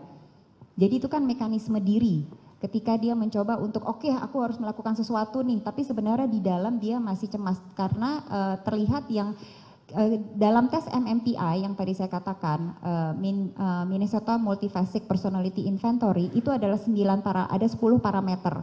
Kita melihat parameter-parameter psikologi, seberapa tinggi level depresi, seberapa tinggi level skizofrenia, seberapa tinggi level obsesif kompulsif. Nah, pokoknya sampai 10, ada 10 parameternya. Nah, paling tinggi parameter pada Richard Eliezer adalah hipomania. Di mana hipomania sudah jelas berarti ada kecemasan yang ditutupi olehnya dengan cara mencoba untuk berenergi dan bersemangat sekali. Nah, apakah kemudian dikatakan, kalau tadi pertanyaan berkaitan dengan emosi takut dan cemas adalah emosi yang dekat. Gitu. Hubungan kepatuhan dan rasa takut tersebut? 1:12 PM waktu Indonesia Barat atau tanggal 12 Juli 2022 pukul 15.41.12 UTC zona waktu standar. Dari jawaban saudara Ali, apakah saudara Ali bisa menjelaskan apa yang dimaksud dalam keterangan tersebut? Ya, jadi file create merujuk pada kapan sebuah file itu tersimpan ke dalam media penyimpanan eksternal. Jadi bisa dipastikan file tersebut disimpan pada 14 tanggal 14 bulan 7 2022, tanggal 12.02.09. Jadi tadi saya jelaskan ada proses pengkopian 2331 selama 7 menit tadi. Salah satu filenya adalah file video tersebut. Di sini juga bisa dilihat tempusnya merupakan tempus yang masuk atau salah satu dari proses pengkopian dari 2831 file sebelumnya. Itu yang Saudara Ali maksudkan ya, Ya. dalam penjelasan dari BP jawaban Saudara ya. Ya. Kalau saya bisa nggak Saudara Ali bisa menggambarkan cara-cara suatu gambaran pemindahan pemasukan di dalam tersebut atau sebuah Mungkin, kertas? ya. Mohon izin majelis, cara sistemnya bagaimana bisa terpindah dalam hard disk dengan perangkat apa? Bisa diketahui itu? Mungkin saya butuh kertas dan pulpen untuk bisa menggambarkan prosesnya, Pak. Ini pertanyaan saudara ini sebenarnya pemindahan yang dari hard disk ya ke dari laptop ke hard disk atau bagaimana? Ya, kok bisa ada di hard disk Baikuni tadi yang disebutkan kok bisa masuk? Dia ahli menjelaskan ada sebuah Windows yang operasi yang bisa memindahkan tersebut. Bisa digambar model sistem, bisa data bisa masuk ke hard disk. Silakan. Ya. Ada kertasnya. Maju ke depan.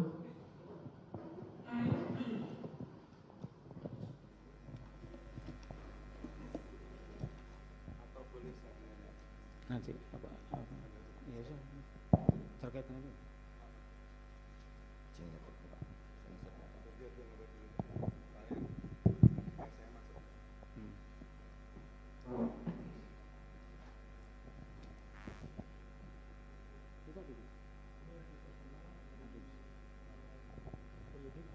Itu yang disita atas nama Baikuni. Betul, Pak. Yang tadi yang hitam itu tadi. Betul, Pak. Eksternal hard disk WD itu tadi. Ya, betul. Kemudian untuk memindahkan file ke dalam sini harus ada media perantara, yaitu perangkat yang memiliki sistem operasi Windows.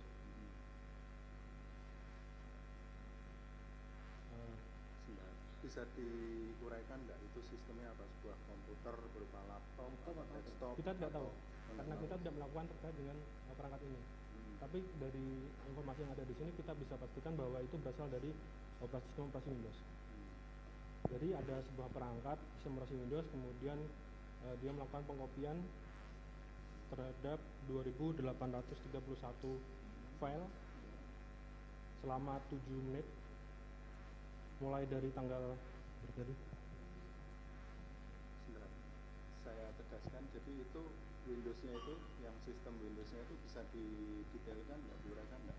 Itu dari Windows sistem berapa? Kami tidak bisa melakukan pemeriksaan ini, Pak. Jadi kami tidak. Pertanyaan itu harus melakukan pemeriksaan terhadap perangkat ini. Perangkat ini sementara kami itu tidak melakukan yang perangkat itu tidak disertakan atau tidak, disampaikan ke Ya, ahli? Tidak. Jadi ada proses pemindahan mulai tanggal 7 Juli, berapa? 14 Juli. Oh ya. Mulai dari 13 Juli pukul 11.59, 14 Juli sampai 12.06. 12.06. Jadi ada sekitar 7 menit proses pengkopian sebanyak 2.800. Salah satu filenya adalah file video tersebut. Ya. Di dalam file Saya potong. Ya. Itu 2000 sekian file itu berapa besarnya? Bisa diketahui? Kami tidak mencatat terkait hal tersebut, tapi kami catat jumlah filenya saja. Ya. Dari file yang tersimpan di sini kita bisa ketahui file create itu artinya kapan barang itu disimpan ke dalam sini, kemudian modify artinya merujuk pada kapan video itu diekspor ke dalam media penyimpanan sebelumnya. Jadi menurut keterangan dari penyidik ke kami ada sebuah DVR, kemudian disimpan ke dalam sebuah flash disk, dan kemudian disimpan ke dalam MacBook. Jadi file date modify ini merujuk tanggal dari DVR dikopikan ke dalam media flash disk. Ini tanggalnya adalah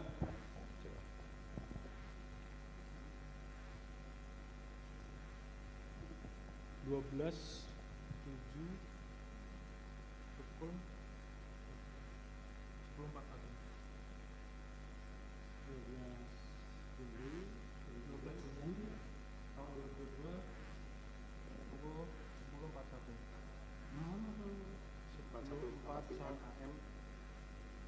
PM PM malam berarti setengah 11 malam. Ini kami nggak mendapatkan barang bukti ini juga tidak dapat. Yang saya dapatkan ini. Ya. Yang diperiksakan kami hanya ini. Ini ya, yang dimintakan cuma ini aja. Ya. Adapun ini tidak dimintakan atau ini tidak ada sama. Ini menurut informasi dari penyidik diperiksakan ke Kompol Heri ya. Pak Heri ke ahli digital forensik dari Puslapor. Oh itu. Ya. Kali ini ahli dari Saya dari Direktorat Cyber Barreskrim. Barreskrim ya. Oh yang sana Puslapor. Jadi misalnya tidak ada kaitannya dengan ini. Ya, ini tidak ada kaitannya dengan ini saja. Ya, siap. Yang ini sudah diperiksa. Sudah majelis yang Pak Heri kemarin. Ya. Jadi ini ya, kita berbicara di sini nanti. Ya. Ya. Izin Pak, ngomong di depan sini. Ya. Nah, itu ada jejak digitalnya enggak yang di eksternal hard disk ini media penyimpanan pertama dari file? Tidak.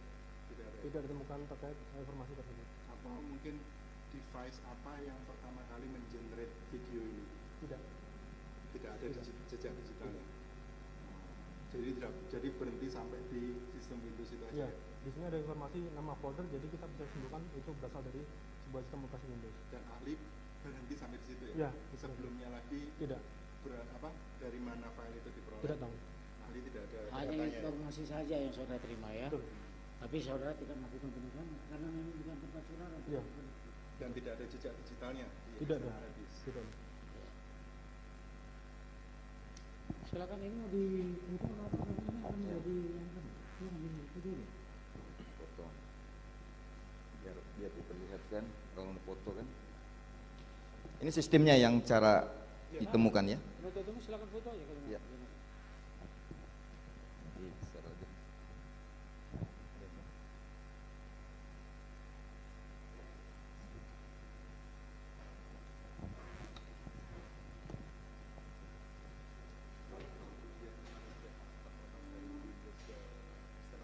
Itu soalnya nanti melebar kemana-mana karena DPR nanti mau ditanyakan dia nggak tahu itu. Lanjut kepada Profesor Dr. Frans Magnis Suseno,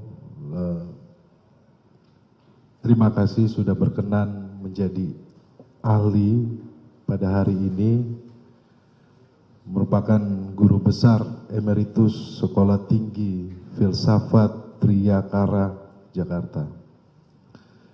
Izinkan kami bertanya kepada ahli. Ahli kita kenal sebagai ahli filsafat moral. Mohon ahli menjelaskan tentang filsafat moral dan sumbangannya dalam membantu menjelaskan masalah-masalah etika moral. Terima kasih. Yang mulia, saya dalam filsafat moral atau etika, biasanya saya pakai etika, kata etika, ada dua masalah yang relevan. Pertama, suatu perbuatan, kelakuan, sikap secara etis, secara moral, dinilai bagaimana dapat dibenarkan secara etis atau tidak dapat dibenarkan. Itu pertanyaan normatif. Pertanyaan kedua adalah apabila seseorang melakukan sesuatu yang menurut norma etika tidak dapat dibenarkan, apakah dia harus dianggap secara moral bersalah atau tidak? Bisa saja dia tidak mengerti atau dia bingung. Perkenankan saya sedikit menjelaskan dua poin ini. Pertama, kita ambil contoh, apakah menembak mati orang yang tidak berdaya, yang tidak mengancam, secara etis dapat dibenarkan. Jawaban etika saya kira unanim, tidak dapat dibenarkan, tentu ada kekecualian. Satu kecualian itu misalnya Algojo dalam menjalankan hukuman mati sesuai dengan undang-undang yang berlaku. Yang satu itu di dalam sebuah pertempuran para kombatan boleh menembak sampai bunuh. Yang ketiga dalam rangka membela nyawa, baik nyawa sendiri dari bela sendiri maupun nyawa orang lain, itu kekecualian. Kecuali dalam 3 kasus ini secara etis jelas menembak mati orang adalah pelanggaran yang berat. Masih poin kedua yang penting di dalam rangka normatif. Apakah orang yang berhak memberi perintah dapat memerintahkan orang lain melakukan sesuatu, misalnya menembak orang yang sudah tidak berdaya sampai mati atau tidak. Di situ juga etika itu jelas jawabannya, memerintahkan sesuatu yang secara etis salah berat, tidak bisa dan tidak ada kewajiban untuk menaatinya, malah perintah yang tidak etis wajib ditolak. Itu yang pertama secara normatif.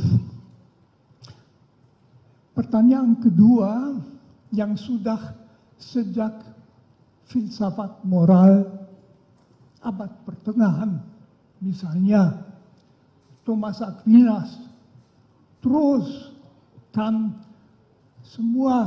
hampir semua filosof moral sependapat, ada pertanyaan lain yaitu mengenai kebersalahan orang yang melakukan sesuatu yang secara etis tidak dapat dibenarkan. Katakan saja misalnya ada orang yang atas perintah orang lain menembak mati seseorang. Secara etis orang itu sendiri kualitas moralnya harus dinilai bagaimana. Jawaban di dalam etika itu sebetulnya itu tergantung dari kesadaran orang itu pada saat itu. Misalnya tergantung dari suara hati. Suara hati mengatakan apa pada saat itu. Bisa saja dia bingung karena dia berhadapan dengan dua norma. Yang satu itu mengatakan menembak mati orang yang sudah tidak berdaya, tidak bisa dibenarkan, titik. Yang kedua, dia diberi perintah oleh orang yang berhak memberi perintah, wajib ditaati supaya melakukannya, lalu dia harus mengikuti yang mana. Etika normatif tadi mengatakan dia harus menolak melakukan perintah seperti itu. Akan tetapi dalam etika yang memeriksa kebersalahan seseorang, dan itu penting, akan ditanyakan apakah dia mempunyai cukup kejelasan. Misalnya dia bingung. Ada misalnya beberapa unsur yang amat sangat bisa membuat orang bingung. Yang memberi perintah itu bukan sekedar atasan. Misalnya rektor universitas kepada dosennya, melainkan bagaimana kalau misalnya perintah diberikan di dalam rangka militer, dalam operasi militer, atau dalam rangka kepolisian atau BRIMOB kalau mau. Di dalam di dalam situasi itu melaksanakan perintah adalah budaya yang ditanamkan di dalam orang-orangnya. Kita di Indonesia tahu sering suka pakai istilah laksanakan. Laksanakan, datanya you anggap tepat atau tidak, bukan, laksanakan. Atau istilahnya siap. Siap. Dan jadi pokoknya orang itu mungkin juga perlu di dalam situasi. Nah, tambah pertimbangan begini. Polisi adalah salah satu lembaga, satu-satunya, saya ulangi, satu-satunya lembaga dalam masyarakat yang berhak melakukan kekerasan seperlunya, kadang-kadang sampai menembak. Polisi dalam melaksanakan undang-undang boleh memegang orang, mendorong orang, menangkap orang, menahan orang dalam situasi yang membenarkan, boleh menembak. Jadi bagi seorang polisi, rem psikis terhadap menembak mati orang tentu lain daripada orang biasa yang tidak di dalam situasi itu. Lalu faktor yang amat sangat menentukan kebersalahan, apakah orang betul bersalah atau tidak, yang juga akan kelihatan dari apakah dia kemudian menyesal atau tidak. Kalau tidak menyesal, ya tidak bisa dikatakan ada kebingungan. Tetapi kalau dia bingung karena berada di bawah pressure waktu. Jadi bukannya dia disuruh oleh atasannya melakukan sesuatu yang tidak benar, tetapi sekarang juga lakukan. Itu tipe perintah yang amat sulit secara psikologis dilawan. Karena siapa dia? Mungkin dia orang kecil, jauh di bawah yang memberi perintah, udah biasa, laksanakan. Meskipun dia ragu-ragu, dia bingung. Itu tidak berarti bahwa sama sekali tidak ada kesalahan. Tetapi itu jelas menurut etika sangat mengurangi kebersalahan. Saya tidak memakai istilah bisa dimengerti, itu terlalu banyak. Menurut saya, tapi itu saya pendapat, tentu orang mestinya tahu tidak bisa, tetapi dalam situasi bingung. Dalam budaya perintah laksanakan, berhadapan dengan atasan yang sangat tinggi mungkin ditakuti, kebebasan hati untuk masih mempertimbangkan dalam waktu berapa detik yang tersedia mungkin tidak ada. Mungkin ini dulu yang mau saya katakan. Dalam persidangan pemeriksaan saksi ahli pengacara Richard Eliezer atau Baradae mendatangkan 2 psikolog sekaligus. Psikolog klinik dewasa dan psikolog forensik menjadi saksi yang meringankan Baradae di persidangan kasus pembunuhan berencana terhadap Nofriansyah Yosua Huta Barat atau Brigadir J. Roni Talapesi selaku kuasa hukum Baradae mengatakan bahwa kedua psikolog tersebut yakni Liza Mariali Japri selaku psikolog klinik dewasa dan Reza Indragiri Amril selaku psikolog forensik hadir. Selain kedua psikolog, Roni juga menghadirkan guru besar filsafat moral yakni Romo Magnis Suseno. Ia adalah tokoh agama Katolik sekaligus budayawan. Romo Magnis juga diketahui merupakan Direktur Pasca Sarjana Sekolah Tinggi Ilmu Filsafat Triarkara. Pada persidangan sebelumnya, terdakwa Ferdi Sambo dan Putri Chandrawati sudah menghadirkan saksi ahli meringankan terlebih dahulu pada Kamis 22 Desember 2022.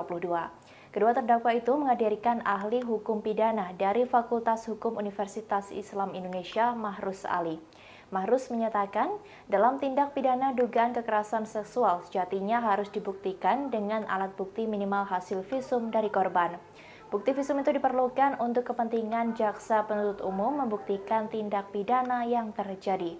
Akan tetapi, jika dalam proses pembuktian hasil visum tersebut tidak dilakukan, bukan berarti tindak kejahatannya menjadi tidak ada. Sebab menurutnya dalam kasus dugaan kekerasan seksual, sering sekali korban tidak mau melapor.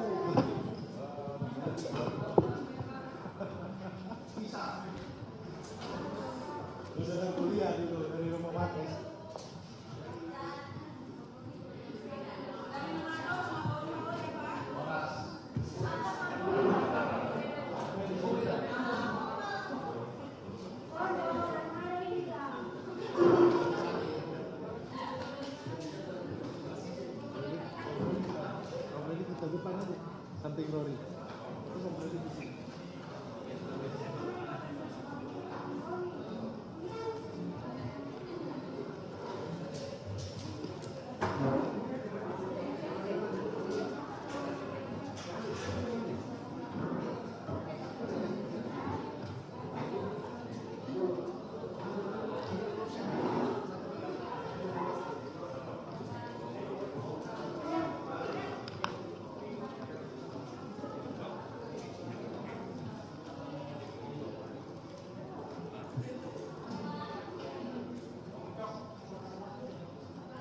Sudah.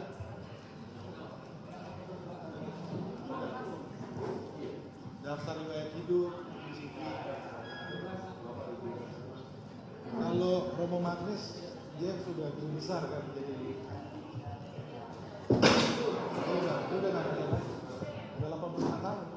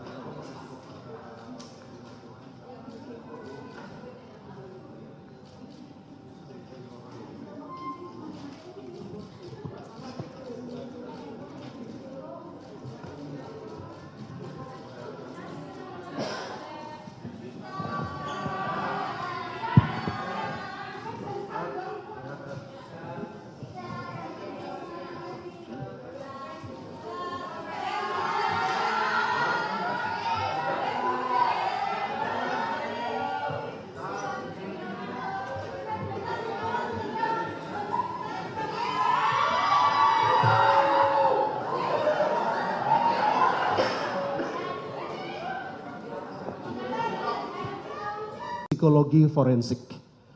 Mengenai apa yang tadi saudara ahli jelaskan tentang Milgram ya.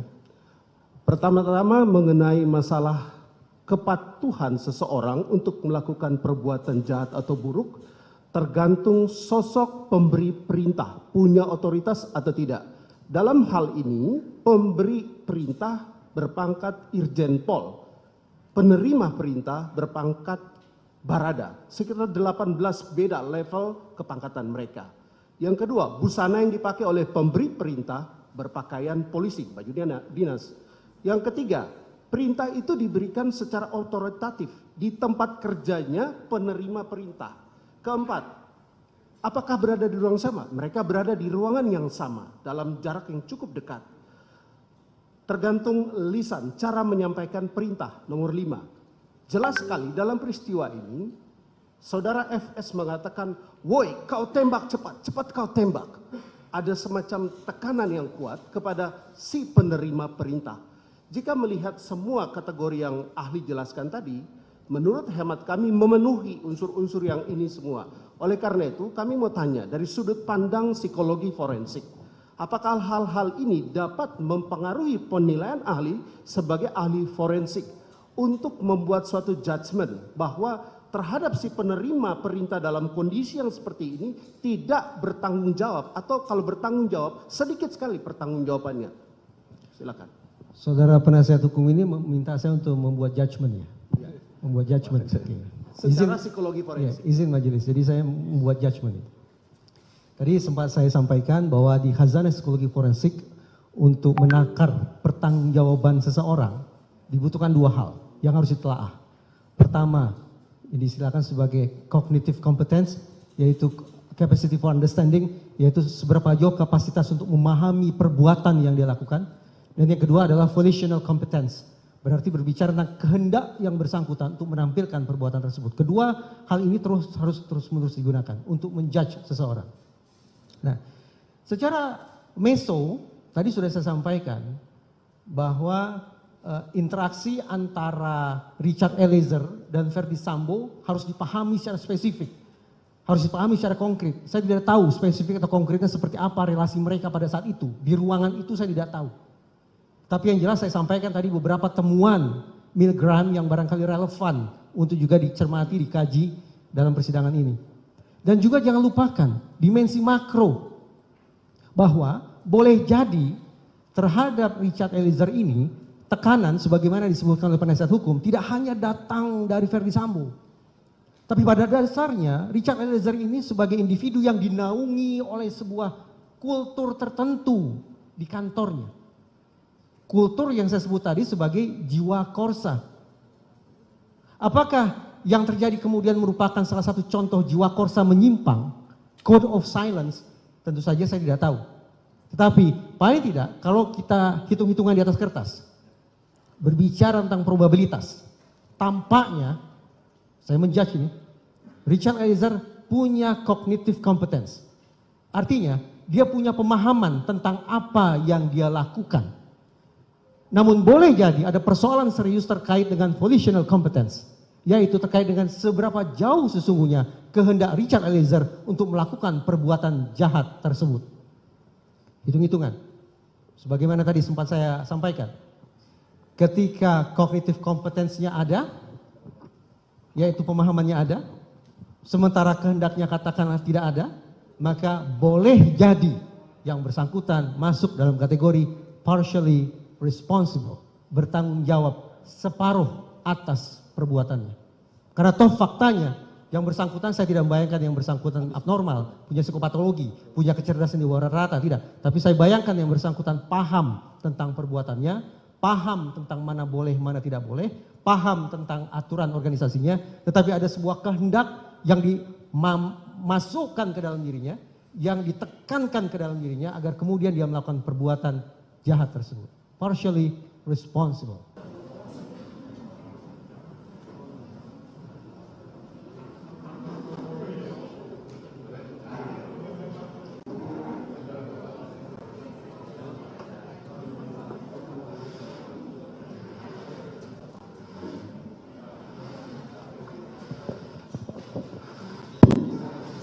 Skors perkara nomor 798 PB atas nama Richard Eliezer Pudiang Lumiu dicabut, sidang dilanjutkan kembali.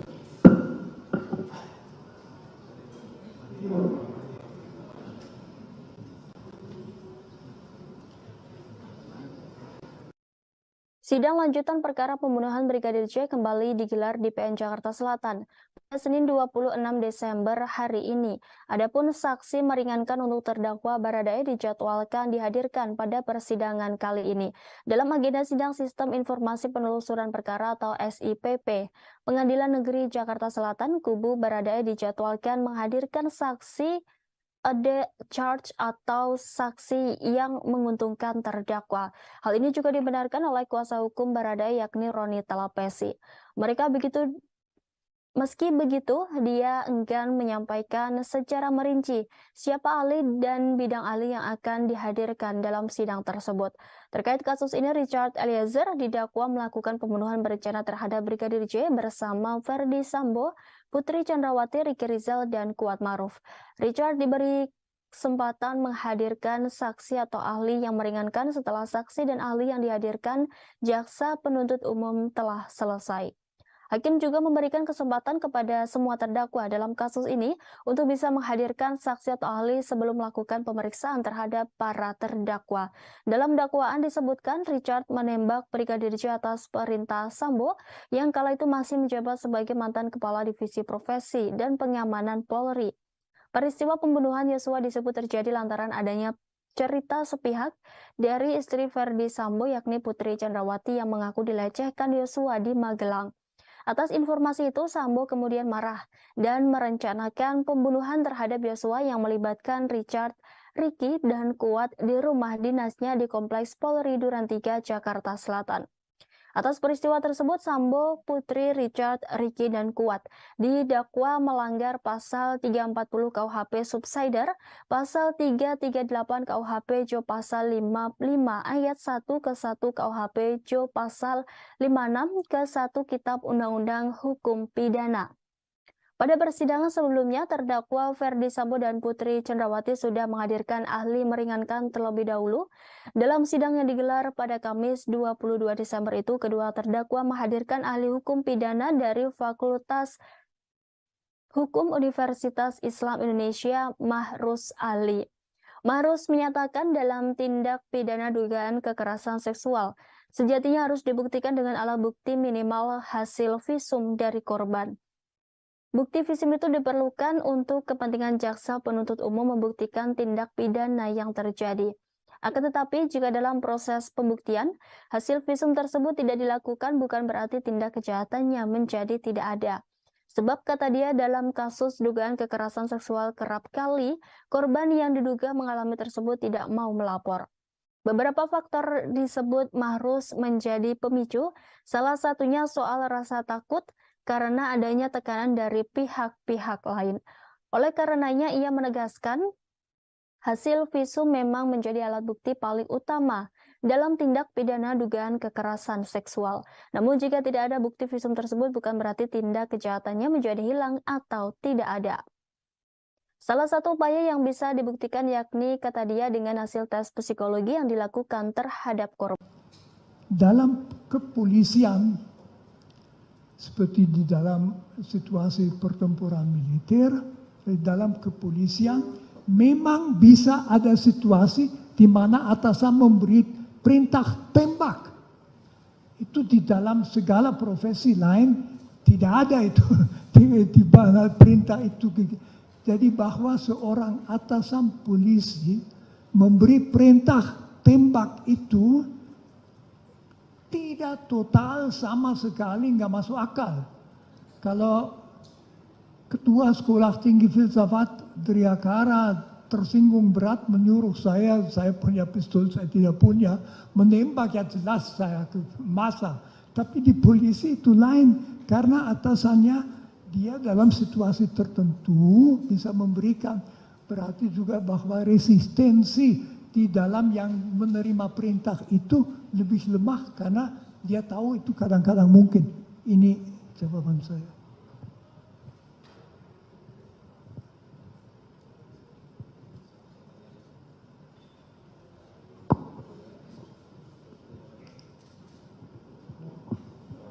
Dilanjut saksi yang lain dulu aja. Kita tutup ini Mulia, habis satu Oh, pertanyaan, oke, setelah silakan. sudah selesai Romo. Baik, terima kasih Yang Mulia, terima kasih Romo. Saya mau tanya Romo, ini ada sebuah kitab Baharudin Lopa. Beliau, ya, Pak Baharudin Lopa, mantan Jaksa Agung. Dia bilang bahwa banyak yang salah jalan, tetapi merasa tenang karena banyak teman yang sama-sama salah. Beranilah menjadi benar meskipun sendirian.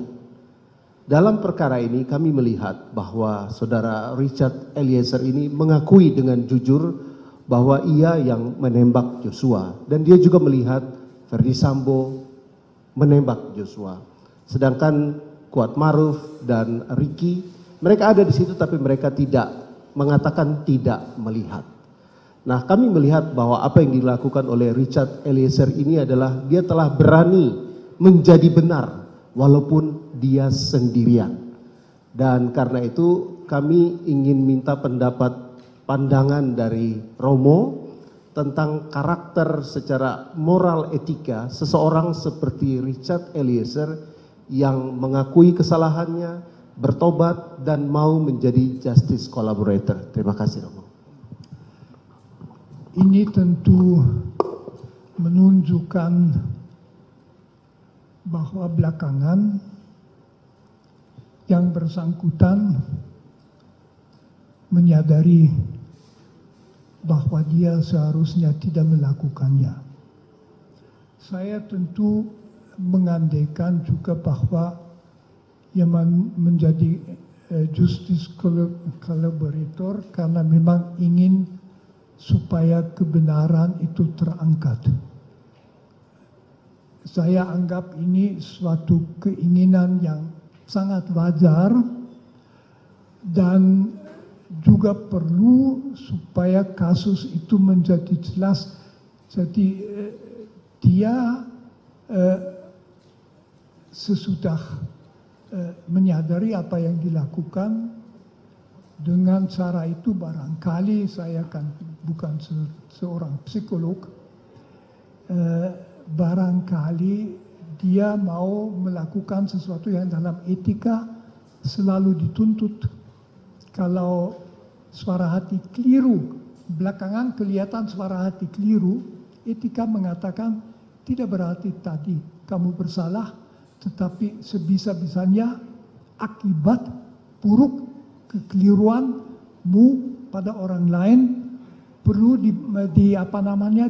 ditiadakan. Jadi berusaha supaya dia tidak menderita karena kamu tadi keliru. Mungkin saya bisa mengerti bahwa mau menjadi justice collaborator juga berarti sekurang-kurangnya ikut membantu supaya kasus yang kompleks dan buruk itu dapat mencapai kejelasan.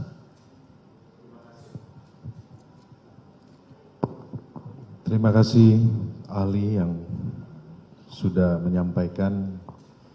Karena waktu kita diberikan terbatas, maka kita akan kepada ahli psikolog. Terima kasih sebelumnya Romo.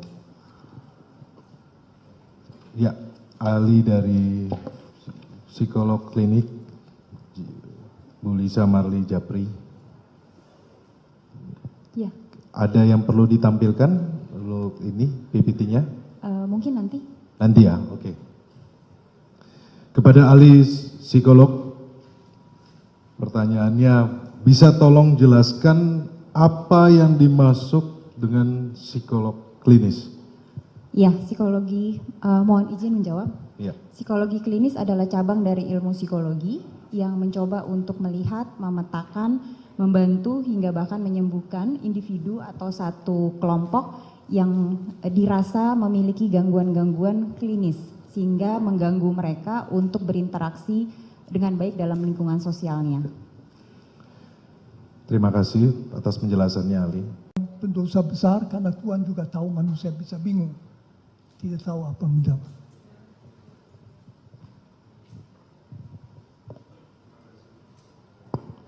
Terima kasih atas penjelasan Ali.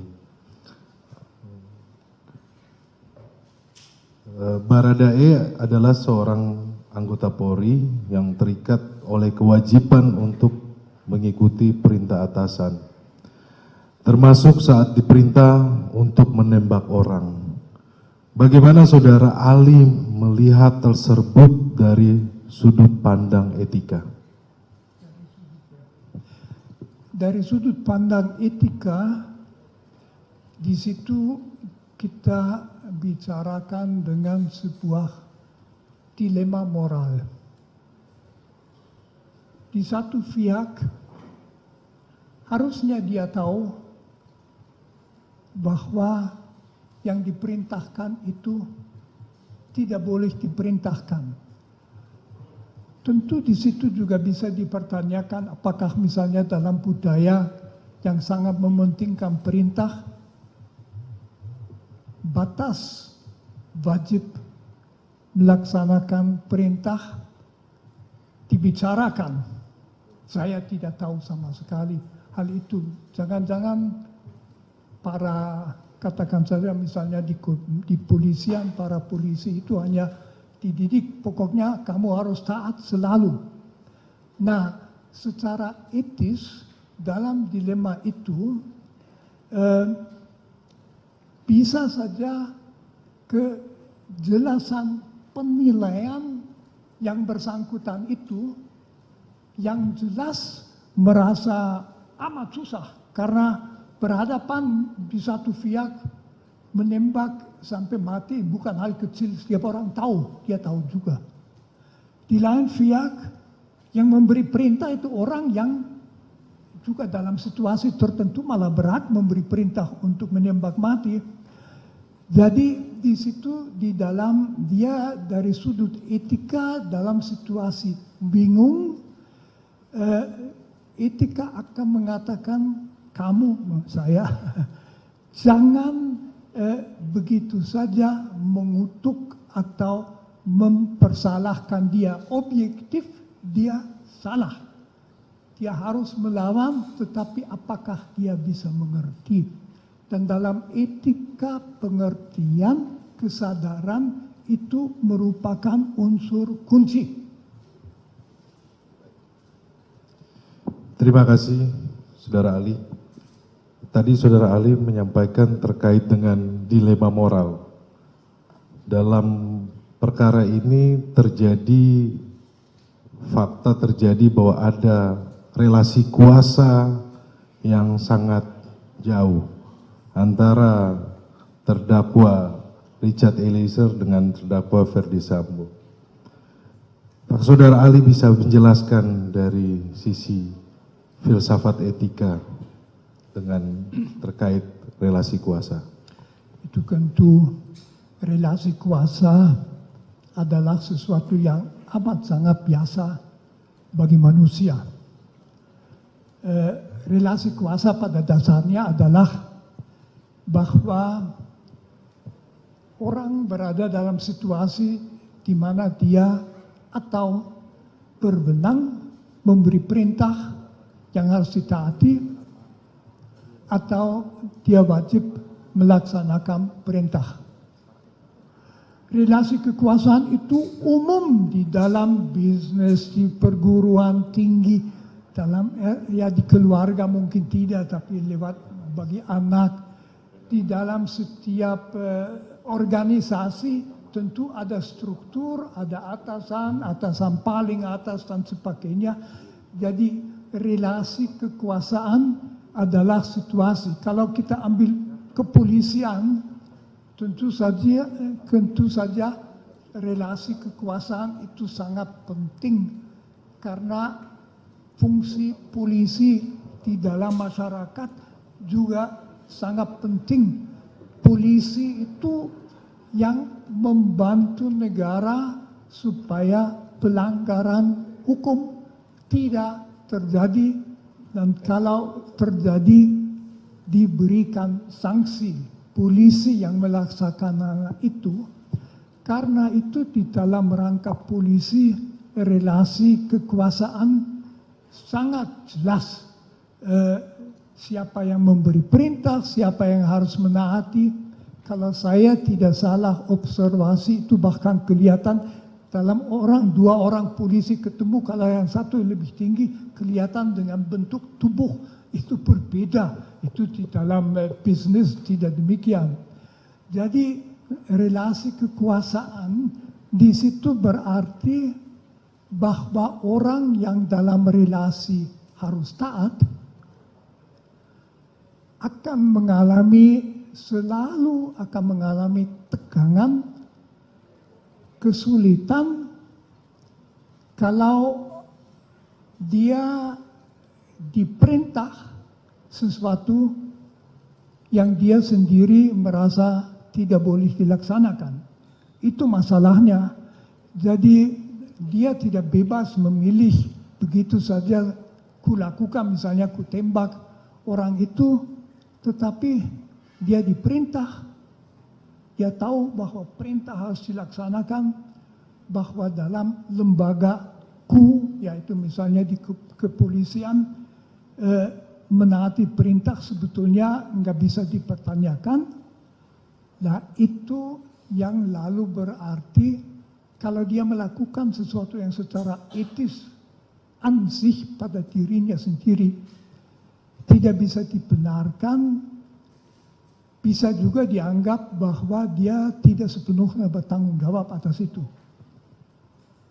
Nah, jadi terdakwa ini orang yang sangat rajin dalam melakukan spiritualnya, kegiatan spiritualnya sebagaimana tadi hasil daripada penelitian para ahli.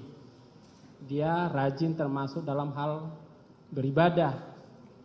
Di dalam kegiatan beribadah itu tentu ada hal-hal yang didapat. Seperti dalam fakta-fakta persidangan Pak Doktor, di dalam fakta persidangan mulai dari awal persidangan ini sampai sekarang ini tidak ada dendam pribadi antara terdakwa dengan korban. Tetapi terdakwa ini melakukan penembakan hingga korban meninggal dunia. Sebagaimana dalam kitab Injil ada tertulis di Matius 5 ayat 21. Kamu telah mendengar yang difirmankan kepada nenek moyang kita, jangan membunuh. Siapa membunuh harus dibunuh. Harusnya kalau menurut pendapat tadi bahwa dia orang yang rajin, arti yang taat dalam spiritual, harusnya dia tahu ayat ini. Tolong dijelaskan Pak Prof. Ya tentu saja bahwa orang beragama itu tahu bahwa ia tidak boleh membunuh dan sebagainya. Tetapi di dalam agama kita juga tahu bahwa orang tidak menaati yang menjadi perintah agama. Jadi masalahnya di situ pun tidak ada dendam.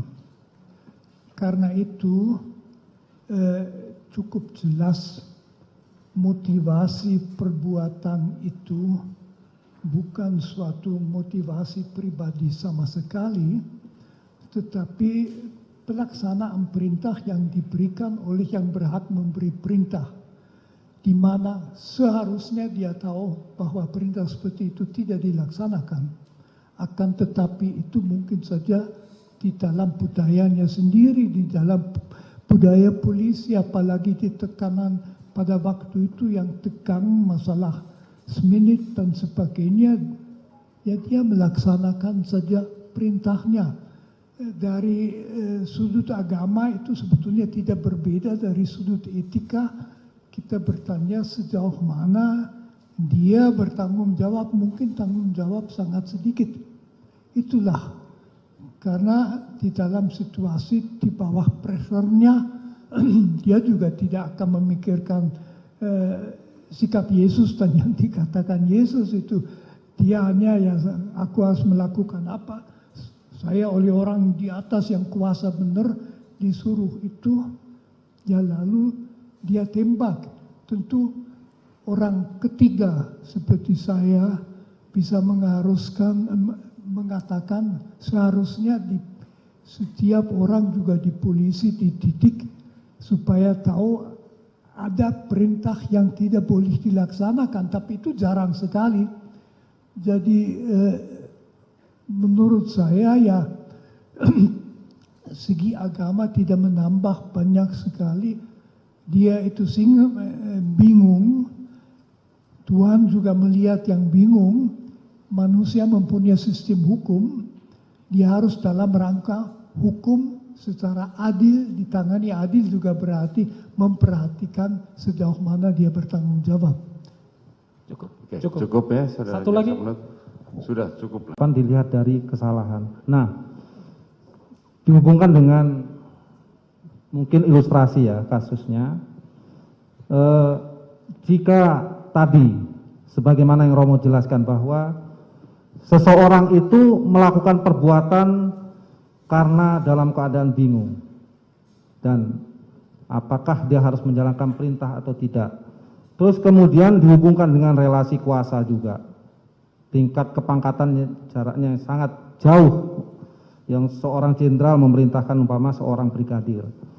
Terus kemudian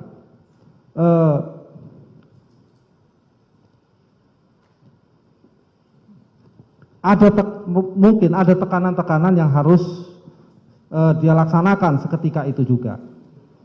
Dan kemudian setelah melakukan itu, ya kan, kemudian dia menyadari dan kemudian berusaha untuk membantu membuka tabir kejahatan yang dilakukan itu tadi. Nah, dari sisi ini, Romo, antara yang memberi perintah dan yang diperintah tadi, sesuai dengan yang Romo jelaskan, ini secara pertanggungjawaban pidananya, ini lebih berat yang mana, Romo? Apakah orang yang memberi perintah atau yang diberi perintah?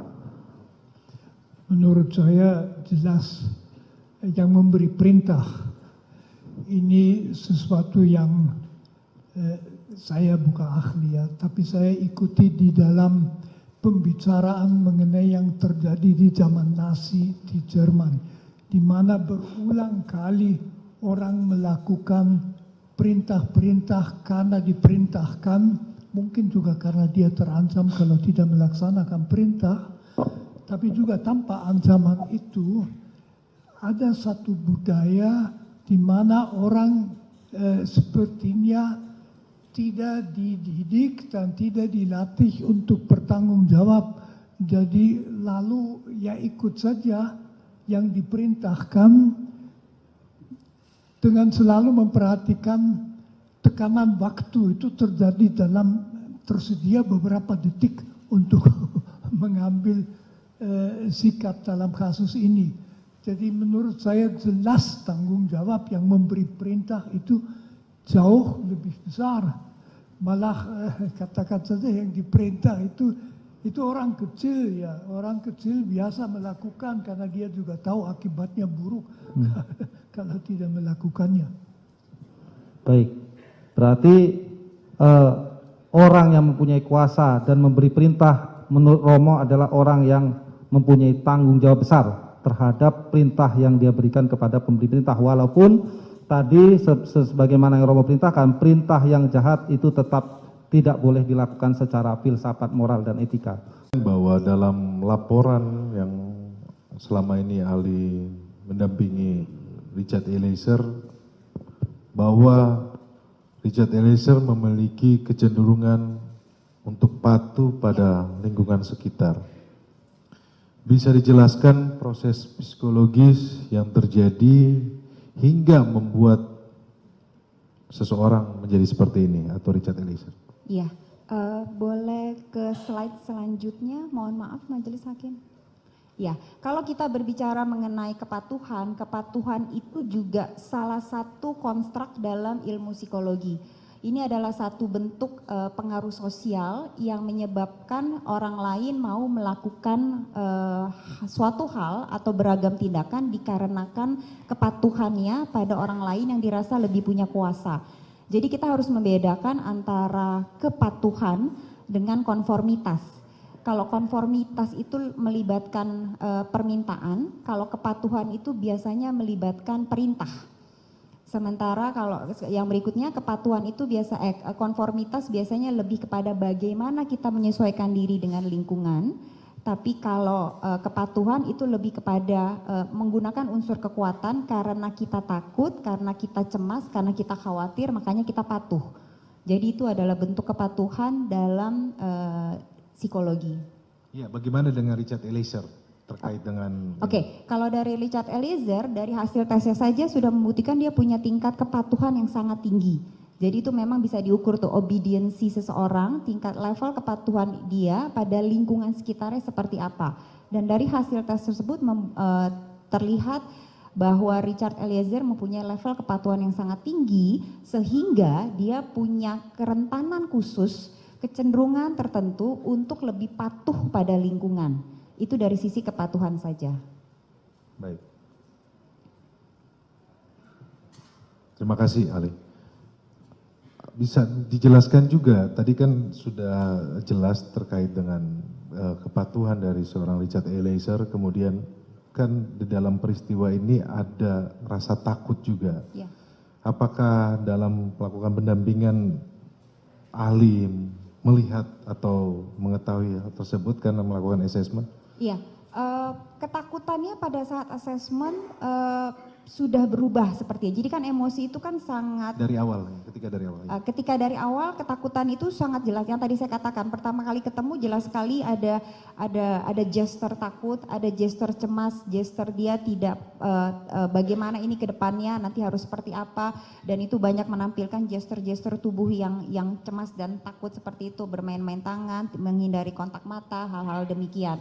Itu terlihat sekali. Tapi seiring dengan waktu ketakutan itu karena emosi itu sesuatu yang sangat dinamis, jadi dia berubah biasanya, bertransformasi lah katakan, apalagi kemudian ada proses adaptasi, ada proses pembelajaran, ada proses dia mungkin mulai level up, mulai yakin, ada kepercayaan diri, mulai masuk yang kalau kita bilang di situ ada yang namanya intelligent disobedience, jadi proses-proses intelligent analisanya dia mulai jalan. Kalau berkaitan dengan yang sebelumnya, ketika yang banyak berperan adalah amigdala, otak emosi, jadi dia lagi takut sekali, cemas sekali, khawatir sekali, tapi seiring dengan waktu ketika perlahan-lahan mulai ada dukungan kepada dia, baik dari orang tua, dari para penasihat hukum, dari banyak hal, analisanya mulai jalan, apa yang harus dia lakukan. Nah, ini kemudian emosi takut ini tertransformasi menjadi paling tidak dari hasil tes yang terlihat ada kecenderungan hipomania. Nah, apa itu hipomania? Hipomania adalah kondisi psikologi seseorang yang tampak sangat berenergi dan bersemangat, berbeda dari biasanya. Jadi setelah takut, sepertinya kemudian Richard Eliezer itu memutuskan untuk oke, saya harus melakukan sesuatu atas kondisi ini. Jadi terlihat semangatnya tersebut. Tapi di sisi lain hipomania juga berarti masih menutupi kecemasan yang terpendam. Jadi itu kan mekanisme diri. Ketika dia mencoba untuk oke, aku harus melakukan sesuatu nih, tapi sebenarnya di dalam dia masih cemas karena terlihat yang dalam tes MMPI yang tadi saya katakan Minnesota Multifaceted Personality Inventory itu adalah 10 parameter. Kita melihat parameter-parameter psikologi seberapa tinggi level depresi, seberapa tinggi level skizofrenia, seberapa tinggi level obsesif kompulsif. Nah, pokoknya sampai 10, ada 10 parameternya. Nah, paling tinggi parameter pada Richard Eliezer adalah hipomania. Di mana hipomania sudah jelas berarti ada kecemasan yang ditutupi olehnya dengan cara mencoba untuk berenergi dan bersemangat sekali. Nah, apakah kemudian dikatakan, kalau tadi pertanyaan berkaitan dengan emosi takut dan cemas adalah emosi yang dekat. Gitu. Hubungan kepatuhan dan rasa takut tersebut? 1:12 PM waktu Indonesia Barat atau tanggal 12 Juli 2022 pukul 15.41.12 UTC zona waktu standar. Dari jawaban saudara Ali, apakah saudara Ali bisa menjelaskan apa yang dimaksud dalam keterangan tersebut? Ya, jadi file create merujuk pada kapan sebuah file itu tersimpan ke dalam media penyimpanan eksternal. Jadi bisa dipastikan file tersebut disimpan pada 14 tanggal 14 bulan 7 2022, tanggal 12.02.09. Jadi tadi saya jelaskan ada proses pengkopian 2331 selama 7 menit tadi. Salah satu filenya adalah file video tersebut. Di sini juga bisa dilihat tempusnya merupakan tempus yang masuk atau salah satu dari proses pengkopian dari 2831 file sebelumnya. Itu yang Saudara Ali maksudkan ya, Ya. dalam penjelasan dari BP jawaban saudara ya. Ya. Kalau saya bisa nggak Saudara Ali bisa menggambarkan cara-cara suatu gambaran pemindahan pemasukan di dalam tersebut atau sebuah Mungkin, kertas? ya. Mohon izin majelis, cara sistemnya bagaimana bisa terpindah dalam hard disk dengan perangkat apa? Bisa diketahui itu? Mungkin saya butuh kertas dan pulpen untuk bisa menggambarkan prosesnya, Pak. Ini pertanyaan saudara ini sebenarnya pemindahan yang dari hard disk ya ke dari laptop ke hard disk atau bagaimana? Ya, kok bisa ada di hard disk Baikuni tadi yang disebutkan, kok bisa masuk? Dia ahli menjelaskan ada sebuah Windows yang operasi yang bisa memindahkan tersebut. Bisa digambar model sistem, bisa data bisa masuk ke hard disk. Silakan. Ya. Ada kertasnya. Maju ke depan.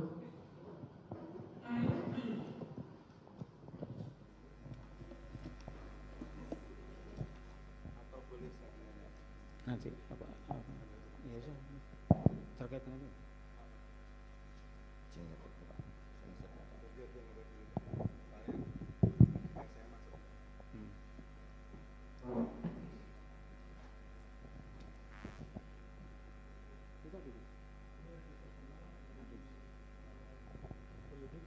Itu yang disita atas nama Baikuni. Betul, Pak. Yang tadi yang hitam itu tadi. Betul, Pak. Eksternal hard disk WD itu tadi. Ya, betul. Kemudian untuk memindahkan file ke dalam sini harus ada media perantara, yaitu perangkat yang memiliki sistem operasi Windows.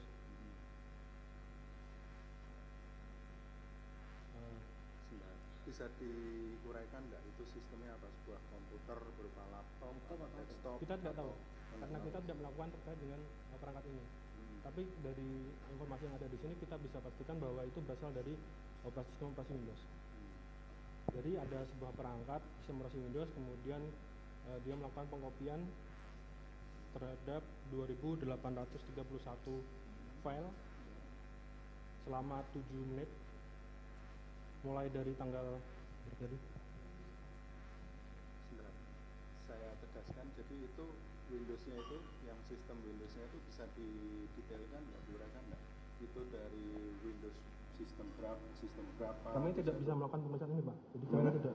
Pertanyaan ini tuh harus melakukan pemeriksaan terhadap perangkat ini. Perangkat ini sementara kami tidak melakukan yang perangkat itu tidak disertakan atau tidak, disampaikan ke ahli? Tidak. Jadi ada proses pemindahan mulai tanggal 7 Juli, berapa? 14 Juli. Oh ya. Mulai dari 13 Juli pukul 11.59, 14 Juli sampai 12.06. 12.06. Jadi ada sekitar 7 menit proses pengkopian sebanyak 2.800. Salah satu filenya adalah file video tersebut. Ya. Di dalam file itu 2000 sekian file itu berapa besarnya? Bisa diketahui? Kami tidak mencatat terkait hal tersebut, tapi kami catat jumlah filenya aja. Ya. Dari file yang tersimpan di sini kita bisa ketahui file create itu artinya kapan barang itu disimpan ke dalam sini, kemudian modify artinya merujuk pada kapan video itu diekspor ke dalam media penyimpanan sebelumnya. Jadi menurut keterangan dari penyidik ke kami ada sebuah DVR, kemudian disimpan ke dalam sebuah flash disk, dan kemudian disimpan ke dalam MacBook.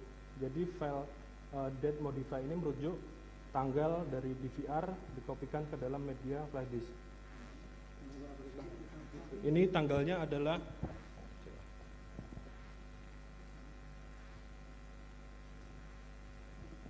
12/7/2022.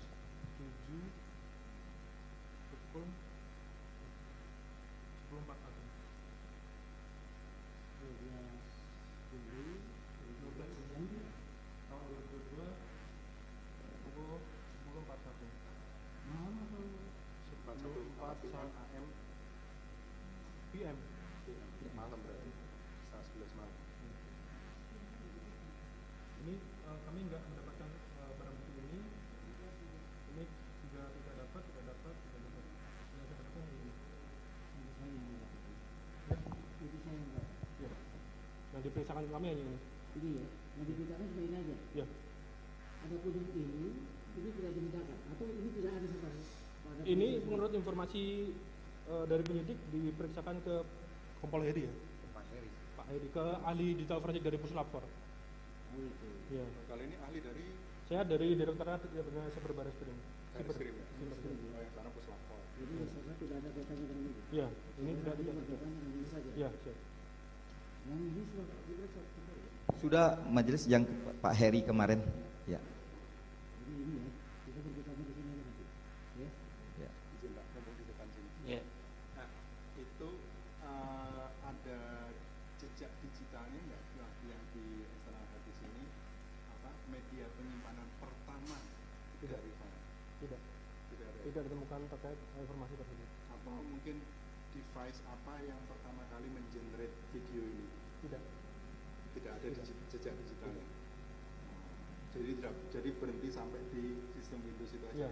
Di sini ada informasi nama folder, jadi kita bisa simpulkan itu berasal dari sebuah sistem operasi Windows. Dan ahli berhenti sampai di situ ya? Iya. Sebelumnya lagi tidak. Dari mana file itu diperoleh? Tidak tahu. Ahli tidak ada Hanya datanya. informasi saja yang saudara terima ya. Betul. Tapi saudara tidak melakukan penegakan karena memang bukan tempat saudara. Iya. Dan tidak ada jejak digitalnya? Tidak ada. Tidak. Silakan ini mau dibuka apa ini akan menjadi yang kan? Itu Foto. Biar diperlihatkan kalau foto kan. Ini sistemnya yang cara ditemukan ya. Foto itu silakan foto ya kalau Ya.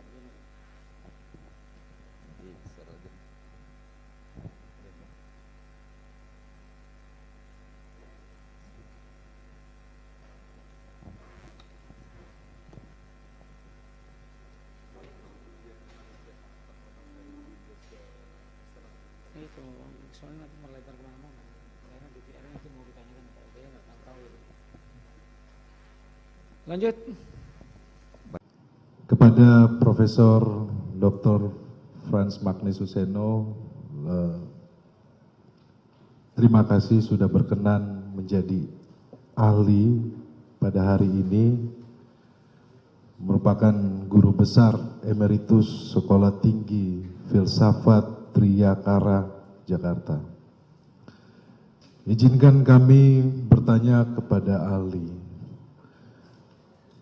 Ahli kita kenal sebagai ahli filsafat moral.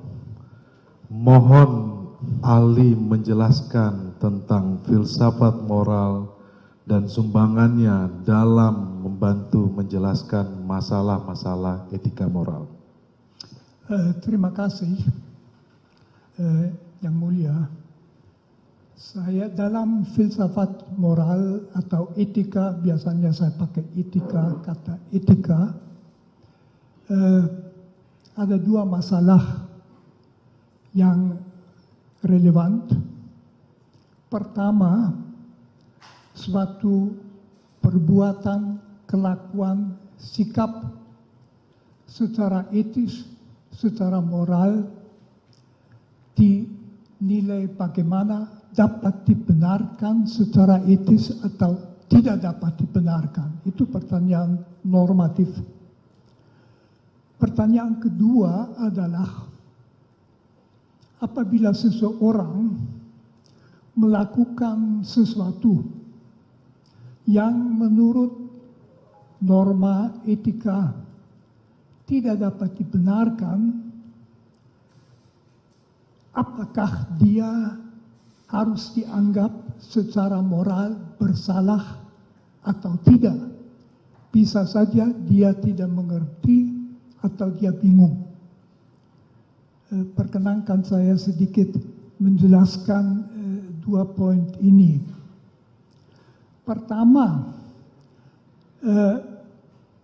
kita ambil contoh, apakah menembak mati orang yang tidak berdaya yang tidak mengancam secara etis dapat dibenarkan.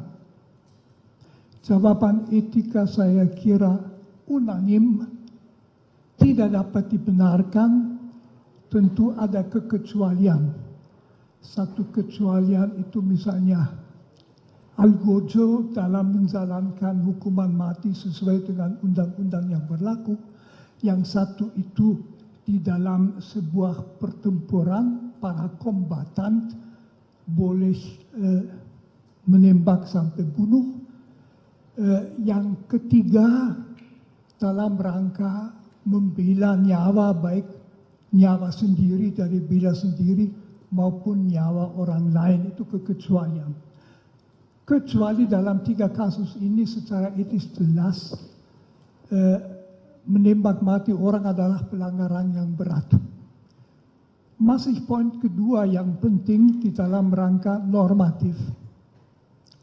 Apakah orang yang berhak memberi perintah dapat memerintahkan orang lain melakukan sesuatu, misalnya menembak orang yang sudah tidak berdaya sampai mati atau tidak.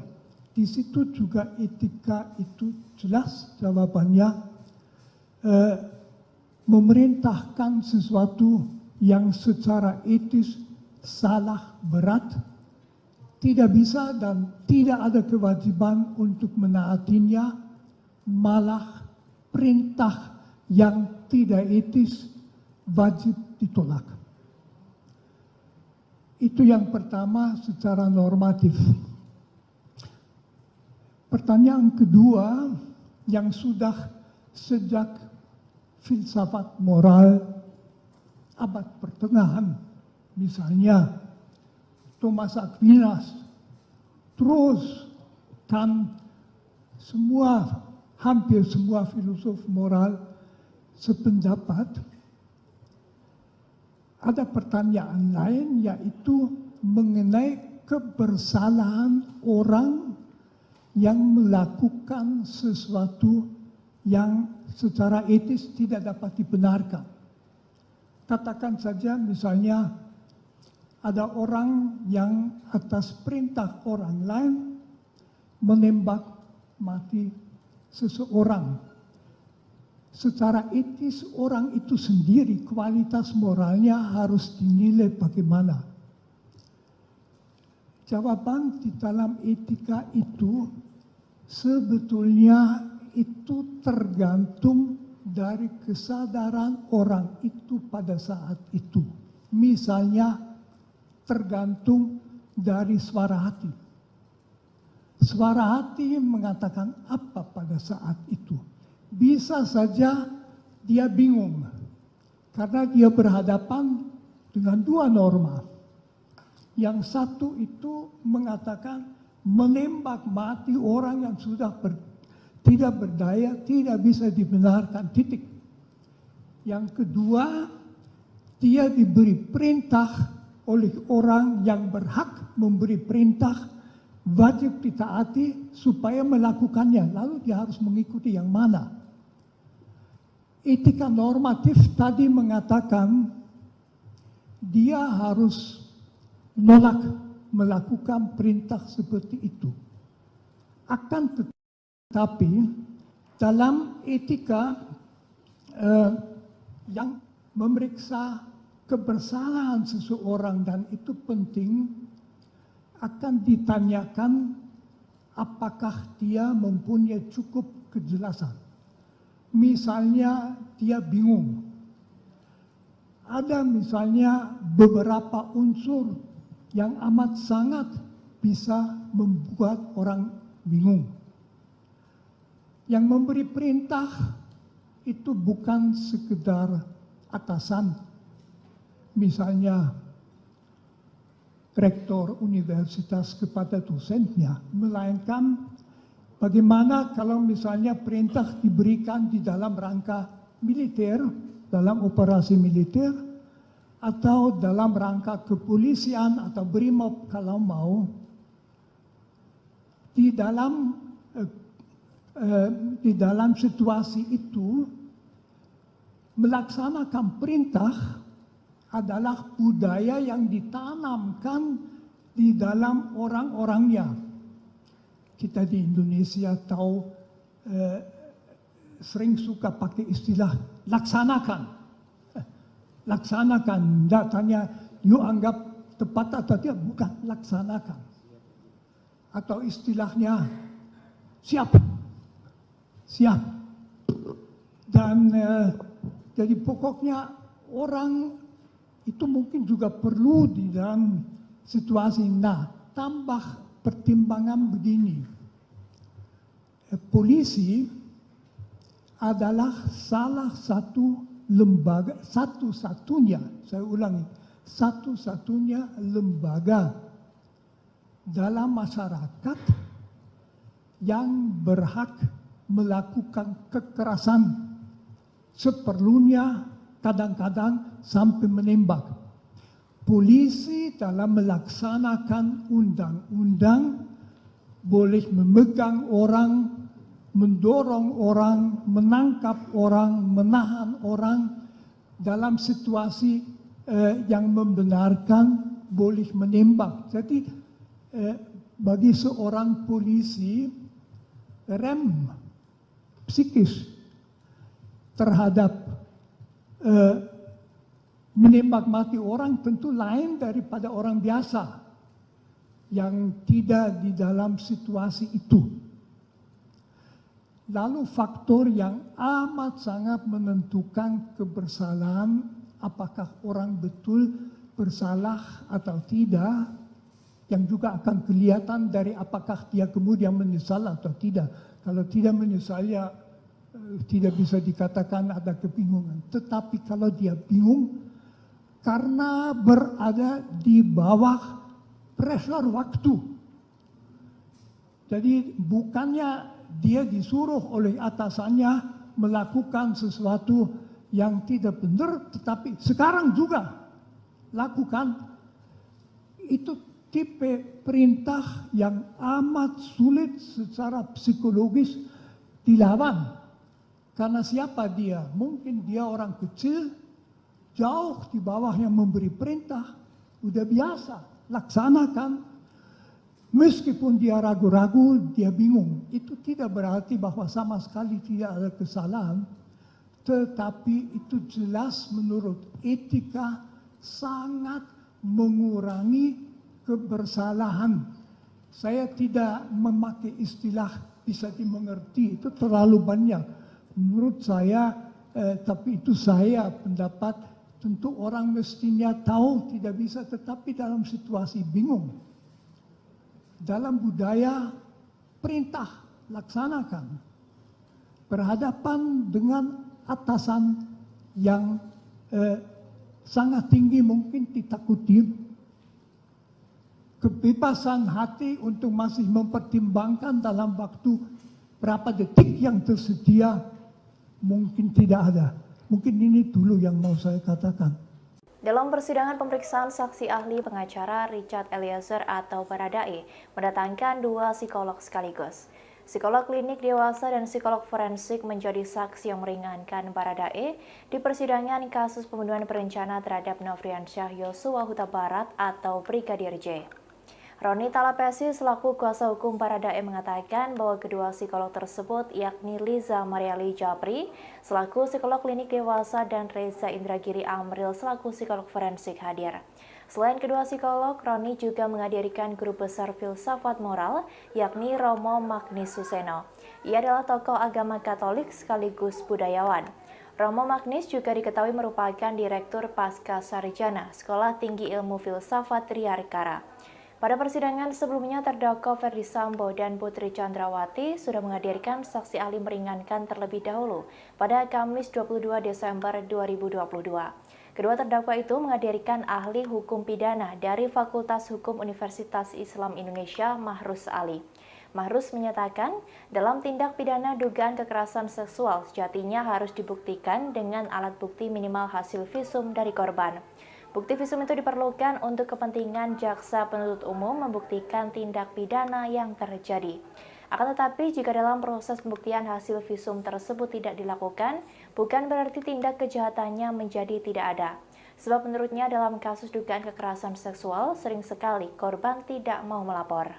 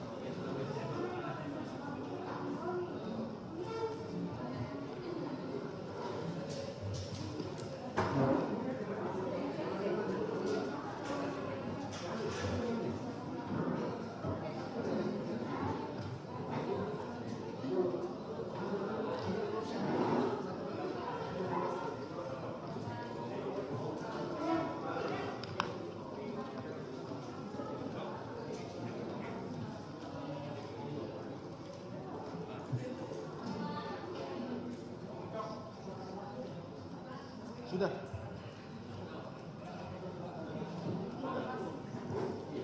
Daftar riwayat hidup, CV.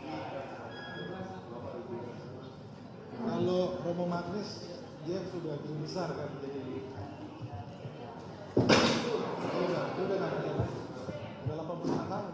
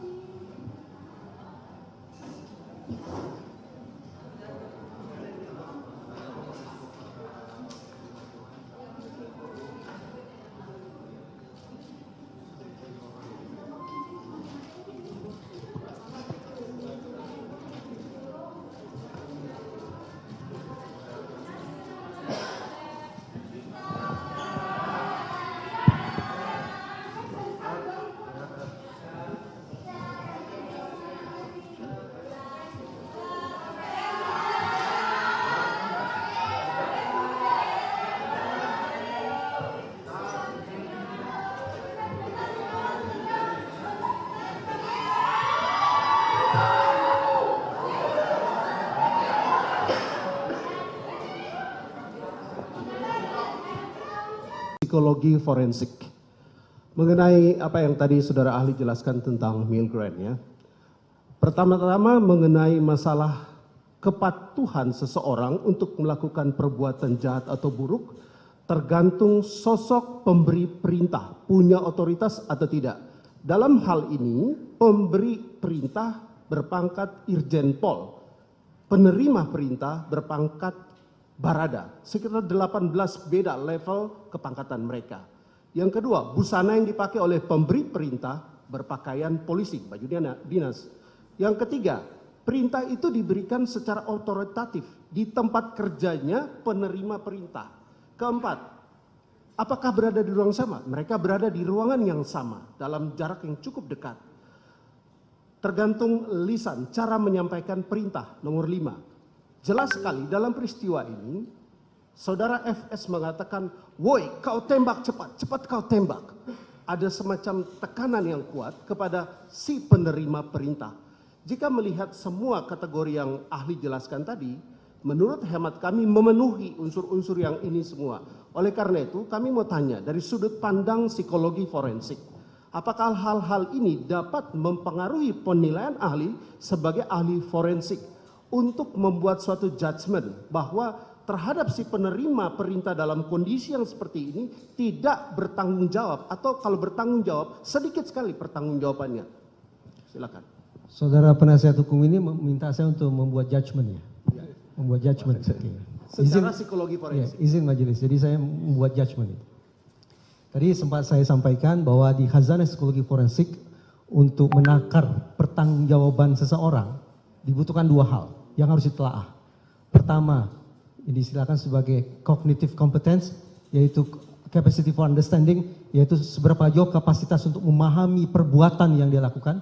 Dan yang kedua adalah volitional competence, berarti berbicara tentang kehendak yang bersangkutan untuk menampilkan perbuatan tersebut. Kedua hal ini harus terus-menerus digunakan untuk menjudge seseorang.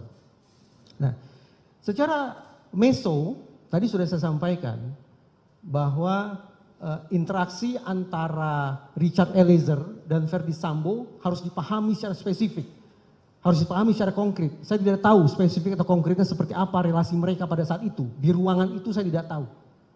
Tapi yang jelas saya sampaikan tadi beberapa temuan Milgram yang barangkali relevan untuk juga dicermati, dikaji dalam persidangan ini. Dan juga jangan lupakan dimensi makro, bahwa boleh jadi terhadap Richard Eliezer ini tekanan sebagaimana disebutkan oleh penasihat hukum tidak hanya datang dari Verdi Sambo. Tapi pada dasarnya Richard Eliezer ini sebagai individu yang dinaungi oleh sebuah kultur tertentu di kantornya. Kultur yang saya sebut tadi sebagai jiwa korsa.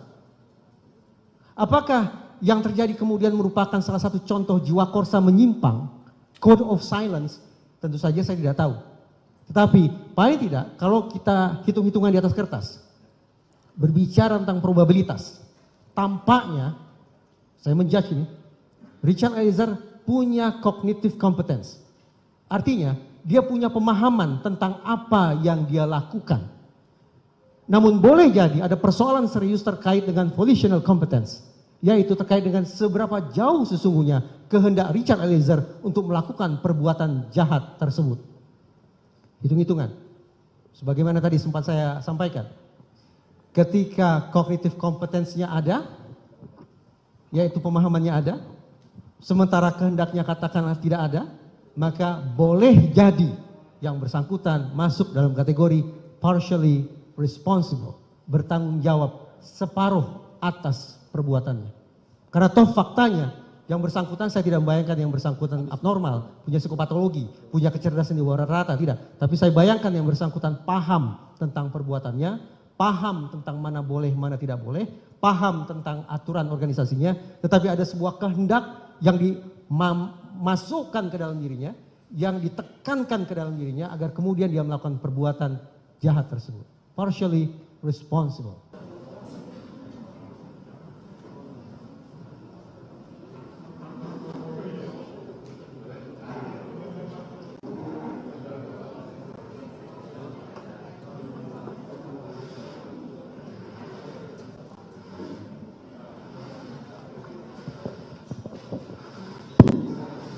Skors perkara nomor 798 Pit B atas nama Richard Eliezer Pudiang Lumiu dicabut, sidang dilanjutkan kembali.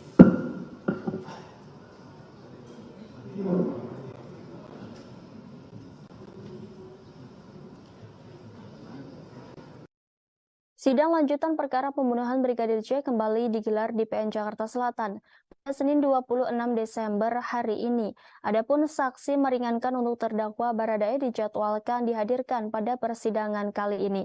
Dalam agenda sidang Sistem Informasi Penelusuran Perkara atau SIPP, Pengadilan Negeri Jakarta Selatan, kubu Baradae dijadwalkan menghadirkan saksi ada charge atau saksi yang menguntungkan terdakwa. Hal ini juga dibenarkan oleh kuasa hukum Baradae yakni Roni Talapesi. Meski begitu, dia enggan menyampaikan secara merinci siapa ahli dan bidang ahli yang akan dihadirkan dalam sidang tersebut. Terkait kasus ini, Richard Eliezer didakwa melakukan pembunuhan berencana terhadap Brigadir J bersama Verdi Sambo, Putri Chandrawati, Ricky Rizal, dan Kuat Maruf.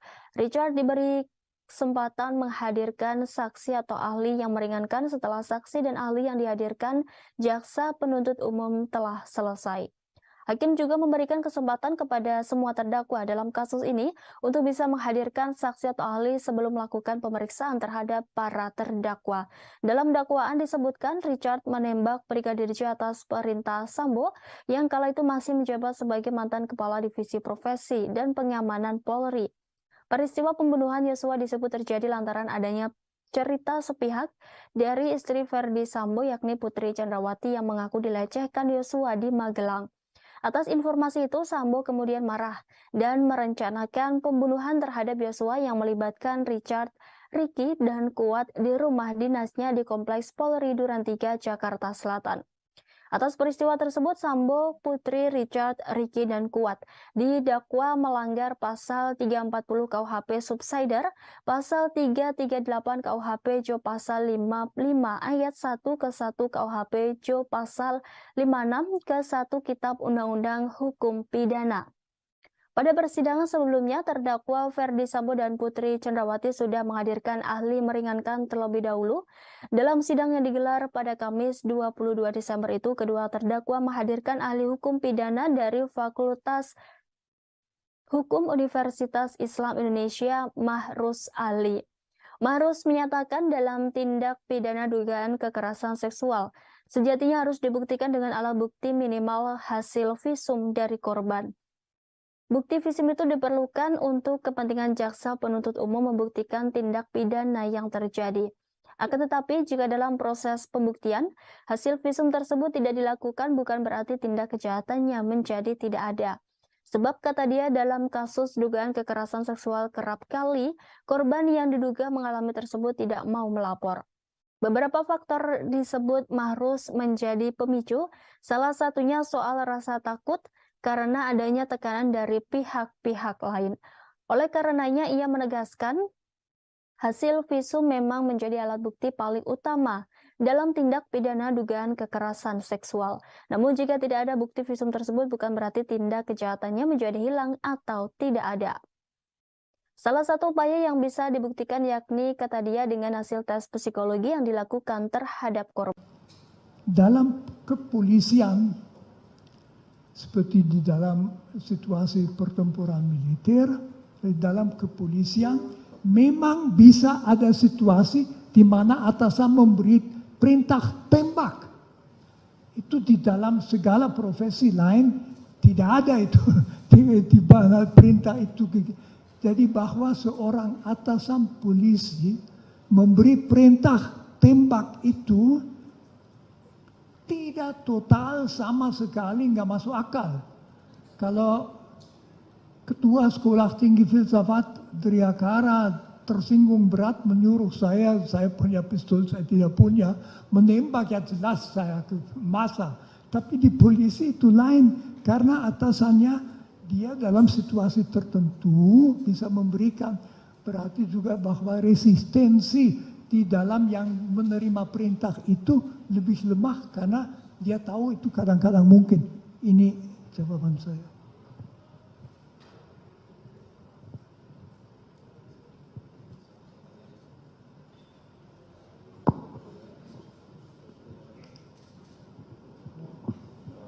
Dilanjut saksi yang lain dulu aja. Kita tutup ini mulia, habis satu Oh, pertanyaan, oke, habis itu langsung silakan. sudah selesai Romo. Satu pertanyaan. Baik, terima kasih Yang Mulia, terima kasih Romo. Saya mau tanya Romo, ini ada sebuah kitab Baharudin Lopa. Beliau, ya, Pak Baharudin Lopa, mantan Jaksa Agung. Dia bilang bahwa banyak yang salah jalan, tetapi merasa tenang karena banyak teman yang sama-sama salah. Beranilah menjadi benar meskipun sendirian. Dalam perkara ini kami melihat bahwa saudara Richard Eliezer ini mengakui dengan jujur bahwa ia yang menembak Joshua. Dan dia juga melihat Ferdy Sambo menembak Joshua. Sedangkan Kuat Maruf dan Ricky, mereka ada di situ tapi mereka tidak mengatakan tidak melihat. Nah, kami melihat bahwa apa yang dilakukan oleh Richard Eliezer ini adalah dia telah berani menjadi benar walaupun dia sendirian.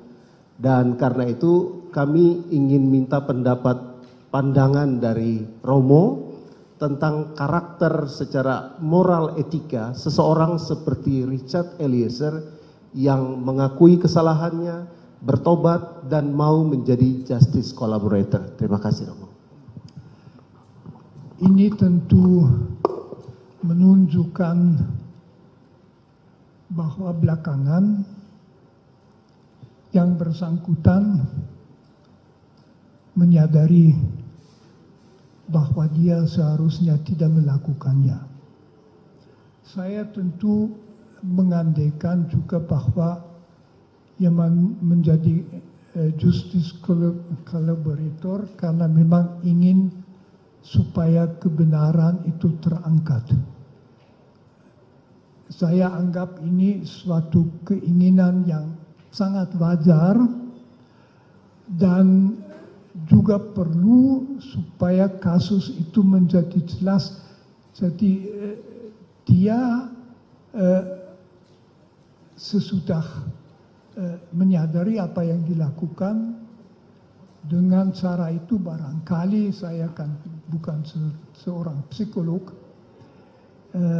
barangkali dia mau melakukan sesuatu yang dalam etika selalu dituntut. Kalau suara hati keliru, belakangan kelihatan suara hati keliru, etika mengatakan tidak berarti tadi kamu bersalah, tetapi sebisa-bisanya akibat buruk kekeliruanmu pada orang lain perlu ditiadakan. Jadi berusaha supaya dia tidak menderita karena kamu tadi keliru. Mungkin saya bisa mengerti bahwa mau menjadi justice collaborator juga berarti sekurang-kurangnya ikut membantu supaya kasus yang kompleks dan buruk itu dapat mencapai kejelasan. Terima kasih ahli yang sudah menyampaikan. Karena waktu kita diberikan terbatas, maka kita akan kepada ahli psikolog. Terima kasih sebelumnya Romo. Ya, ahli dari psikolog klinik Bu Lisa Marli Japri. Ya. Ada yang perlu ditampilkan untuk ini PPT-nya? Mungkin nanti. Nanti ya, oke. Kepada ahli psikolog, pertanyaannya, bisa tolong jelaskan apa yang dimaksud dengan psikolog klinis? Ya, psikologi, mohon izin menjawab. Ya. Psikologi klinis adalah cabang dari ilmu psikologi yang mencoba untuk melihat, memetakan, membantu hingga bahkan menyembuhkan individu atau satu kelompok yang dirasa memiliki gangguan-gangguan klinis sehingga mengganggu mereka untuk berinteraksi dengan baik dalam lingkungan sosialnya. Terima kasih atas penjelasannya ahli. Pendosa besar karena Tuhan juga tahu manusia bisa bingung, tidak tahu apa menjawab.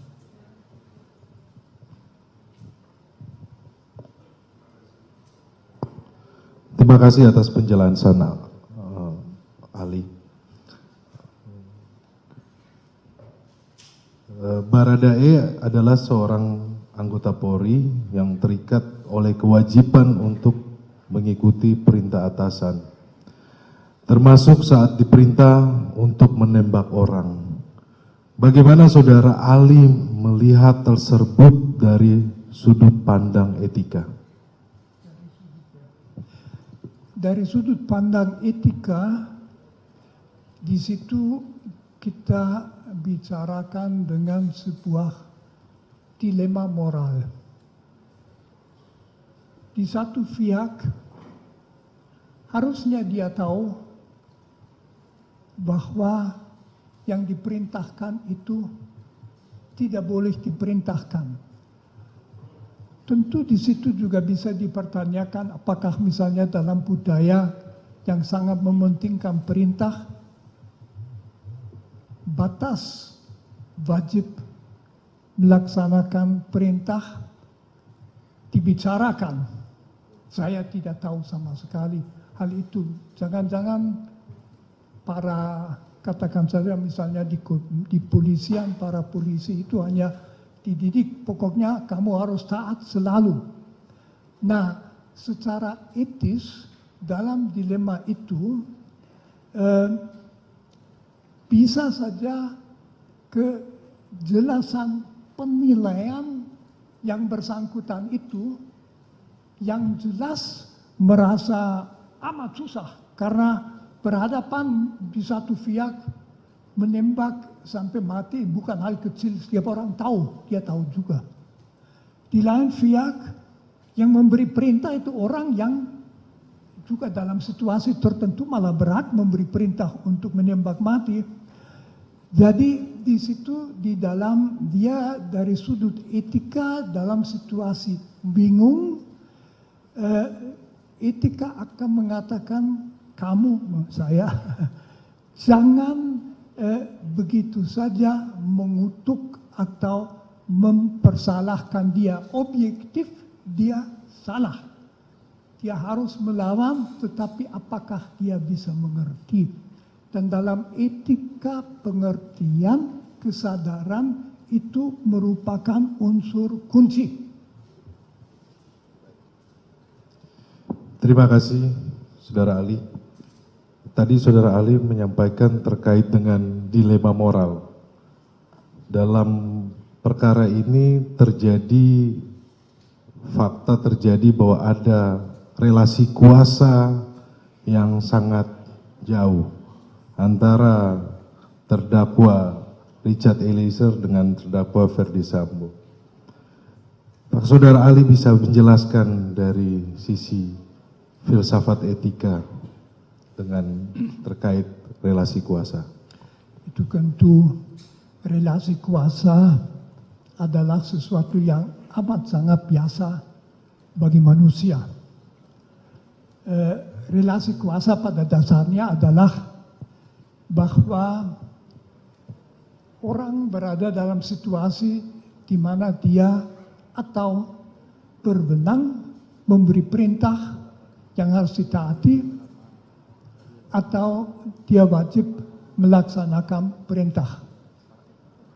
Relasi kekuasaan itu umum di dalam bisnis, di perguruan tinggi, dalam ya di keluarga mungkin tidak, tapi lewat bagi anak, di dalam setiap organisasi tentu ada struktur, ada atasan paling atas dan sebagainya. Jadi relasi kekuasaan adalah situasi. Kalau kita ambil kepolisian, tentu saja relasi kekuasaan itu sangat penting karena fungsi polisi di dalam masyarakat juga sangat penting. Polisi itu yang membantu negara supaya pelanggaran hukum tidak terjadi, dan kalau terjadi diberikan sanksi. Polisi yang melaksanakan itu. Karena itu di dalam rangka polisi relasi kekuasaan sangat jelas siapa yang memberi perintah, siapa yang harus menaati. Kalau saya tidak salah observasi itu bahkan kelihatan dalam dua orang polisi ketemu, kalau yang satu lebih tinggi kelihatan dengan bentuk tubuh itu berbeda. Itu di dalam bisnis tidak demikian. Jadi relasi kekuasaan di situ berarti bahwa orang yang dalam relasi harus taat selalu akan mengalami tegangan, kesulitan kalau dia diperintah sesuatu yang dia sendiri merasa tidak boleh dilaksanakan. Itu masalahnya. Jadi dia tidak bebas memilih begitu saja kulakukan, misalnya ku tembak orang itu, tetapi dia diperintah, dia tahu bahwa perintah harus dilaksanakan, bahwa dalam lembagaku, yaitu misalnya di kepolisian, menaati perintah sebetulnya nggak bisa dipertanyakan. Nah itu yang lalu berarti kalau dia melakukan sesuatu yang secara etis ansih pada dirinya sendiri tidak bisa dibenarkan, bisa juga dianggap bahwa dia tidak sepenuhnya bertanggung jawab atas itu. Nah, jadi terdakwa ini orang yang sangat rajin dalam melakukan spiritualnya, kegiatan spiritualnya sebagaimana tadi hasil daripada penelitian para ahli. Dia rajin termasuk dalam hal beribadah. Di dalam kegiatan beribadah itu tentu ada hal-hal yang didapat. Seperti dalam fakta-fakta persidangan Pak Doktor, di dalam fakta persidangan mulai dari awal persidangan ini sampai sekarang ini tidak ada dendam pribadi antara terdakwa dengan korban. Tetapi terdakwa ini melakukan penembakan hingga korban meninggal dunia. Sebagaimana dalam kitab Injil ada tertulis di Matius 5 ayat 21. Kamu telah mendengar yang difirmankan kepada nenek moyang kita, jangan membunuh. Siapa membunuh harus dibunuh. Harusnya kalau menurut pendapat tadi bahwa dia orang yang rajin, arti yang taat dalam spiritual, harusnya dia tahu ayat ini. Tolong dijelaskan Pak Prof. Ya tentu saja bahwa orang beragama itu tahu bahwa ia tidak boleh membunuh dan sebagainya. Tetapi di dalam agama kita juga tahu bahwa orang tidak menaati yang menjadi perintah agama. Jadi masalahnya di situ pun tidak ada dendam. Karena itu cukup jelas motivasi perbuatan itu bukan suatu motivasi pribadi sama sekali, tetapi pelaksanaan perintah yang diberikan oleh yang berhak memberi perintah, di mana seharusnya dia tahu bahwa perintah seperti itu tidak dilaksanakan. Akan tetapi itu mungkin saja di dalam budayanya sendiri, di dalam budaya polisi, apalagi di tekanan pada waktu itu yang tegang masalah seminit dan sebagainya, ya dia melaksanakan saja perintahnya. Dari sudut agama itu sebetulnya tidak berbeda dari sudut etika. Kita bertanya sejauh mana dia bertanggung jawab, mungkin tanggung jawab sangat sedikit. Itulah karena di dalam situasi di bawah presernya dia juga tidak akan memikirkan sikap Yesus dan yang dikatakan Yesus itu. Dia hanya ya aku harus melakukan apa, saya oleh orang di atas yang kuasa benar, disuruh itu, ya lalu dia tembak.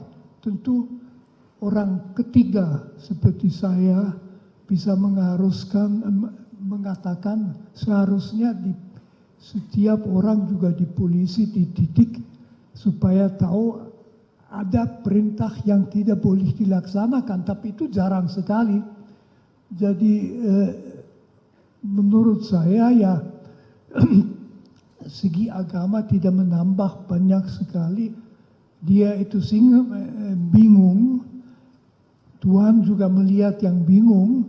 Manusia mempunyai sistem hukum, dia harus dalam rangka hukum secara adil, ditangani adil juga berarti memperhatikan sejauh mana dia bertanggung jawab. Cukup ya, saudara. Satu lagi. Sudah cukup. Kan dilihat dari kesalahan. Nah, dihubungkan dengan mungkin ilustrasi ya kasusnya. Jika tadi, sebagaimana yang Romo jelaskan bahwa seseorang itu melakukan perbuatan karena dalam keadaan bingung. Dan apakah dia harus menjalankan perintah atau tidak. Terus kemudian dihubungkan dengan relasi kuasa juga. Tingkat kepangkatannya jaraknya sangat jauh. Yang seorang jenderal memerintahkan umpama seorang brigadir. Terus kemudian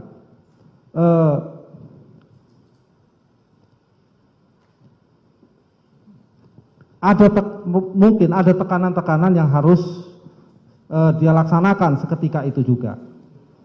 Dan kemudian setelah melakukan itu, ya kan, kemudian dia menyadari dan kemudian berusaha untuk membantu membuka tabir kejahatan yang dilakukan itu tadi. Nah, dari sisi ini, Romo, antara yang memberi perintah dan yang diperintah tadi, sesuai dengan yang Romo jelaskan, ini secara pertanggungjawaban pidananya, ini lebih berat yang mana, Romo?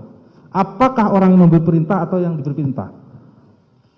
Menurut saya jelas yang memberi perintah ini sesuatu yang saya bukan ahli ya, tapi saya ikuti di dalam pembicaraan mengenai yang terjadi di zaman Nazi di Jerman, di mana berulang kali orang melakukan perintah-perintah karena diperintahkan, mungkin juga karena dia terancam kalau tidak melaksanakan perintah, tapi juga tanpa ancaman itu ada satu budaya di mana orang sepertinya tidak dididik dan tidak dilatih untuk bertanggung jawab.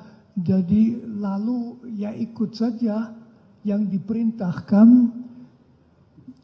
dengan selalu memperhatikan tekanan waktu itu terjadi dalam tersedia beberapa detik untuk mengambil sikap dalam kasus ini.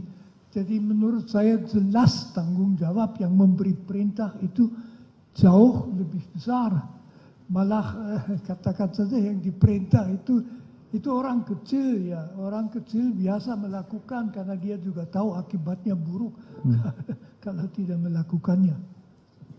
Baik, berarti orang yang mempunyai kuasa dan memberi perintah menurut Romo adalah orang yang mempunyai tanggung jawab besar terhadap perintah yang dia berikan kepada pemberi perintah, walaupun tadi sebagaimana yang Romo perintahkan, perintah yang jahat itu tetap tidak boleh dilakukan secara filsafat moral dan etika.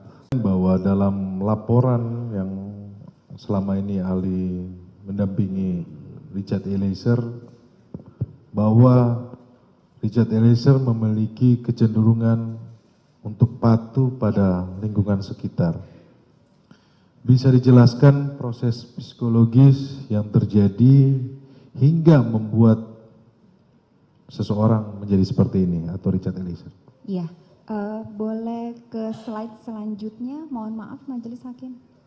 Ya, kalau kita berbicara mengenai kepatuhan, kepatuhan itu juga salah satu konstruk dalam ilmu psikologi. Ini adalah satu bentuk pengaruh sosial yang menyebabkan orang lain mau melakukan suatu hal atau beragam tindakan dikarenakan kepatuhannya pada orang lain yang dirasa lebih punya kuasa. Jadi kita harus membedakan antara kepatuhan dengan konformitas. kalau konformitas itu melibatkan permintaan, kalau kepatuhan itu biasanya melibatkan perintah. Sementara kalau yang berikutnya kepatuhan itu konformitas biasanya lebih kepada bagaimana kita menyesuaikan diri dengan lingkungan. Tapi kalau kepatuhan itu lebih kepada menggunakan unsur kekuatan karena kita takut, karena kita cemas, karena kita khawatir, makanya kita patuh. Jadi itu adalah bentuk kepatuhan dalam psikologi. Ya, bagaimana dengan Richard Eliezer terkait dengan... Oke, kalau dari Richard Eliezer, dari hasil tesnya saja sudah membuktikan dia punya tingkat kepatuhan yang sangat tinggi. Jadi itu memang bisa diukur tuh obediensi seseorang, tingkat level kepatuhan dia pada lingkungan sekitarnya seperti apa. Dan dari hasil tes tersebut terlihat bahwa Richard Eliezer mempunyai level kepatuhan yang sangat tinggi sehingga dia punya kerentanan khusus, kecenderungan tertentu untuk lebih patuh pada lingkungan. Itu dari sisi kepatuhan saja. Baik. Terima kasih, Ali. Bisa dijelaskan juga, tadi kan sudah jelas terkait dengan kepatuhan dari seorang Richard Eliezer, kemudian kan di dalam peristiwa ini ada rasa takut juga. Ya. Apakah dalam melakukan pendampingan ahli melihat atau mengetahui hal tersebut karena melakukan assessment? Iya, ketakutannya pada saat asesmen sudah berubah sepertinya. Jadi kan emosi itu kan sangat dari awal, ketika dari awal. Ketika dari awal ketakutan itu sangat jelas. Yang tadi saya katakan pertama kali ketemu jelas sekali ada gesture takut, ada gesture cemas, gesture dia tidak bagaimana ini ke depannya nanti harus seperti apa, dan itu banyak menampilkan gesture-gesture tubuh yang cemas dan takut seperti itu, bermain-main tangan, menghindari kontak mata, hal-hal demikian. Itu terlihat sekali. Tapi seiring dengan waktu ketakutan itu karena emosi itu sesuatu yang sangat dinamis, jadi dia berubah biasanya, bertransformasi lah katakan, apalagi kemudian ada proses adaptasi, ada proses pembelajaran, ada proses dia mungkin mulai level up, mulai yakin, ada kepercayaan diri, mulai masuk yang kalau kita bilang di situ ada yang namanya intelligent disobedience, jadi proses-proses intelligent analisanya dia mulai jalan. Kalau berkaitan dengan yang sebelumnya, ketika yang banyak berperan adalah amigdala, otak emosi, jadi dia lagi takut sekali, cemas sekali, khawatir sekali, tapi seiring dengan waktu ketika perlahan-lahan mulai ada dukungan kepada dia, baik dari orang tua, dari para penasihat hukum, dari banyak hal, analisanya mulai jalan, apa yang harus dia lakukan. Nah, ini kemudian emosi takut ini tertransformasi menjadi paling tidak dari hasil tes yang terlihat ada kecenderungan hipomania. Nah, apa itu hipomania? Hipomania adalah kondisi psikologi seseorang yang tampak sangat berenergi dan bersemangat, berbeda dari biasanya. Jadi setelah takut, sepertinya kemudian Richard Eliezer itu memutuskan untuk oke, saya harus melakukan sesuatu atas kondisi ini. Jadi terlihat semangatnya tersebut. Tapi di sisi lain hipomania juga berarti masih menutupi kecemasan yang terpendam. Jadi itu kan mekanisme diri. Ketika dia mencoba untuk oke, aku harus melakukan sesuatu nih, tapi sebenarnya di dalam dia masih cemas karena terlihat yang dalam tes MMPI yang tadi saya katakan, Minnesota Multifaceted Personality Inventory, itu adalah 10 parameter. Kita melihat parameter-parameter psikologi, seberapa tinggi level depresi, seberapa tinggi level skizofrenia, seberapa tinggi level obsesif kompulsif. Nah, pokoknya sampai 10, ada 10 parameternya. Nah, paling tinggi parameter pada Richard Eliezer adalah hipomania. Di mana hipomania sudah jelas berarti ada kecemasan yang ditutupi olehnya dengan cara mencoba untuk berenergi dan bersemangat sekali. Nah, apakah kemudian dikatakan, kalau tadi pertanyaan berkaitan dengan emosi takut dan cemas adalah emosi yang dekat. Gitu. Hubungan kepatuhan dan rasa takut tersebut? 1:12 PM waktu Indonesia Barat atau tanggal 12 Juli 2022 pukul 15.41.12 UTC zona waktu standar. Dari jawaban saudara Ali, apakah saudara Ali bisa menjelaskan apa yang dimaksud dalam keterangan tersebut? Ya, jadi file create merujuk pada kapan sebuah file itu tersimpan ke dalam media penyimpanan eksternal.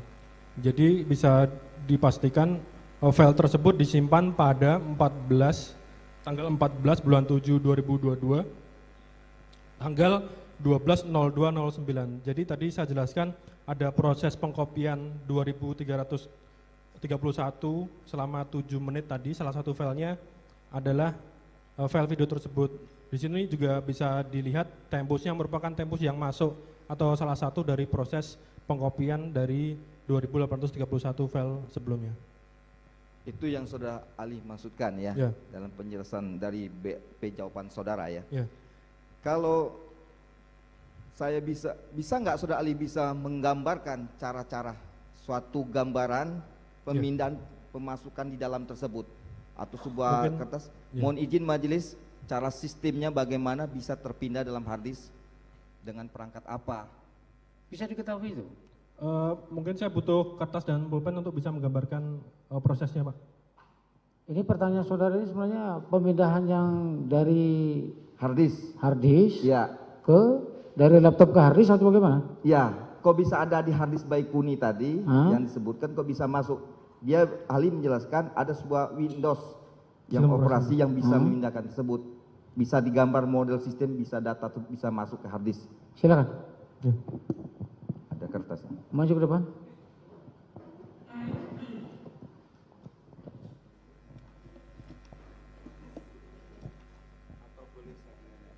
Nanti apa?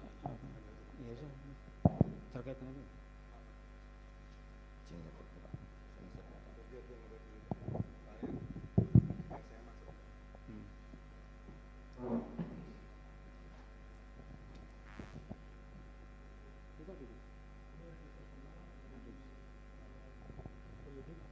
Itu yang disita atas nama Baikuni. Betul, Pak. Yang tadi yang hitam itu tadi. Betul, Pak. Eksternal hard disk WD itu tadi. Ya, betul.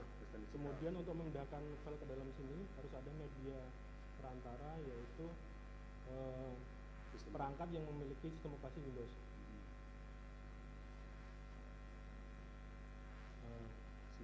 Bisa diuraikan nggak itu sistemnya apa? Sebuah komputer berupa laptop atau desktop? Kita tidak tahu, karena kita tidak melakukan terkait dengan perangkat ini. Tapi dari informasi yang ada di sini kita bisa pastikan bahwa itu berasal dari sistem operasi Windows.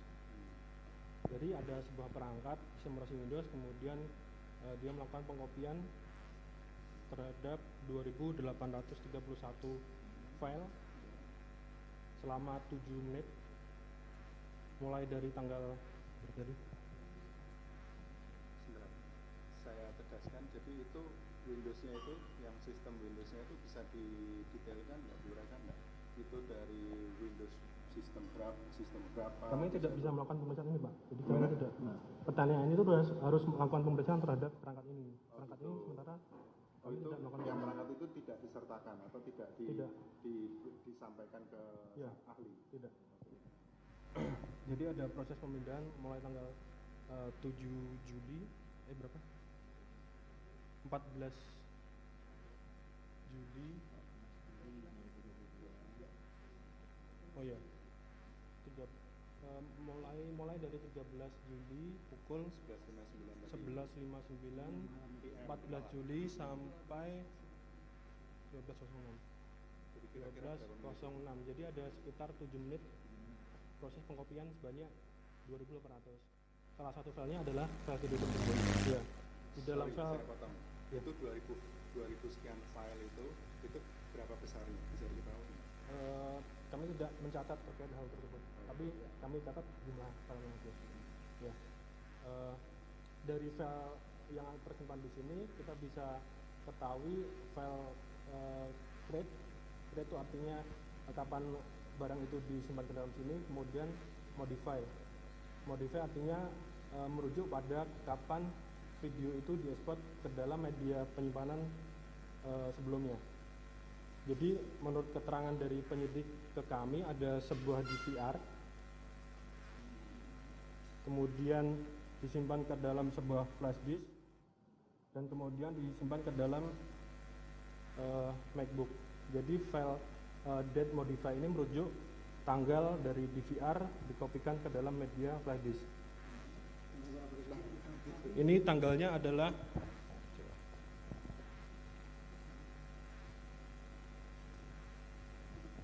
12/7/2022.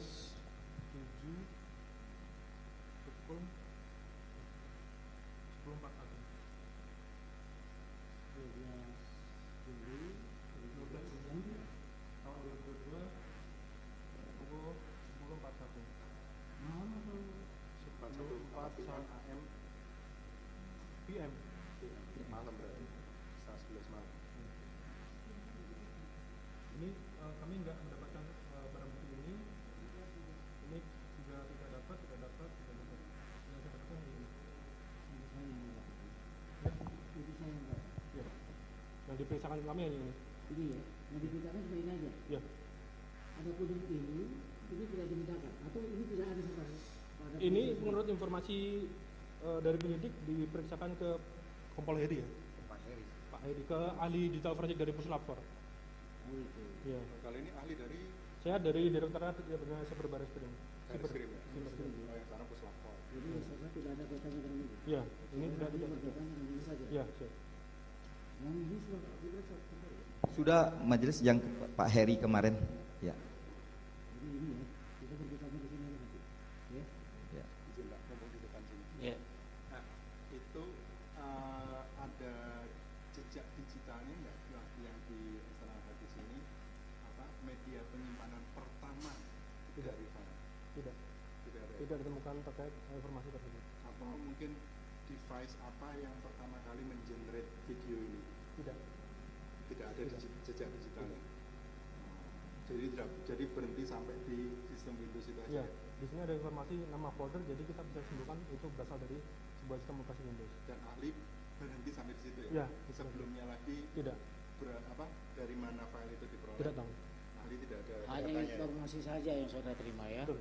Tapi saudara tidak melakukan penegakan karena memang bukan tempat saudara. Ya. Dan tidak ada jejak digitalnya? Tidak ada. Tidak. Silakan ini mau diberitahu apa namanya akan menjadi yang video. Foto. Biar diperlihatkan kalau mau foto kan. Ini sistemnya yang cara ditemukan ya. Foto itu silakan foto aja kalau ya. Jadi secara aja.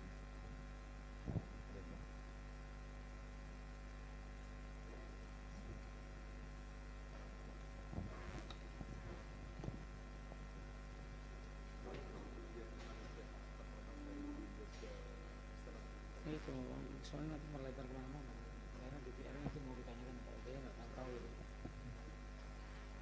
Lanjut kepada Profesor Dr. Frans Magni Suseno, terima kasih sudah berkenan menjadi ahli pada hari ini, merupakan guru besar emeritus Sekolah Tinggi Filsafat Triyakara, Jakarta. Izinkan kami bertanya kepada ahli. Ahli kita kenal sebagai ahli filsafat moral. Mohon ahli menjelaskan tentang filsafat moral dan sumbangannya dalam membantu menjelaskan masalah-masalah etika moral. Terima kasih. Yang mulia, saya dalam filsafat moral atau etika, biasanya saya pakai etika, kata etika, ada dua masalah yang relevan. Pertama, suatu perbuatan, kelakuan, sikap secara etis, secara moral, dinilai bagaimana dapat dibenarkan secara etis atau tidak dapat dibenarkan. Itu pertanyaan normatif. Pertanyaan kedua adalah apabila seseorang melakukan sesuatu yang menurut norma etika tidak dapat dibenarkan, apakah dia harus dianggap secara moral bersalah atau tidak? Bisa saja dia tidak mengerti atau dia bingung. Perkenankan saya sedikit menjelaskan dua poin ini. Pertama, kita ambil contoh, apakah menembak mati orang yang tidak berdaya, yang tidak mengancam, secara etis dapat dibenarkan? Jawaban etika saya kira unanim, tidak dapat dibenarkan. Tentu ada kekecualian. Satu kecualian itu misalnya Algojo dalam menjalankan hukuman mati sesuai dengan undang-undang yang berlaku. Yang satu itu di dalam sebuah pertempuran para kombatan boleh menembak sampai bunuh. Yang ketiga dalam rangka membela nyawa, baik nyawa sendiri dari bela sendiri maupun nyawa orang lain, itu kekecualian. Kecuali dalam 3 kasus ini secara etis jelas menembak mati orang adalah pelanggaran yang berat. Masih poin kedua yang penting di dalam rangka normatif.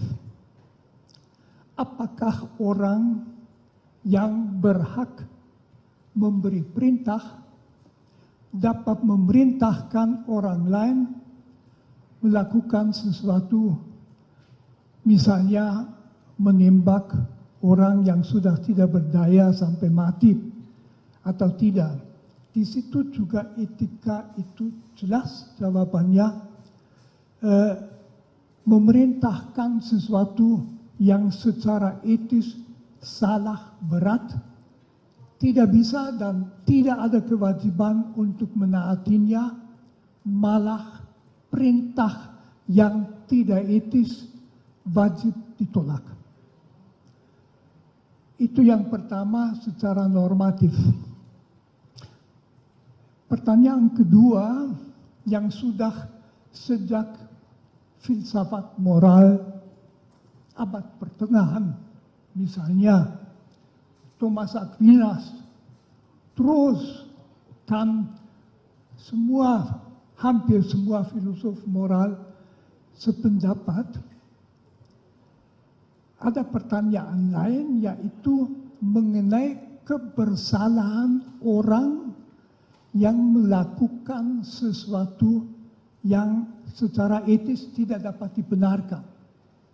Katakan saja misalnya ada orang yang atas perintah orang lain menembak mati seseorang. Secara etis orang itu sendiri kualitas moralnya harus dinilai bagaimana.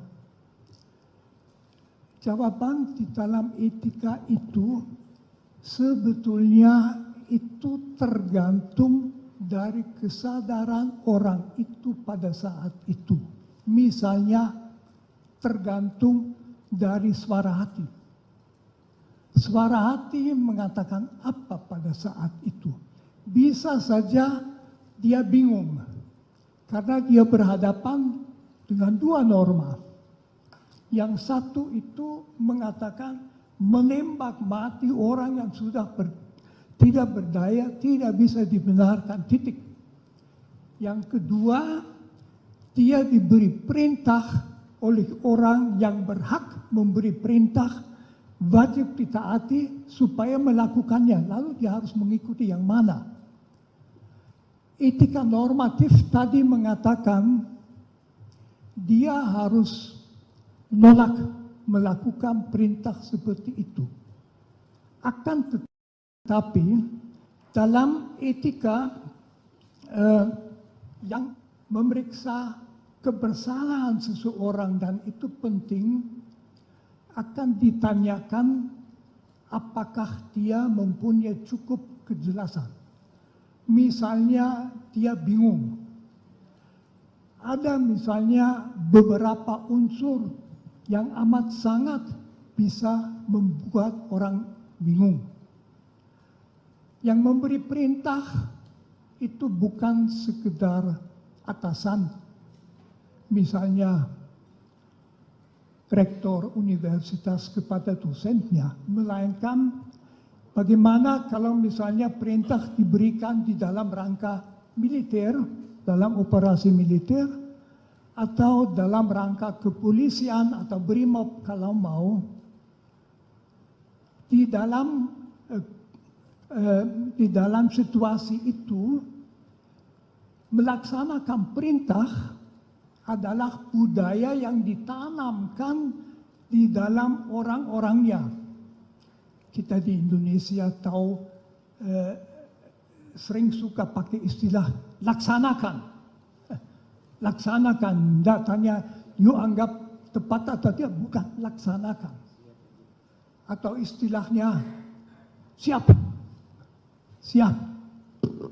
Dan jadi pokoknya orang itu mungkin juga perlu di dalam situasi. Nah, tambah pertimbangan begini. Polisi adalah salah satu lembaga, satu-satunya, saya ulangi, satu-satunya lembaga dalam masyarakat yang berhak melakukan kekerasan seperlunya, kadang-kadang sampai menembak.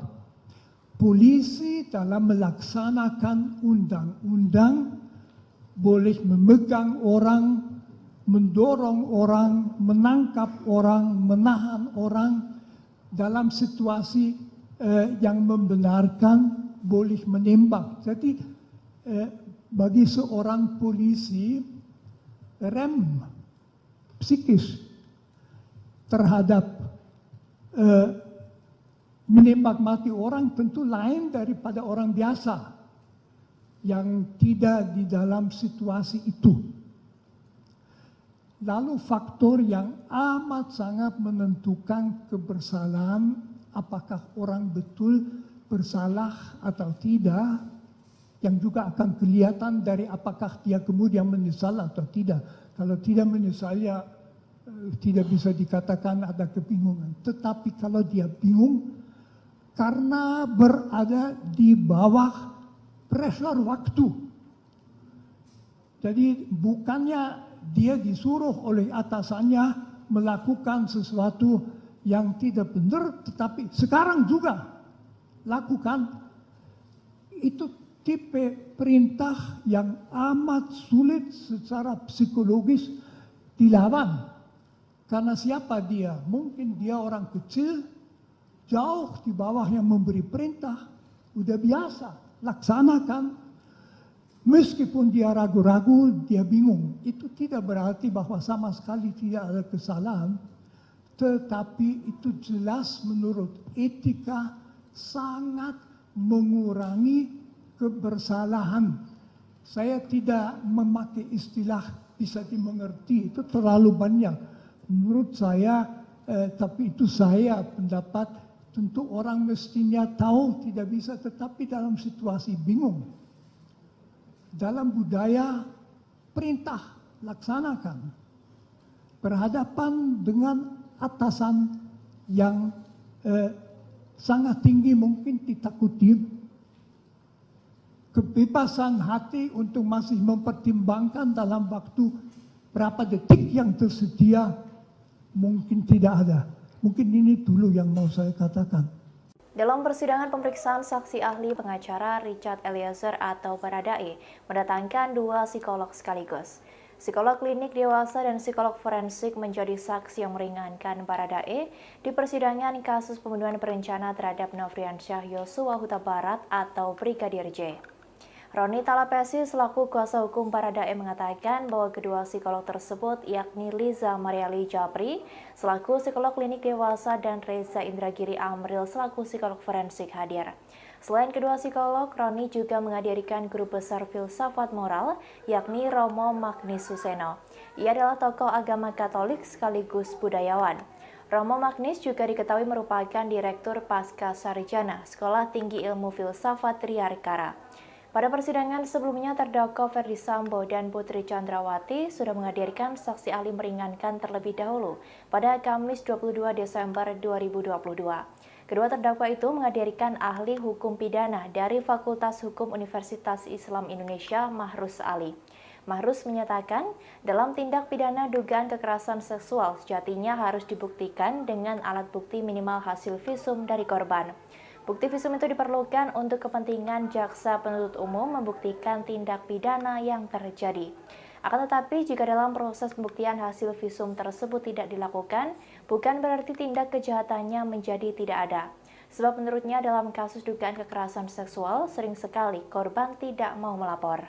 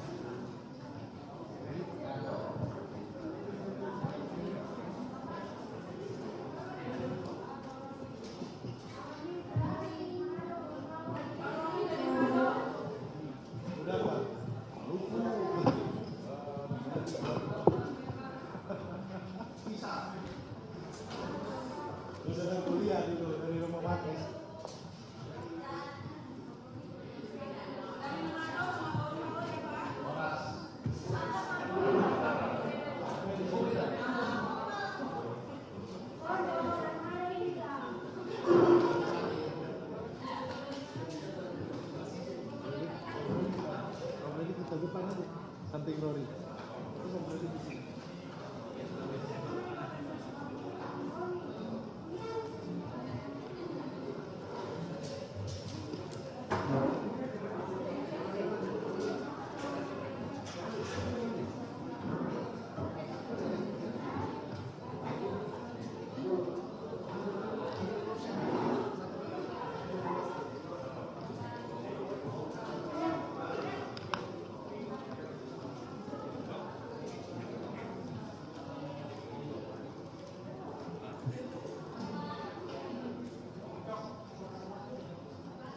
Sudah.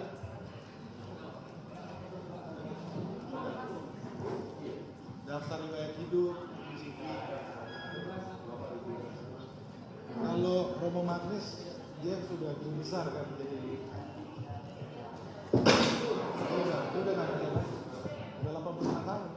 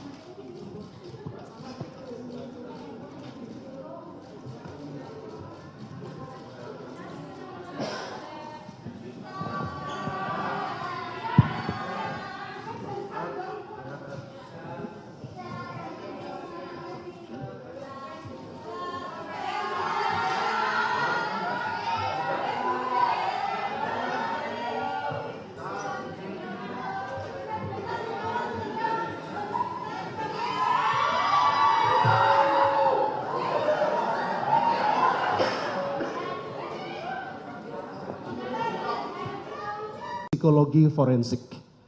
Mengenai apa yang tadi saudara ahli jelaskan tentang Milgram ya.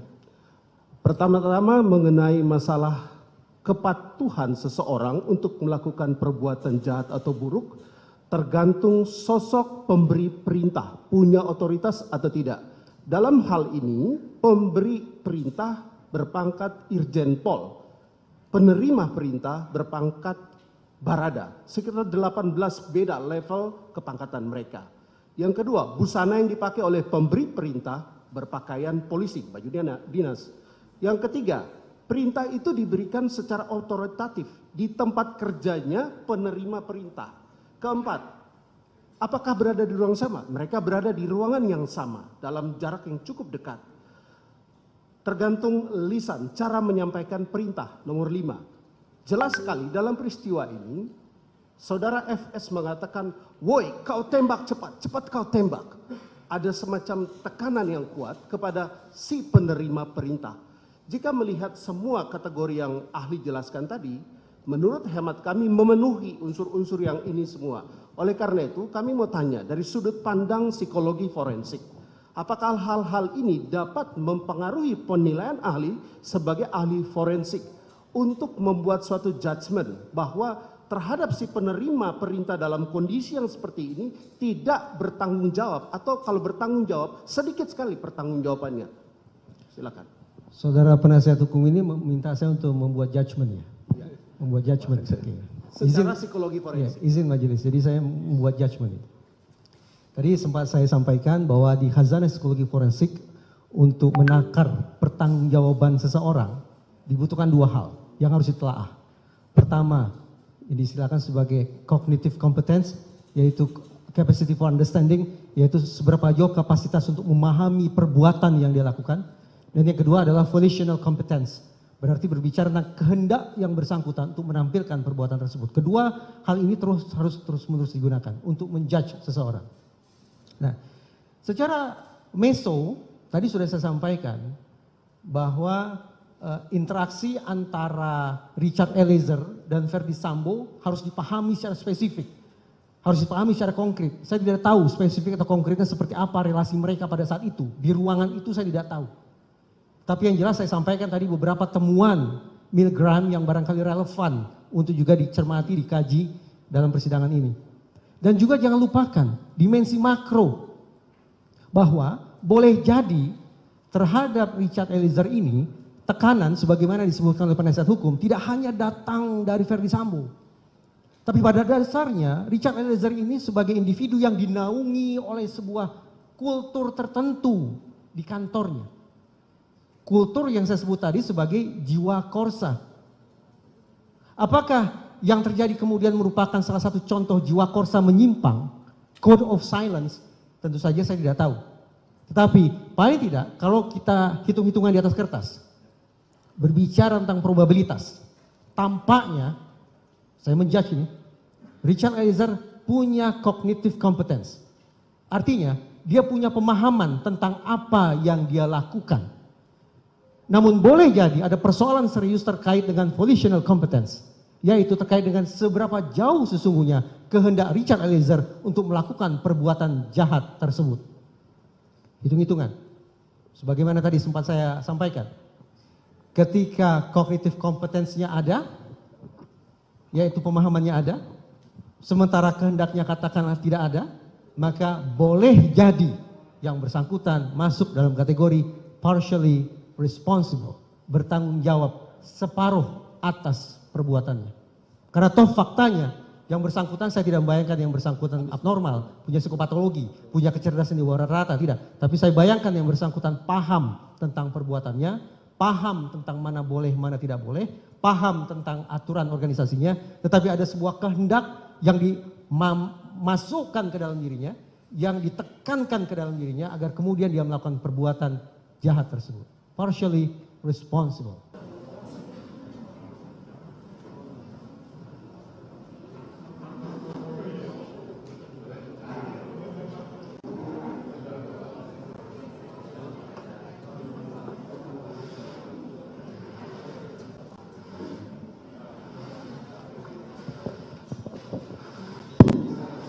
Skors perkara nomor 798 PB atas nama Richard Eliezer Pudiang Lumiu dicabut, sidang dilanjutkan kembali.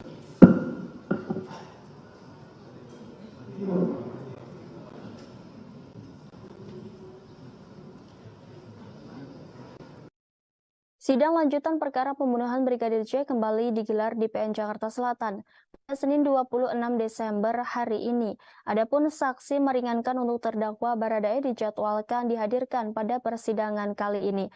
Dalam agenda sidang Sistem Informasi Penelusuran Perkara atau SIPP, Pengadilan Negeri Jakarta Selatan, kubu Baradae dijadwalkan menghadirkan saksi ada charge atau saksi yang menguntungkan terdakwa.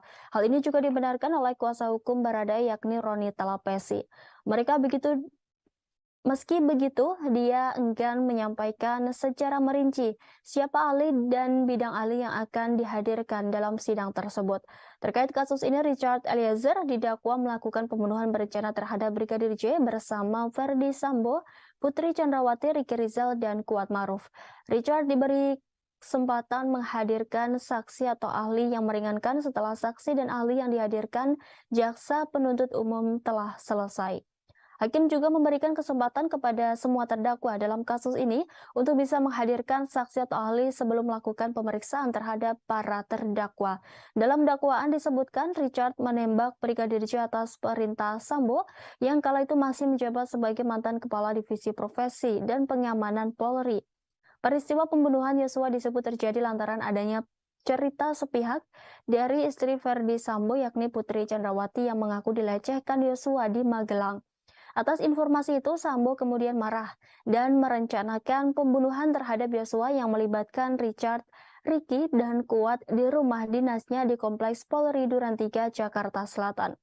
Atas peristiwa tersebut, Sambo, Putri, Richard, Ricky, dan Kuat didakwa melanggar pasal 340 KUHP Subsider, pasal 338 KUHP Jo pasal 55 ayat 1 ke 1 KUHP Jo pasal 56 ke 1 Kitab Undang-Undang Hukum Pidana. Pada persidangan sebelumnya, terdakwa Verdi Sambo dan Putri Chandrawati sudah menghadirkan ahli meringankan terlebih dahulu. Dalam sidang yang digelar pada Kamis 22 Desember itu, kedua terdakwa menghadirkan ahli hukum pidana dari Fakultas Hukum Universitas Islam Indonesia, Mahrus Ali. Mahrus menyatakan dalam tindak pidana dugaan kekerasan seksual, sejatinya harus dibuktikan dengan alat bukti minimal hasil visum dari korban. Bukti visum itu diperlukan untuk kepentingan jaksa penuntut umum membuktikan tindak pidana yang terjadi. Akan tetapi, jika dalam proses pembuktian, hasil visum tersebut tidak dilakukan bukan berarti tindak kejahatannya menjadi tidak ada. Sebab kata dia dalam kasus dugaan kekerasan seksual kerap kali, korban yang diduga mengalami tersebut tidak mau melapor.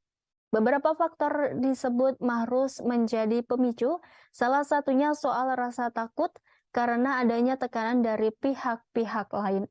Oleh karenanya ia menegaskan hasil visum memang menjadi alat bukti paling utama dalam tindak pidana dugaan kekerasan seksual.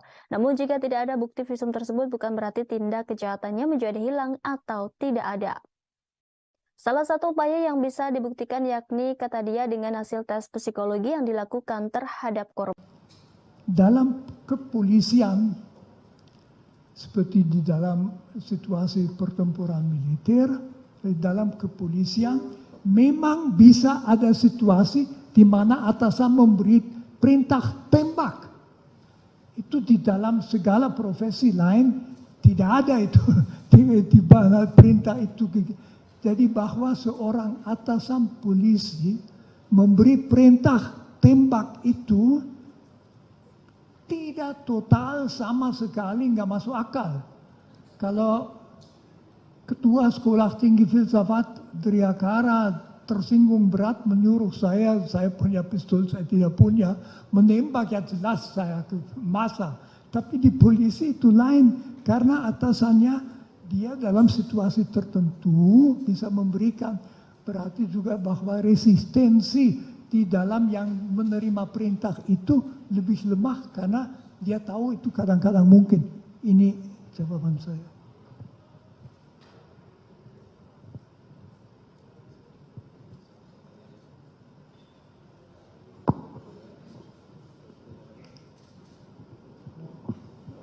Dilanjut saksi yang lain dulu aja. Kita tutup ini mulia, habis satu Oh, pertanyaan, oke, setelah silakan. sudah selesai Romo. Satu pertanyaan. Baik, terima kasih Yang Mulia, terima kasih Romo. Saya mau tanya Romo, ini ada sebuah kita, Baharudin Lopa. Beliau, ya, Pak Baharudin Lopa, mantan Jaksa Agung. Dia bilang bahwa banyak yang salah jalan, tetapi merasa tenang karena banyak teman yang sama-sama salah. Beranilah menjadi benar meskipun sendirian. Dalam perkara ini kami melihat bahwa saudara Richard Eliezer ini mengakui dengan jujur bahwa ia yang menembak Joshua. Dan dia juga melihat Ferdy Sambo menembak Joshua. Sedangkan Kuat Maruf dan Ricky, mereka ada di situ tapi mereka tidak mengatakan tidak melihat. Nah, kami melihat bahwa apa yang dilakukan oleh Richard Eliezer ini adalah dia telah berani menjadi benar walaupun dia sendirian. Dan karena itu kami ingin minta pandangan dari Romo tentang karakter secara moral etika seseorang seperti Richard Eliezer yang mengakui kesalahannya, bertobat dan mau menjadi justice collaborator. Terima kasih Romo. Ini tentu menunjukkan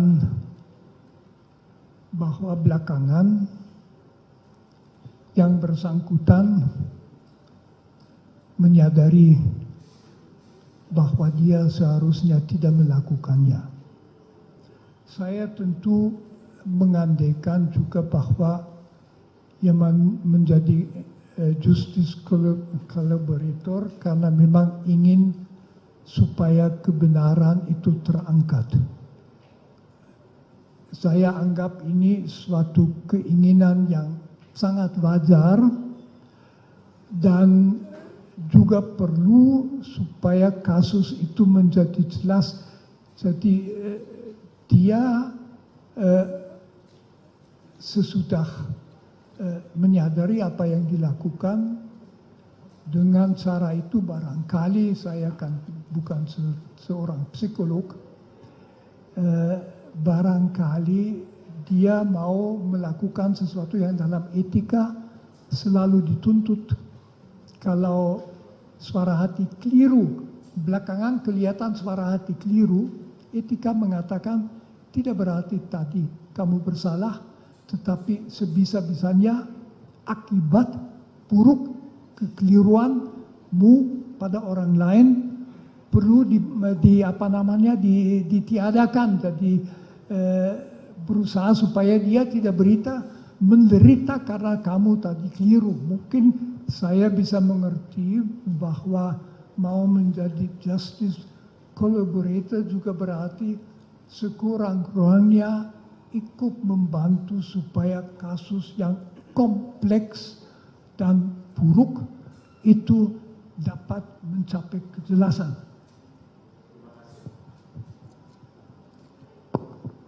Terima kasih ahli yang sudah menyampaikan. Karena waktu kita diberikan terbatas, maka kita akan kepada ahli psikolog. Terima kasih sebelumnya Romo. Ya, ahli dari psikolog klinik Bu Lisa Marli Japri. Ya. Ada yang perlu ditampilkan untuk ini PPT-nya? Mungkin nanti. Nanti ya, oke. Kepada ahli psikolog, pertanyaannya, bisa tolong jelaskan apa yang dimaksud dengan psikolog klinis? Ya, psikologi, mohon izin menjawab. Ya. Psikologi klinis adalah cabang dari ilmu psikologi yang mencoba untuk melihat, memetakan, membantu hingga bahkan menyembuhkan individu atau satu kelompok yang dirasa memiliki gangguan-gangguan klinis sehingga mengganggu mereka untuk berinteraksi dengan baik dalam lingkungan sosialnya. Terima kasih atas penjelasannya ahli. Pendosa besar karena Tuhan juga tahu manusia bisa bingung, tidak tahu apa menjawab.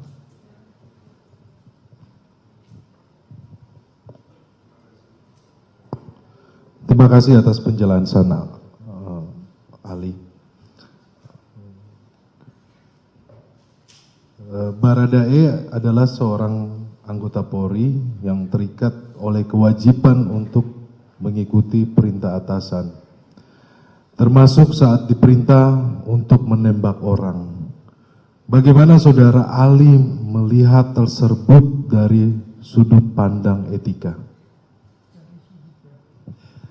Dari sudut pandang etika, di situ kita bicarakan dengan sebuah dilema moral. Di satu pihak, harusnya dia tahu bahwa yang diperintahkan itu tidak boleh diperintahkan. Tentu di situ juga bisa dipertanyakan apakah misalnya dalam budaya yang sangat mementingkan perintah, batas wajib melaksanakan perintah dibicarakan. Saya tidak tahu sama sekali hal itu. Jangan-jangan para, katakan saja misalnya di polisian, para polisi itu hanya dididik, pokoknya kamu harus taat selalu. Nah, secara etis dalam dilema itu bisa saja kejelasan penilaian yang bersangkutan itu yang jelas merasa amat susah karena berhadapan di satu pihak menembak sampai mati bukan hal kecil, setiap orang tahu, dia tahu juga. Di lain pihak yang memberi perintah itu orang yang juga dalam situasi tertentu malah berat memberi perintah untuk menembak mati. Jadi di situ di dalam dia dari sudut etika dalam situasi bingung, etika akan mengatakan kamu, saya, jangan begitu saja mengutuk atau mempersalahkan dia. Objektif dia salah. Dia harus melawan, tetapi apakah dia bisa mengerti? Dan dalam etika pengertian, kesadaran itu merupakan unsur kunci. Terima kasih, Saudara Ali. Tadi Saudara Ali menyampaikan terkait dengan dilema moral. Dalam perkara ini fakta terjadi bahwa ada relasi kuasa yang sangat jauh antara terdakwa Richard Eliezer dengan terdakwa Ferdy Sambo. Pak Saudara Ali bisa menjelaskan dari sisi filsafat etika dengan terkait relasi kuasa? Itu tentu relasi kuasa adalah sesuatu yang amat sangat biasa bagi manusia. Relasi kuasa pada dasarnya adalah bahwa orang berada dalam situasi di mana dia atau berwenang memberi perintah yang harus ditaati atau dia wajib melaksanakan perintah. Relasi kekuasaan itu umum di dalam bisnis, di perguruan tinggi, dalam ya di keluarga mungkin tidak, tapi lewat bagi anak, di dalam setiap organisasi tentu ada struktur, ada atasan paling atas dan sebagainya. Jadi relasi kekuasaan adalah situasi. Kalau kita ambil kepolisian, tentu saja relasi kekuasaan itu sangat penting karena fungsi polisi di dalam masyarakat juga sangat penting. Polisi itu yang membantu negara supaya pelanggaran hukum tidak terjadi, dan kalau terjadi diberikan sanksi. Polisi yang melaksanakan itu. Karena itu di dalam rangka polisi relasi kekuasaan sangat jelas siapa yang memberi perintah, siapa yang harus menaati. Kalau saya tidak salah observasi itu bahkan kelihatan dalam dua orang polisi ketemu, kalau yang satu lebih tinggi kelihatan dengan bentuk tubuh itu berbeda. Itu di dalam bisnis tidak demikian. Jadi relasi kekuasaan di situ berarti bahwa orang yang dalam relasi harus taat selalu akan mengalami tegangan, kesulitan kalau dia diperintah sesuatu yang dia sendiri merasa tidak boleh dilaksanakan. Itu masalahnya. Jadi dia tidak bebas memilih begitu saja kulakukan, misalnya ku tembak orang itu, tetapi dia diperintah, dia tahu bahwa perintah harus dilaksanakan, bahwa dalam lembagaku, yaitu misalnya di kepolisian, menaati perintah sebetulnya nggak bisa dipertanyakan. Nah itu yang lalu berarti kalau dia melakukan sesuatu yang secara etis ansih pada dirinya sendiri tidak bisa dibenarkan, bisa juga dianggap bahwa dia tidak sepenuhnya bertanggung jawab atas itu. Nah, jadi terdakwa ini orang yang sangat rajin dalam melakukan spiritualnya, kegiatan spiritualnya sebagaimana tadi hasil daripada penelitian para ahli. Dia rajin termasuk dalam hal beribadah. Di dalam kegiatan beribadah itu tentu ada hal-hal yang didapat. Seperti dalam fakta-fakta persidangan Pak Doktor, di dalam fakta persidangan mulai dari awal persidangan ini sampai sekarang ini tidak ada dendam pribadi antara terdakwa dengan korban. Tetapi terdakwa ini melakukan penembakan hingga korban meninggal dunia. Sebagaimana dalam kitab Injil ada tertulis di Matius 5 ayat 21. Kamu telah mendengar yang difirmankan kepada nenek moyang kita, jangan membunuh. Siapa membunuh harus dibunuh. Harusnya kalau menurut pendapat tadi bahwa dia orang yang rajin, arti yang taat dalam spiritual, harusnya dia tahu ayat ini. Tolong dijelaskan Pak Prof. Ya tentu saja bahwa orang beragama itu tahu bahwa ia tidak boleh membunuh dan sebagainya. Tetapi di dalam agama kita juga tahu bahwa orang tidak menaati yang menjadi perintah agama. Jadi masalahnya di situ pun tidak ada dendam.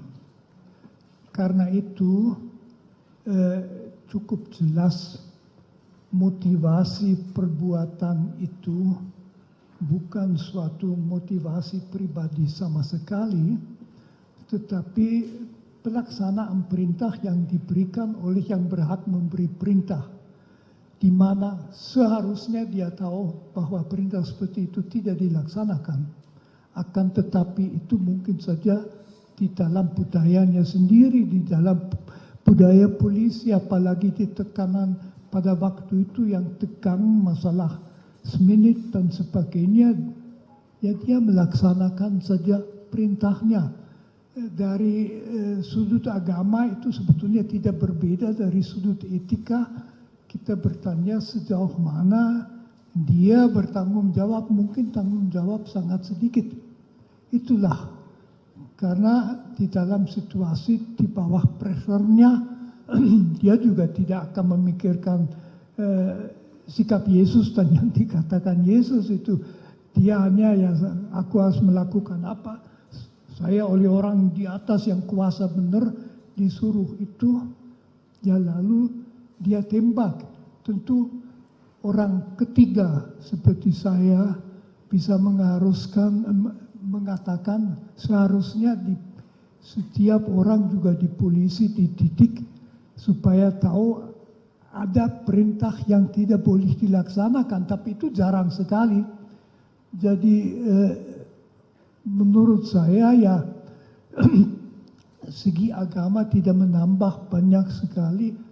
Dia itu bingung, Tuhan juga melihat yang bingung. Manusia mempunyai sistem hukum, dia harus dalam rangka hukum secara adil, ditangani adil juga berarti memperhatikan sejauh mana dia bertanggung jawab. Cukup. Oke, cukup ya, saudara. Satu lagi. Sudah cukup lah. Dilihat dari kesalahan. Nah, dihubungkan dengan mungkin ilustrasi ya kasusnya. Jika tadi, sebagaimana yang Romo jelaskan bahwa seseorang itu melakukan perbuatan karena dalam keadaan bingung. Dan apakah dia harus menjalankan perintah atau tidak. Terus kemudian dihubungkan dengan relasi kuasa juga. Tingkat kepangkatan jaraknya sangat jauh. Yang seorang jenderal memerintahkan umpama seorang brigadir. Terus kemudian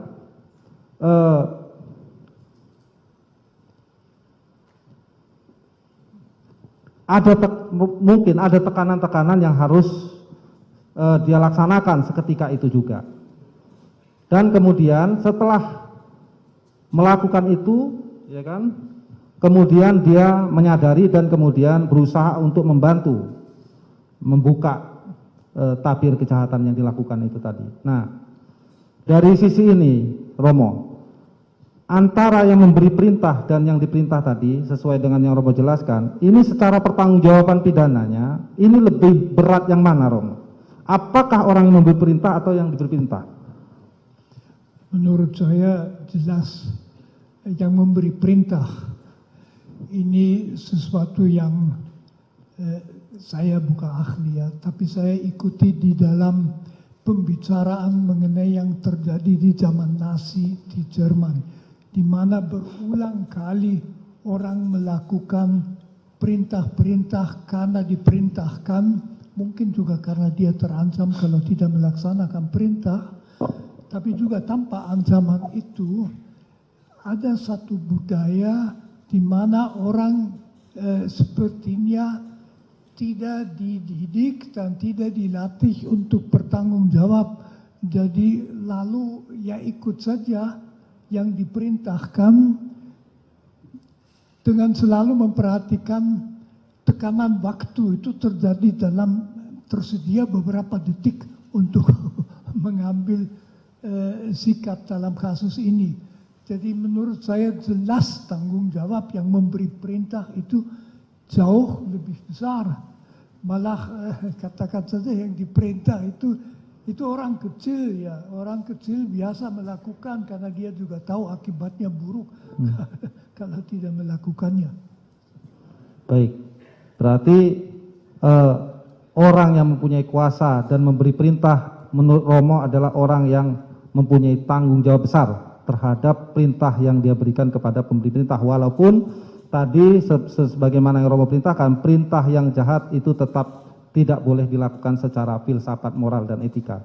Bahwa dalam laporan yang selama ini ahli mendampingi Richard Eliezer, bahwa Richard Eliezer memiliki kecenderungan untuk patuh pada lingkungan sekitar. Bisa dijelaskan proses psikologis yang terjadi hingga membuat seseorang menjadi seperti ini atau Richard Eliezer? Iya, boleh ke slide selanjutnya, mohon maaf Majelis Hakim. Ya, kalau kita berbicara mengenai kepatuhan, kepatuhan itu juga salah satu konstruk dalam ilmu psikologi. Ini adalah satu bentuk pengaruh sosial yang menyebabkan orang lain mau melakukan suatu hal atau beragam tindakan dikarenakan kepatuhannya pada orang lain yang dirasa lebih punya kuasa. Jadi kita harus membedakan antara kepatuhan dengan konformitas. Kalau konformitas itu melibatkan permintaan, kalau kepatuhan itu biasanya melibatkan perintah. Sementara kalau yang berikutnya kepatuhan itu konformitas biasanya lebih kepada bagaimana kita menyesuaikan diri dengan lingkungan. Tapi kalau kepatuhan itu lebih kepada menggunakan unsur kekuatan karena kita takut, karena kita cemas, karena kita khawatir, makanya kita patuh. Jadi itu adalah bentuk kepatuhan dalam psikologi. Ya, bagaimana dengan Richard Eliezer terkait dengan... Oke, kalau dari Richard Eliezer, dari hasil tesnya saja sudah membuktikan dia punya tingkat kepatuhan yang sangat tinggi. Jadi itu memang bisa diukur tuh obediensi seseorang, tingkat level kepatuhan dia pada lingkungan sekitarnya seperti apa. Dan dari hasil tes tersebut terlihat bahwa Richard Eliezer mempunyai level kepatuhan yang sangat tinggi sehingga dia punya kerentanan khusus, kecenderungan tertentu untuk lebih patuh pada lingkungan. Itu dari sisi kepatuhan saja. Baik. Terima kasih, Ali. Bisa dijelaskan juga, tadi kan sudah jelas terkait dengan kepatuhan dari seorang Richard Eliezer, kemudian kan di dalam peristiwa ini ada rasa takut juga. Ya. Apakah dalam melakukan pendampingan ahli melihat atau mengetahui hal tersebut karena melakukan assessment? Iya, ketakutannya pada saat assessment sudah berubah sepertinya. Jadi kan emosi itu kan sangat dari awal, ketika dari awal. Ketika dari awal ketakutan itu sangat jelas. Yang tadi saya katakan pertama kali ketemu jelas sekali ada gesture takut, ada gesture cemas, gesture dia tidak bagaimana ini ke depannya nanti harus seperti apa, dan itu banyak menampilkan gesture-gesture tubuh yang cemas dan takut seperti itu, bermain-main tangan, menghindari kontak mata, hal-hal demikian. Itu terlihat sekali.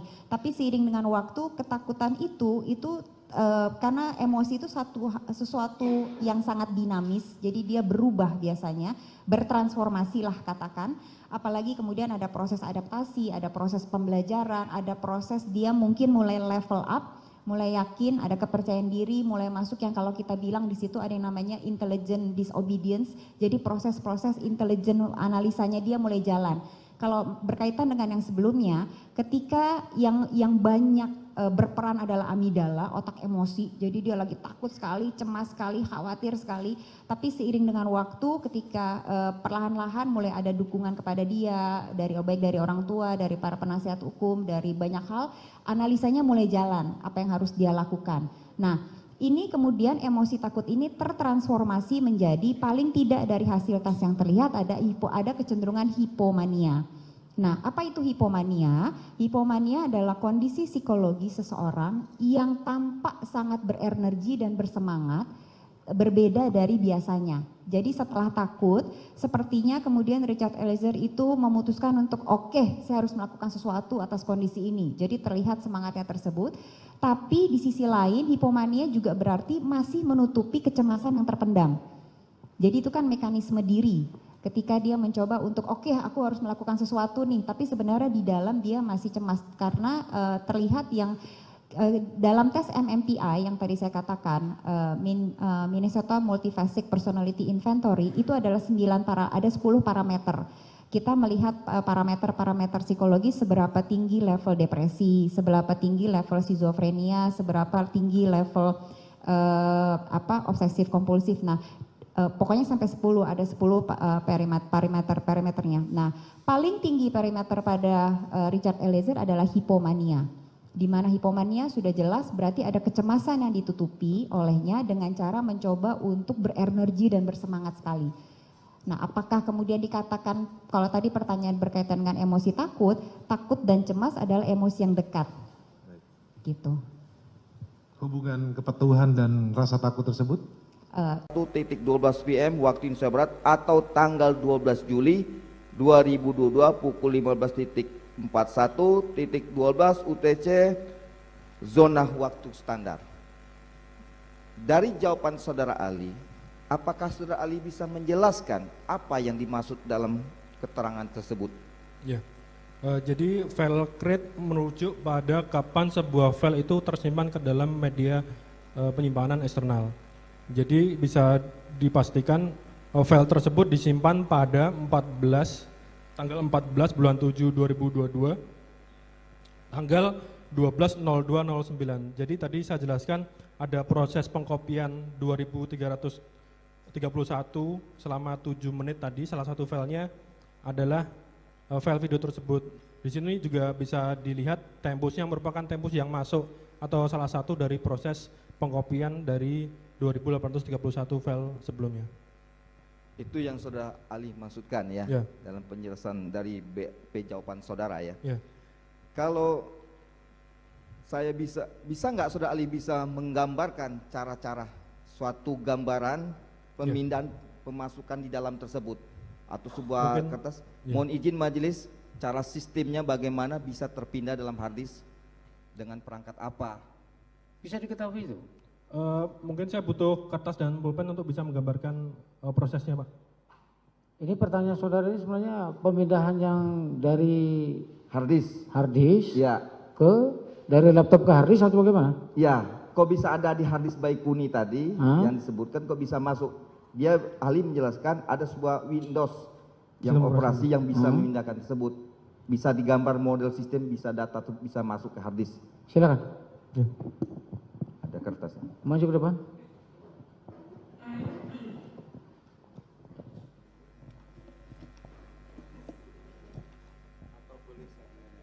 Nanti apa? Iya, terkait dengan itu.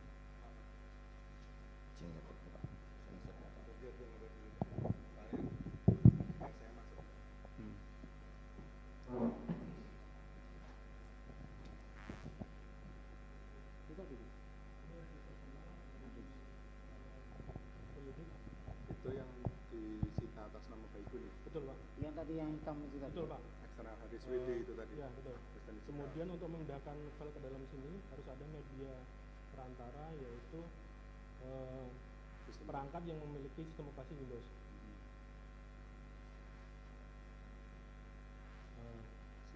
Bisa diuraikan nggak itu sistemnya apa? Sebuah komputer berupa laptop atau desktop? Kita tidak tahu, karena kita tidak melakukan terkait dengan perangkat ini. Tapi dari informasi yang ada di sini kita bisa pastikan bahwa itu berasal dari sistem operasi Windows. Jadi ada sebuah perangkat sistem operasi Windows, kemudian dia melakukan pengkopian terhadap 2831 file selama 7 menit mulai dari tanggal berapa? Sebentar, saya tegaskan, jadi itu Windowsnya itu, yang sistem Windowsnya itu bisa didetailkan nggak, diuraikan nggak? Itu dari Windows sistem berapa? Kami tidak bisa melakukan pemeriksaan ini, Pak. Jadi kami tidak. Pertanyaan itu harus melakukan pemeriksaan terhadap perangkat ini. Perangkat ini sementara kami itu tidak melakukan yang perangkat itu tidak disertakan atau tidak, Tidak. disampaikan ke Ya. ahli? Tidak. Jadi ada proses pemindahan mulai tanggal 7 Juli, berapa? 14 Juli. Oh ya.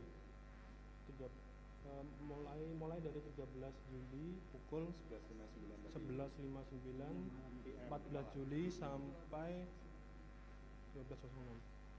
12.06. Jadi ada sekitar 7 menit proses pengkopian sebanyak 2.800. Salah satu filenya adalah file video tersebut. Ya. Di dalam file Saya potong. Ya. Itu 2000 sekian file itu berapa besarnya? Bisa diketahui?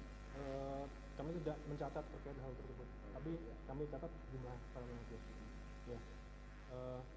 Dari file yang tersimpan di sini kita bisa ketahui file create itu artinya kapan barang itu disimpan ke dalam sini, kemudian modify artinya merujuk pada kapan video itu diekspor ke dalam media penyimpanan sebelumnya.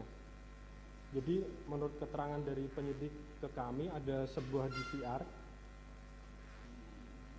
kemudian disimpan ke dalam sebuah flash disk, dan kemudian disimpan ke dalam MacBook. Jadi file date modify ini merujuk tanggal dari DVR dikopikan ke dalam media flash disk. Ini tanggalnya adalah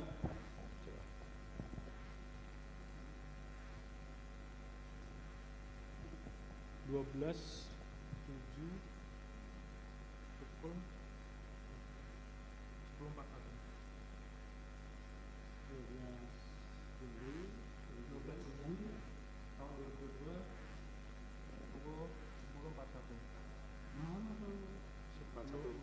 AM PM malam berarti setengah 11 malam. Ini kami nggak mendapatkan barang bukti ini juga tidak dapat. Yang saya dapatkan ini. Ya. Yang diperiksakan kami hanya ini. Ini ya, yang diberitakan cuma ini aja. Ya. Adapun yang ini tidak dimintakan atau ini tidak ada sama. Ini menurut informasi dari penyidik diperiksakan ke Kompol Heri ya. Pak Heri ke ahli digital forensik dari Puslapor. Oh itu. Ya. Kali ini ahli dari Saya dari Direktorat Cyber Barreskrim. Barreskrim ya. Oh yang sekarang Puslapor. Jadi saya tidak ada kaitannya dengan ini. Iya, ini tidak ada kaitannya dengan ini saja. Iya, siap. Yang ini Sudah majelis yang Pak Heri kemarin, ya. Jadi ini ya, kita berbicara di sini nanti. Ya. Ya. Izin Pak, ngomong di depan sini. Ya. Nah, itu ada jejak digitalnya nggak yang diserahkan di sini? Media penyimpanan pertama dari file? Tidak. Tidak ditemukan terkait informasi tersebut. Atau mungkin device apa yang pertama kali mengenerate video ini? Tidak ada jejak digitalnya. Jadi berhenti sampai di sistem Windows itu aja. Iya. Di sini ada informasi nama folder, jadi kita bisa simpulkan itu berasal dari sebuah sistem operasi Windows. Dan ahli berhenti sampai di situ ya? Iya. Sebelumnya lagi tidak. Dari mana file itu diperoleh? Tidak tahu. Ahli tidak ada. Hanya informasi saja yang saudara terima ya. Betul. Tapi saudara tidak melakukan penegakan karena memang bukan tempat saudara. Iya. Dan tidak ada jejak digitalnya? Tidak ada. Tidak. Silakan ini mau dihitung apa namanya akan menjadi yang itu dulu. Foto. Biar diperlihatkan kalau foto kan. Ini sistemnya yang cara ditemukan ya. Penuntut umum silakan foto aja kalau ya.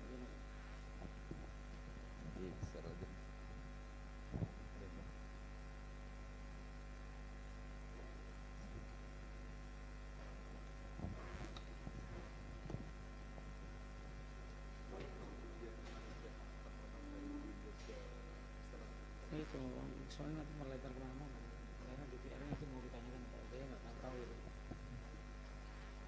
Lanjut kepada Profesor Dr. Frans Magnus Suseno, terima kasih sudah berkenan menjadi ahli pada hari ini, merupakan guru besar emeritus Sekolah Tinggi Filsafat Triyakara, Jakarta. Izinkan kami bertanya kepada ahli.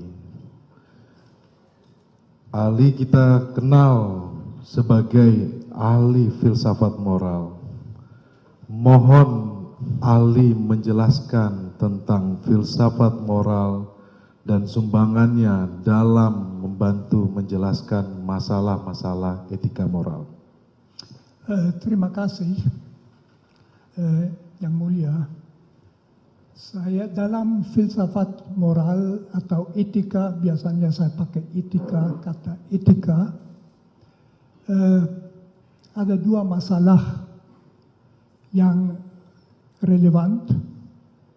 Pertama, suatu perbuatan, kelakuan, sikap secara etis, secara moral, dinilai bagaimana dapat dibenarkan secara etis atau tidak dapat dibenarkan. Itu pertanyaan normatif.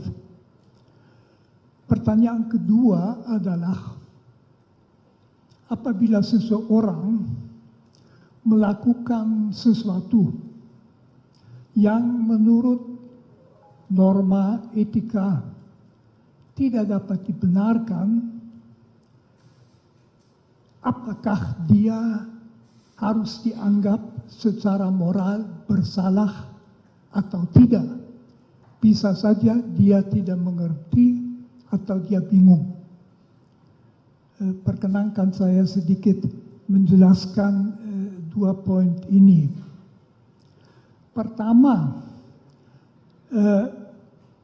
kita ambil contoh, apakah menembak mati orang yang tidak berdaya, yang tidak mengancam, secara etis dapat dibenarkan? Jawaban etika saya kira unanim, tidak dapat dibenarkan. Tentu ada kekecualian. Satu kecualian itu misalnya Algojo dalam menjalankan hukuman mati sesuai dengan undang-undang yang berlaku. Yang satu itu di dalam sebuah pertempuran para kombatan boleh menembak sampai bunuh. Yang ketiga dalam rangka membela nyawa, baik nyawa sendiri dari bela sendiri maupun nyawa orang lain, itu kekecualian. Kecuali dalam 3 kasus ini secara etis jelas menembak mati orang adalah pelanggaran yang berat. Masih poin kedua yang penting di dalam rangka normatif. Apakah orang yang berhak memberi perintah dapat memerintahkan orang lain melakukan sesuatu, misalnya menembak orang yang sudah tidak berdaya sampai mati atau tidak? Di situ juga etika itu jelas jawabannya, memerintahkan sesuatu yang secara etis salah berat, tidak bisa dan tidak ada kewajiban untuk menaatinya, malah perintah yang tidak etis wajib ditolak. Itu yang pertama secara normatif. Pertanyaan kedua yang sudah sejak filsafat moral abad pertengahan, misalnya Thomas Aquinas, terus kan hampir semua filosof moral sependapat. Ada pertanyaan lain, yaitu mengenai kebersalahan orang yang melakukan sesuatu yang secara etis tidak dapat dibenarkan. Katakan saja misalnya ada orang yang atas perintah orang lain menembak mati seseorang. Secara etis orang itu sendiri kualitas moralnya harus dinilai bagaimana. Jawaban di dalam etika itu sebetulnya itu tergantung dari kesadaran orang itu pada saat itu. Misalnya tergantung dari suara hati. Suara hati mengatakan apa pada saat itu? Bisa saja dia bingung karena dia berhadapan dengan dua norma. Yang satu itu mengatakan menembak mati orang yang sudah tidak berdaya, tidak bisa dibenarkan, titik. Yang kedua, dia diberi perintah oleh orang yang berhak memberi perintah, wajib ditaati supaya melakukannya, lalu dia harus mengikuti yang mana. Etika normatif tadi mengatakan dia harus menolak melakukan perintah seperti itu. Akan tetapi dalam etika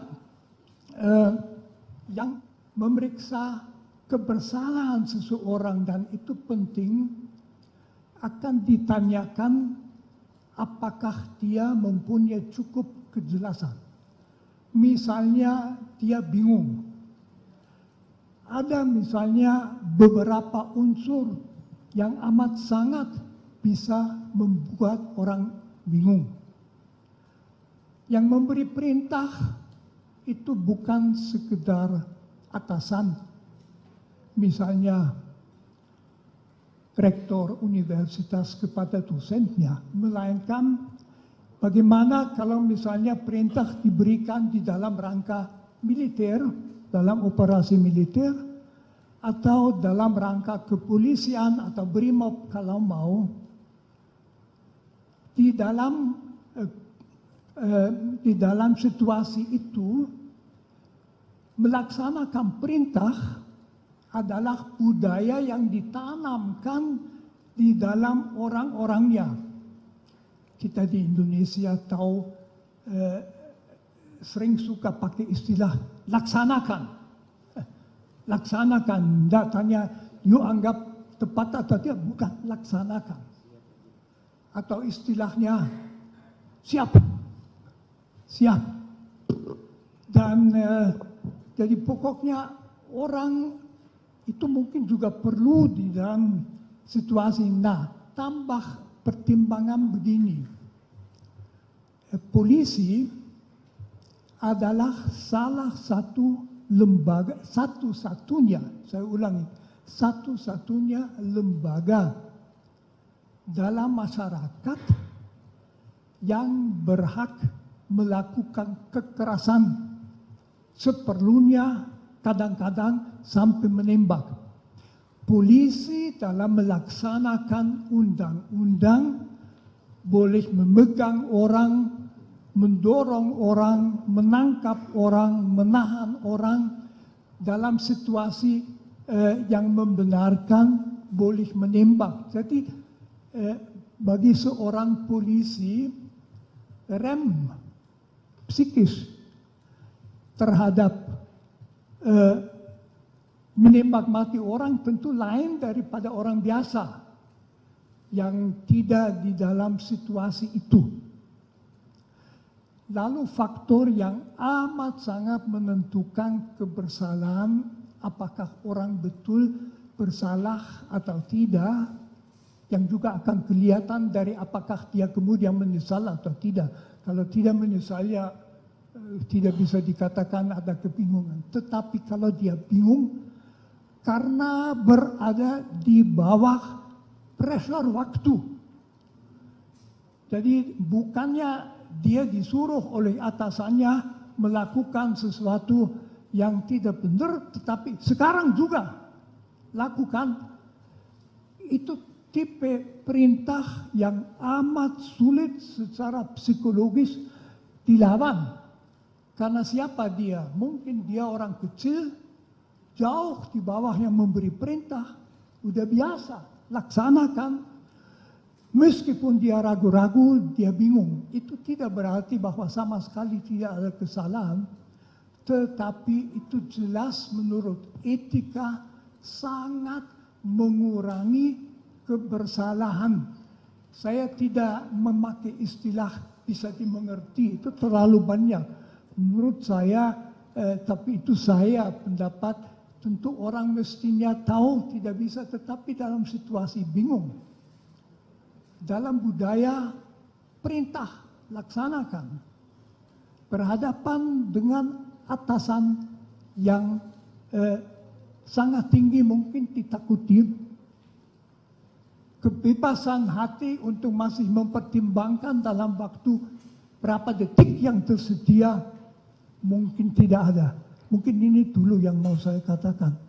Dalam persidangan pemeriksaan saksi ahli, pengacara Richard Eliezer atau Baradae mendatangkan 2 psikolog sekaligus. Psikolog klinik dewasa dan psikolog forensik menjadi saksi yang meringankan Baradae di persidangan kasus pembunuhan berencana terhadap Nofriansyah Yosua Huta Barat atau Brigadir J. Roni Talapesi selaku kuasa hukum Baradae mengatakan bahwa kedua psikolog tersebut yakni Liza Mariali Japri selaku psikolog klinik dewasa dan Reza Indragiri Amril selaku psikolog forensik hadir. Selain kedua psikolog, Roni juga menghadirkan guru besar filsafat moral yakni Romo Magnis Suseno. Ia adalah tokoh agama Katolik sekaligus budayawan. Romo Magnis juga diketahui merupakan Direktur Pasca Sarjana Sekolah Tinggi Ilmu Filsafat Triarkara. Pada persidangan sebelumnya, terdakwa Ferdi Sambo dan Putri Chandrawati sudah menghadirkan saksi ahli meringankan terlebih dahulu pada Kamis 22 Desember 2022. Kedua terdakwa itu menghadirkan ahli hukum pidana dari Fakultas Hukum Universitas Islam Indonesia, Mahrus Ali. Mahrus menyatakan, dalam tindak pidana dugaan kekerasan seksual sejatinya harus dibuktikan dengan alat bukti minimal hasil visum dari korban. Bukti visum itu diperlukan untuk kepentingan jaksa penuntut umum membuktikan tindak pidana yang terjadi. Akan tetapi, jika dalam proses pembuktian hasil visum tersebut tidak dilakukan, bukan berarti tindak kejahatannya menjadi tidak ada. Sebab menurutnya dalam kasus dugaan kekerasan seksual, sering sekali korban tidak mau melapor.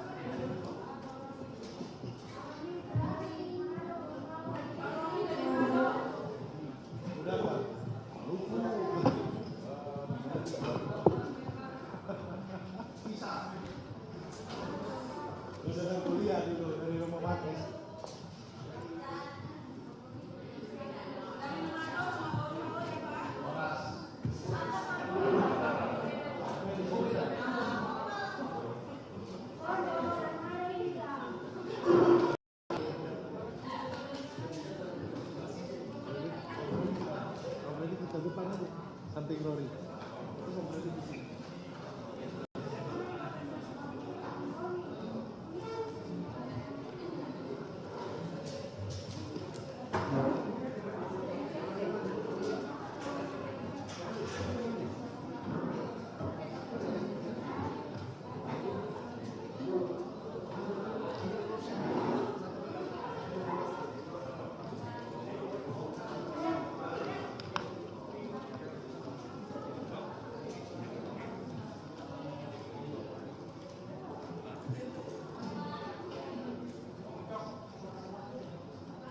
Sudah.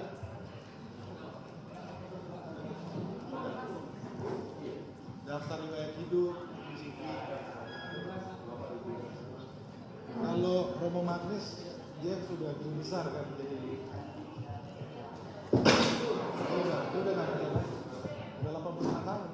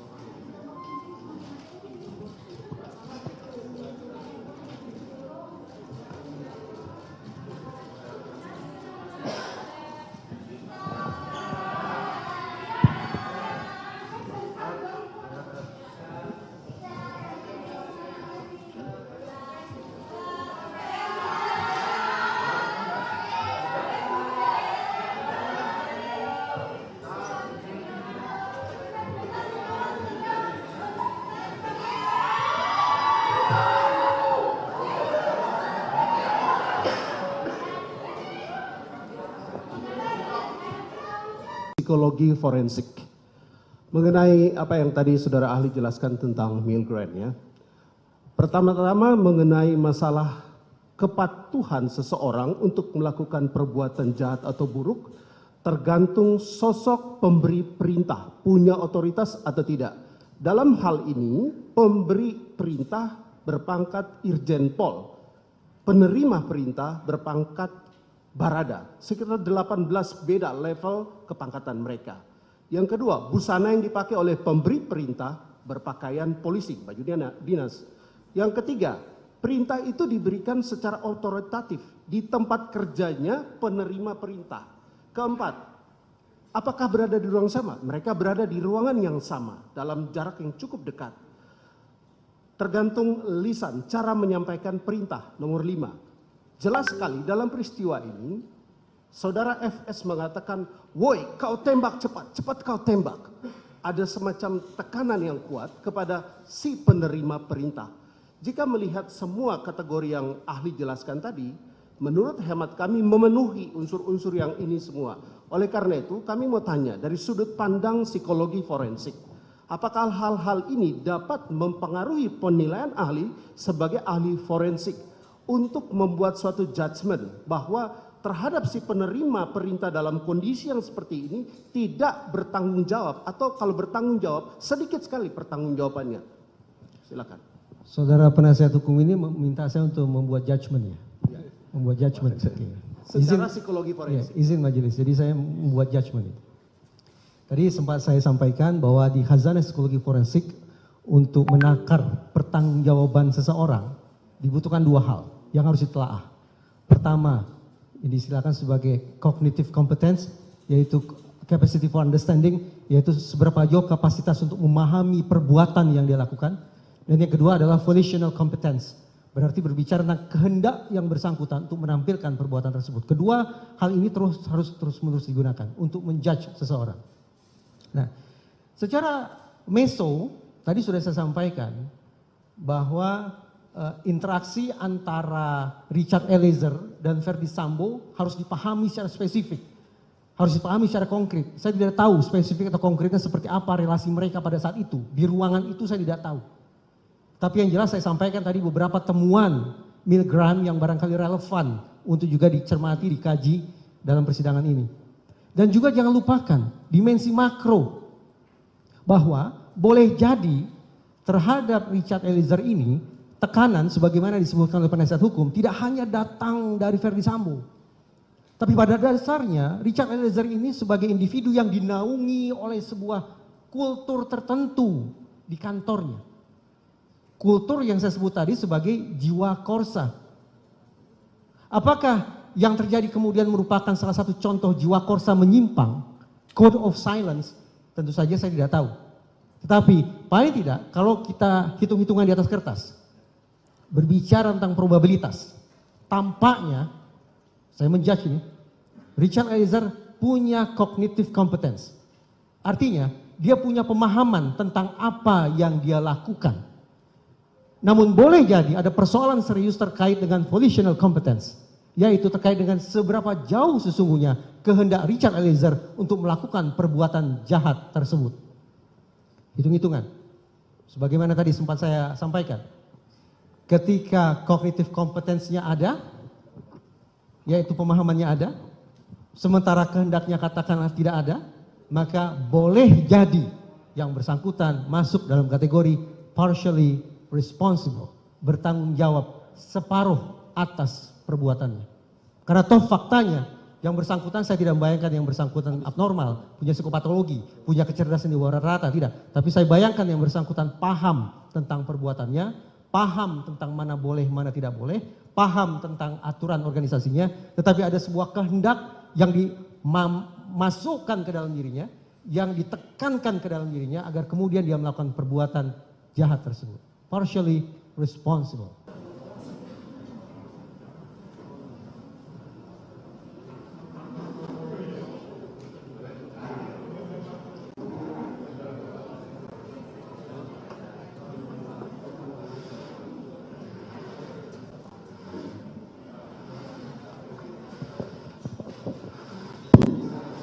Kors perkara nomor 798 Pit B atas nama Richard Eliezer Budiang Lumiu dicabut, sidang dilanjutkan kembali.